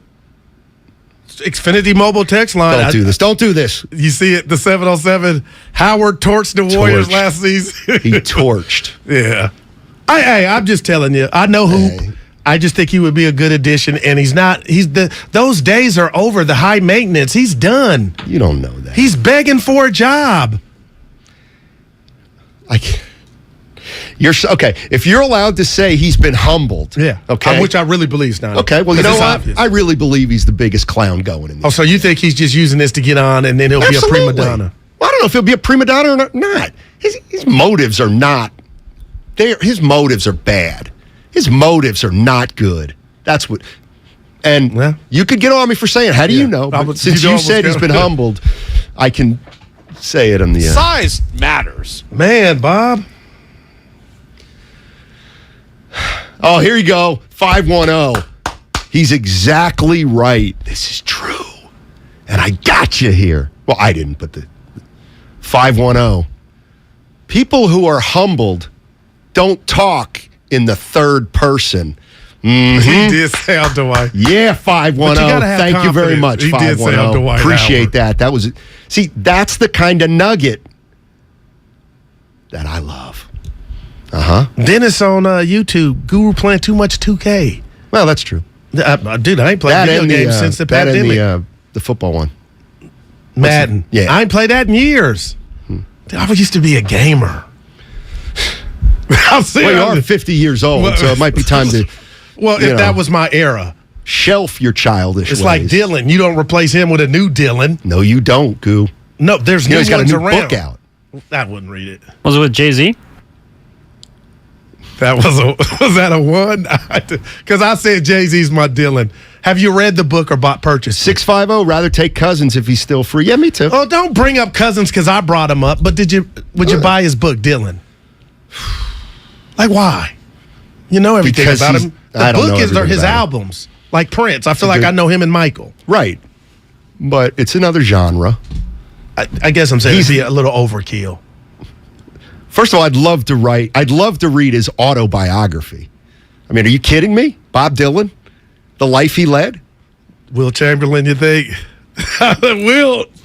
You're sick. Grow up. It's natural, grow but up. first, that's a big number. Oh, my gosh. Right, but we weren't even talking about that number. Dylan wasn't like that. He had a lot of long-term relationships.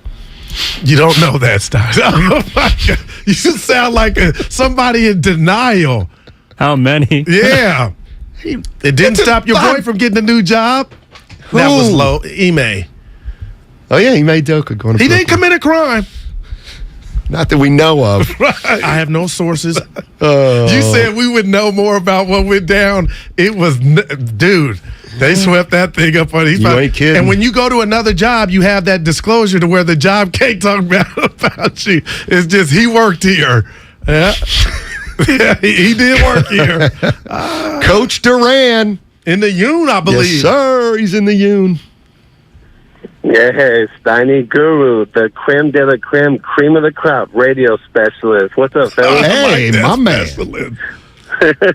I want to agree. I think Wiseman could use some good education and intelligence. Get him off. Dwight Howard. If we could sign Howard, that would be nice for a 3-time defensive player of the year and Hall of Famer. Man. I got to go with it. That's 3 times. I mean, hey, Steiny, this is all about James, but hey, you got your guy, Luke, Bogut. Go ahead. Jokic's guy, I messed up his name. Milojevic. Yeah. That's a question I'm going to ask our guy tomorrow on the executive show. You'll be afraid. And he'll say, Zaza? Okay. He is as cool as they come. And, okay, what are you going to ask him? But why would I be afraid? What are you going to ask him? Hey, Dwight Howard has said that he could mentor James Wiseman. You're a big Zaza. Yes. What do you think about? Well, he probably I've been mentoring James Wiseman a lot. I can't. I'm gonna play. Yeah, you kind of. Yeah, you blew it. Zaza would be better at mentoring Wiseman. Because Zaza's a class act. He was a bad dude. 510 says, we've only got one great two-way player in Wiggins. Let's develop the talent we have. Moody could be a great two-way player in the future. I love Moody. And what? Moody's all right. I don't think he's ever going to be a star. If he went to a Moody's lesser not been team, playing well. he would get more minutes. Of course. Well, you could say that about all the young guys. Kuminga? They say Kuminga wouldn't be playing in Orlando? It's who said it was an announcer. He's more for the open. Like if he went to Houston, it's like open gym. They just run up and down. And I thought that might unlock him, Steiny. You know what I'm saying? Right now, they got him trying to. He really would be. You know what? I think you could unlock Kuminga on a 20-win team. Man, I'd like to unlock Kuminga on a 20-win team. Yeah. Goo, I got it. Because when you're out there thinking, Steiny, it's over. You got to get through it as a young I gotta try to turn you around on this one. This one's too important to let you stick with that opinion. No, it's real. I know it's real. Yeah. I know it, Goo. So what if I said Shaq was interested in coming to No. Somebody like Shaq. What? No. So you still would Robert Parrish. I don't believe that ex-players make the best I've never teachers. Heard you say it. Look at Magic Johnson. Well, he was a coach. Okay, well, but what if he talked to somebody off the record? We're talking about coaches, aren't we? I mean, that's what we're talking about, coaches. But players who become coaches. I'm talking about being responsible pretty much for one guy as opposed to 14 or 15. And he's telling you, Kevin Durant, they would talk, but Durant's not a big like I'm talking about. So you really honestly believe Shaq couldn't help Weissman? I really don't. Wow. Just because you played does not mean you could be a good coach. And a guy that we think Look at somebody like me. I played Division III. Ask me if I've ever thought of coaching. D3. But you're selfish. Ask me if Have you ever thought of coaching? I haven't actually. Because you got a short fuse. Ask me again. Have you ever thought about coaching? I actually have, but I'm smart enough to know I'm not really skilled at leadership. And neither is Shaq. Because he showed that over his career. He's not a leader. Okay, but what I'm talking about is less than what I'm telling you how to be a raw dog. A mentor. No, a raw dog. We're going to talk X's and O's in Shaq terms. So if Pete Rose talked to Brandon Belt, forget, Rose ain't in charge of the whole clubhouse. You don't think Brandon Belt would be a better hitter? No, I don't. I'm sorry. If they communicated? No, I don't. I mean, he might be. If Pete Rose was a hell of a teacher, not automatically. No. Oh, how about Maurice Spates? Go out and get him. I wonder what he's doing. I don't know. He's 40. Should be available. You love 40-year-olds. No. I'm a man. I'm 40. Yeah. Oh, we got... Hey, Filmo Mike, baby, we got your favorite coming up on the other side. Ross Tucker. Ross Tucker. Don't forget the Warriors. They're in South Beach tonight. Take on Jimmy Butler and the Heat. Coverage on 95.7. The game begins at 3:30. Tip-off at 4:30. Hey, you like 95.7 The Game, right? Yes. Then you'll love our brand new merch store. We've got custom t-shirts, long sleeves, and hoodies with your favorite quotes from the show. Let's put the rat on the table. What are you doing? Check it out at 957thegameshop.com. That's 957thegameshop.com. At Fisher Investments, our clients know we have their backs. How do your clients know that? Because Fisher Investments is a fiduciary, the highest standard for a financial advisor. It means we're there for our clients and always put their interests first. So wait, you do it because you have to? No, we do it because it's the right thing to do. Our clients trust us with their retirement savings, and we know how important that responsibility is. So we take the time to really get to know them. Get to know them how? We make sure we understand their unique goals, finances, health, family, and lifestyle so we can tailor their portfolio to their specific needs. Our goal is to help them achieve a comfortable retirement. Sounds like a big responsibility. You must make big commissions then, right? No, we don't sell commission-based products. We have one single transparent fee that's structured so we do better when our clients do better. Visit FisherInvestments.com to find out why investors like you are switching to us. Fisher Investments. clearly different money management. Investing in securities involves the risk of loss. Don't waste your time trying to sell your old car. Donate it to Cars for Kids. It's the easiest and fastest way to donate your car and get a tax deduction. Donate online at carsforkids.org. That's cars with a K. 1-877 Cards for Kids. Donate your car today. No one knows where this market will go. Things could change tomorrow, next week, or next month. At Merrill, we've been here before, and history shows this is the time to stay focused on your future. Because through every market, the bull will always have your back. Find an advisor in San Francisco at ml.com/bullish. Merrill, a Bank of America company. What would you like the power to do? Investing involves risk. Merrill Lynch, Pierce, Fenner & Smith Incorporated, registered broker-dealer, registered investment advisor. Member SIPC, a wholly owned subsidiary of Bank of America Corp. My husband and I live next door to a haunted graveyard. It's a little creepy, but we manage. Just like we manage without home internet. Do I wish my mobile hotspot was faster? Yes, but I make it work. Kinda. Just like we make it work sleeping next to a 17th century burial ground. Honey, can you move your hand? That's not my hand. It's mine. Not having home internet? It's not that bad. Grab my hand. Wait, okay. No, not up the stairs. We tried that last time. You can literally run through him. It is that bad. Don't settle for just mobile. Get Xfinity Home Internet for just $24.99 a month for 2 years with no annual contract and a free streaming box included. Go to Xfinity.com, call 1-800-XFINITY, or visit your local Xfinity store today. Restrictions apply. Not available in all areas. Requires paperless billing and auto pay with stored bank account. After 24 months, regular rates apply. Offer ends 12/21/22. Ad paid for by the Sentinel Group. Attention Marines, military personnel, families, and contractors who were stationed at Camp Lejeune. Were you present at Camp Lejeune between August 1953 and December of 1987? You may be entitled to significant compensation. For nearly 34 years, those in the Marine Corps' base Camp Lejeune were exposed to contaminated drinking water, resulting in devastating injuries, including several forms of cancer, adverse birth outcomes, Parkinson's disease, and more. North Carolina's procedural laws have prevented victims from getting the justice they deserve, but passage of the Camp Lejeune Justice Act of 2022 would allow you or a loved one to file lawsuits seeking compensation for illnesses and injuries linked to the toxic water. Call today for your free consultation. 800-610-9256. Let our experienced attorneys fight to get you the compensation you deserve, and you pay nothing unless there's a recovery in your favor. Call 800-610-9256. That's 800-610-9256. Again, 800-610-9256. California, you deserve more. And with United Healthcare, you'll get more. Annual enrollment is October 15th through December 7th. So call United Healthcare today. With the United Healthcare Medicare Advantage Plan, you get more from your Medicare dollar, now including better than ever dental, vision, over-the-counter, and prescription drug coverage. Call United Healthcare at 1-888-CALL-UHC today and speak with a licensed sales agent. Benefits, features, and/or devices vary by plan and area. Limitations and exclusions apply. Finding the right Medicare plan? Oof, no easy feat. Kind of like those dances my granddaughter loves making me do. But then I found Walgreens FindRx coverage. Lets you compare plans online, over the phone, or in person. Made Medicare shopping so easy. Plus, I found plans with low-cost copays. I can get down with that. When you need to talk Medicare, Walgreens is here. Start shopping today at walgreens.com/Medicare.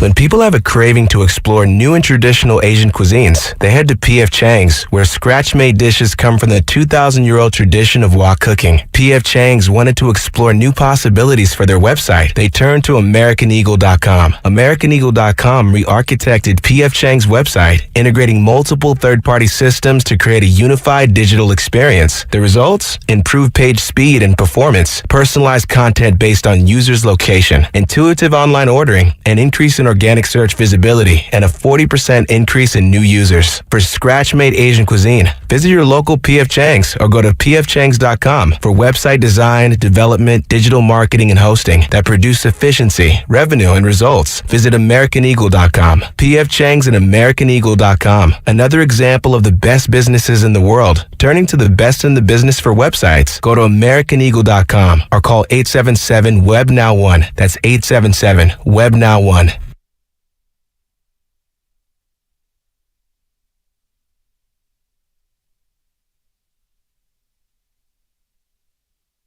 I'm with you, Guru. Now, back to Steiny and Guru on 95.7 The Game. All righty, welcome back. Matt Steinmetz, Darryl, the Guru Johnson with you. And we head to our Tuesday at 1:30 guest, Ross Tucker, 95.7 The Game's NFL and Odyssey Insider. What's going on, Ross? How you doing, man?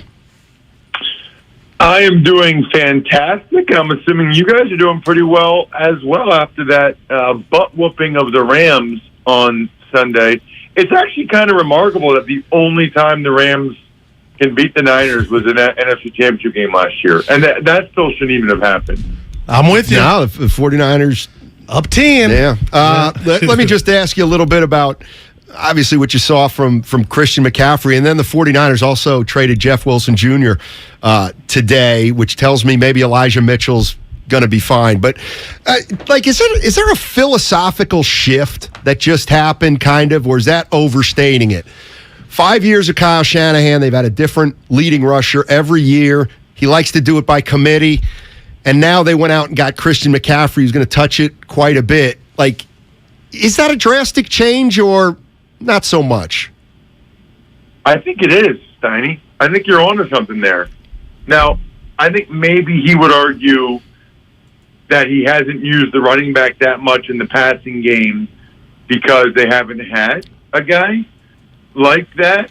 They haven't had a guy that can catch passes like McCaffrey can out of the backfield. But typically that offense has been the back is a runner, and he's a hard-charging zone one-cut guy, and then the ball gets thrown primarily funneled to one receiver and the tight end off of play action. So I do think it's a little bit of a change in philosophy that they bring in McCaffrey and he's utilizing McCaffrey more out of the backfield. I really think, they want to have someone to kind of run the offense through. It feels like wherever Kyle's been, there's been like a focal point, right? Like with the Houston Texans, it was like Andre Johnson, right? They always have a guy, and a lot of what they're doing is trying to figure out how to get the ball to their best guy. And I think in San Francisco, that's been Debo for the most part. But he gets banged up sometimes, and so does McCaffrey. And so now it's like there's a pretty good chance at least one of them will be healthy every game. So they always have someone to run the offense to, if that makes sense. No, it does, Ross. And I told Steiny I got this fetish, Ross. I like to watch the games back. And I'm watching Jimmy, and all of a sudden I'm not comparing him to Montana, but he found a new toy. He looked in the flat. He had somewhere else to go, and seeing McCaffrey catch the ball, I felt like gave him confidence when he had to throw it downfield. And I hate to do this to you, and I know, it's a bye week, but Ross, do you think the 49ers, it's an automatic now if Jimmy continues to show, hey, I got this, that it's Trey Lance's show next year? Like, I'm starting to think, could Jimmy play his way into the Niners, making a tough decision on, we may not give up on this guy like we thought because now he's better?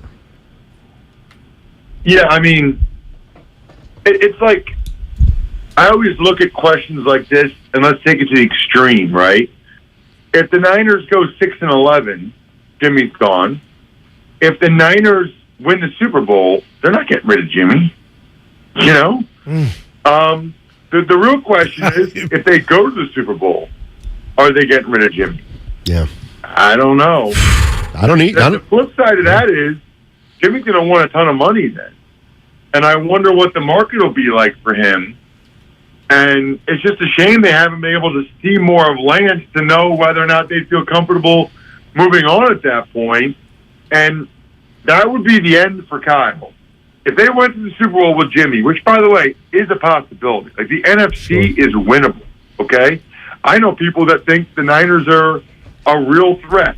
So if they do that, and they go to the Super Bowl, and then they let Jimmy go, and Trey Lance is the quarterback, and Trey's not good, then Kyle's going to get fired sooner rather than later. Yeah. Ross Tucker joining us here on 95.7 The Game.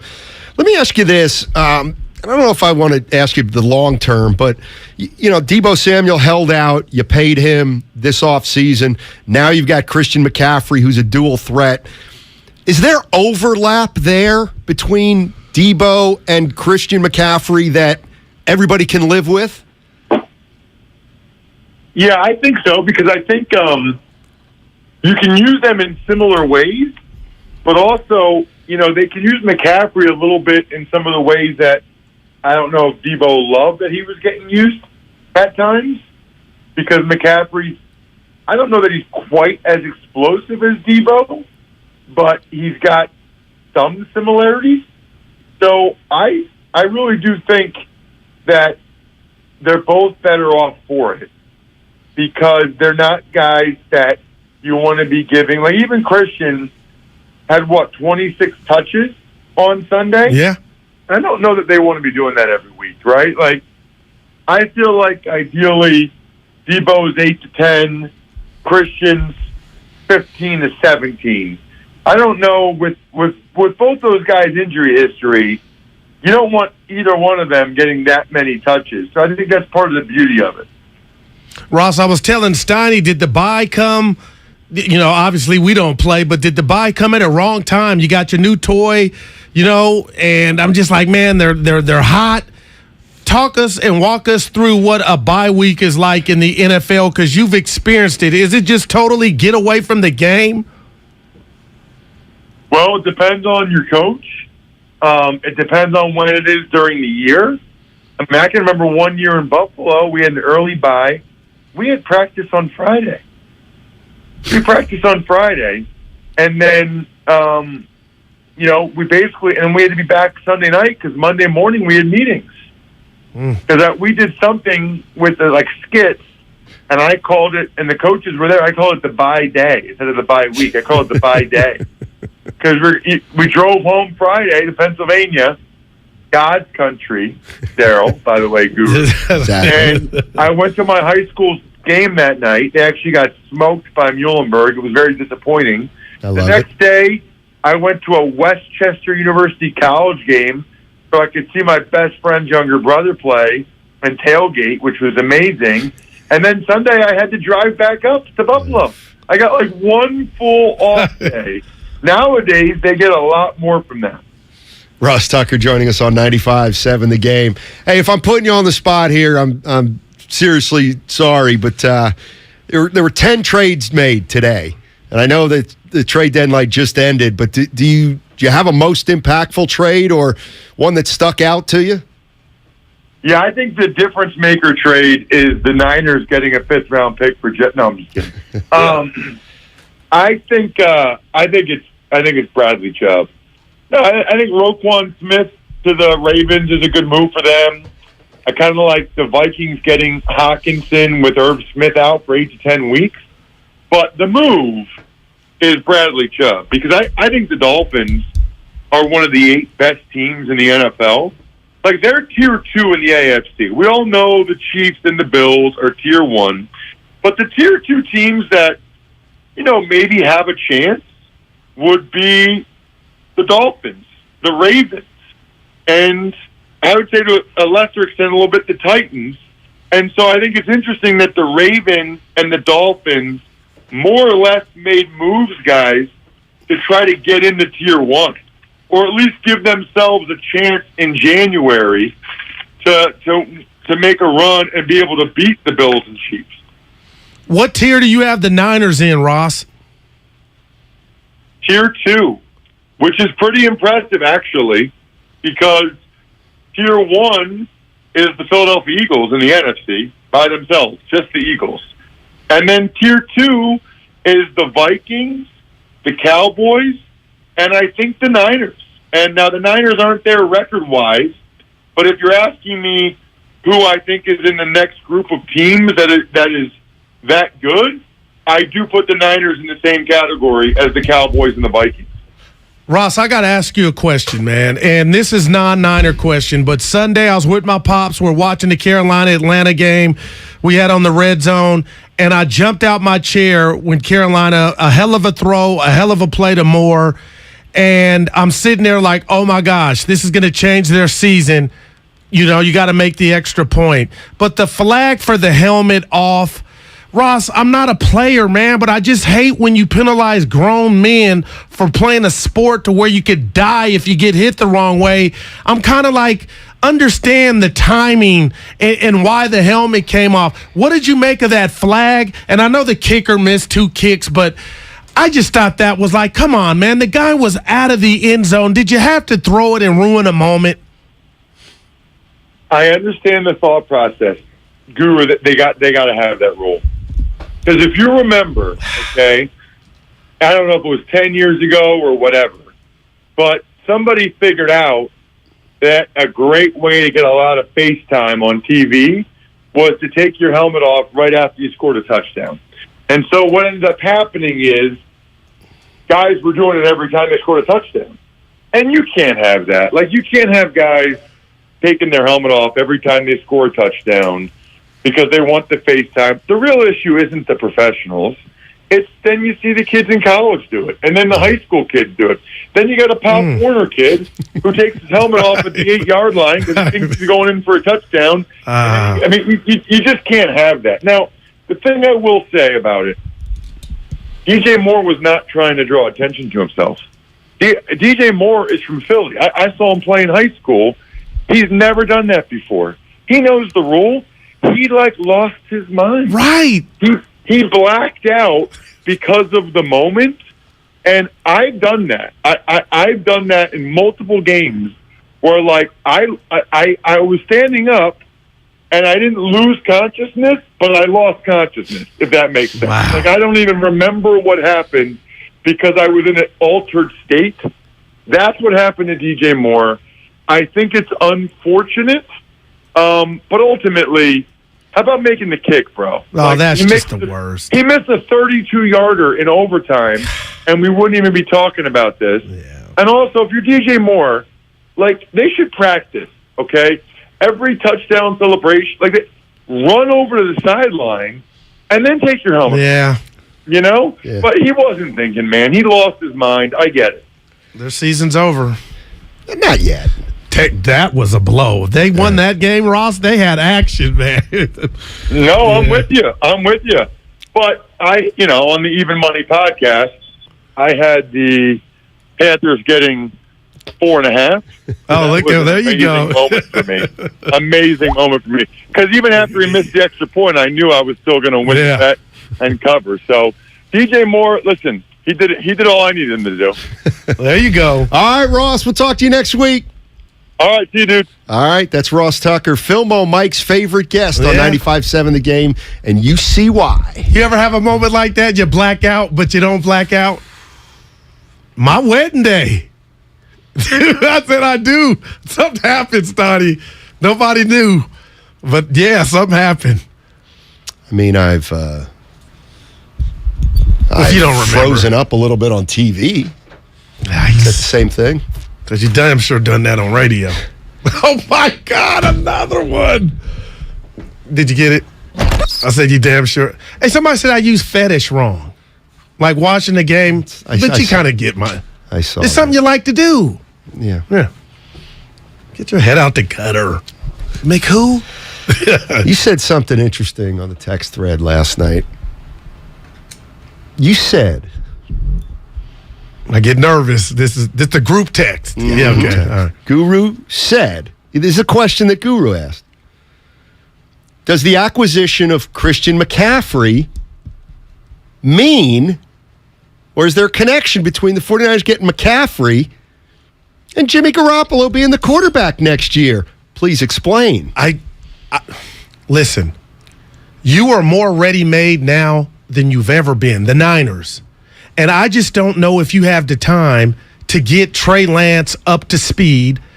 Now, you could say I'm being, unfair by saying it was obvious to everybody he wasn't ready. That wasn't just his fault and Kyle. But are we so sure that the way to go for the Niners now with this acquisition of just the new Marshall Faulk and the fact that Jimmy now has the outlet of throwing in the flats and then hitting them out the backfield and what it could do for Jimmy moving forward, is the way to go to say bye-bye to a veteran, experienced quarterback who before C-Mac already got you to a Super Bowl lead, already got you to a second NFC Championship game with a lead. Are we so sure that would be the right football move to say what you already did after last year's NFC Championship game loss? Bye-bye. Night-night. I'm not so sure. Let's try to go through it logically. Okay. If the 49ers don't make the playoffs this year. Somebody said I stole that question. That's when I get mad. Go ahead. I'm sorry. Well, no, go ahead. Why don't you vent I got it rather than hold it in. Don't let the haters get to me. Because if you keep that stuff in, then it comes out at the wrong time. I didn't have to vent. I just had to read it. I'm good. Empty. Go ahead. But it did hurt your feelings. No, it didn't. It just it was provocative. It should. Yeah, they thought I stole it. But go ahead. Were your feelings hurt? Okay. If they don't make the playoffs, Jimmy Garoppolo is not back. Please, and he shouldn't be. If the 49ers don't make the playoffs, it's Trey Lance's team next year. There's no doubt. Okay, what if they make the play? What if they get exactly as far as last year and lose in the NFC Championship? Oh, man. See, that is all that happened is they kicked the can down the road and they're running it back. But what if they don't exceed last year? Boy, that's a great question. Well, this ain't running it back to me now that you got this addition. This is, it's running it back, but it's running it back in a whole different way of we've went and enhanced ourselves. So to me, if it wasn't Jimmy's fault and they lost and say it was the defense's fault and there were no Odell throws and he had a clean playoff run, I just don't know how you say bye to that. Well, envision him playing essentially like he played last year, because how he played last year was not enough to bring him back as the starter. The 49ers went 10-7. They went to the NFC Championship game last year with Jimmy Garoppolo, and they said, we're moving off Jimmy Garoppolo, even though we just got to the NFC Championship game. Okay, fair enough. Yeah. I got it. They went off Jimmy Garoppolo. Trey Lance got hurt. They're back to Jimmy Garoppolo. Well, what if he goes to the NFC Championship again? Now, you might say, well, it's Trey Lance's team because that's what we did last year. Well, just because you did it last year doesn't mean you have to do it this year. You know what I mean? What if he wasn't up to speed and you're wasting this weaponry on offense? And one more thing about Jimmy. I honestly believe, and I know it's a short sample size, what I saw in L.A. with him throwing, checking down, I've never seen him do that. And to me, that makes him a better quarterback. And that's what prompted this thought of, if I see it, they see it. And now if he has another trick, in his utility belt, another weapon, Jimmy, now he's in more command. He's more in command of the position that he's ever been. Are we so sure they wouldn't? And again, Steiny, this is no shade at Trey, but you got to really look yourself in the mirror like, we may have our quarterback that could get this thing done. See, I think it's one of those things where anything could happen. Wow. I think it's all on the table. I think if the 49ers win it all, oh man, they may get off. They may tell Jimmy to hit the bricks. Oh, you think? Oh man, you think? I think that's within the realm of possibility. Jimmy got us a title. We all know we've got to do what we have to do now. Move on to Trey Lance. Wow. I think that's within the realm of possibility. Would that be the right thing to do? Because that would be politics. Mm-hmm. That would be, we went above, we moved mountains to get him. That's the only reason he's getting a scholarship. What's wrong with saying, you know what, maybe overrated him. We may have overrated him a little bit. And that's what I'm wondering. It's fine. And move him. Happens. And move him, possibly. Crazier things have happened. But who's out there saying that's the guy? Yeah, I don't know what. The other thing is, everybody knows you gave up 2/3 first-round picks for him. So when a team says, we'll give you a third-rounder for him, 49ers can't do that because that'll make them look pretty lousy. But about my premise of, did you notice Jimmy using that?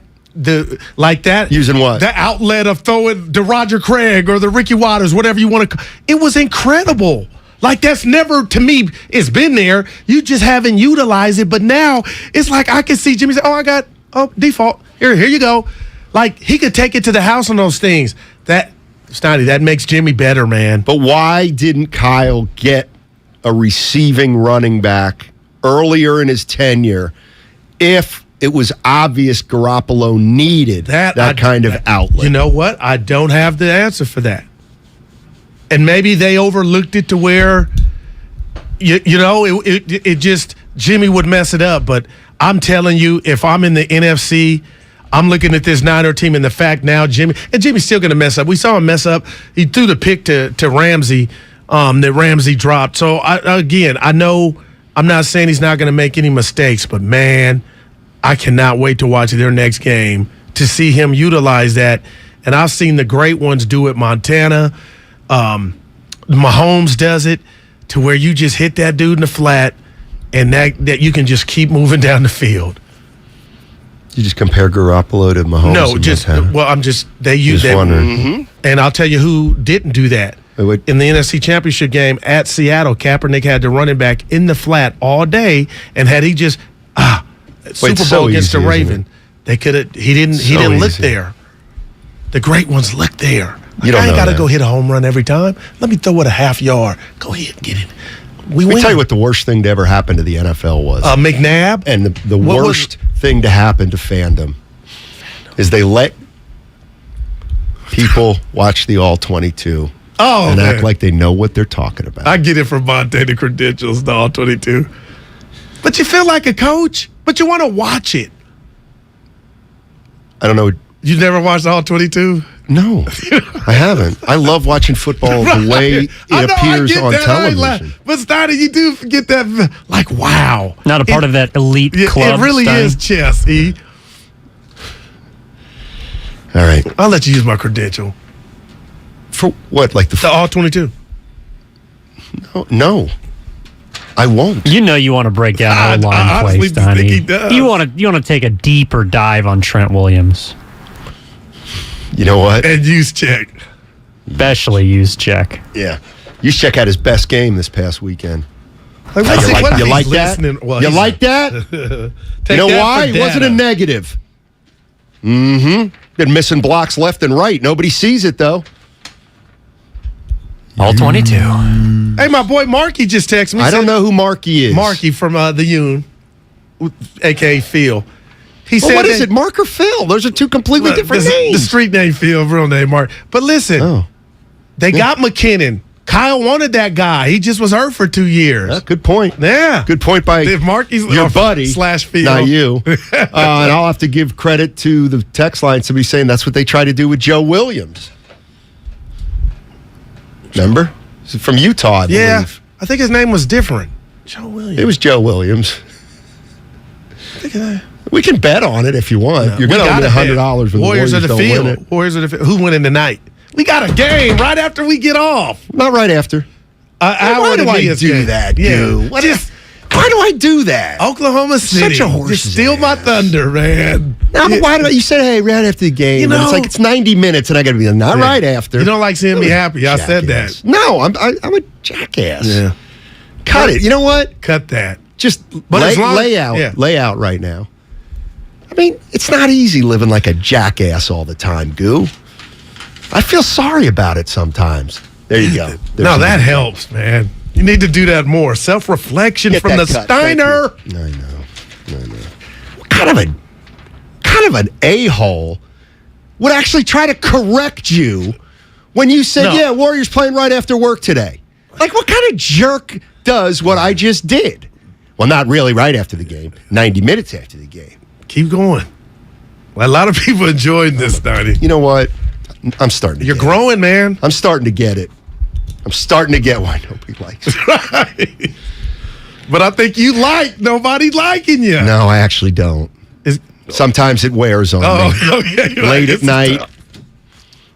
night, I'm alone, dark room. Your mind can go really, really dark places. All right, when we come up, I'll tell you some of those dark places. How about that? No, I'm not going to do that. Dwight Howard and the Golden State Warriors. Is that a match? And here's what I'll tell you. I'm going to tell you how to keep a dynasty going. On the other side, it's all sponsored by Fremont Bank. Full-service banking, no compromises. Miles Turner, he's a jackass. Watch the Morning Roast on Twitch and YouTube. Just search 957 The Game. When I said I wanted a star running back. He's a star. I wanted a star running back. He's a star. This is why you can do so many things offensively. And to think they won that game without Debo Samuel. So now you implement Debo back into the lineup after the bye week. They weren't going away. They weren't going away without Debo Samuel. This is the Bay Area's sports station. Oh, yeah. 95.7 The Game.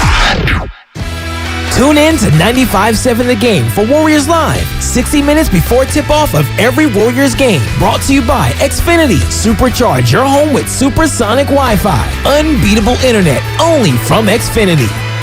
Anywhere fans go to cheer on their team, there are behind-the-scenes MVPs, ensuring everything is game day ready. We see you, Joe, fixing seats so every fan can enjoy every game. And Allie, who keeps her stadium running smoothly from the moment the first game starts to the last play of the season. At Grainger, you're our MVPs, and we're always here for you with supplies and solutions for every industry and 24/7 customer support. Call, click Grainger.com, or just stop by. Grainger, for the ones who get it done. At Target, you can shop with confidence knowing that if you spot a better Target price, we'll match it with our holiday price match guarantee. Pick up the hottest gifts of the season, holiday hosting essentials, and so much more right now. If you spot a better Target price, we'll match it on items purchased between October 6th and December 24th. Get the gifts you want at prices you love all season long with Target's holiday price match guarantee. Get price match policy details on Target.com. Some exclusions apply. If you own a business, this has been a bumpy ride. From pandemic to inflation, I'm sure you could use a break. If your business has 5 or more employees and survived COVID, you might be eligible to receive a payroll tax refund of up to $26,000 per employee. The challenge is getting your hands on it. Hi, I'm Howard Mackler, and that's why I founded GetRefunds.com to cut through the red tape and get you that money. The team of tax attorneys we have put together are highly trained in this little-known payroll tax refund program. We do all the work, charge not a dime up front, and simply share a percentage of the cash that we get for you. Businesses of all types qualify, including those who took PPP, nonprofits, and even those that had increases in sales. We have helped return over $1 billion to businesses, and we can help your business too. Just go to GetRefunds.com and answer a few questions. This payroll tax refund is only available for a limited period of time. Don't lose out on up to $26,000 per employee. Go to GetRefunds.com. That's GetRefunds.com. The following is an attorney advertisement. If you get sidelined by a workplace injury, the workers' compensation attorneys at Boxer and Gerson can help get you back in the game. Our team of skilled attorneys will fight by your side for the treatment and compensation you deserve. We care about justice for injured workers. That's what makes us Northern California's premier workers' comp law firm. Call Boxer and Gerson at 510-345-2341 or visit boxerlaw.com for a free consultation. Boxer and Gerson, your life is worth the fight. Are you interested in new career opportunities in the Bay Area and want to make a difference in your community? The San Francisco Sheriff's Office is looking for people considering a job in law enforcement right now. If you're at least 20 years or older with a high school diploma or equivalent, the San Francisco Sheriff's Office wants to hear from you. Enjoy full benefits, flexible schedules, and opportunities for growth and promotion. For employment announcements and more information, visit sfsheriff.com. That's sfsheriff.com to apply today. The Prophetic Matrix. Unlock the secret code to your destiny. A new revolutionary book by Michael John Toste. The first ebook to make history by being filmed in space. Discover your unlimited future. Get The Prophetic Matrix now on Amazon.com and BarnesandNoble.com. Where can you deck the halls and the front yard? Lowe's, actually. Decorate your holiday home with pre-lit artificial trees, starting at only $99. Put your yard on holiday display with outdoor inflatables starting at just $22.98. Holiday shop your way in-store, pick up curbside, or just get it delivered.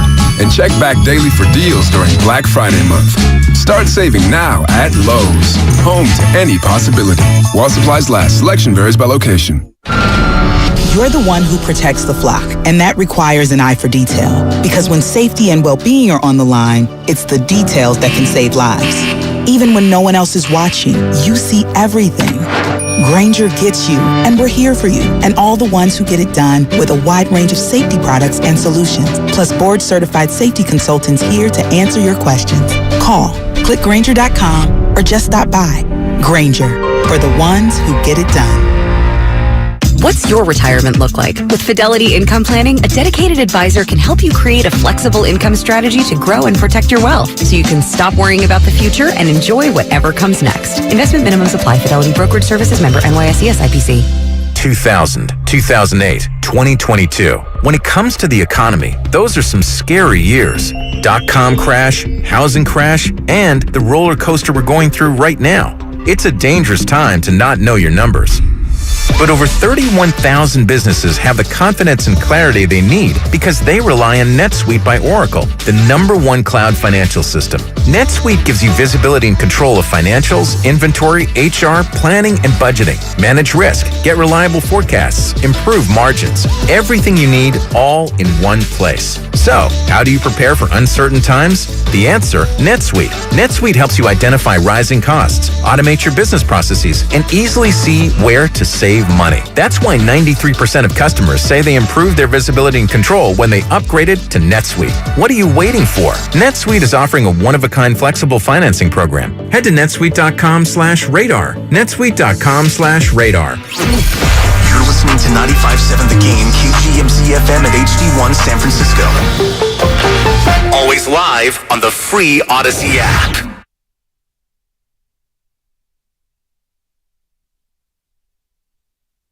Steiny Guru, the creme de la creme, cream of the crop, radio specialist. This is James Wiseman. Now back to Steiny and Guru. Thank you, James. Appreciate that. Also, thank you. The big man. That was Coach Duran. Coach Duran. Yeah. Warriors, Miami Heat. That tip-off is 4:30. So here's what that means. Let me break it down like I can break down an offensive line in football. And what I've come up with is Trent Williams is overrated. But 4:30 tip-off. Warriors against the Miami Heat. 3:30 pregame show with Damon and Ratto. Yeah. So I guess they'll be here at 3. Show here and there till 3:30. Little pick and pop, as Dan would say. And at 3:30, here we go, Warriors. All right. You were going to ask me something. You were so sure when they play the Heat last week, that you're like, Goo, they just can't score enough. Yeah. And you put some chicken on it, and it came through. Mm-hmm. These two teams, same teams, are playing tonight in South Beach. Do you have that same feeling? I don't. Want to explain? Yeah, a lot of it has to do with home court. The Warriors, South Beach flu. Not even so much that as they haven't played well on the road this year. They don't have a road win. Man. And just at home, they're more likely to explode. And that's what they did in the fourth quarter against Miami. Guru's referencing, I made a bet on the Warriors. I don't make a lot of bets, but when I make bets, I try to make them It was kind of close. It was up in the air a little bit. The spread was 6.5, and the Warriors won by 13. But they were only they up. They won. Yeah. Eel helped me by 13. You didn't text until the end, and rightfully so. You didn't jinx it, but that thing was teetering, man. It was a 3-point game with 6 minutes, Steiny. Yeah. Sweating. I said he's going to blame me if they. A 3-point game with 6 minutes to go is fine if you bet on the Warriors. Well, we won't take your shine. It can't. Well, you can't take my shine. Can't take my $100 either. Well, hell of a guess, Steiny. No, see, I don't guess. Oh, I don't guess. People like to cranky Steiny. And they're not going to get. I'm changing. I think it's time for me to change. He's the GMO. Stop it. That is great. Dwight Howard, in case you haven't heard, was thinking of playing basketball again, and he thinks the Warriors would be a good fit. Guru and I have gone back and forth. Suffice it to say, Guru wants Dwight Howard. I don't. If you want to weigh in on that, 888-957-9570. That's also the Xfinity mobile text line. But I do want to, let's hear from our main man. He's right in the middle of the Kyrie Irving situation, Nick Friedel. But Nick Friedel was asked, do you think Dwight Howard would fit on the Golden State Warriors? No. And I say that as somebody who grew up in Orlando and thinks it is a complete joke, guys, that Dwight wasn't on that 75th anniversary team. Yeah, no doubt. To me, that was the worst omission, even worse than Klay. Dwight, at this stage in his career, no. Anybody who watched Dwight the last couple of years, it's not happening anymore. On top of the fact that I know he fit in well that year with the Lakers. They won in the bubble, and he played his role very well. But that group, and we've talked about this for a long time, the chemistry is still seemingly pretty there, although the Draymond punch certainly upended a lot of stuff. If you bring Dwight in and you're just not sure how he's going to respond, it's just not worth the dice roll to me. Yeah, and I'm with Nick Friedel. Guru. Wow. Guru thinks Dwight Howard might be able to help in here, either mentoring Wiseman or playing limited minutes. Give him a little rim protector. I don't want Dwight Howard anywhere near my 20-year-old. Wow. You're talking about good stuff. You're talking about the old Dwight. But Dub Nation spoke since we've been here. Yeah. And it's been 2 hours. It's like 95.5 that they don't want him. I don't think it's that high. Yeah, it's that everywhere I look. Good, Guru, what you smoking? Yep. Anthony Slater was on with Willard and Dibs. This is very interesting because this is going to be the theme to me for the entire season for the Golden State Warriors. Can they strike this balance? Because we know their core now can win the title. If they start a playoff series tomorrow, you don't have to play the youth. Moody can get some rotation minutes, but generally you have your stable starting five. Jordan Poole's a great sixth man. DiVincenzo, JaMychal Green, that's a 7-8 in a rotation. Moody plays 9. You maybe sprinkle in a little Kuminga, Wiseman. That's still probably the West favorites, in a series that starts tomorrow. But there's going to be such growing pains this season because they are going to, I think, rightly prioritize the development of the youth because they've gone down this path. I do think maybe what you're getting to is, take 2 steps back. Should they be doing this? I don't know. But if you are doing it, you should play the guys during the regular season when, the basketball, it's not meaningless, but it's a lot more meaningless than April, May, June. And there it is. There is the challenge for the Golden State Warriors. Can they play the young players enough in the regular season to secure a relatively high seed and to also make sure that your core champions are rested and feeling spry come playoff time?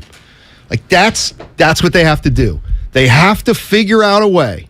And Poole's one of them, but he's already made. Yeah, no doubt. Moody, Wiseman, Kuminga. Can they play consistently this year as a top 9 rotation type of a player?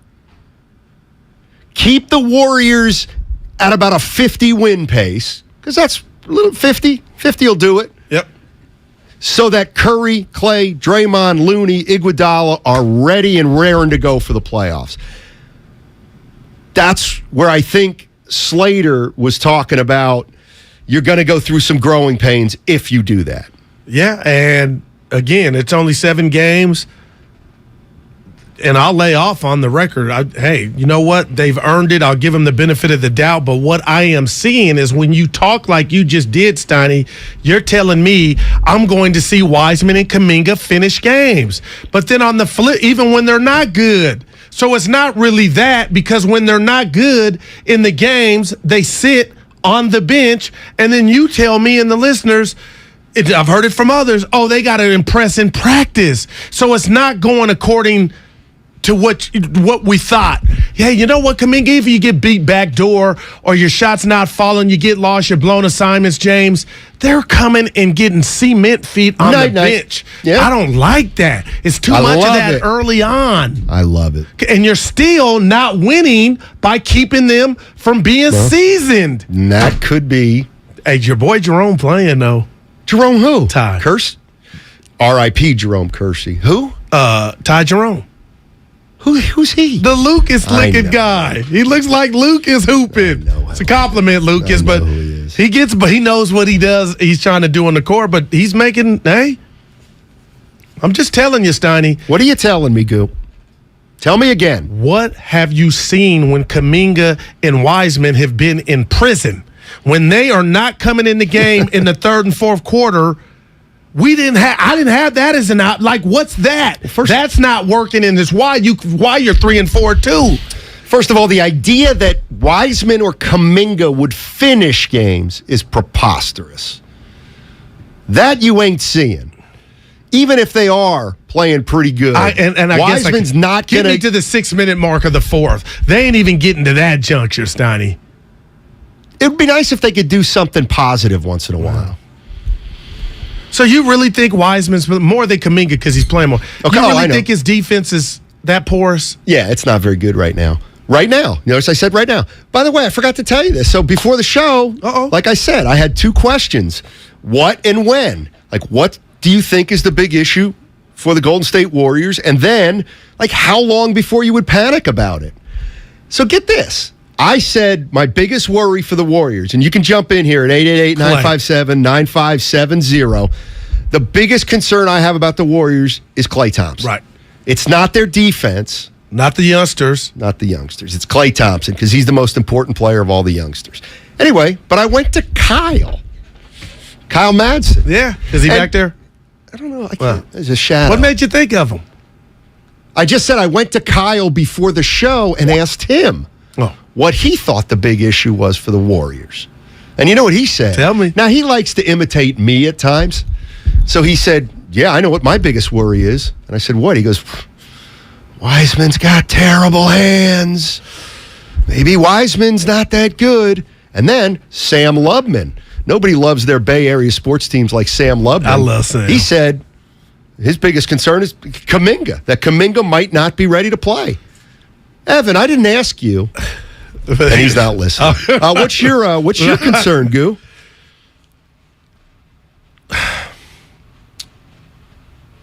That the youngsters are not, they're not getting the leash that I thought they would get. To by April or March, they would be more seasoned because they would be able to trial and error. But now I'm seeing a trend that's bothering me to where they're getting too much blame, Steiny, and that's going to stunt their growth. So when you really need them in March and April, they might not be ready. That's my biggest concern. It's not his hands. I'm watching that, but his hands have been great a majority of the game. Now there are times they'll bum. But it ain't all the time. Dude, I think they've been pretty bad. You think so? He never comes up with a loose ball in traffic, ever. That's something I'll watch. I'm just, to me, and I know the analogy doesn't work exactly. Okay, it does not work exactly. But to me, when the 49ers came into this season and said, we have Super Bowl aspirations and we want to develop Trey Lance. No, you can't do it. I mean, if you could do it, it's like 1 in a million.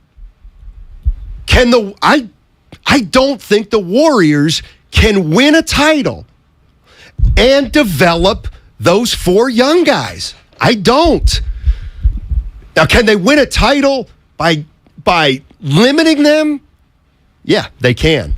But I don't think they're a championship team if Kuminga, Wiseman, and Moody are big parts of the rotation. It takes long. And what are your other options if they're not? That's the other why I'm options worried. are veterans, DiVincenzo and JaMychal Green. That's the security blanket that's built in for the Warriors. Yeah. If they're not ready, they still don't have Dante, to play. But good luck with that, Steiny. On winning a chip. Can I tell you something? Yeah. You know what I think you know what I think is completely unfair? I'm just going to tell you something right now. How old's Wiseman? 20. 20. What kind of college career did he have? Pretty much nothing. 0. Yeah. 3 games. That don't need, nothing. He plays 3 games. He doesn't play again for the whole season. Penny Hardaway. He may as well have been a high school kid coming out when the Warriors drafted him. He still started because they threw him into the lineup. And guess what? They weren't very good. That wasn't even right. That's why. So, I think we are being. I think unfair. I think there's a disconnect you have that you're not acknowledging, and the disconnect is Jonathan Kuminga 6 years ago was living in Africa. He came over to the United States at 15. He didn't play any college. Right. No college. Zero. Played in the G League. Right. Well enough. They're both 20 years old. You name me 3 20-year-olds who were part of a championship team rotation, which is Moody, which is Kuminga, and which is Wiseman. I need to see a championship team that had 3 20-year-olds in the top 8 or 9 rotation. That's all. I'm not sure that, somebody texted me, well, Magic Johnson. Yeah, he was the finals MVP when he was 20 or 21. Well, yeah, okay, great. Yes. So are they that? Your comp is basically what you said the Niners were trying to do had Yes. Trey Lance not got hurt. Yes. But you got 3 of them. What do you mean? Basically, the Warriors got 3 Trey Lances, essentially. Yeah. Man. Kind of. And that's why you can't win it in October, but you can lose it. Steiny, that's why I'm a bit nervous. I'm not saying they can't do anything, but if you're telling me the way they're going to compensate for the guys, the youngsters, if they don't take that next step, is more DiVincenzo or JaMychal Green, who's just a player. He's not a bad player, but those aren't difference makers. And you're going to put wear and tear on Klay, who could be taking the whole year to battle back. I'm not robbing him of that. But, man, that has my bet, again, of the Warriors of the field, like me wanting to rescind it a little bit. But I'm too not. late. Yeah, you can't do that. Yeah. In fact, I'm concerned. I can't wait to see this play out. And tonight, do you think they stifle Miami? I don't know. They should. Miami stinks offensively. They scored 110 on the Warriors. DK's in Alameda. Hey, DK. Hey, how are you? Oh, great. Hey. Guru, you guys are awesome. Oh, thank you. My biggest concern about the team is that, or my perspective on the team was that coming in last year before the championship, the team had something to prove.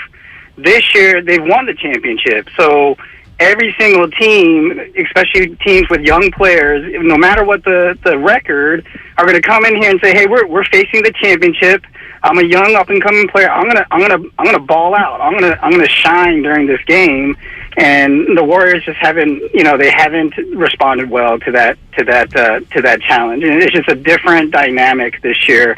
My biggest concern about the team is JaMychal Green and Dante DiVincenzo. They're not gonna fill the same role that Otto Porter filled. And just remember, we won the championship last year. The youngsters didn't do anything. Right. They didn't contribute anything. So to expect them to come, we have high hopes, of course, but to expect them to help us win a championship when they didn't do anything for us with our championship. And they're not seasoned college players who played 3 or 4 years in college. I hear you, DK. Thanks for the call. Is it impossible? No. And the organization think Bob and Steve and Joe think they could do it? I wonder. No, I wonder. They're trying to get rings on rings. Well, I think, but Back I think there's a chance that at some point this year they look and say, yeah, we can't do it the way we're going to try to give it a shot. Try to make a move to do it. Maybe, or just bite the bullet when it's money time and the kids don't play still. But then what would that mean for the window? Because if you did do that, don't you get it, Goo? Don't you get it? The window if might you play have blinds. Kuminga and Wiseman and Moody, the window's closed now. If you play them now, you keep the window open by saying JaMychal Green has to play for Wiseman sometimes when it gets to crunch time. DiVincenzo has to play instead of one of the young guys. Kyle really said the hands of Wiseman. Remember, because I mentioned that to you, but I hadn't been seeing it. Like, they're not a dude, and his feathery touch. Like, as much as we focus on the defense, you got to get easy with the fans. You know, I've never apologized to a caller. I could take a second to our show. I'm going to do it. I was hard on Priest last week. Call back, Priest. Hard on Priest? Yeah. Hard on Priest? Who else was I? Well, me. Dude, you are the Lex Luthor of radio. Of all the back I gotta and deal forth. with you What does 5 that days a mean, week. Lex Luthor? What does that mean? Just sinister, mean, and crabby, and stanky, and mad. You ever heard of transference? Right, no. You got mad at Priest, and you took it out he on gave me. Me a fourth. No, I just don't. Yes, you did. No. And most of the I embarrassed you last. That side that I showed Priest, I got too black for you, and you got embarrassed. And you didn't know how to. I thought about it the other night. There was one thing about play. Yeah, you playing. But Priest called back because I want people to stop talking about Wiseman's defense and not giving them credit on the offensive end. See, that's what Kerr is defense first. That's why they've got 4 titles under him. Well, this is what I mean about the culture. He's defensive first. How's Poole getting all these minutes? And I love Jordan. Because Poole is dynamic offensively. His offensive game makes up for some of the deficiencies. All right. If you all don't put that on air, you're I don't know what he says. Schlep Rock. Schlep Rock in Fremont. Mm-hmm. What's going on, my dynamic duo? I'm going to turn down Reality Street, and that's Steiny Street. And Guru, sorry, I'm not going to make that right turn on to. Okay, it's okay. I don't even know. We'll see you next time. It's all right. It leads to a cul-de-sac anyway. Wow. Yeah, because here's the thing: if Klay ain't right, the Warriors ain't right. You know, and I said that last year, and they were able to get by, even though Klay wasn't 100%. Klay is a shell of himself this year. If Klay ain't right, that's another shooter on the floor. Nice. And if he can play 85% of his defensive game this year, then I'm good with that. But he hasn't been able to do either one of those. They will not go to the playoffs, or they will not get out of the playoffs if Klay ain't right. Forget about Wiseman. Forget about Kuminga. Forget about Mooney. Mooney's a good player, okay, but his time is going to be limited. This is not the same team, basically, as the team was last year. I agree. Like the caller, 2 previous calls.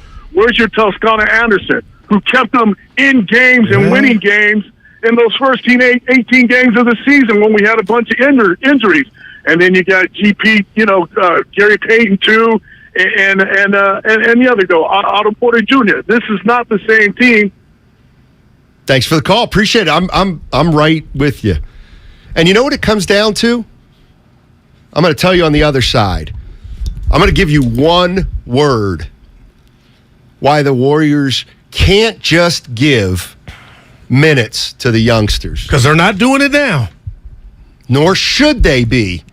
And I'll tell you why on the other side. Don't forget, it's all sponsored by Twin USA.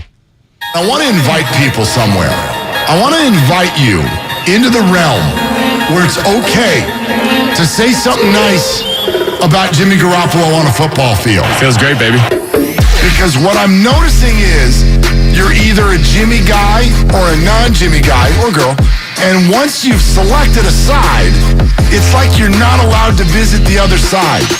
Hear Willard and Dibs from 9 to noon. Let me go ahead and be the doorman on the Jimmy side. On 95.7 The Game. AT&T Fiber presents a straightforward moment inspired by straightforward pricing. And now we just cube the pancetta as such. So what's on the menu tonight? This carbonara I found online. It's fire. You gonna love it, Mom. I hope you hold on to this AT&T Fiber, son. It's nice. Yeah, you should settle down now that you're a gagillionaire. Oh, I am. I finally found the one internet I've been looking for my whole life. So, no more one-year stands? No, I'm done with all that. With AT&T Fiber, there's no price increase at 12 months. What about equipment fees? Nope. Those were never any good for you. Exactly. But now everything's completely straightforward. Well, in the spirit of being straightforward, I never liked any of your old ones. Me neither. Blah. Y'all never told me that. But we're being straightforward now, which feels good, yeah? Yeah. Now let's get straightforward about that girl he's been seeing. Straightforward is better. No equipment fees, no data caps, no price increase at 12 months. Live like a gagillionaire with AT&T Fiber. Limited availability in select areas. Visit att.com/hypergig for details. O'Reilly. Don't miss See Better, Drive Safer month at O'Reilly Auto Parts with great deals on wiper blades, headlight bulbs, and more. Right now, get up to a $20 gift card after mail-in rebate with the purchase of select Sylvania bulbs. Plus, get double O Rewards points with your purchase. Prepare for the weather ahead during See Better, Drive Safer month at O'Reilly Auto Parts. O'Reilly Auto Parts. Do you struggle with occasional nerve aches in your hands or feet? Try Nervive Nerve Relief from the world's #1 nerve care company. Nervive tablets contain alpha-lipoic acid to relieve nerve aches, weakness, and discomfort, plus B-complex vitamins to support healthy nerve function as you age. Live life with less nerve discomfort with Nervive Nerve Relief. Learn more at nervivehealth.com. And try Nervive Pain Relieving Cream to block nerve pain signals at the source. Use as directed. At the United States Postal Service, we're here to deliver fast and reliable service to help you get holiday ready. We offer free package pickup and deliver free shipping supplies to your address. So whether you're in Garland, Texas, Rudolph, Wisconsin, or anywhere in between, we're making it easier for you to spread festive cheer this holiday season. USPS, delivering for America. For all your holiday needs, including info about free shipping supplies, free package pickup availability, and restrictions, go to USPS.com/holidays. This view was worth a hike. Right? And it's a good way to stay on top of my health. Yes, I'm Cologuard, a prescription colon cancer screening option for people 45 plus at average risk. Have you screened for colon cancer? Not yet. Don't wait. It's more treatable when caught in early stages. Tell me more. Cologuard is non-invasive and it's used at home. It detects altered DNA in your stool to find 92% of colon cancers. 92%? Yep, even those in early stages. This was seen in a clinical study with patients 50 and older. Any positive result should be followed by a diagnostic colonoscopy. False positive and negative results may occur. Cologuard is not a replacement for colonoscopy in high-risk patients. Do not use if you have had adenomas, have inflammatory bowel disease and certain hereditary syndromes, or a personal or family history of colon cancer. Most insured patients pay $0. Ask your provider or an online prescriber if Cologuard is right for you, or visit Cologuard.com. I'm in. Get a cash offer for your car, truck, or SUV today at your local Bay Area Chevy dealers. Selling has never been easier. Just bring it into a Bay Area Chevy dealer, get a free appraisal, and we'll make you a cash offer on the spot with no obligation to buy. We buy any make or model, paid off or not. Find your local Chevy dealer at BayAreaChevroletDealers.com. Why wait to save? Dell Technologies' Black Friday event arrives early with select deals on top tech to power business productivity. The savings start now with up to 48% off performance business PCs powered by 12th Gen Intel Core processors. Don't forget special pricing on the latest monitors, docks, and accessories, including free shipping on everything. Call a Dell Technologies advisor at 877-ASK-DELL for Black Friday deals. That's 877-ASK-DELL. Ad paid for by the Sentinel Group. Attention Marines, military personnel, families, and contractors who were stationed at Camp Lejeune. Were you present at Camp Lejeune between August 1953 and December of 1987? You may be entitled to significant compensation. For nearly 34 years, those in the Marine Corps' base Camp Lejeune were exposed to contaminated drinking water, resulting in devastating injuries, including several forms of cancer, adverse birth outcomes, Parkinson's disease, and more. North Carolina's procedural laws have prevented victims from getting the justice they deserve, but passage of the Camp Lejeune Justice Act of 2022 would allow you or a loved one to file lawsuits seeking compensation for illnesses and injuries linked to the toxic water. Call today for your free consultation. 800-610-9256. Let our experienced attorneys fight to get you the compensation you deserve, and you pay nothing unless there's a recovery in your favor. Call 800-610-9256. That's 800-610-9256. Again, 800-610-9256. In Walnut Creek, some rain, highs near 59. Weather brought to you by one thing. Don't buy plastic toys for your pet. Instead, look for natural materials like cotton, rope, wood, or bamboo. Join Odyssey, and together, each of us doing one thing makes a greener tomorrow.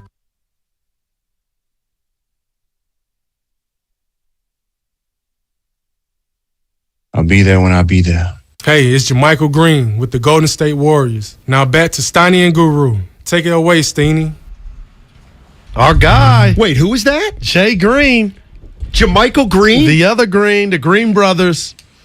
He doesn't have the stature to do that. Steiny. You can't play on 8 teams and then take a shot at Steiny. Wow. Now, he's a pro. He's a pro's pro. He ain't no punk.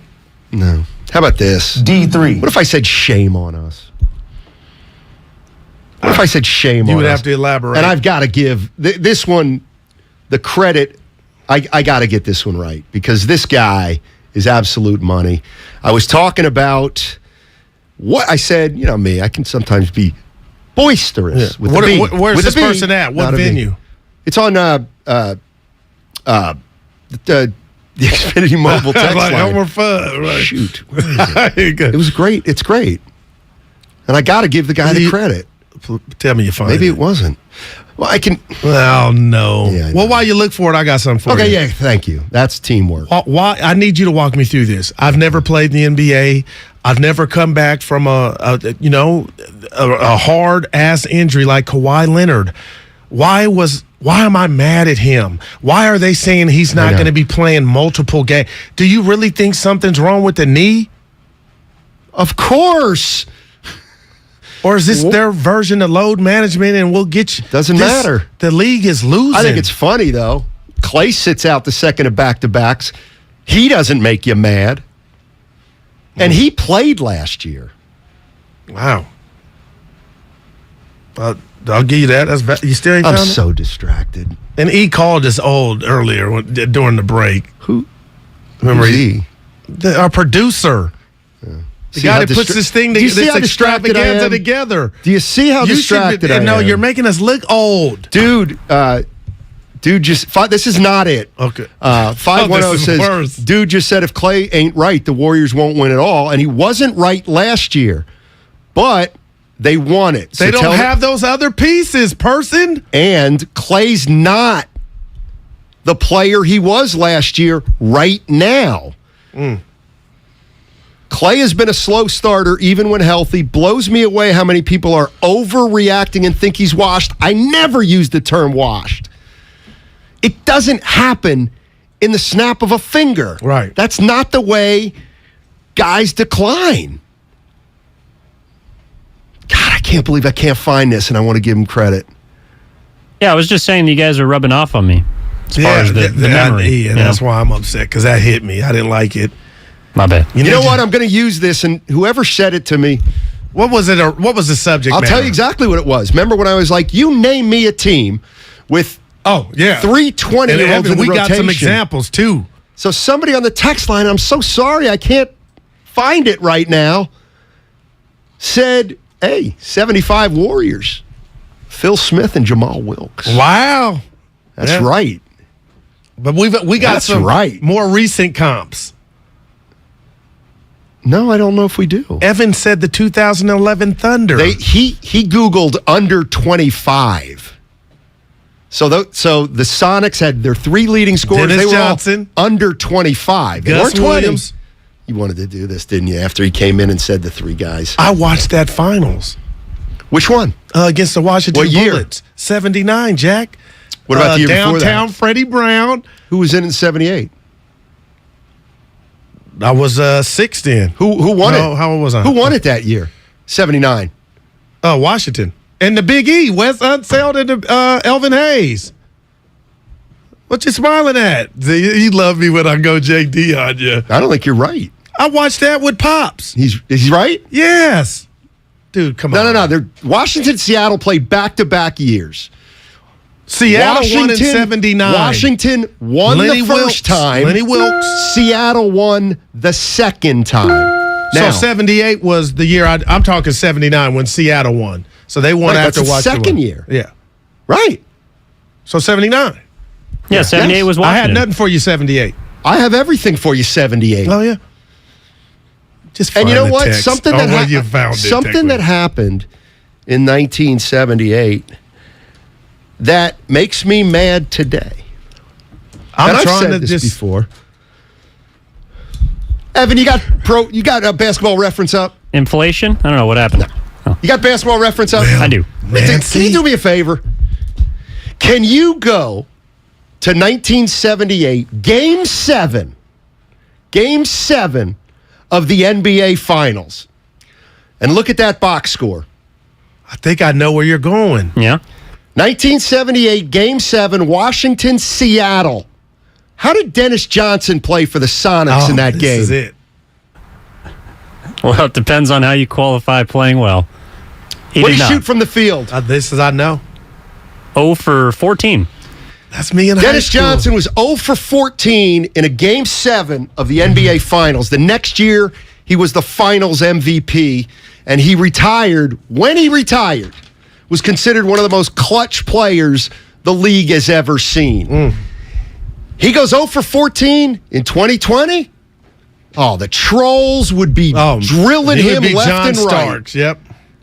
He'd be the Houston for Rockets. 14 in a Game 7. That's me at Irvington High, Donnie. Did you come back and win MVP of the finals? No, I graduated. Confidence shot. I know. Boy. And then, of course, I don't know the exact ages, but that OKC team in 2011 with Harden, Westbrook, what a and team. Durant, they were all young. And Man. But see, a little bit selfish, that team. But, hey, who was the coach? That was Scotty Brooks. I want to say, yeah. Scotty Brooks. And here's the other thing. Damn, that team was good. Hard coming off the bench. Yeah. Look at him now. He had 17 assists last night. Oh, no. Harden. With no Embiid, they won that game. I'm just saying. Mock hanging in there. Yeah, they won 4 in a row. They're doing well. Warriors, Miami Heat. 4:30 tip, 3:30. Warriors live with Damon and Ratto. And, I want to make something clear about Klay Thompson because we were talking earlier about, the Warriors are 3-4 and they're struggling early. And we know it's early and they're champions, but, is there something that's worrying you? And yes, Klay Thompson's worrying me. That doesn't mean I think he's washed.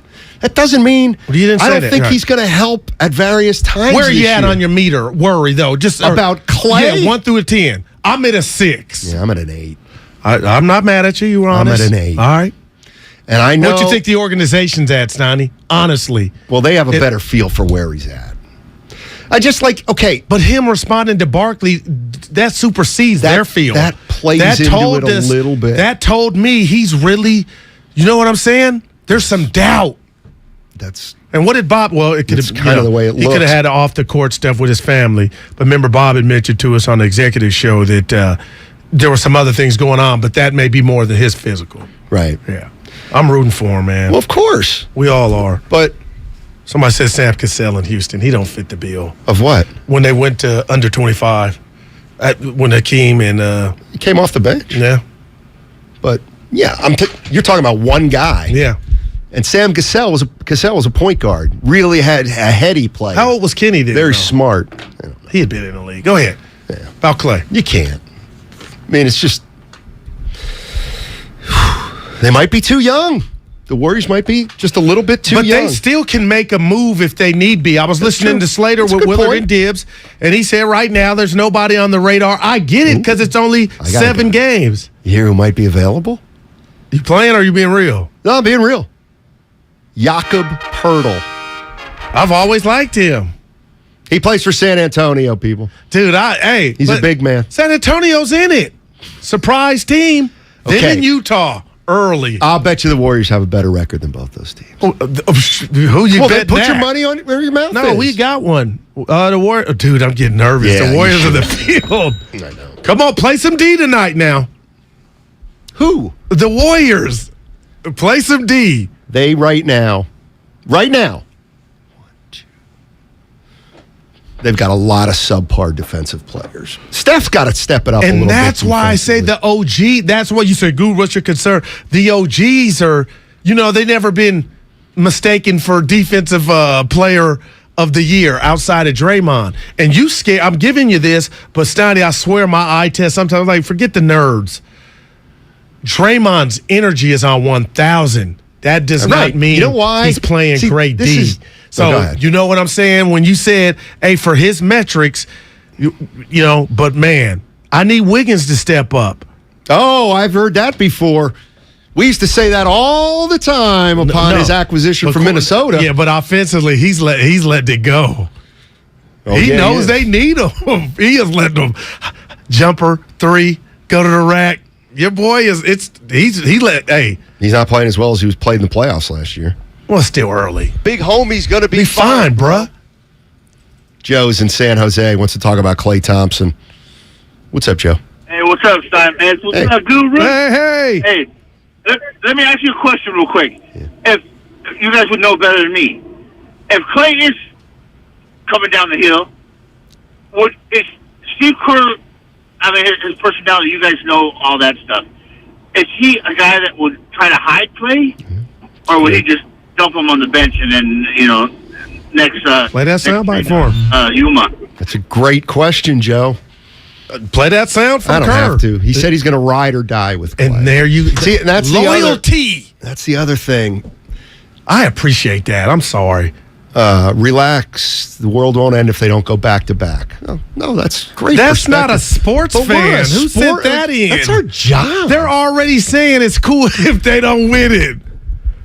Well, it is because they're developing their young That's the friend. Hey, where you at? I'm at the mall shopping. You ain't watching the game? Nah. That ain't. I don't do that. You got to be locked in, man. That's me. Hey, what you doing? Cutting the grass? Dude, the game's on. That bothers me. But I know life is more than sports. See, for some people. So when we're talking about the Warriors, and I got to keep saying this because, I made a bet with you. I don't think the Warriors are winning it. You think they're winning it. God, that was just a week ago. I didn't like the Warriors' way they started the season. There's a few things that, this youth movement where they're going to try to do two things scares me. The Draymond Green punch to me meant more than just a guy punching another guy. I think something's going on with Klay Thompson.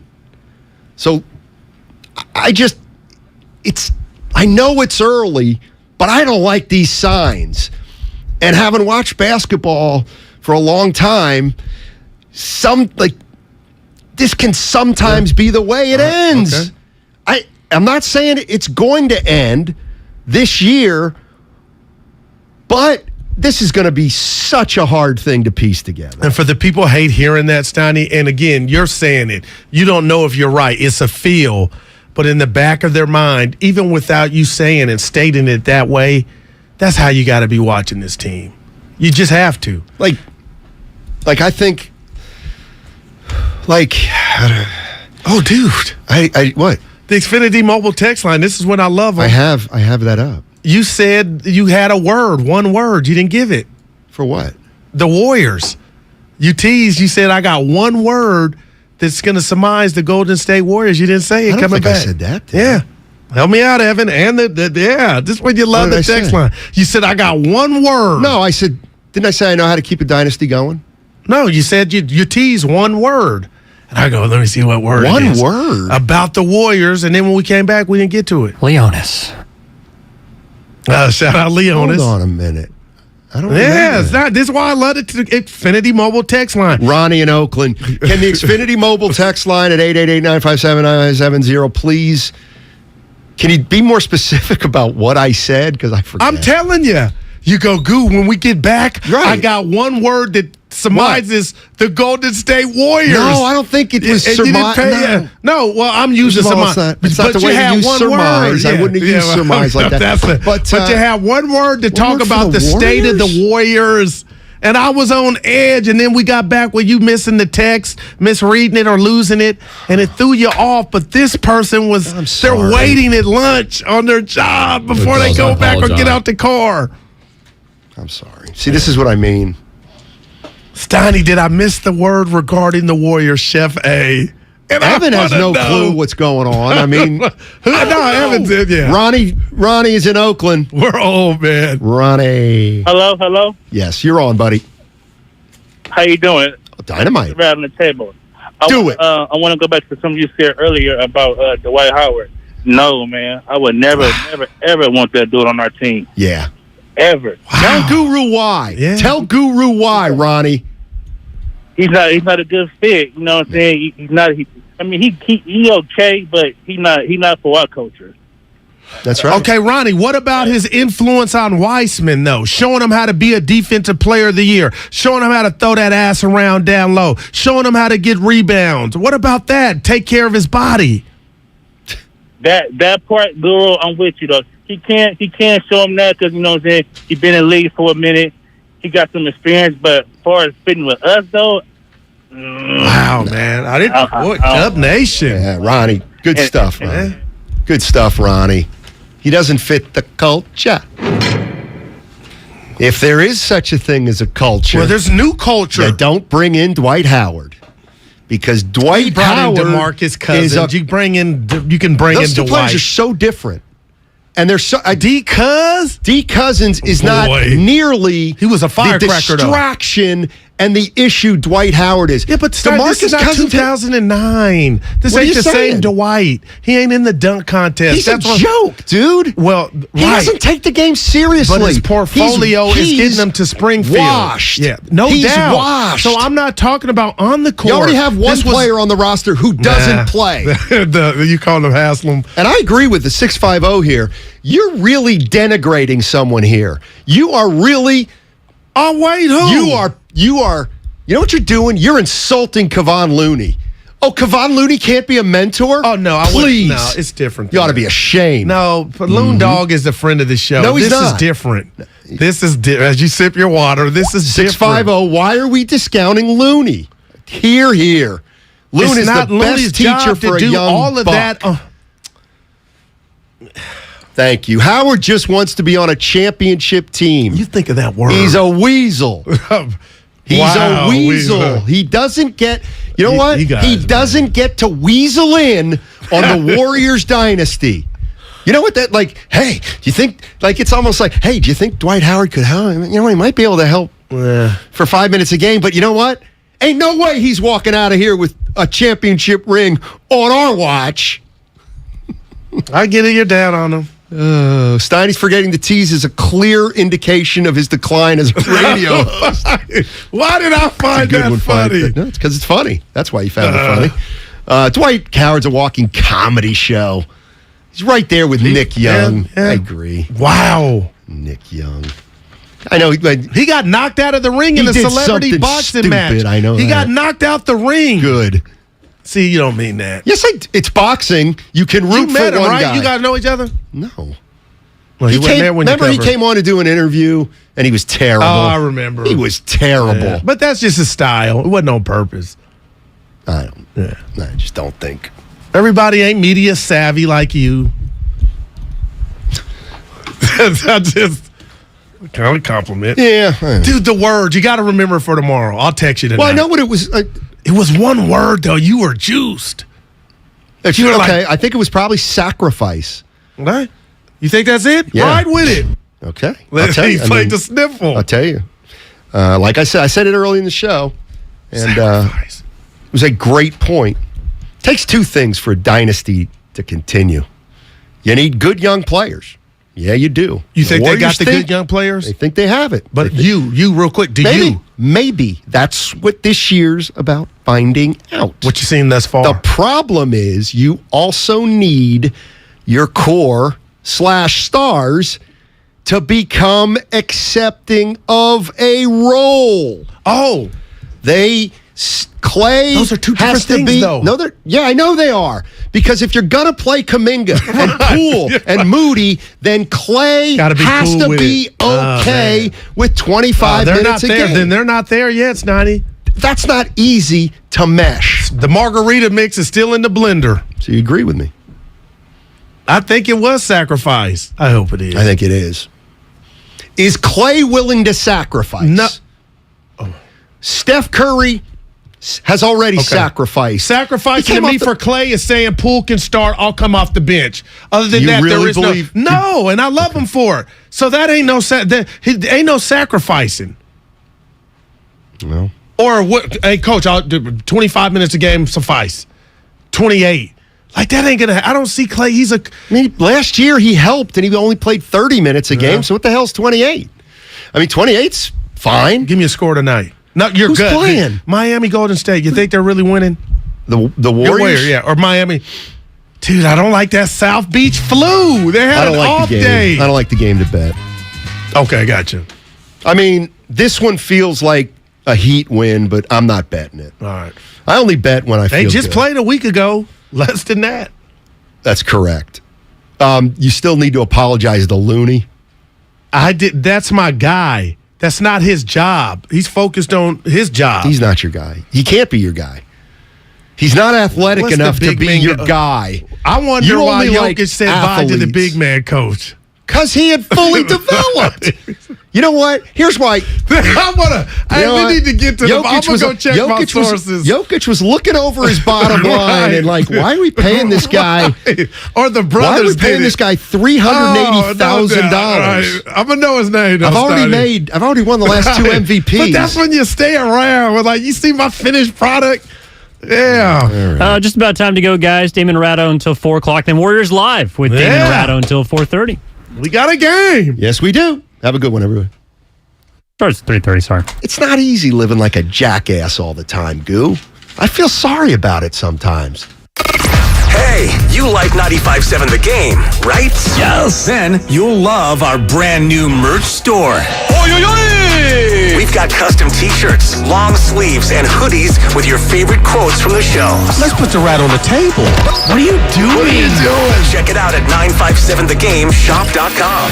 That's 957thegameshop.com. Open wide. Let me see that smile. There's a back-to-school braces boom at Doc Kelly's office. Can you hold on for a sec? Can someone bring me more brackets? She needs to realign her staffing plan with more registered dental assistants. Can you reorder the rubber bands and bread? Indeed can help her hire great people fast. I need Indeed. Indeed you do. We instantly connect you with quality candidates whose resumes on Indeed match your job description. Visit Indeed.com/credit and get $75 towards your first sponsored job. Terms and conditions apply. Hey guys, this is Kenan Thompson. I have a problem with you. Yes, you. None of y'all told me that AutoTrader has millions of new and used cars that I can shop from home. I thought we were friends. I put smiles on your face, but I'm not smiling. No one told me that with AutoTrader, a dealer can deliver cars to my home or that I could shop by price on AutoTrader. No one. Consider this friendship that you just learned we had officially over. Finally, it's easy. AutoTrader. Everything, our farm, our stand, our pop-up shop, it really all started when we discovered the benefits of local, raw honey for our family. And then we decided to turn it into a business. We were looking for something to help us get up and running. So we got the Chase Business Complete Banking Account. It's more than a bank account. It comes with Quick Accept, which lets us take card payments anytime, anywhere in the U.S. using the Chase mobile app. Plus, we get same-day deposits at no extra cost. For us, it's more than honey. It's about sharing a little sweetness with the world.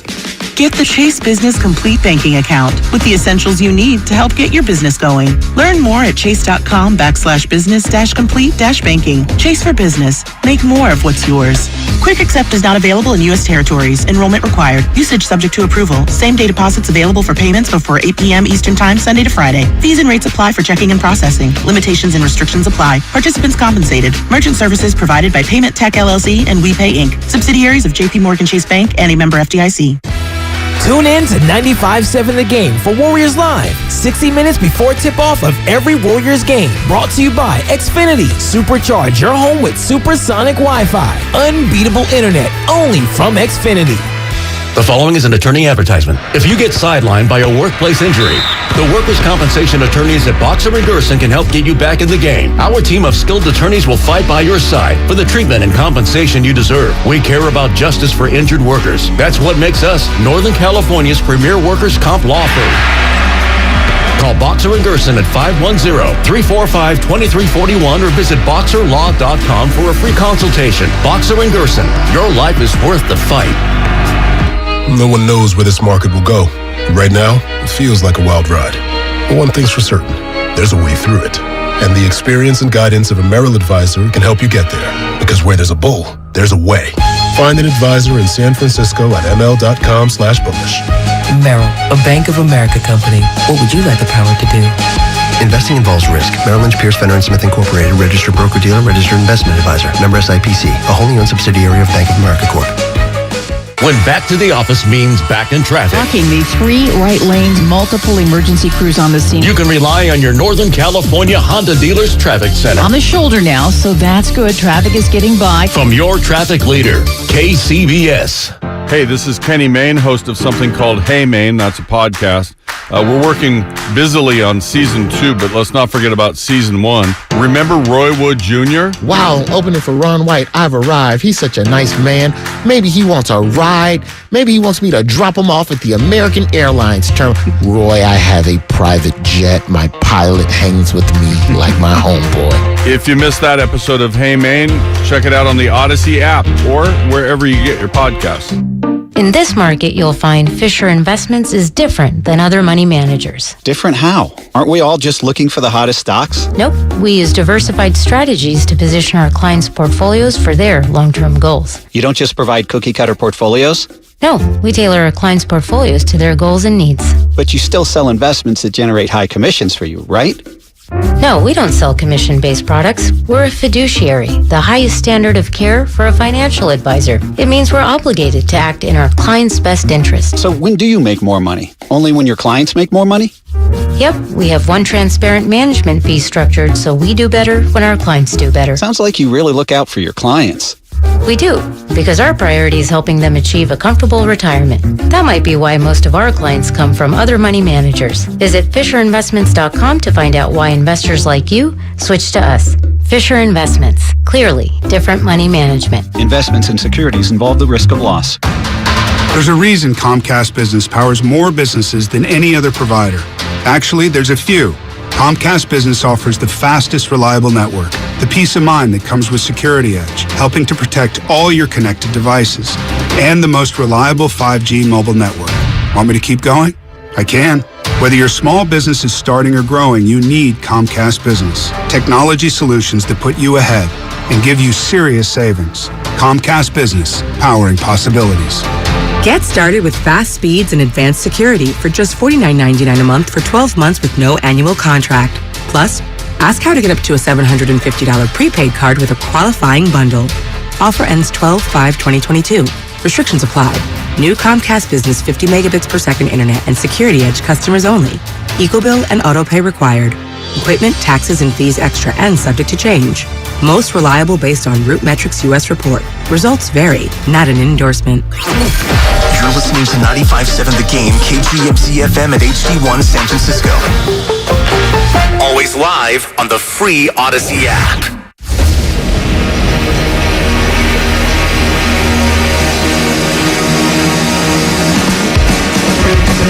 Live from the corner of Broadway and Battery, you're listening to Damon Bruce and Ray Ratto on 95.7 The Game. All right, here we go. I hope you're ready for the fastest show in show business, at least the radio side of show business anyways today.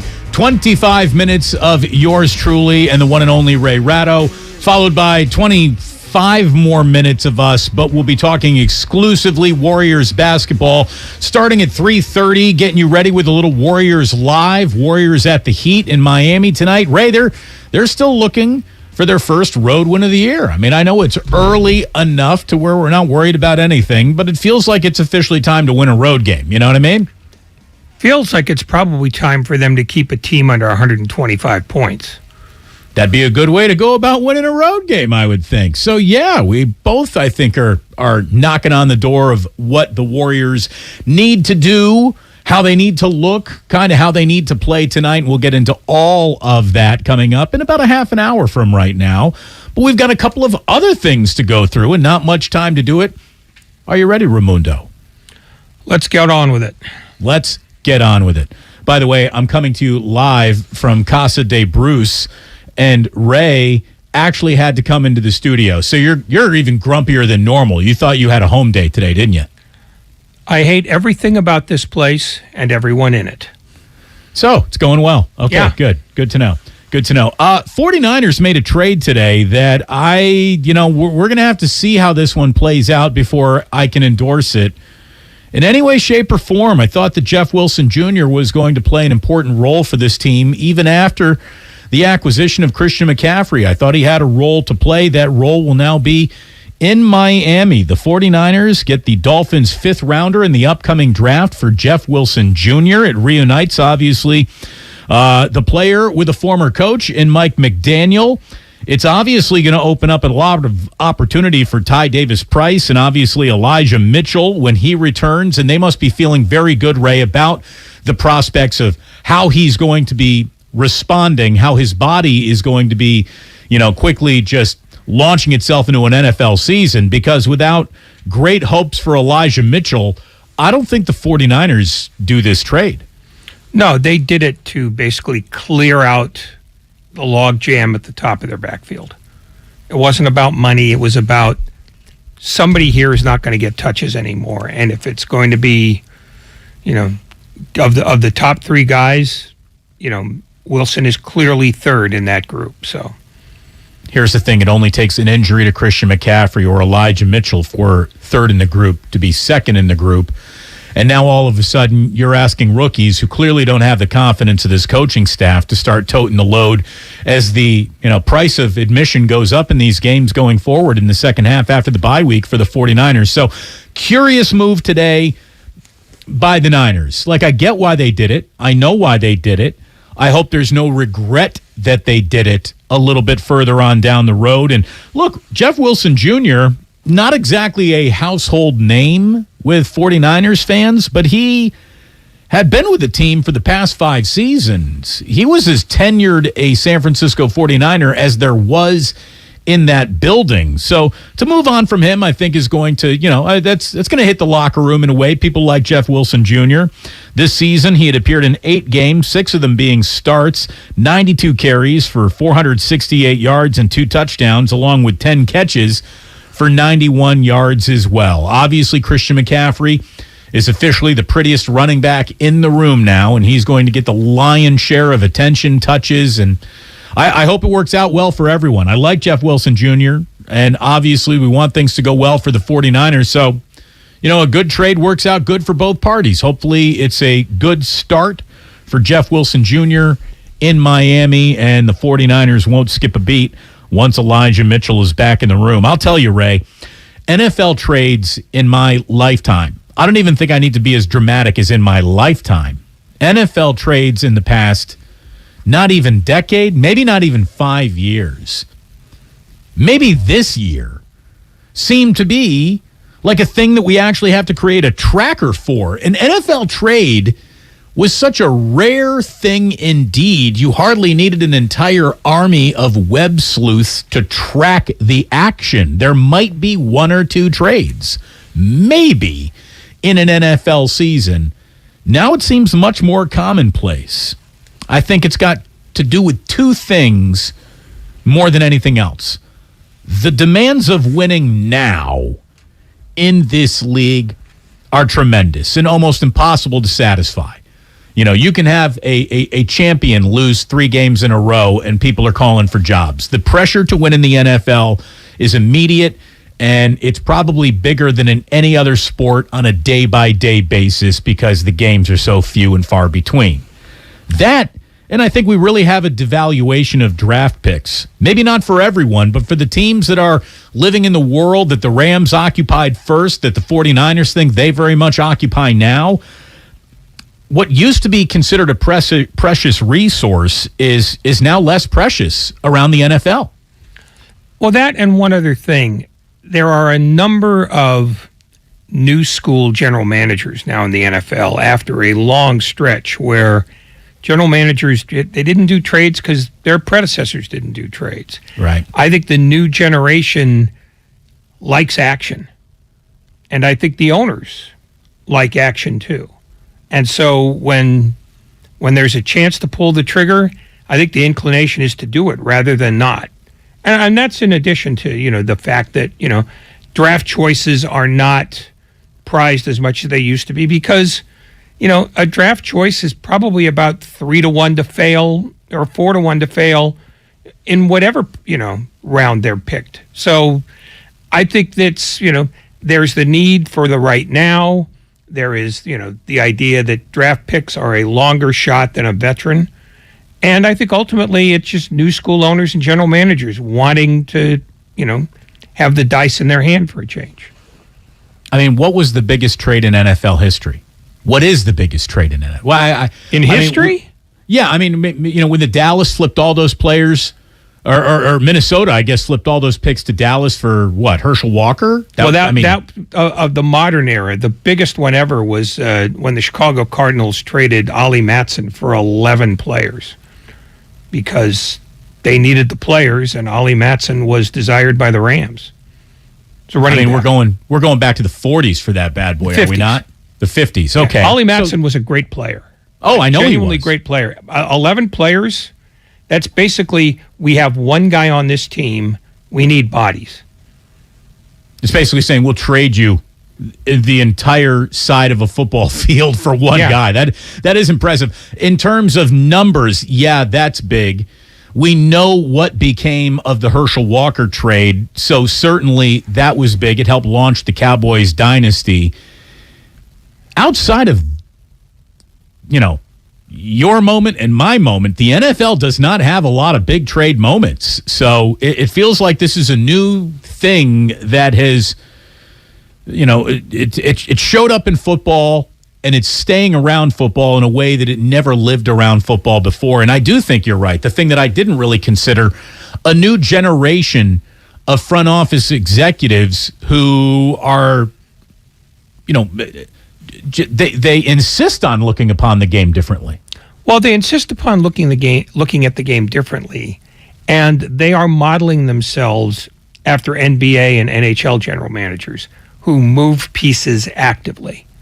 So I think I think it's in that way it's a generational thing, because the NFL, as you say, they didn't do trades. If they didn't like a guy, they just cut him, and they'd get a new guy. Now it's, I've got a guy here. He's making a lot of money, but we're not going anywhere. So let's just get out from under as quickly as possible, and that's the trade route. We've had several trades today around the NFL. The Detroit Lions traded one of their best players in division, which doesn't happen very often.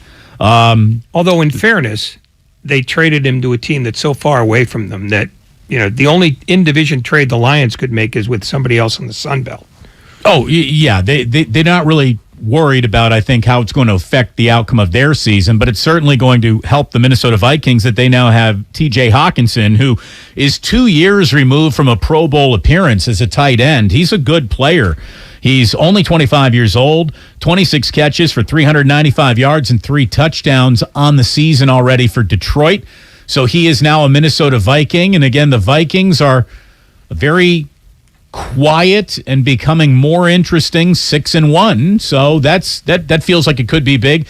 I don't think anybody's going to say that the Bears made a big trade today, because they were busy just yesterday trading away an important linebacker in Roquan Smith, not even a week after they had traded away their best defensive end in Quinn. So now today, the Bears added a player, which seems a little odd, but when you look at the way that offense is functioning, they could use all the help they can get in the passing game. And today, they flipped a second-rounder to the Pittsburgh Steelers for Chase Claypool, who's in, his third year, I believe, in the NFL. This guy caught 32 passes for 311 yards and a touchdown. That humble reception total would already make him the Bears' leading receiver. He's about 50, 60 yards away from being the Bears' receiving yardage leader, just in the stats that he was putting up in Pittsburgh. And Dante Pettis, by the way, is the Bears' touchdowns leader with 2 whole touchdowns. And to say that Chase Claypool's right on his tail is not an exaggeration, because he shows up in Chicago with 1. So he's halfway there to the lead, right? Halfway. Yeah, they've really bolstered that position.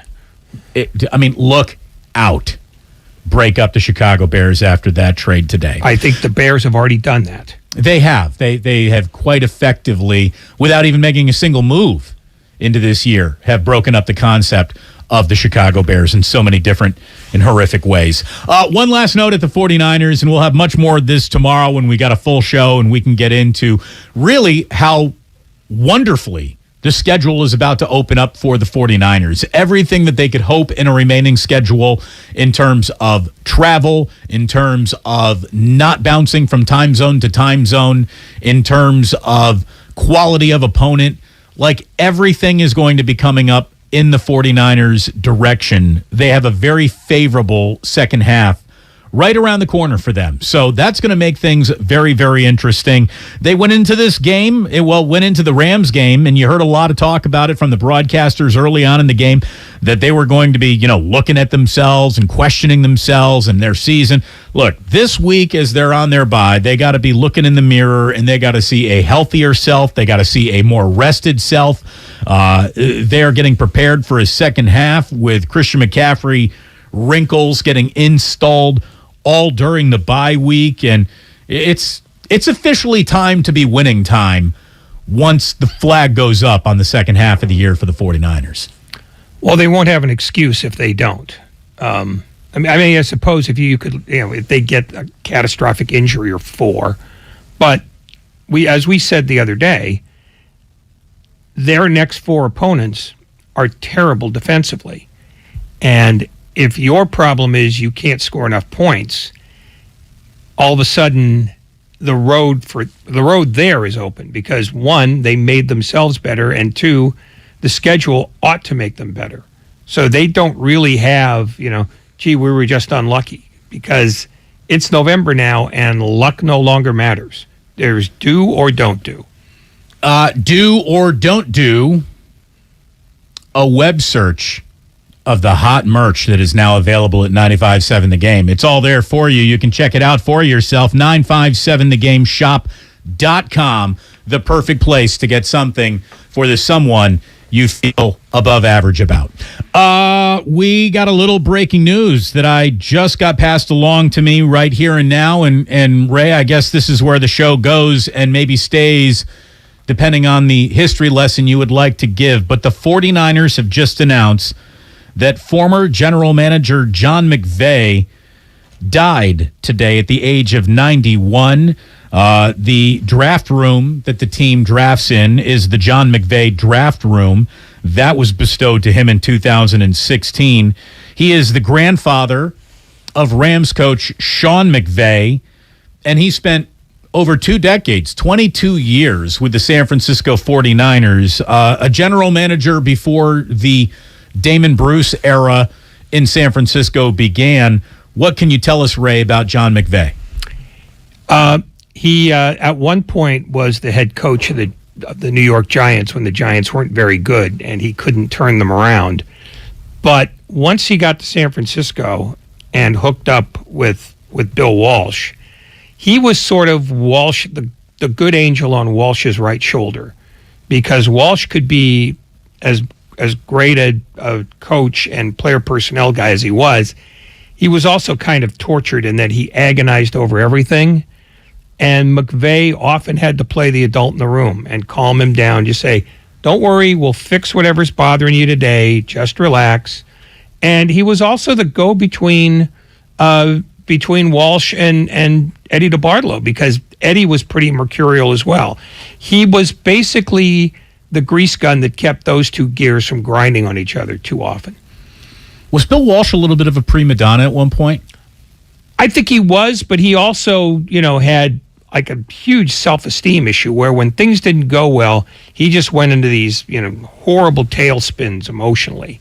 I mean, it wasn't that it was crippling, but it took somebody else to prod him out of it. I mean, I think he probably wanted to quit his job any number of times and got talked out of it every time. And conversely, Eddie DeBartolo wanted to fire him about 5 or 6 times, and John McVay would have to go in and say, Eddie, calm down. You have rings on your fingers because of this guy. Just relax. Well, there you go. The passing of John McVay today.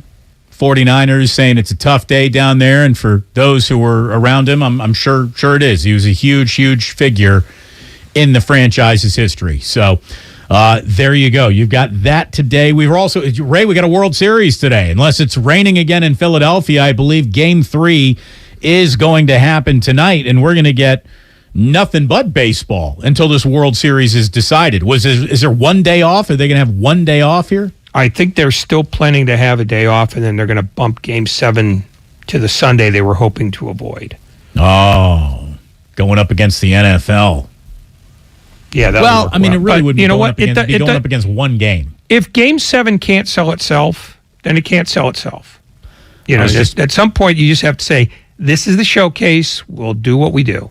I was just about to say that. It isn't just a game. It isn't just a World Series game. It would be Game 7 of the World Series. And if that can't draw eyeballs on its own, you got a bigger problem than just going up against the NFL. So, yeah. No, it's and they got decent numbers TV-wise out of the first two games. For some reason, these two teams are resonating with more than just the hardcores.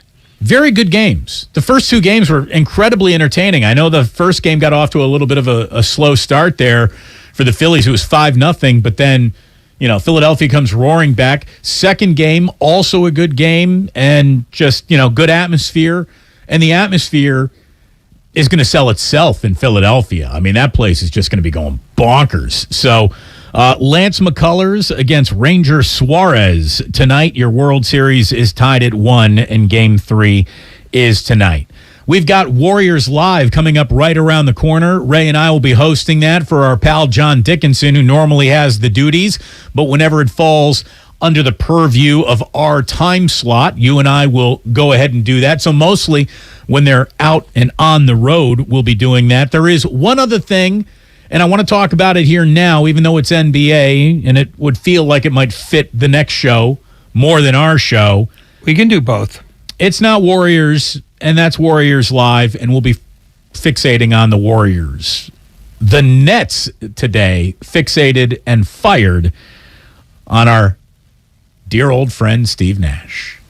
Steve Nash gone. It was mutual, as in both Kevin Durant and Kyrie Irving mutually wanted him out of there. Now, look, I'm sure Steve Nash did want to get out of that place, and it probably wasn't fun for more than any 4 or 5 days, and never 4 or 5 days in a row. There might have been instances and moments where it was fun to be the head coach of the Brooklyn Nets there for just a bit, but otherwise, it's a steaming dumpster fire full of drama queens, huge egos, narcissists, and I mean, Kyrie Irving is one of the supreme fart sniffers to ever pretend publicly that he was an actually intelligent human being. He's not. He's an impressionable, easily swayed dope. If that's all it was, the things you mentioned, that would be about 12 coaches in the NBA. What this was a team that was not only saddled by the endless distractions and sort of modified hate speech that Irving would spew at a moment's notice. Kevin Durant's attempt to get traded, and the fact that when they traded James Harden, they got a guy in Ben Simmons who is largely Draymond Green without the aggression and intelligence. In other words, a cipher. He doesn't want to play. He doesn't want to shoot the ball. He doesn't want to go to the free throw line. He doesn't even want to take the ball to the basket hard. He basically is their third best player, and he's essentially useless. So in terms of just basketball, they don't fit. And everything else that's gone on was largely more a headache for Joe Tsai, the owner, than it was for Steve Nash. But headaches travel downhill in sports. And so the owner, general manager Sean Marks, I think this has been in the works for a while.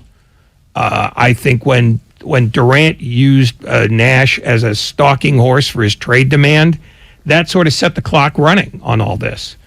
And it was an uncoachable team. It's a team that doesn't develop. It's a team that gets in its own way emotionally and intellectually.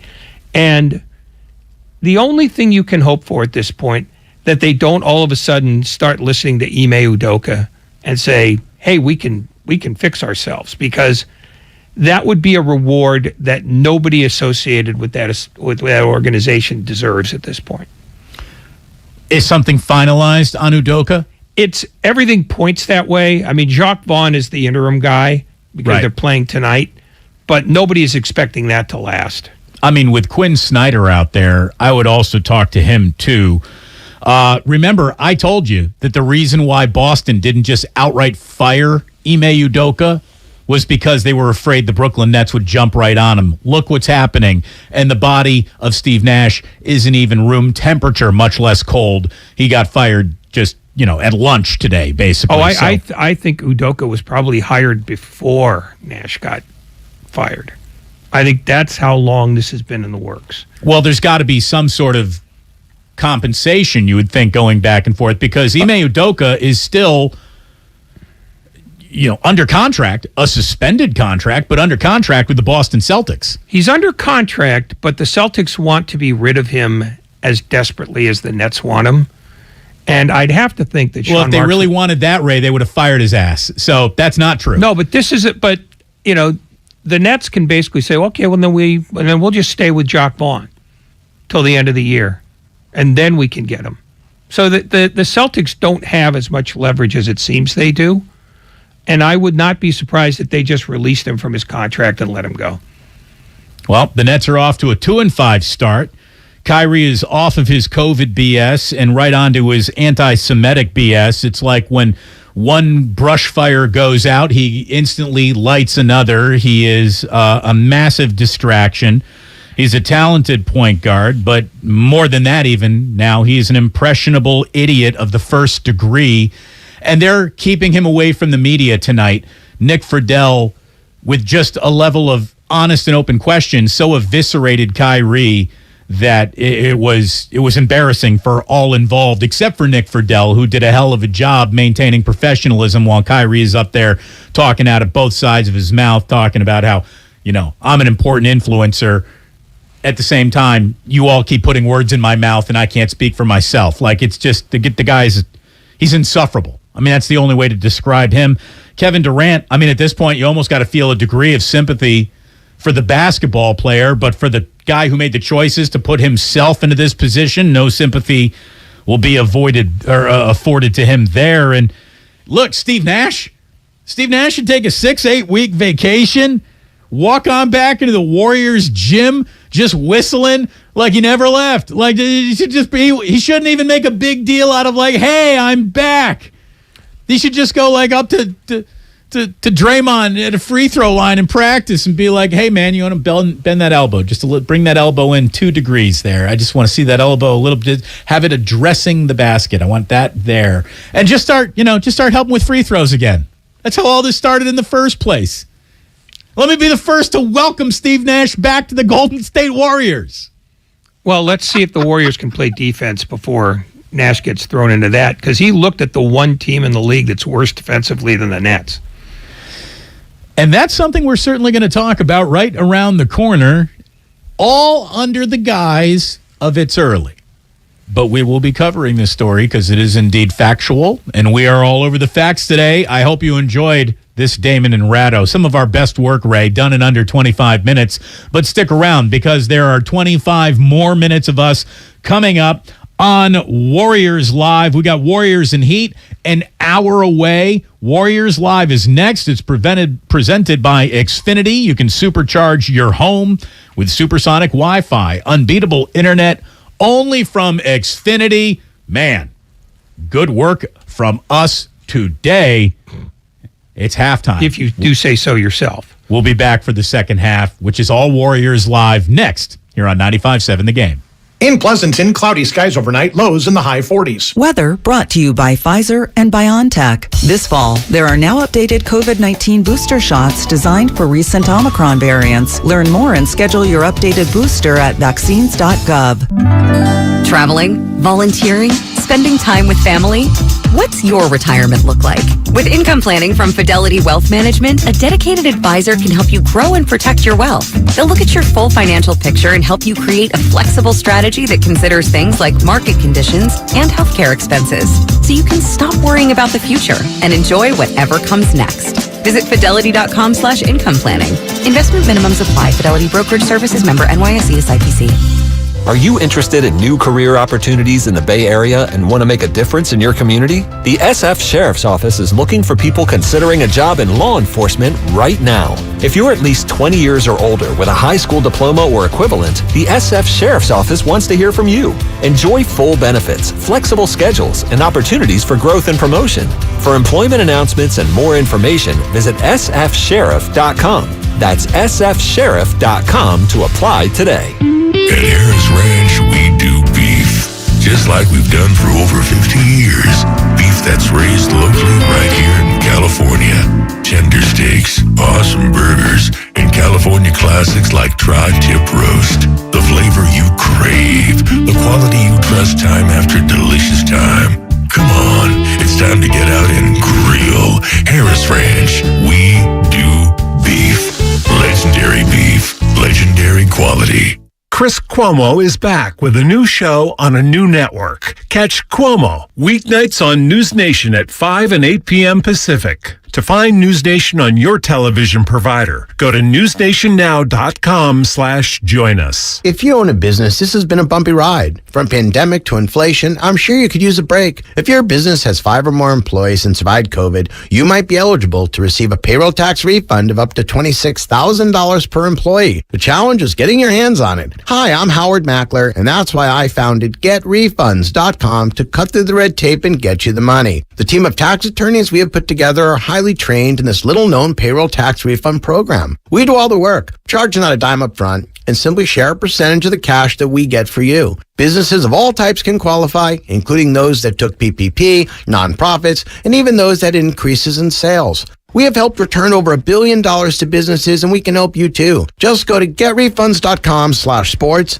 click on Qualify Me, and answer a few questions. This payroll tax refund is only available for a limited period of time. Don't lose out on up to $26,000 per employee. Go to getrefunds.com/sports. That's getrefunds.com/sports. If you work remote, Staples has you covered. Stylish office decor to turn my finished basement into a complete workspace solution. Staples has you covered. A desk that's all business, but not too businessy. Staples has you covered with remote workspace solutions. And now at Staples, save 25% on all desks, storage and filing products, chair mats, lighting, decor, and desk accessories when you buy a chair. Explore solutions for your remote workspace at Staples. The working and learning store. Ends 10/29. In-store only. Exclusions apply. Were you exposed to hazardous materials while serving in the military and have an illness or condition as a result? If so, you may be eligible for VA benefits and services. Whether you need health care or want to file a disability compensation claim related to military exposures, VA is here to help. Visit va.gov/military-exposures to learn more and apply today. You served your country.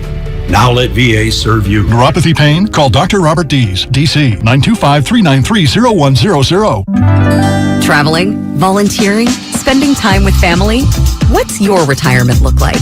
With income planning from Fidelity Wealth Management, a dedicated advisor can help you grow and protect your wealth. They'll look at your full financial picture and help you create a flexible strategy that considers things like market conditions and healthcare expenses, so you can stop worrying about the future and enjoy whatever comes next. Visit fidelity.com/income planning. Investment minimums apply. Fidelity Brokerage Services, member NYSE, SIPC. Qatar, here we come. Christian's travel agency has one goal. Talk to you soon. The world's biggest soccer tourney. The hotel is 7 miles from the stadium. Are you serious? Did you email the transportation company? Now he needs an Arabic interpreter on his roster. I don't speak it either. Indeed can help him hire great people fast. I need Indeed. Indeed you do. You can schedule and conduct virtual interviews all from your employer dashboard. Visit Indeed.com/credit and get $75 towards your first sponsored job. Terms and conditions apply. You can't get much for $5 these days, unless you go to Wendy's for a $5 Biggie Bag. Get your choice of double stack, junior bacon cheeseburger, or crispy chicken BLT, plus 4-piece nugs, fries, and a drink, all for just $5. You got that bag, you got that Biggie Bag, you got that bag. That was smooth, wasn't it? That's how you're gonna feel when you get that biggie bag at Wendy's. U.S. price and participation may vary. Includes 4-piece nuggets, small soft drink, and small fry. Prices may be higher in Alaska and Hawaii. What's your retirement look like? With Fidelity Income Planning, a dedicated advisor can help you create a flexible income strategy to grow and protect your wealth so you can stop worrying about the future and enjoy whatever comes next. Investment minimums apply. Fidelity Brokerage Services, member NYSE SIPC. Welcome to the greatest show on hardwood. Left side of the circle, it's money, cold, hard cash for Stephen Curry. The NBA champions are back to defend their title. And it starts now. This is Warriors Live. Holy cannoli, this is crazy. Presented by Xfinity. Supercharge your home with supersonic Wi-Fi. Unbeatable internet, only from Xfinity. Oh, welcome to you, Damon Bruce and Ray Ratto. And you know why the Warriors are off to a little bit of a slow start, Ray? It's because, athletes are creatures of habit.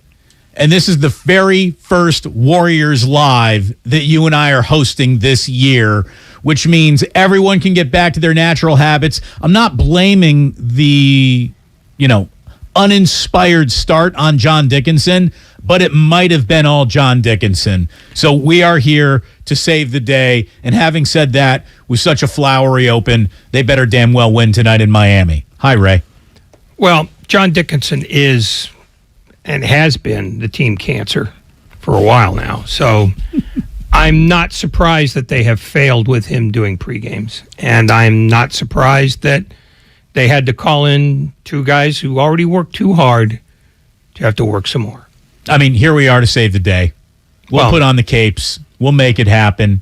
It is Warriors Live, presented by Xfinity Internet. Better streaming with our Flex 4K device, voice remote, Peacock Premium, all at no extra cost and no strings attached. This is game number 3 of a 5-game road trip. The Warriors have started their season with a 3-4 record. They've yet to win away from Chase Center. So tonight would be a good night to start with that. The Warriors are coming off their first set of back-to-back losses in this very young season, and they're below 500 for the first time this year because of it. There was an overtime loss Saturday in Charlotte, which to me was a lot harder to explain and more disappointing than a regular and in regulation loss to the Detroit Pistons on Sunday. And we'll explain the difference in between those two games in just a second. The Heat have also lost a couple of games in a row, including last Thursday night at Chase Center when the Warriors beat them 123-110. So it's an opponent that the Warriors don't see very much throughout a year,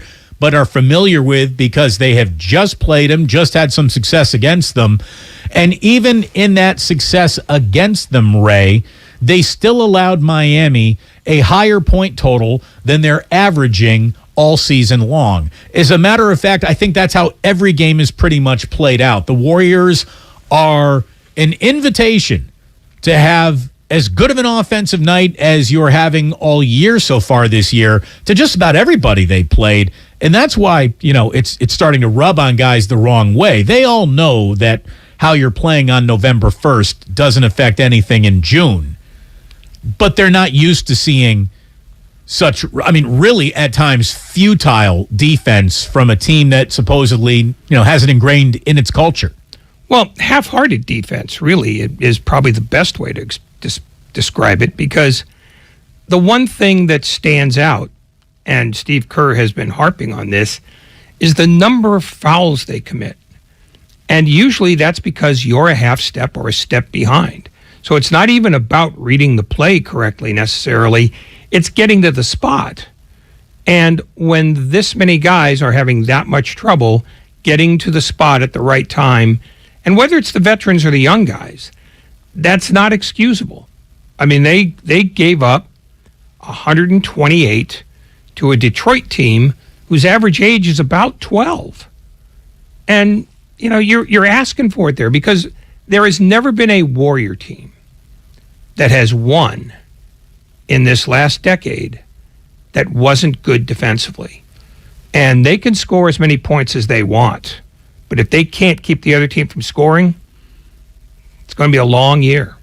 Do you think, in a weird way, maybe their overconfidence in the firepower that they have with a fully realized Jordan Poole, and maybe it's not even wise to have that much confidence in your firepower, even though they are leading the NBA in scoring pretty much. Klay Thompson is only getting 12 a night right now. He's not who he needs to be, but the Warriors do have, two truly supreme shooters in Steph Curry and Jordan Poole now. Those guys can combine to put 60 on you just about any time you play them. So maybe it's an overconfidence in offensive acumen that has them thinking, well, the defense will just catch up to who we are a little bit later on. Early this year, we got enough firepower to not be as focused defensively as we should. I would buy that if not for the fact that they've always had firepower. They've never been a bad offensive team. So this is literally about, we can't wait to get the ball back. It's the impatience that comes from, I want to play offense. I don't want to play defense. And that, I think, is more a product of young guys than old guys. Because the old guys know how to do this. And when you're playing the way they're playing with a high pace, a pace that Steve Kerr has said is unsustainable, what that tells me is they want to get the defensive possession over with as quickly as possible because they want the ball again. And it doesn't work like that if you're a championship level team. You can't, it is truly, to again steal Steve Kerr's words, it's not sustainable. Well, to steal Steve Kerr's words from Shoot-Around this morning, here he is talking about how offense absolutely connects to what they're doing defensively right now. Biggest thing we're trying to do is connect the game at both ends. And, you say it, offense leads to good defense leads to good offense. And it's true. We had a 10-point lead in Detroit the other night, took 2 quick shots. One was an insane shot, not a quick shot. It was an insane shot and led to, I think, 4 or 5 straight points for Detroit. All of a sudden, instead of executing and getting a young team down by 14, it's a 5-point game and they've got a little confidence. And the same thing is true at the other end. If we can stop fouling, then we're more likely to develop a flow and create better offensive possessions. Is he talking about Steph Curry there and the one that he launched? Is that the insane shot that he's talking about? I'm not exactly sure because I don't know that Stephen Curry has ever taken a shot that Steve Kerr has found to be insane. Well, there were insane shots, but then he realized this is the one guy who makes the bad shot a good shot. Yeah, but he's the guy who's on scholarship offensively. So it might have been another one, but the Curry shot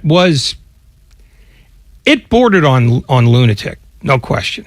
There was a Curry shot in the Charlotte game that I thought was a bad Curry shot, and he even said that he tried to go a little hero ball at the end of that game, and instead of playing with the Golden State Warriors, he was playing as Steph Curry, and he even talked about that in the post game. But you heard Steve Kerr talking about how jacking up too many shots in the wrong moment is going to go ahead and just hand extra possessions to your opponent, and what could have been a 14-point game turned into a 5-point game, and that breathed a little life into Detroit.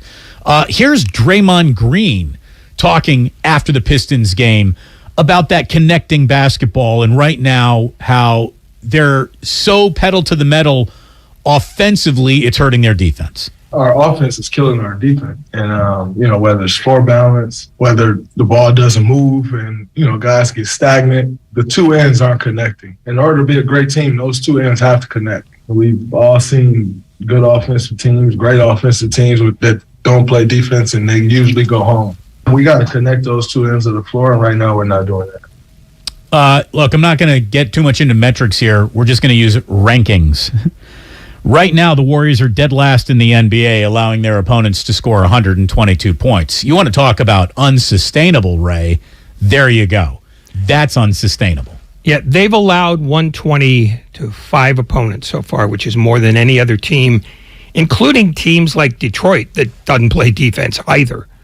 It's not, Memphis loves to run up and down, but they're giving up 119 a game. The Warriors simply aren't, they're not interested in playing defense right now. And with the exception of Draymond Green, who has been laying it out night in and night out, I think by and large, the Warriors have fallen prey to the notion that we can only function if we have the ball. And that's a mindset more than it is anything else. And I don't know how you shake them out of this, but maybe a bad road trip might do that, because their games have not been in any way Warrior-like on that end. I mean, the Charlotte game went to overtime, but they blew a massive lead. And then the Detroit game, they got run out of the gym. And that's because they won't prevent the other team from scoring, because they're not interested in it right now. I'm always going to grade on the curve of second game of a back-to-back, especially for a team that is as old as the Warriors are in some positions. I'm not really worried about that. The game in Charlotte, though, they did have control of that game. They did have a double-digit lead in that game. They had a 4-point lead in the last minute of that game and just gave it away. The Charlotte loss, to me, is enough to be a full, like that sorry boys, that goes down in the grade book as an F. Where the loss the next night in Detroit, in my mind, I understand it a little bit more. It's not good, but a C- there. That Charlotte game is a game that the Warriors usually have had enough in the barn to shut the barn door and walk out of the gym with a win. It didn't happen. They go to overtime and they lose an OT, and that was a bad night of basketball.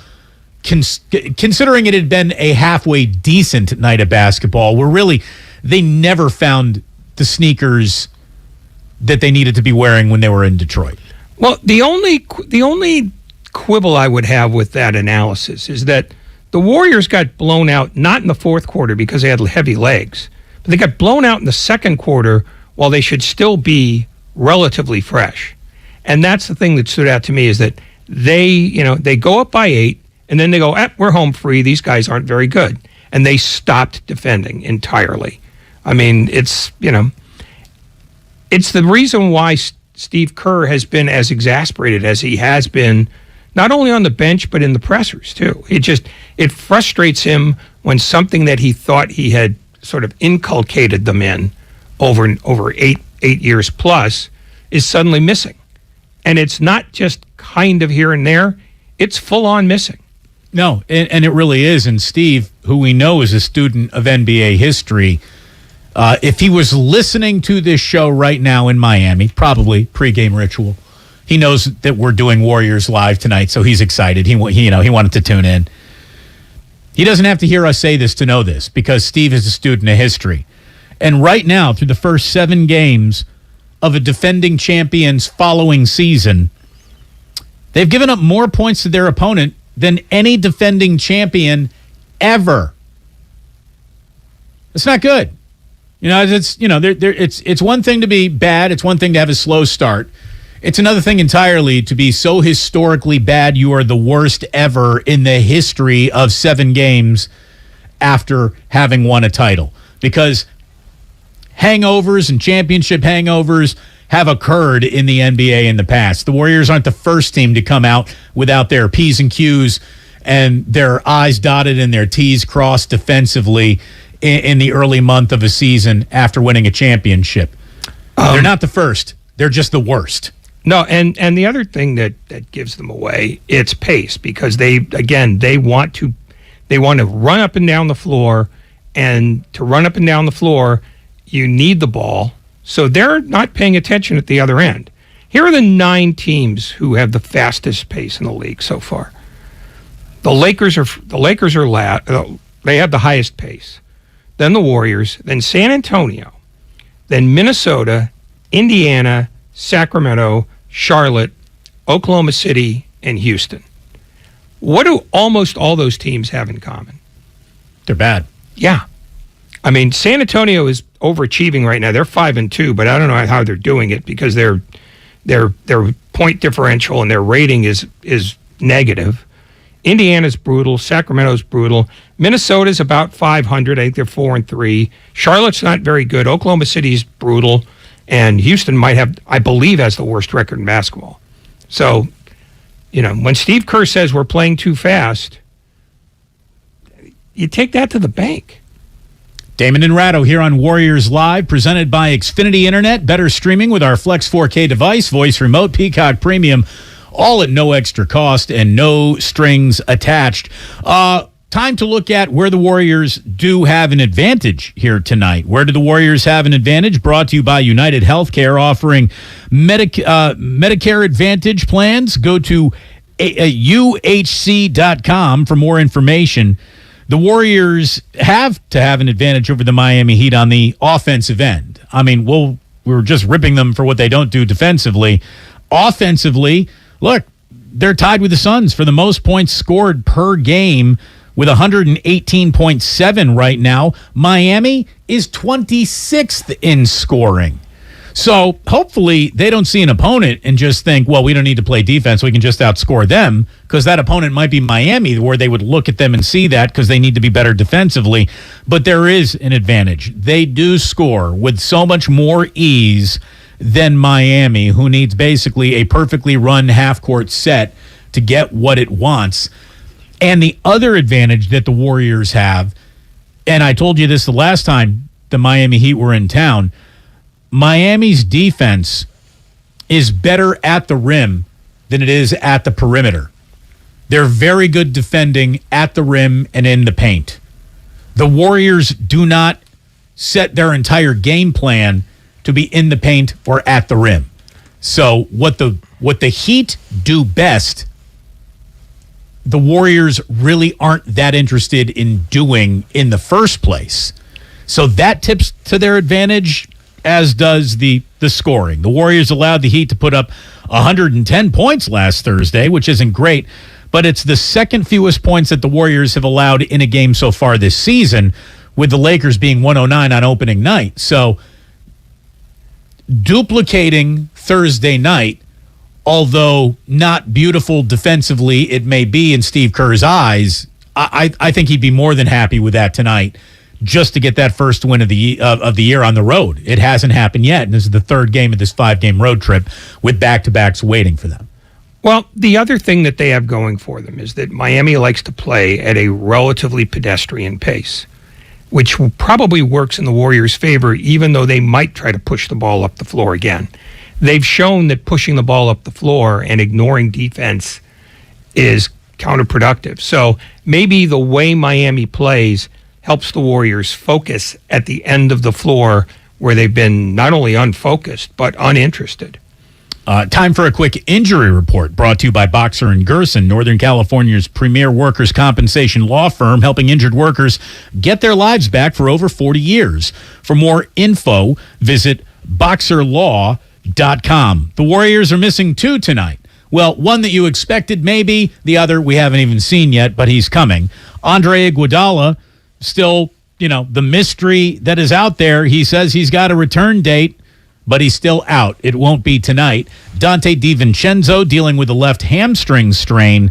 He is out. He's not going to play at all on this road trip, so there you go. Meanwhile, for the Heat, Victor Oladipo with his left knee, and Omer Yurtseven. It's a tough one on me, but just deal with it. His left ankle, they haven't played since the preseason. They are out tonight as well. We do have a prediction, Ray. I know how much you love to be a prognosticator. Take it to the bank prediction, brought to you by Fremont Bank, turning family-owned businesses into household names. Here's mine. I'm just going to go put my money where the easy money can go, and that's in Steph Curry's pocket. Curry right now is a walking 30-piece. He really is. This guy is averaging 31. He is just shooting better than he really has from outside at any point in his career, basically. I mean, he's just on fire to begin the year. Whatever's wrong with the Golden State Warriors, it ain't Steph Curry. Curry north of 30 is my official prediction for you tonight. Ray, what is yours?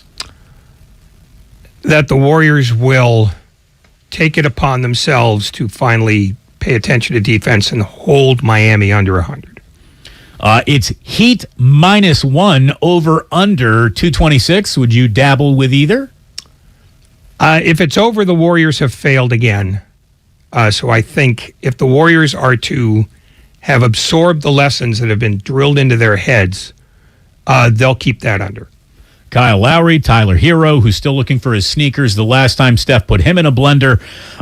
Jimmy Butler, Caleb Martin, and Bam Adebayo are your starting lineup for the Miami Heat tonight, with Steph Curry, Klay Thompson, Andrew Wiggins, Draymond Green, and Kevon Looney, your usual suspects, going for the Golden State Warriors. Now, I know that there's been a ton of talk, and Anthony Slater on Willard and Dibs today was, talking them through what are growing pains with these young guys that the Warriors have decided to play maybe even more than they're comfortable playing them early on. This is not, as Anthony Slater said, a prediction of what the postseason could possibly look like. Slater today on Willard and Dibs. Because we know their core now can win the title, if they start a playoff series tomorrow, you don't have to play the youth. Moody can get some rotation minutes, but generally you have your stable starting five. Jordan Poole's a great sixth man.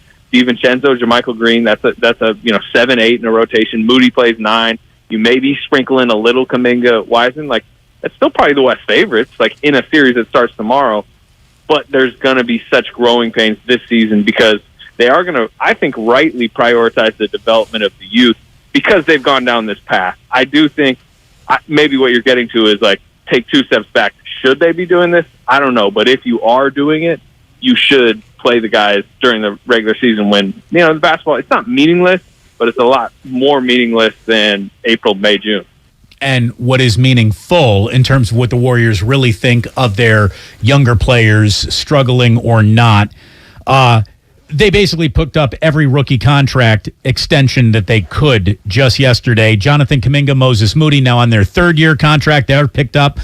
James Wiseman's 4th-year contract has been picked up. Ray, we will pick up your contract tomorrow and make you work an entire show. But until then, I release you. For Ray, I'm Damon. Warriors basketball is next. Sports don't build character, they reveal it. And like that, he's gone.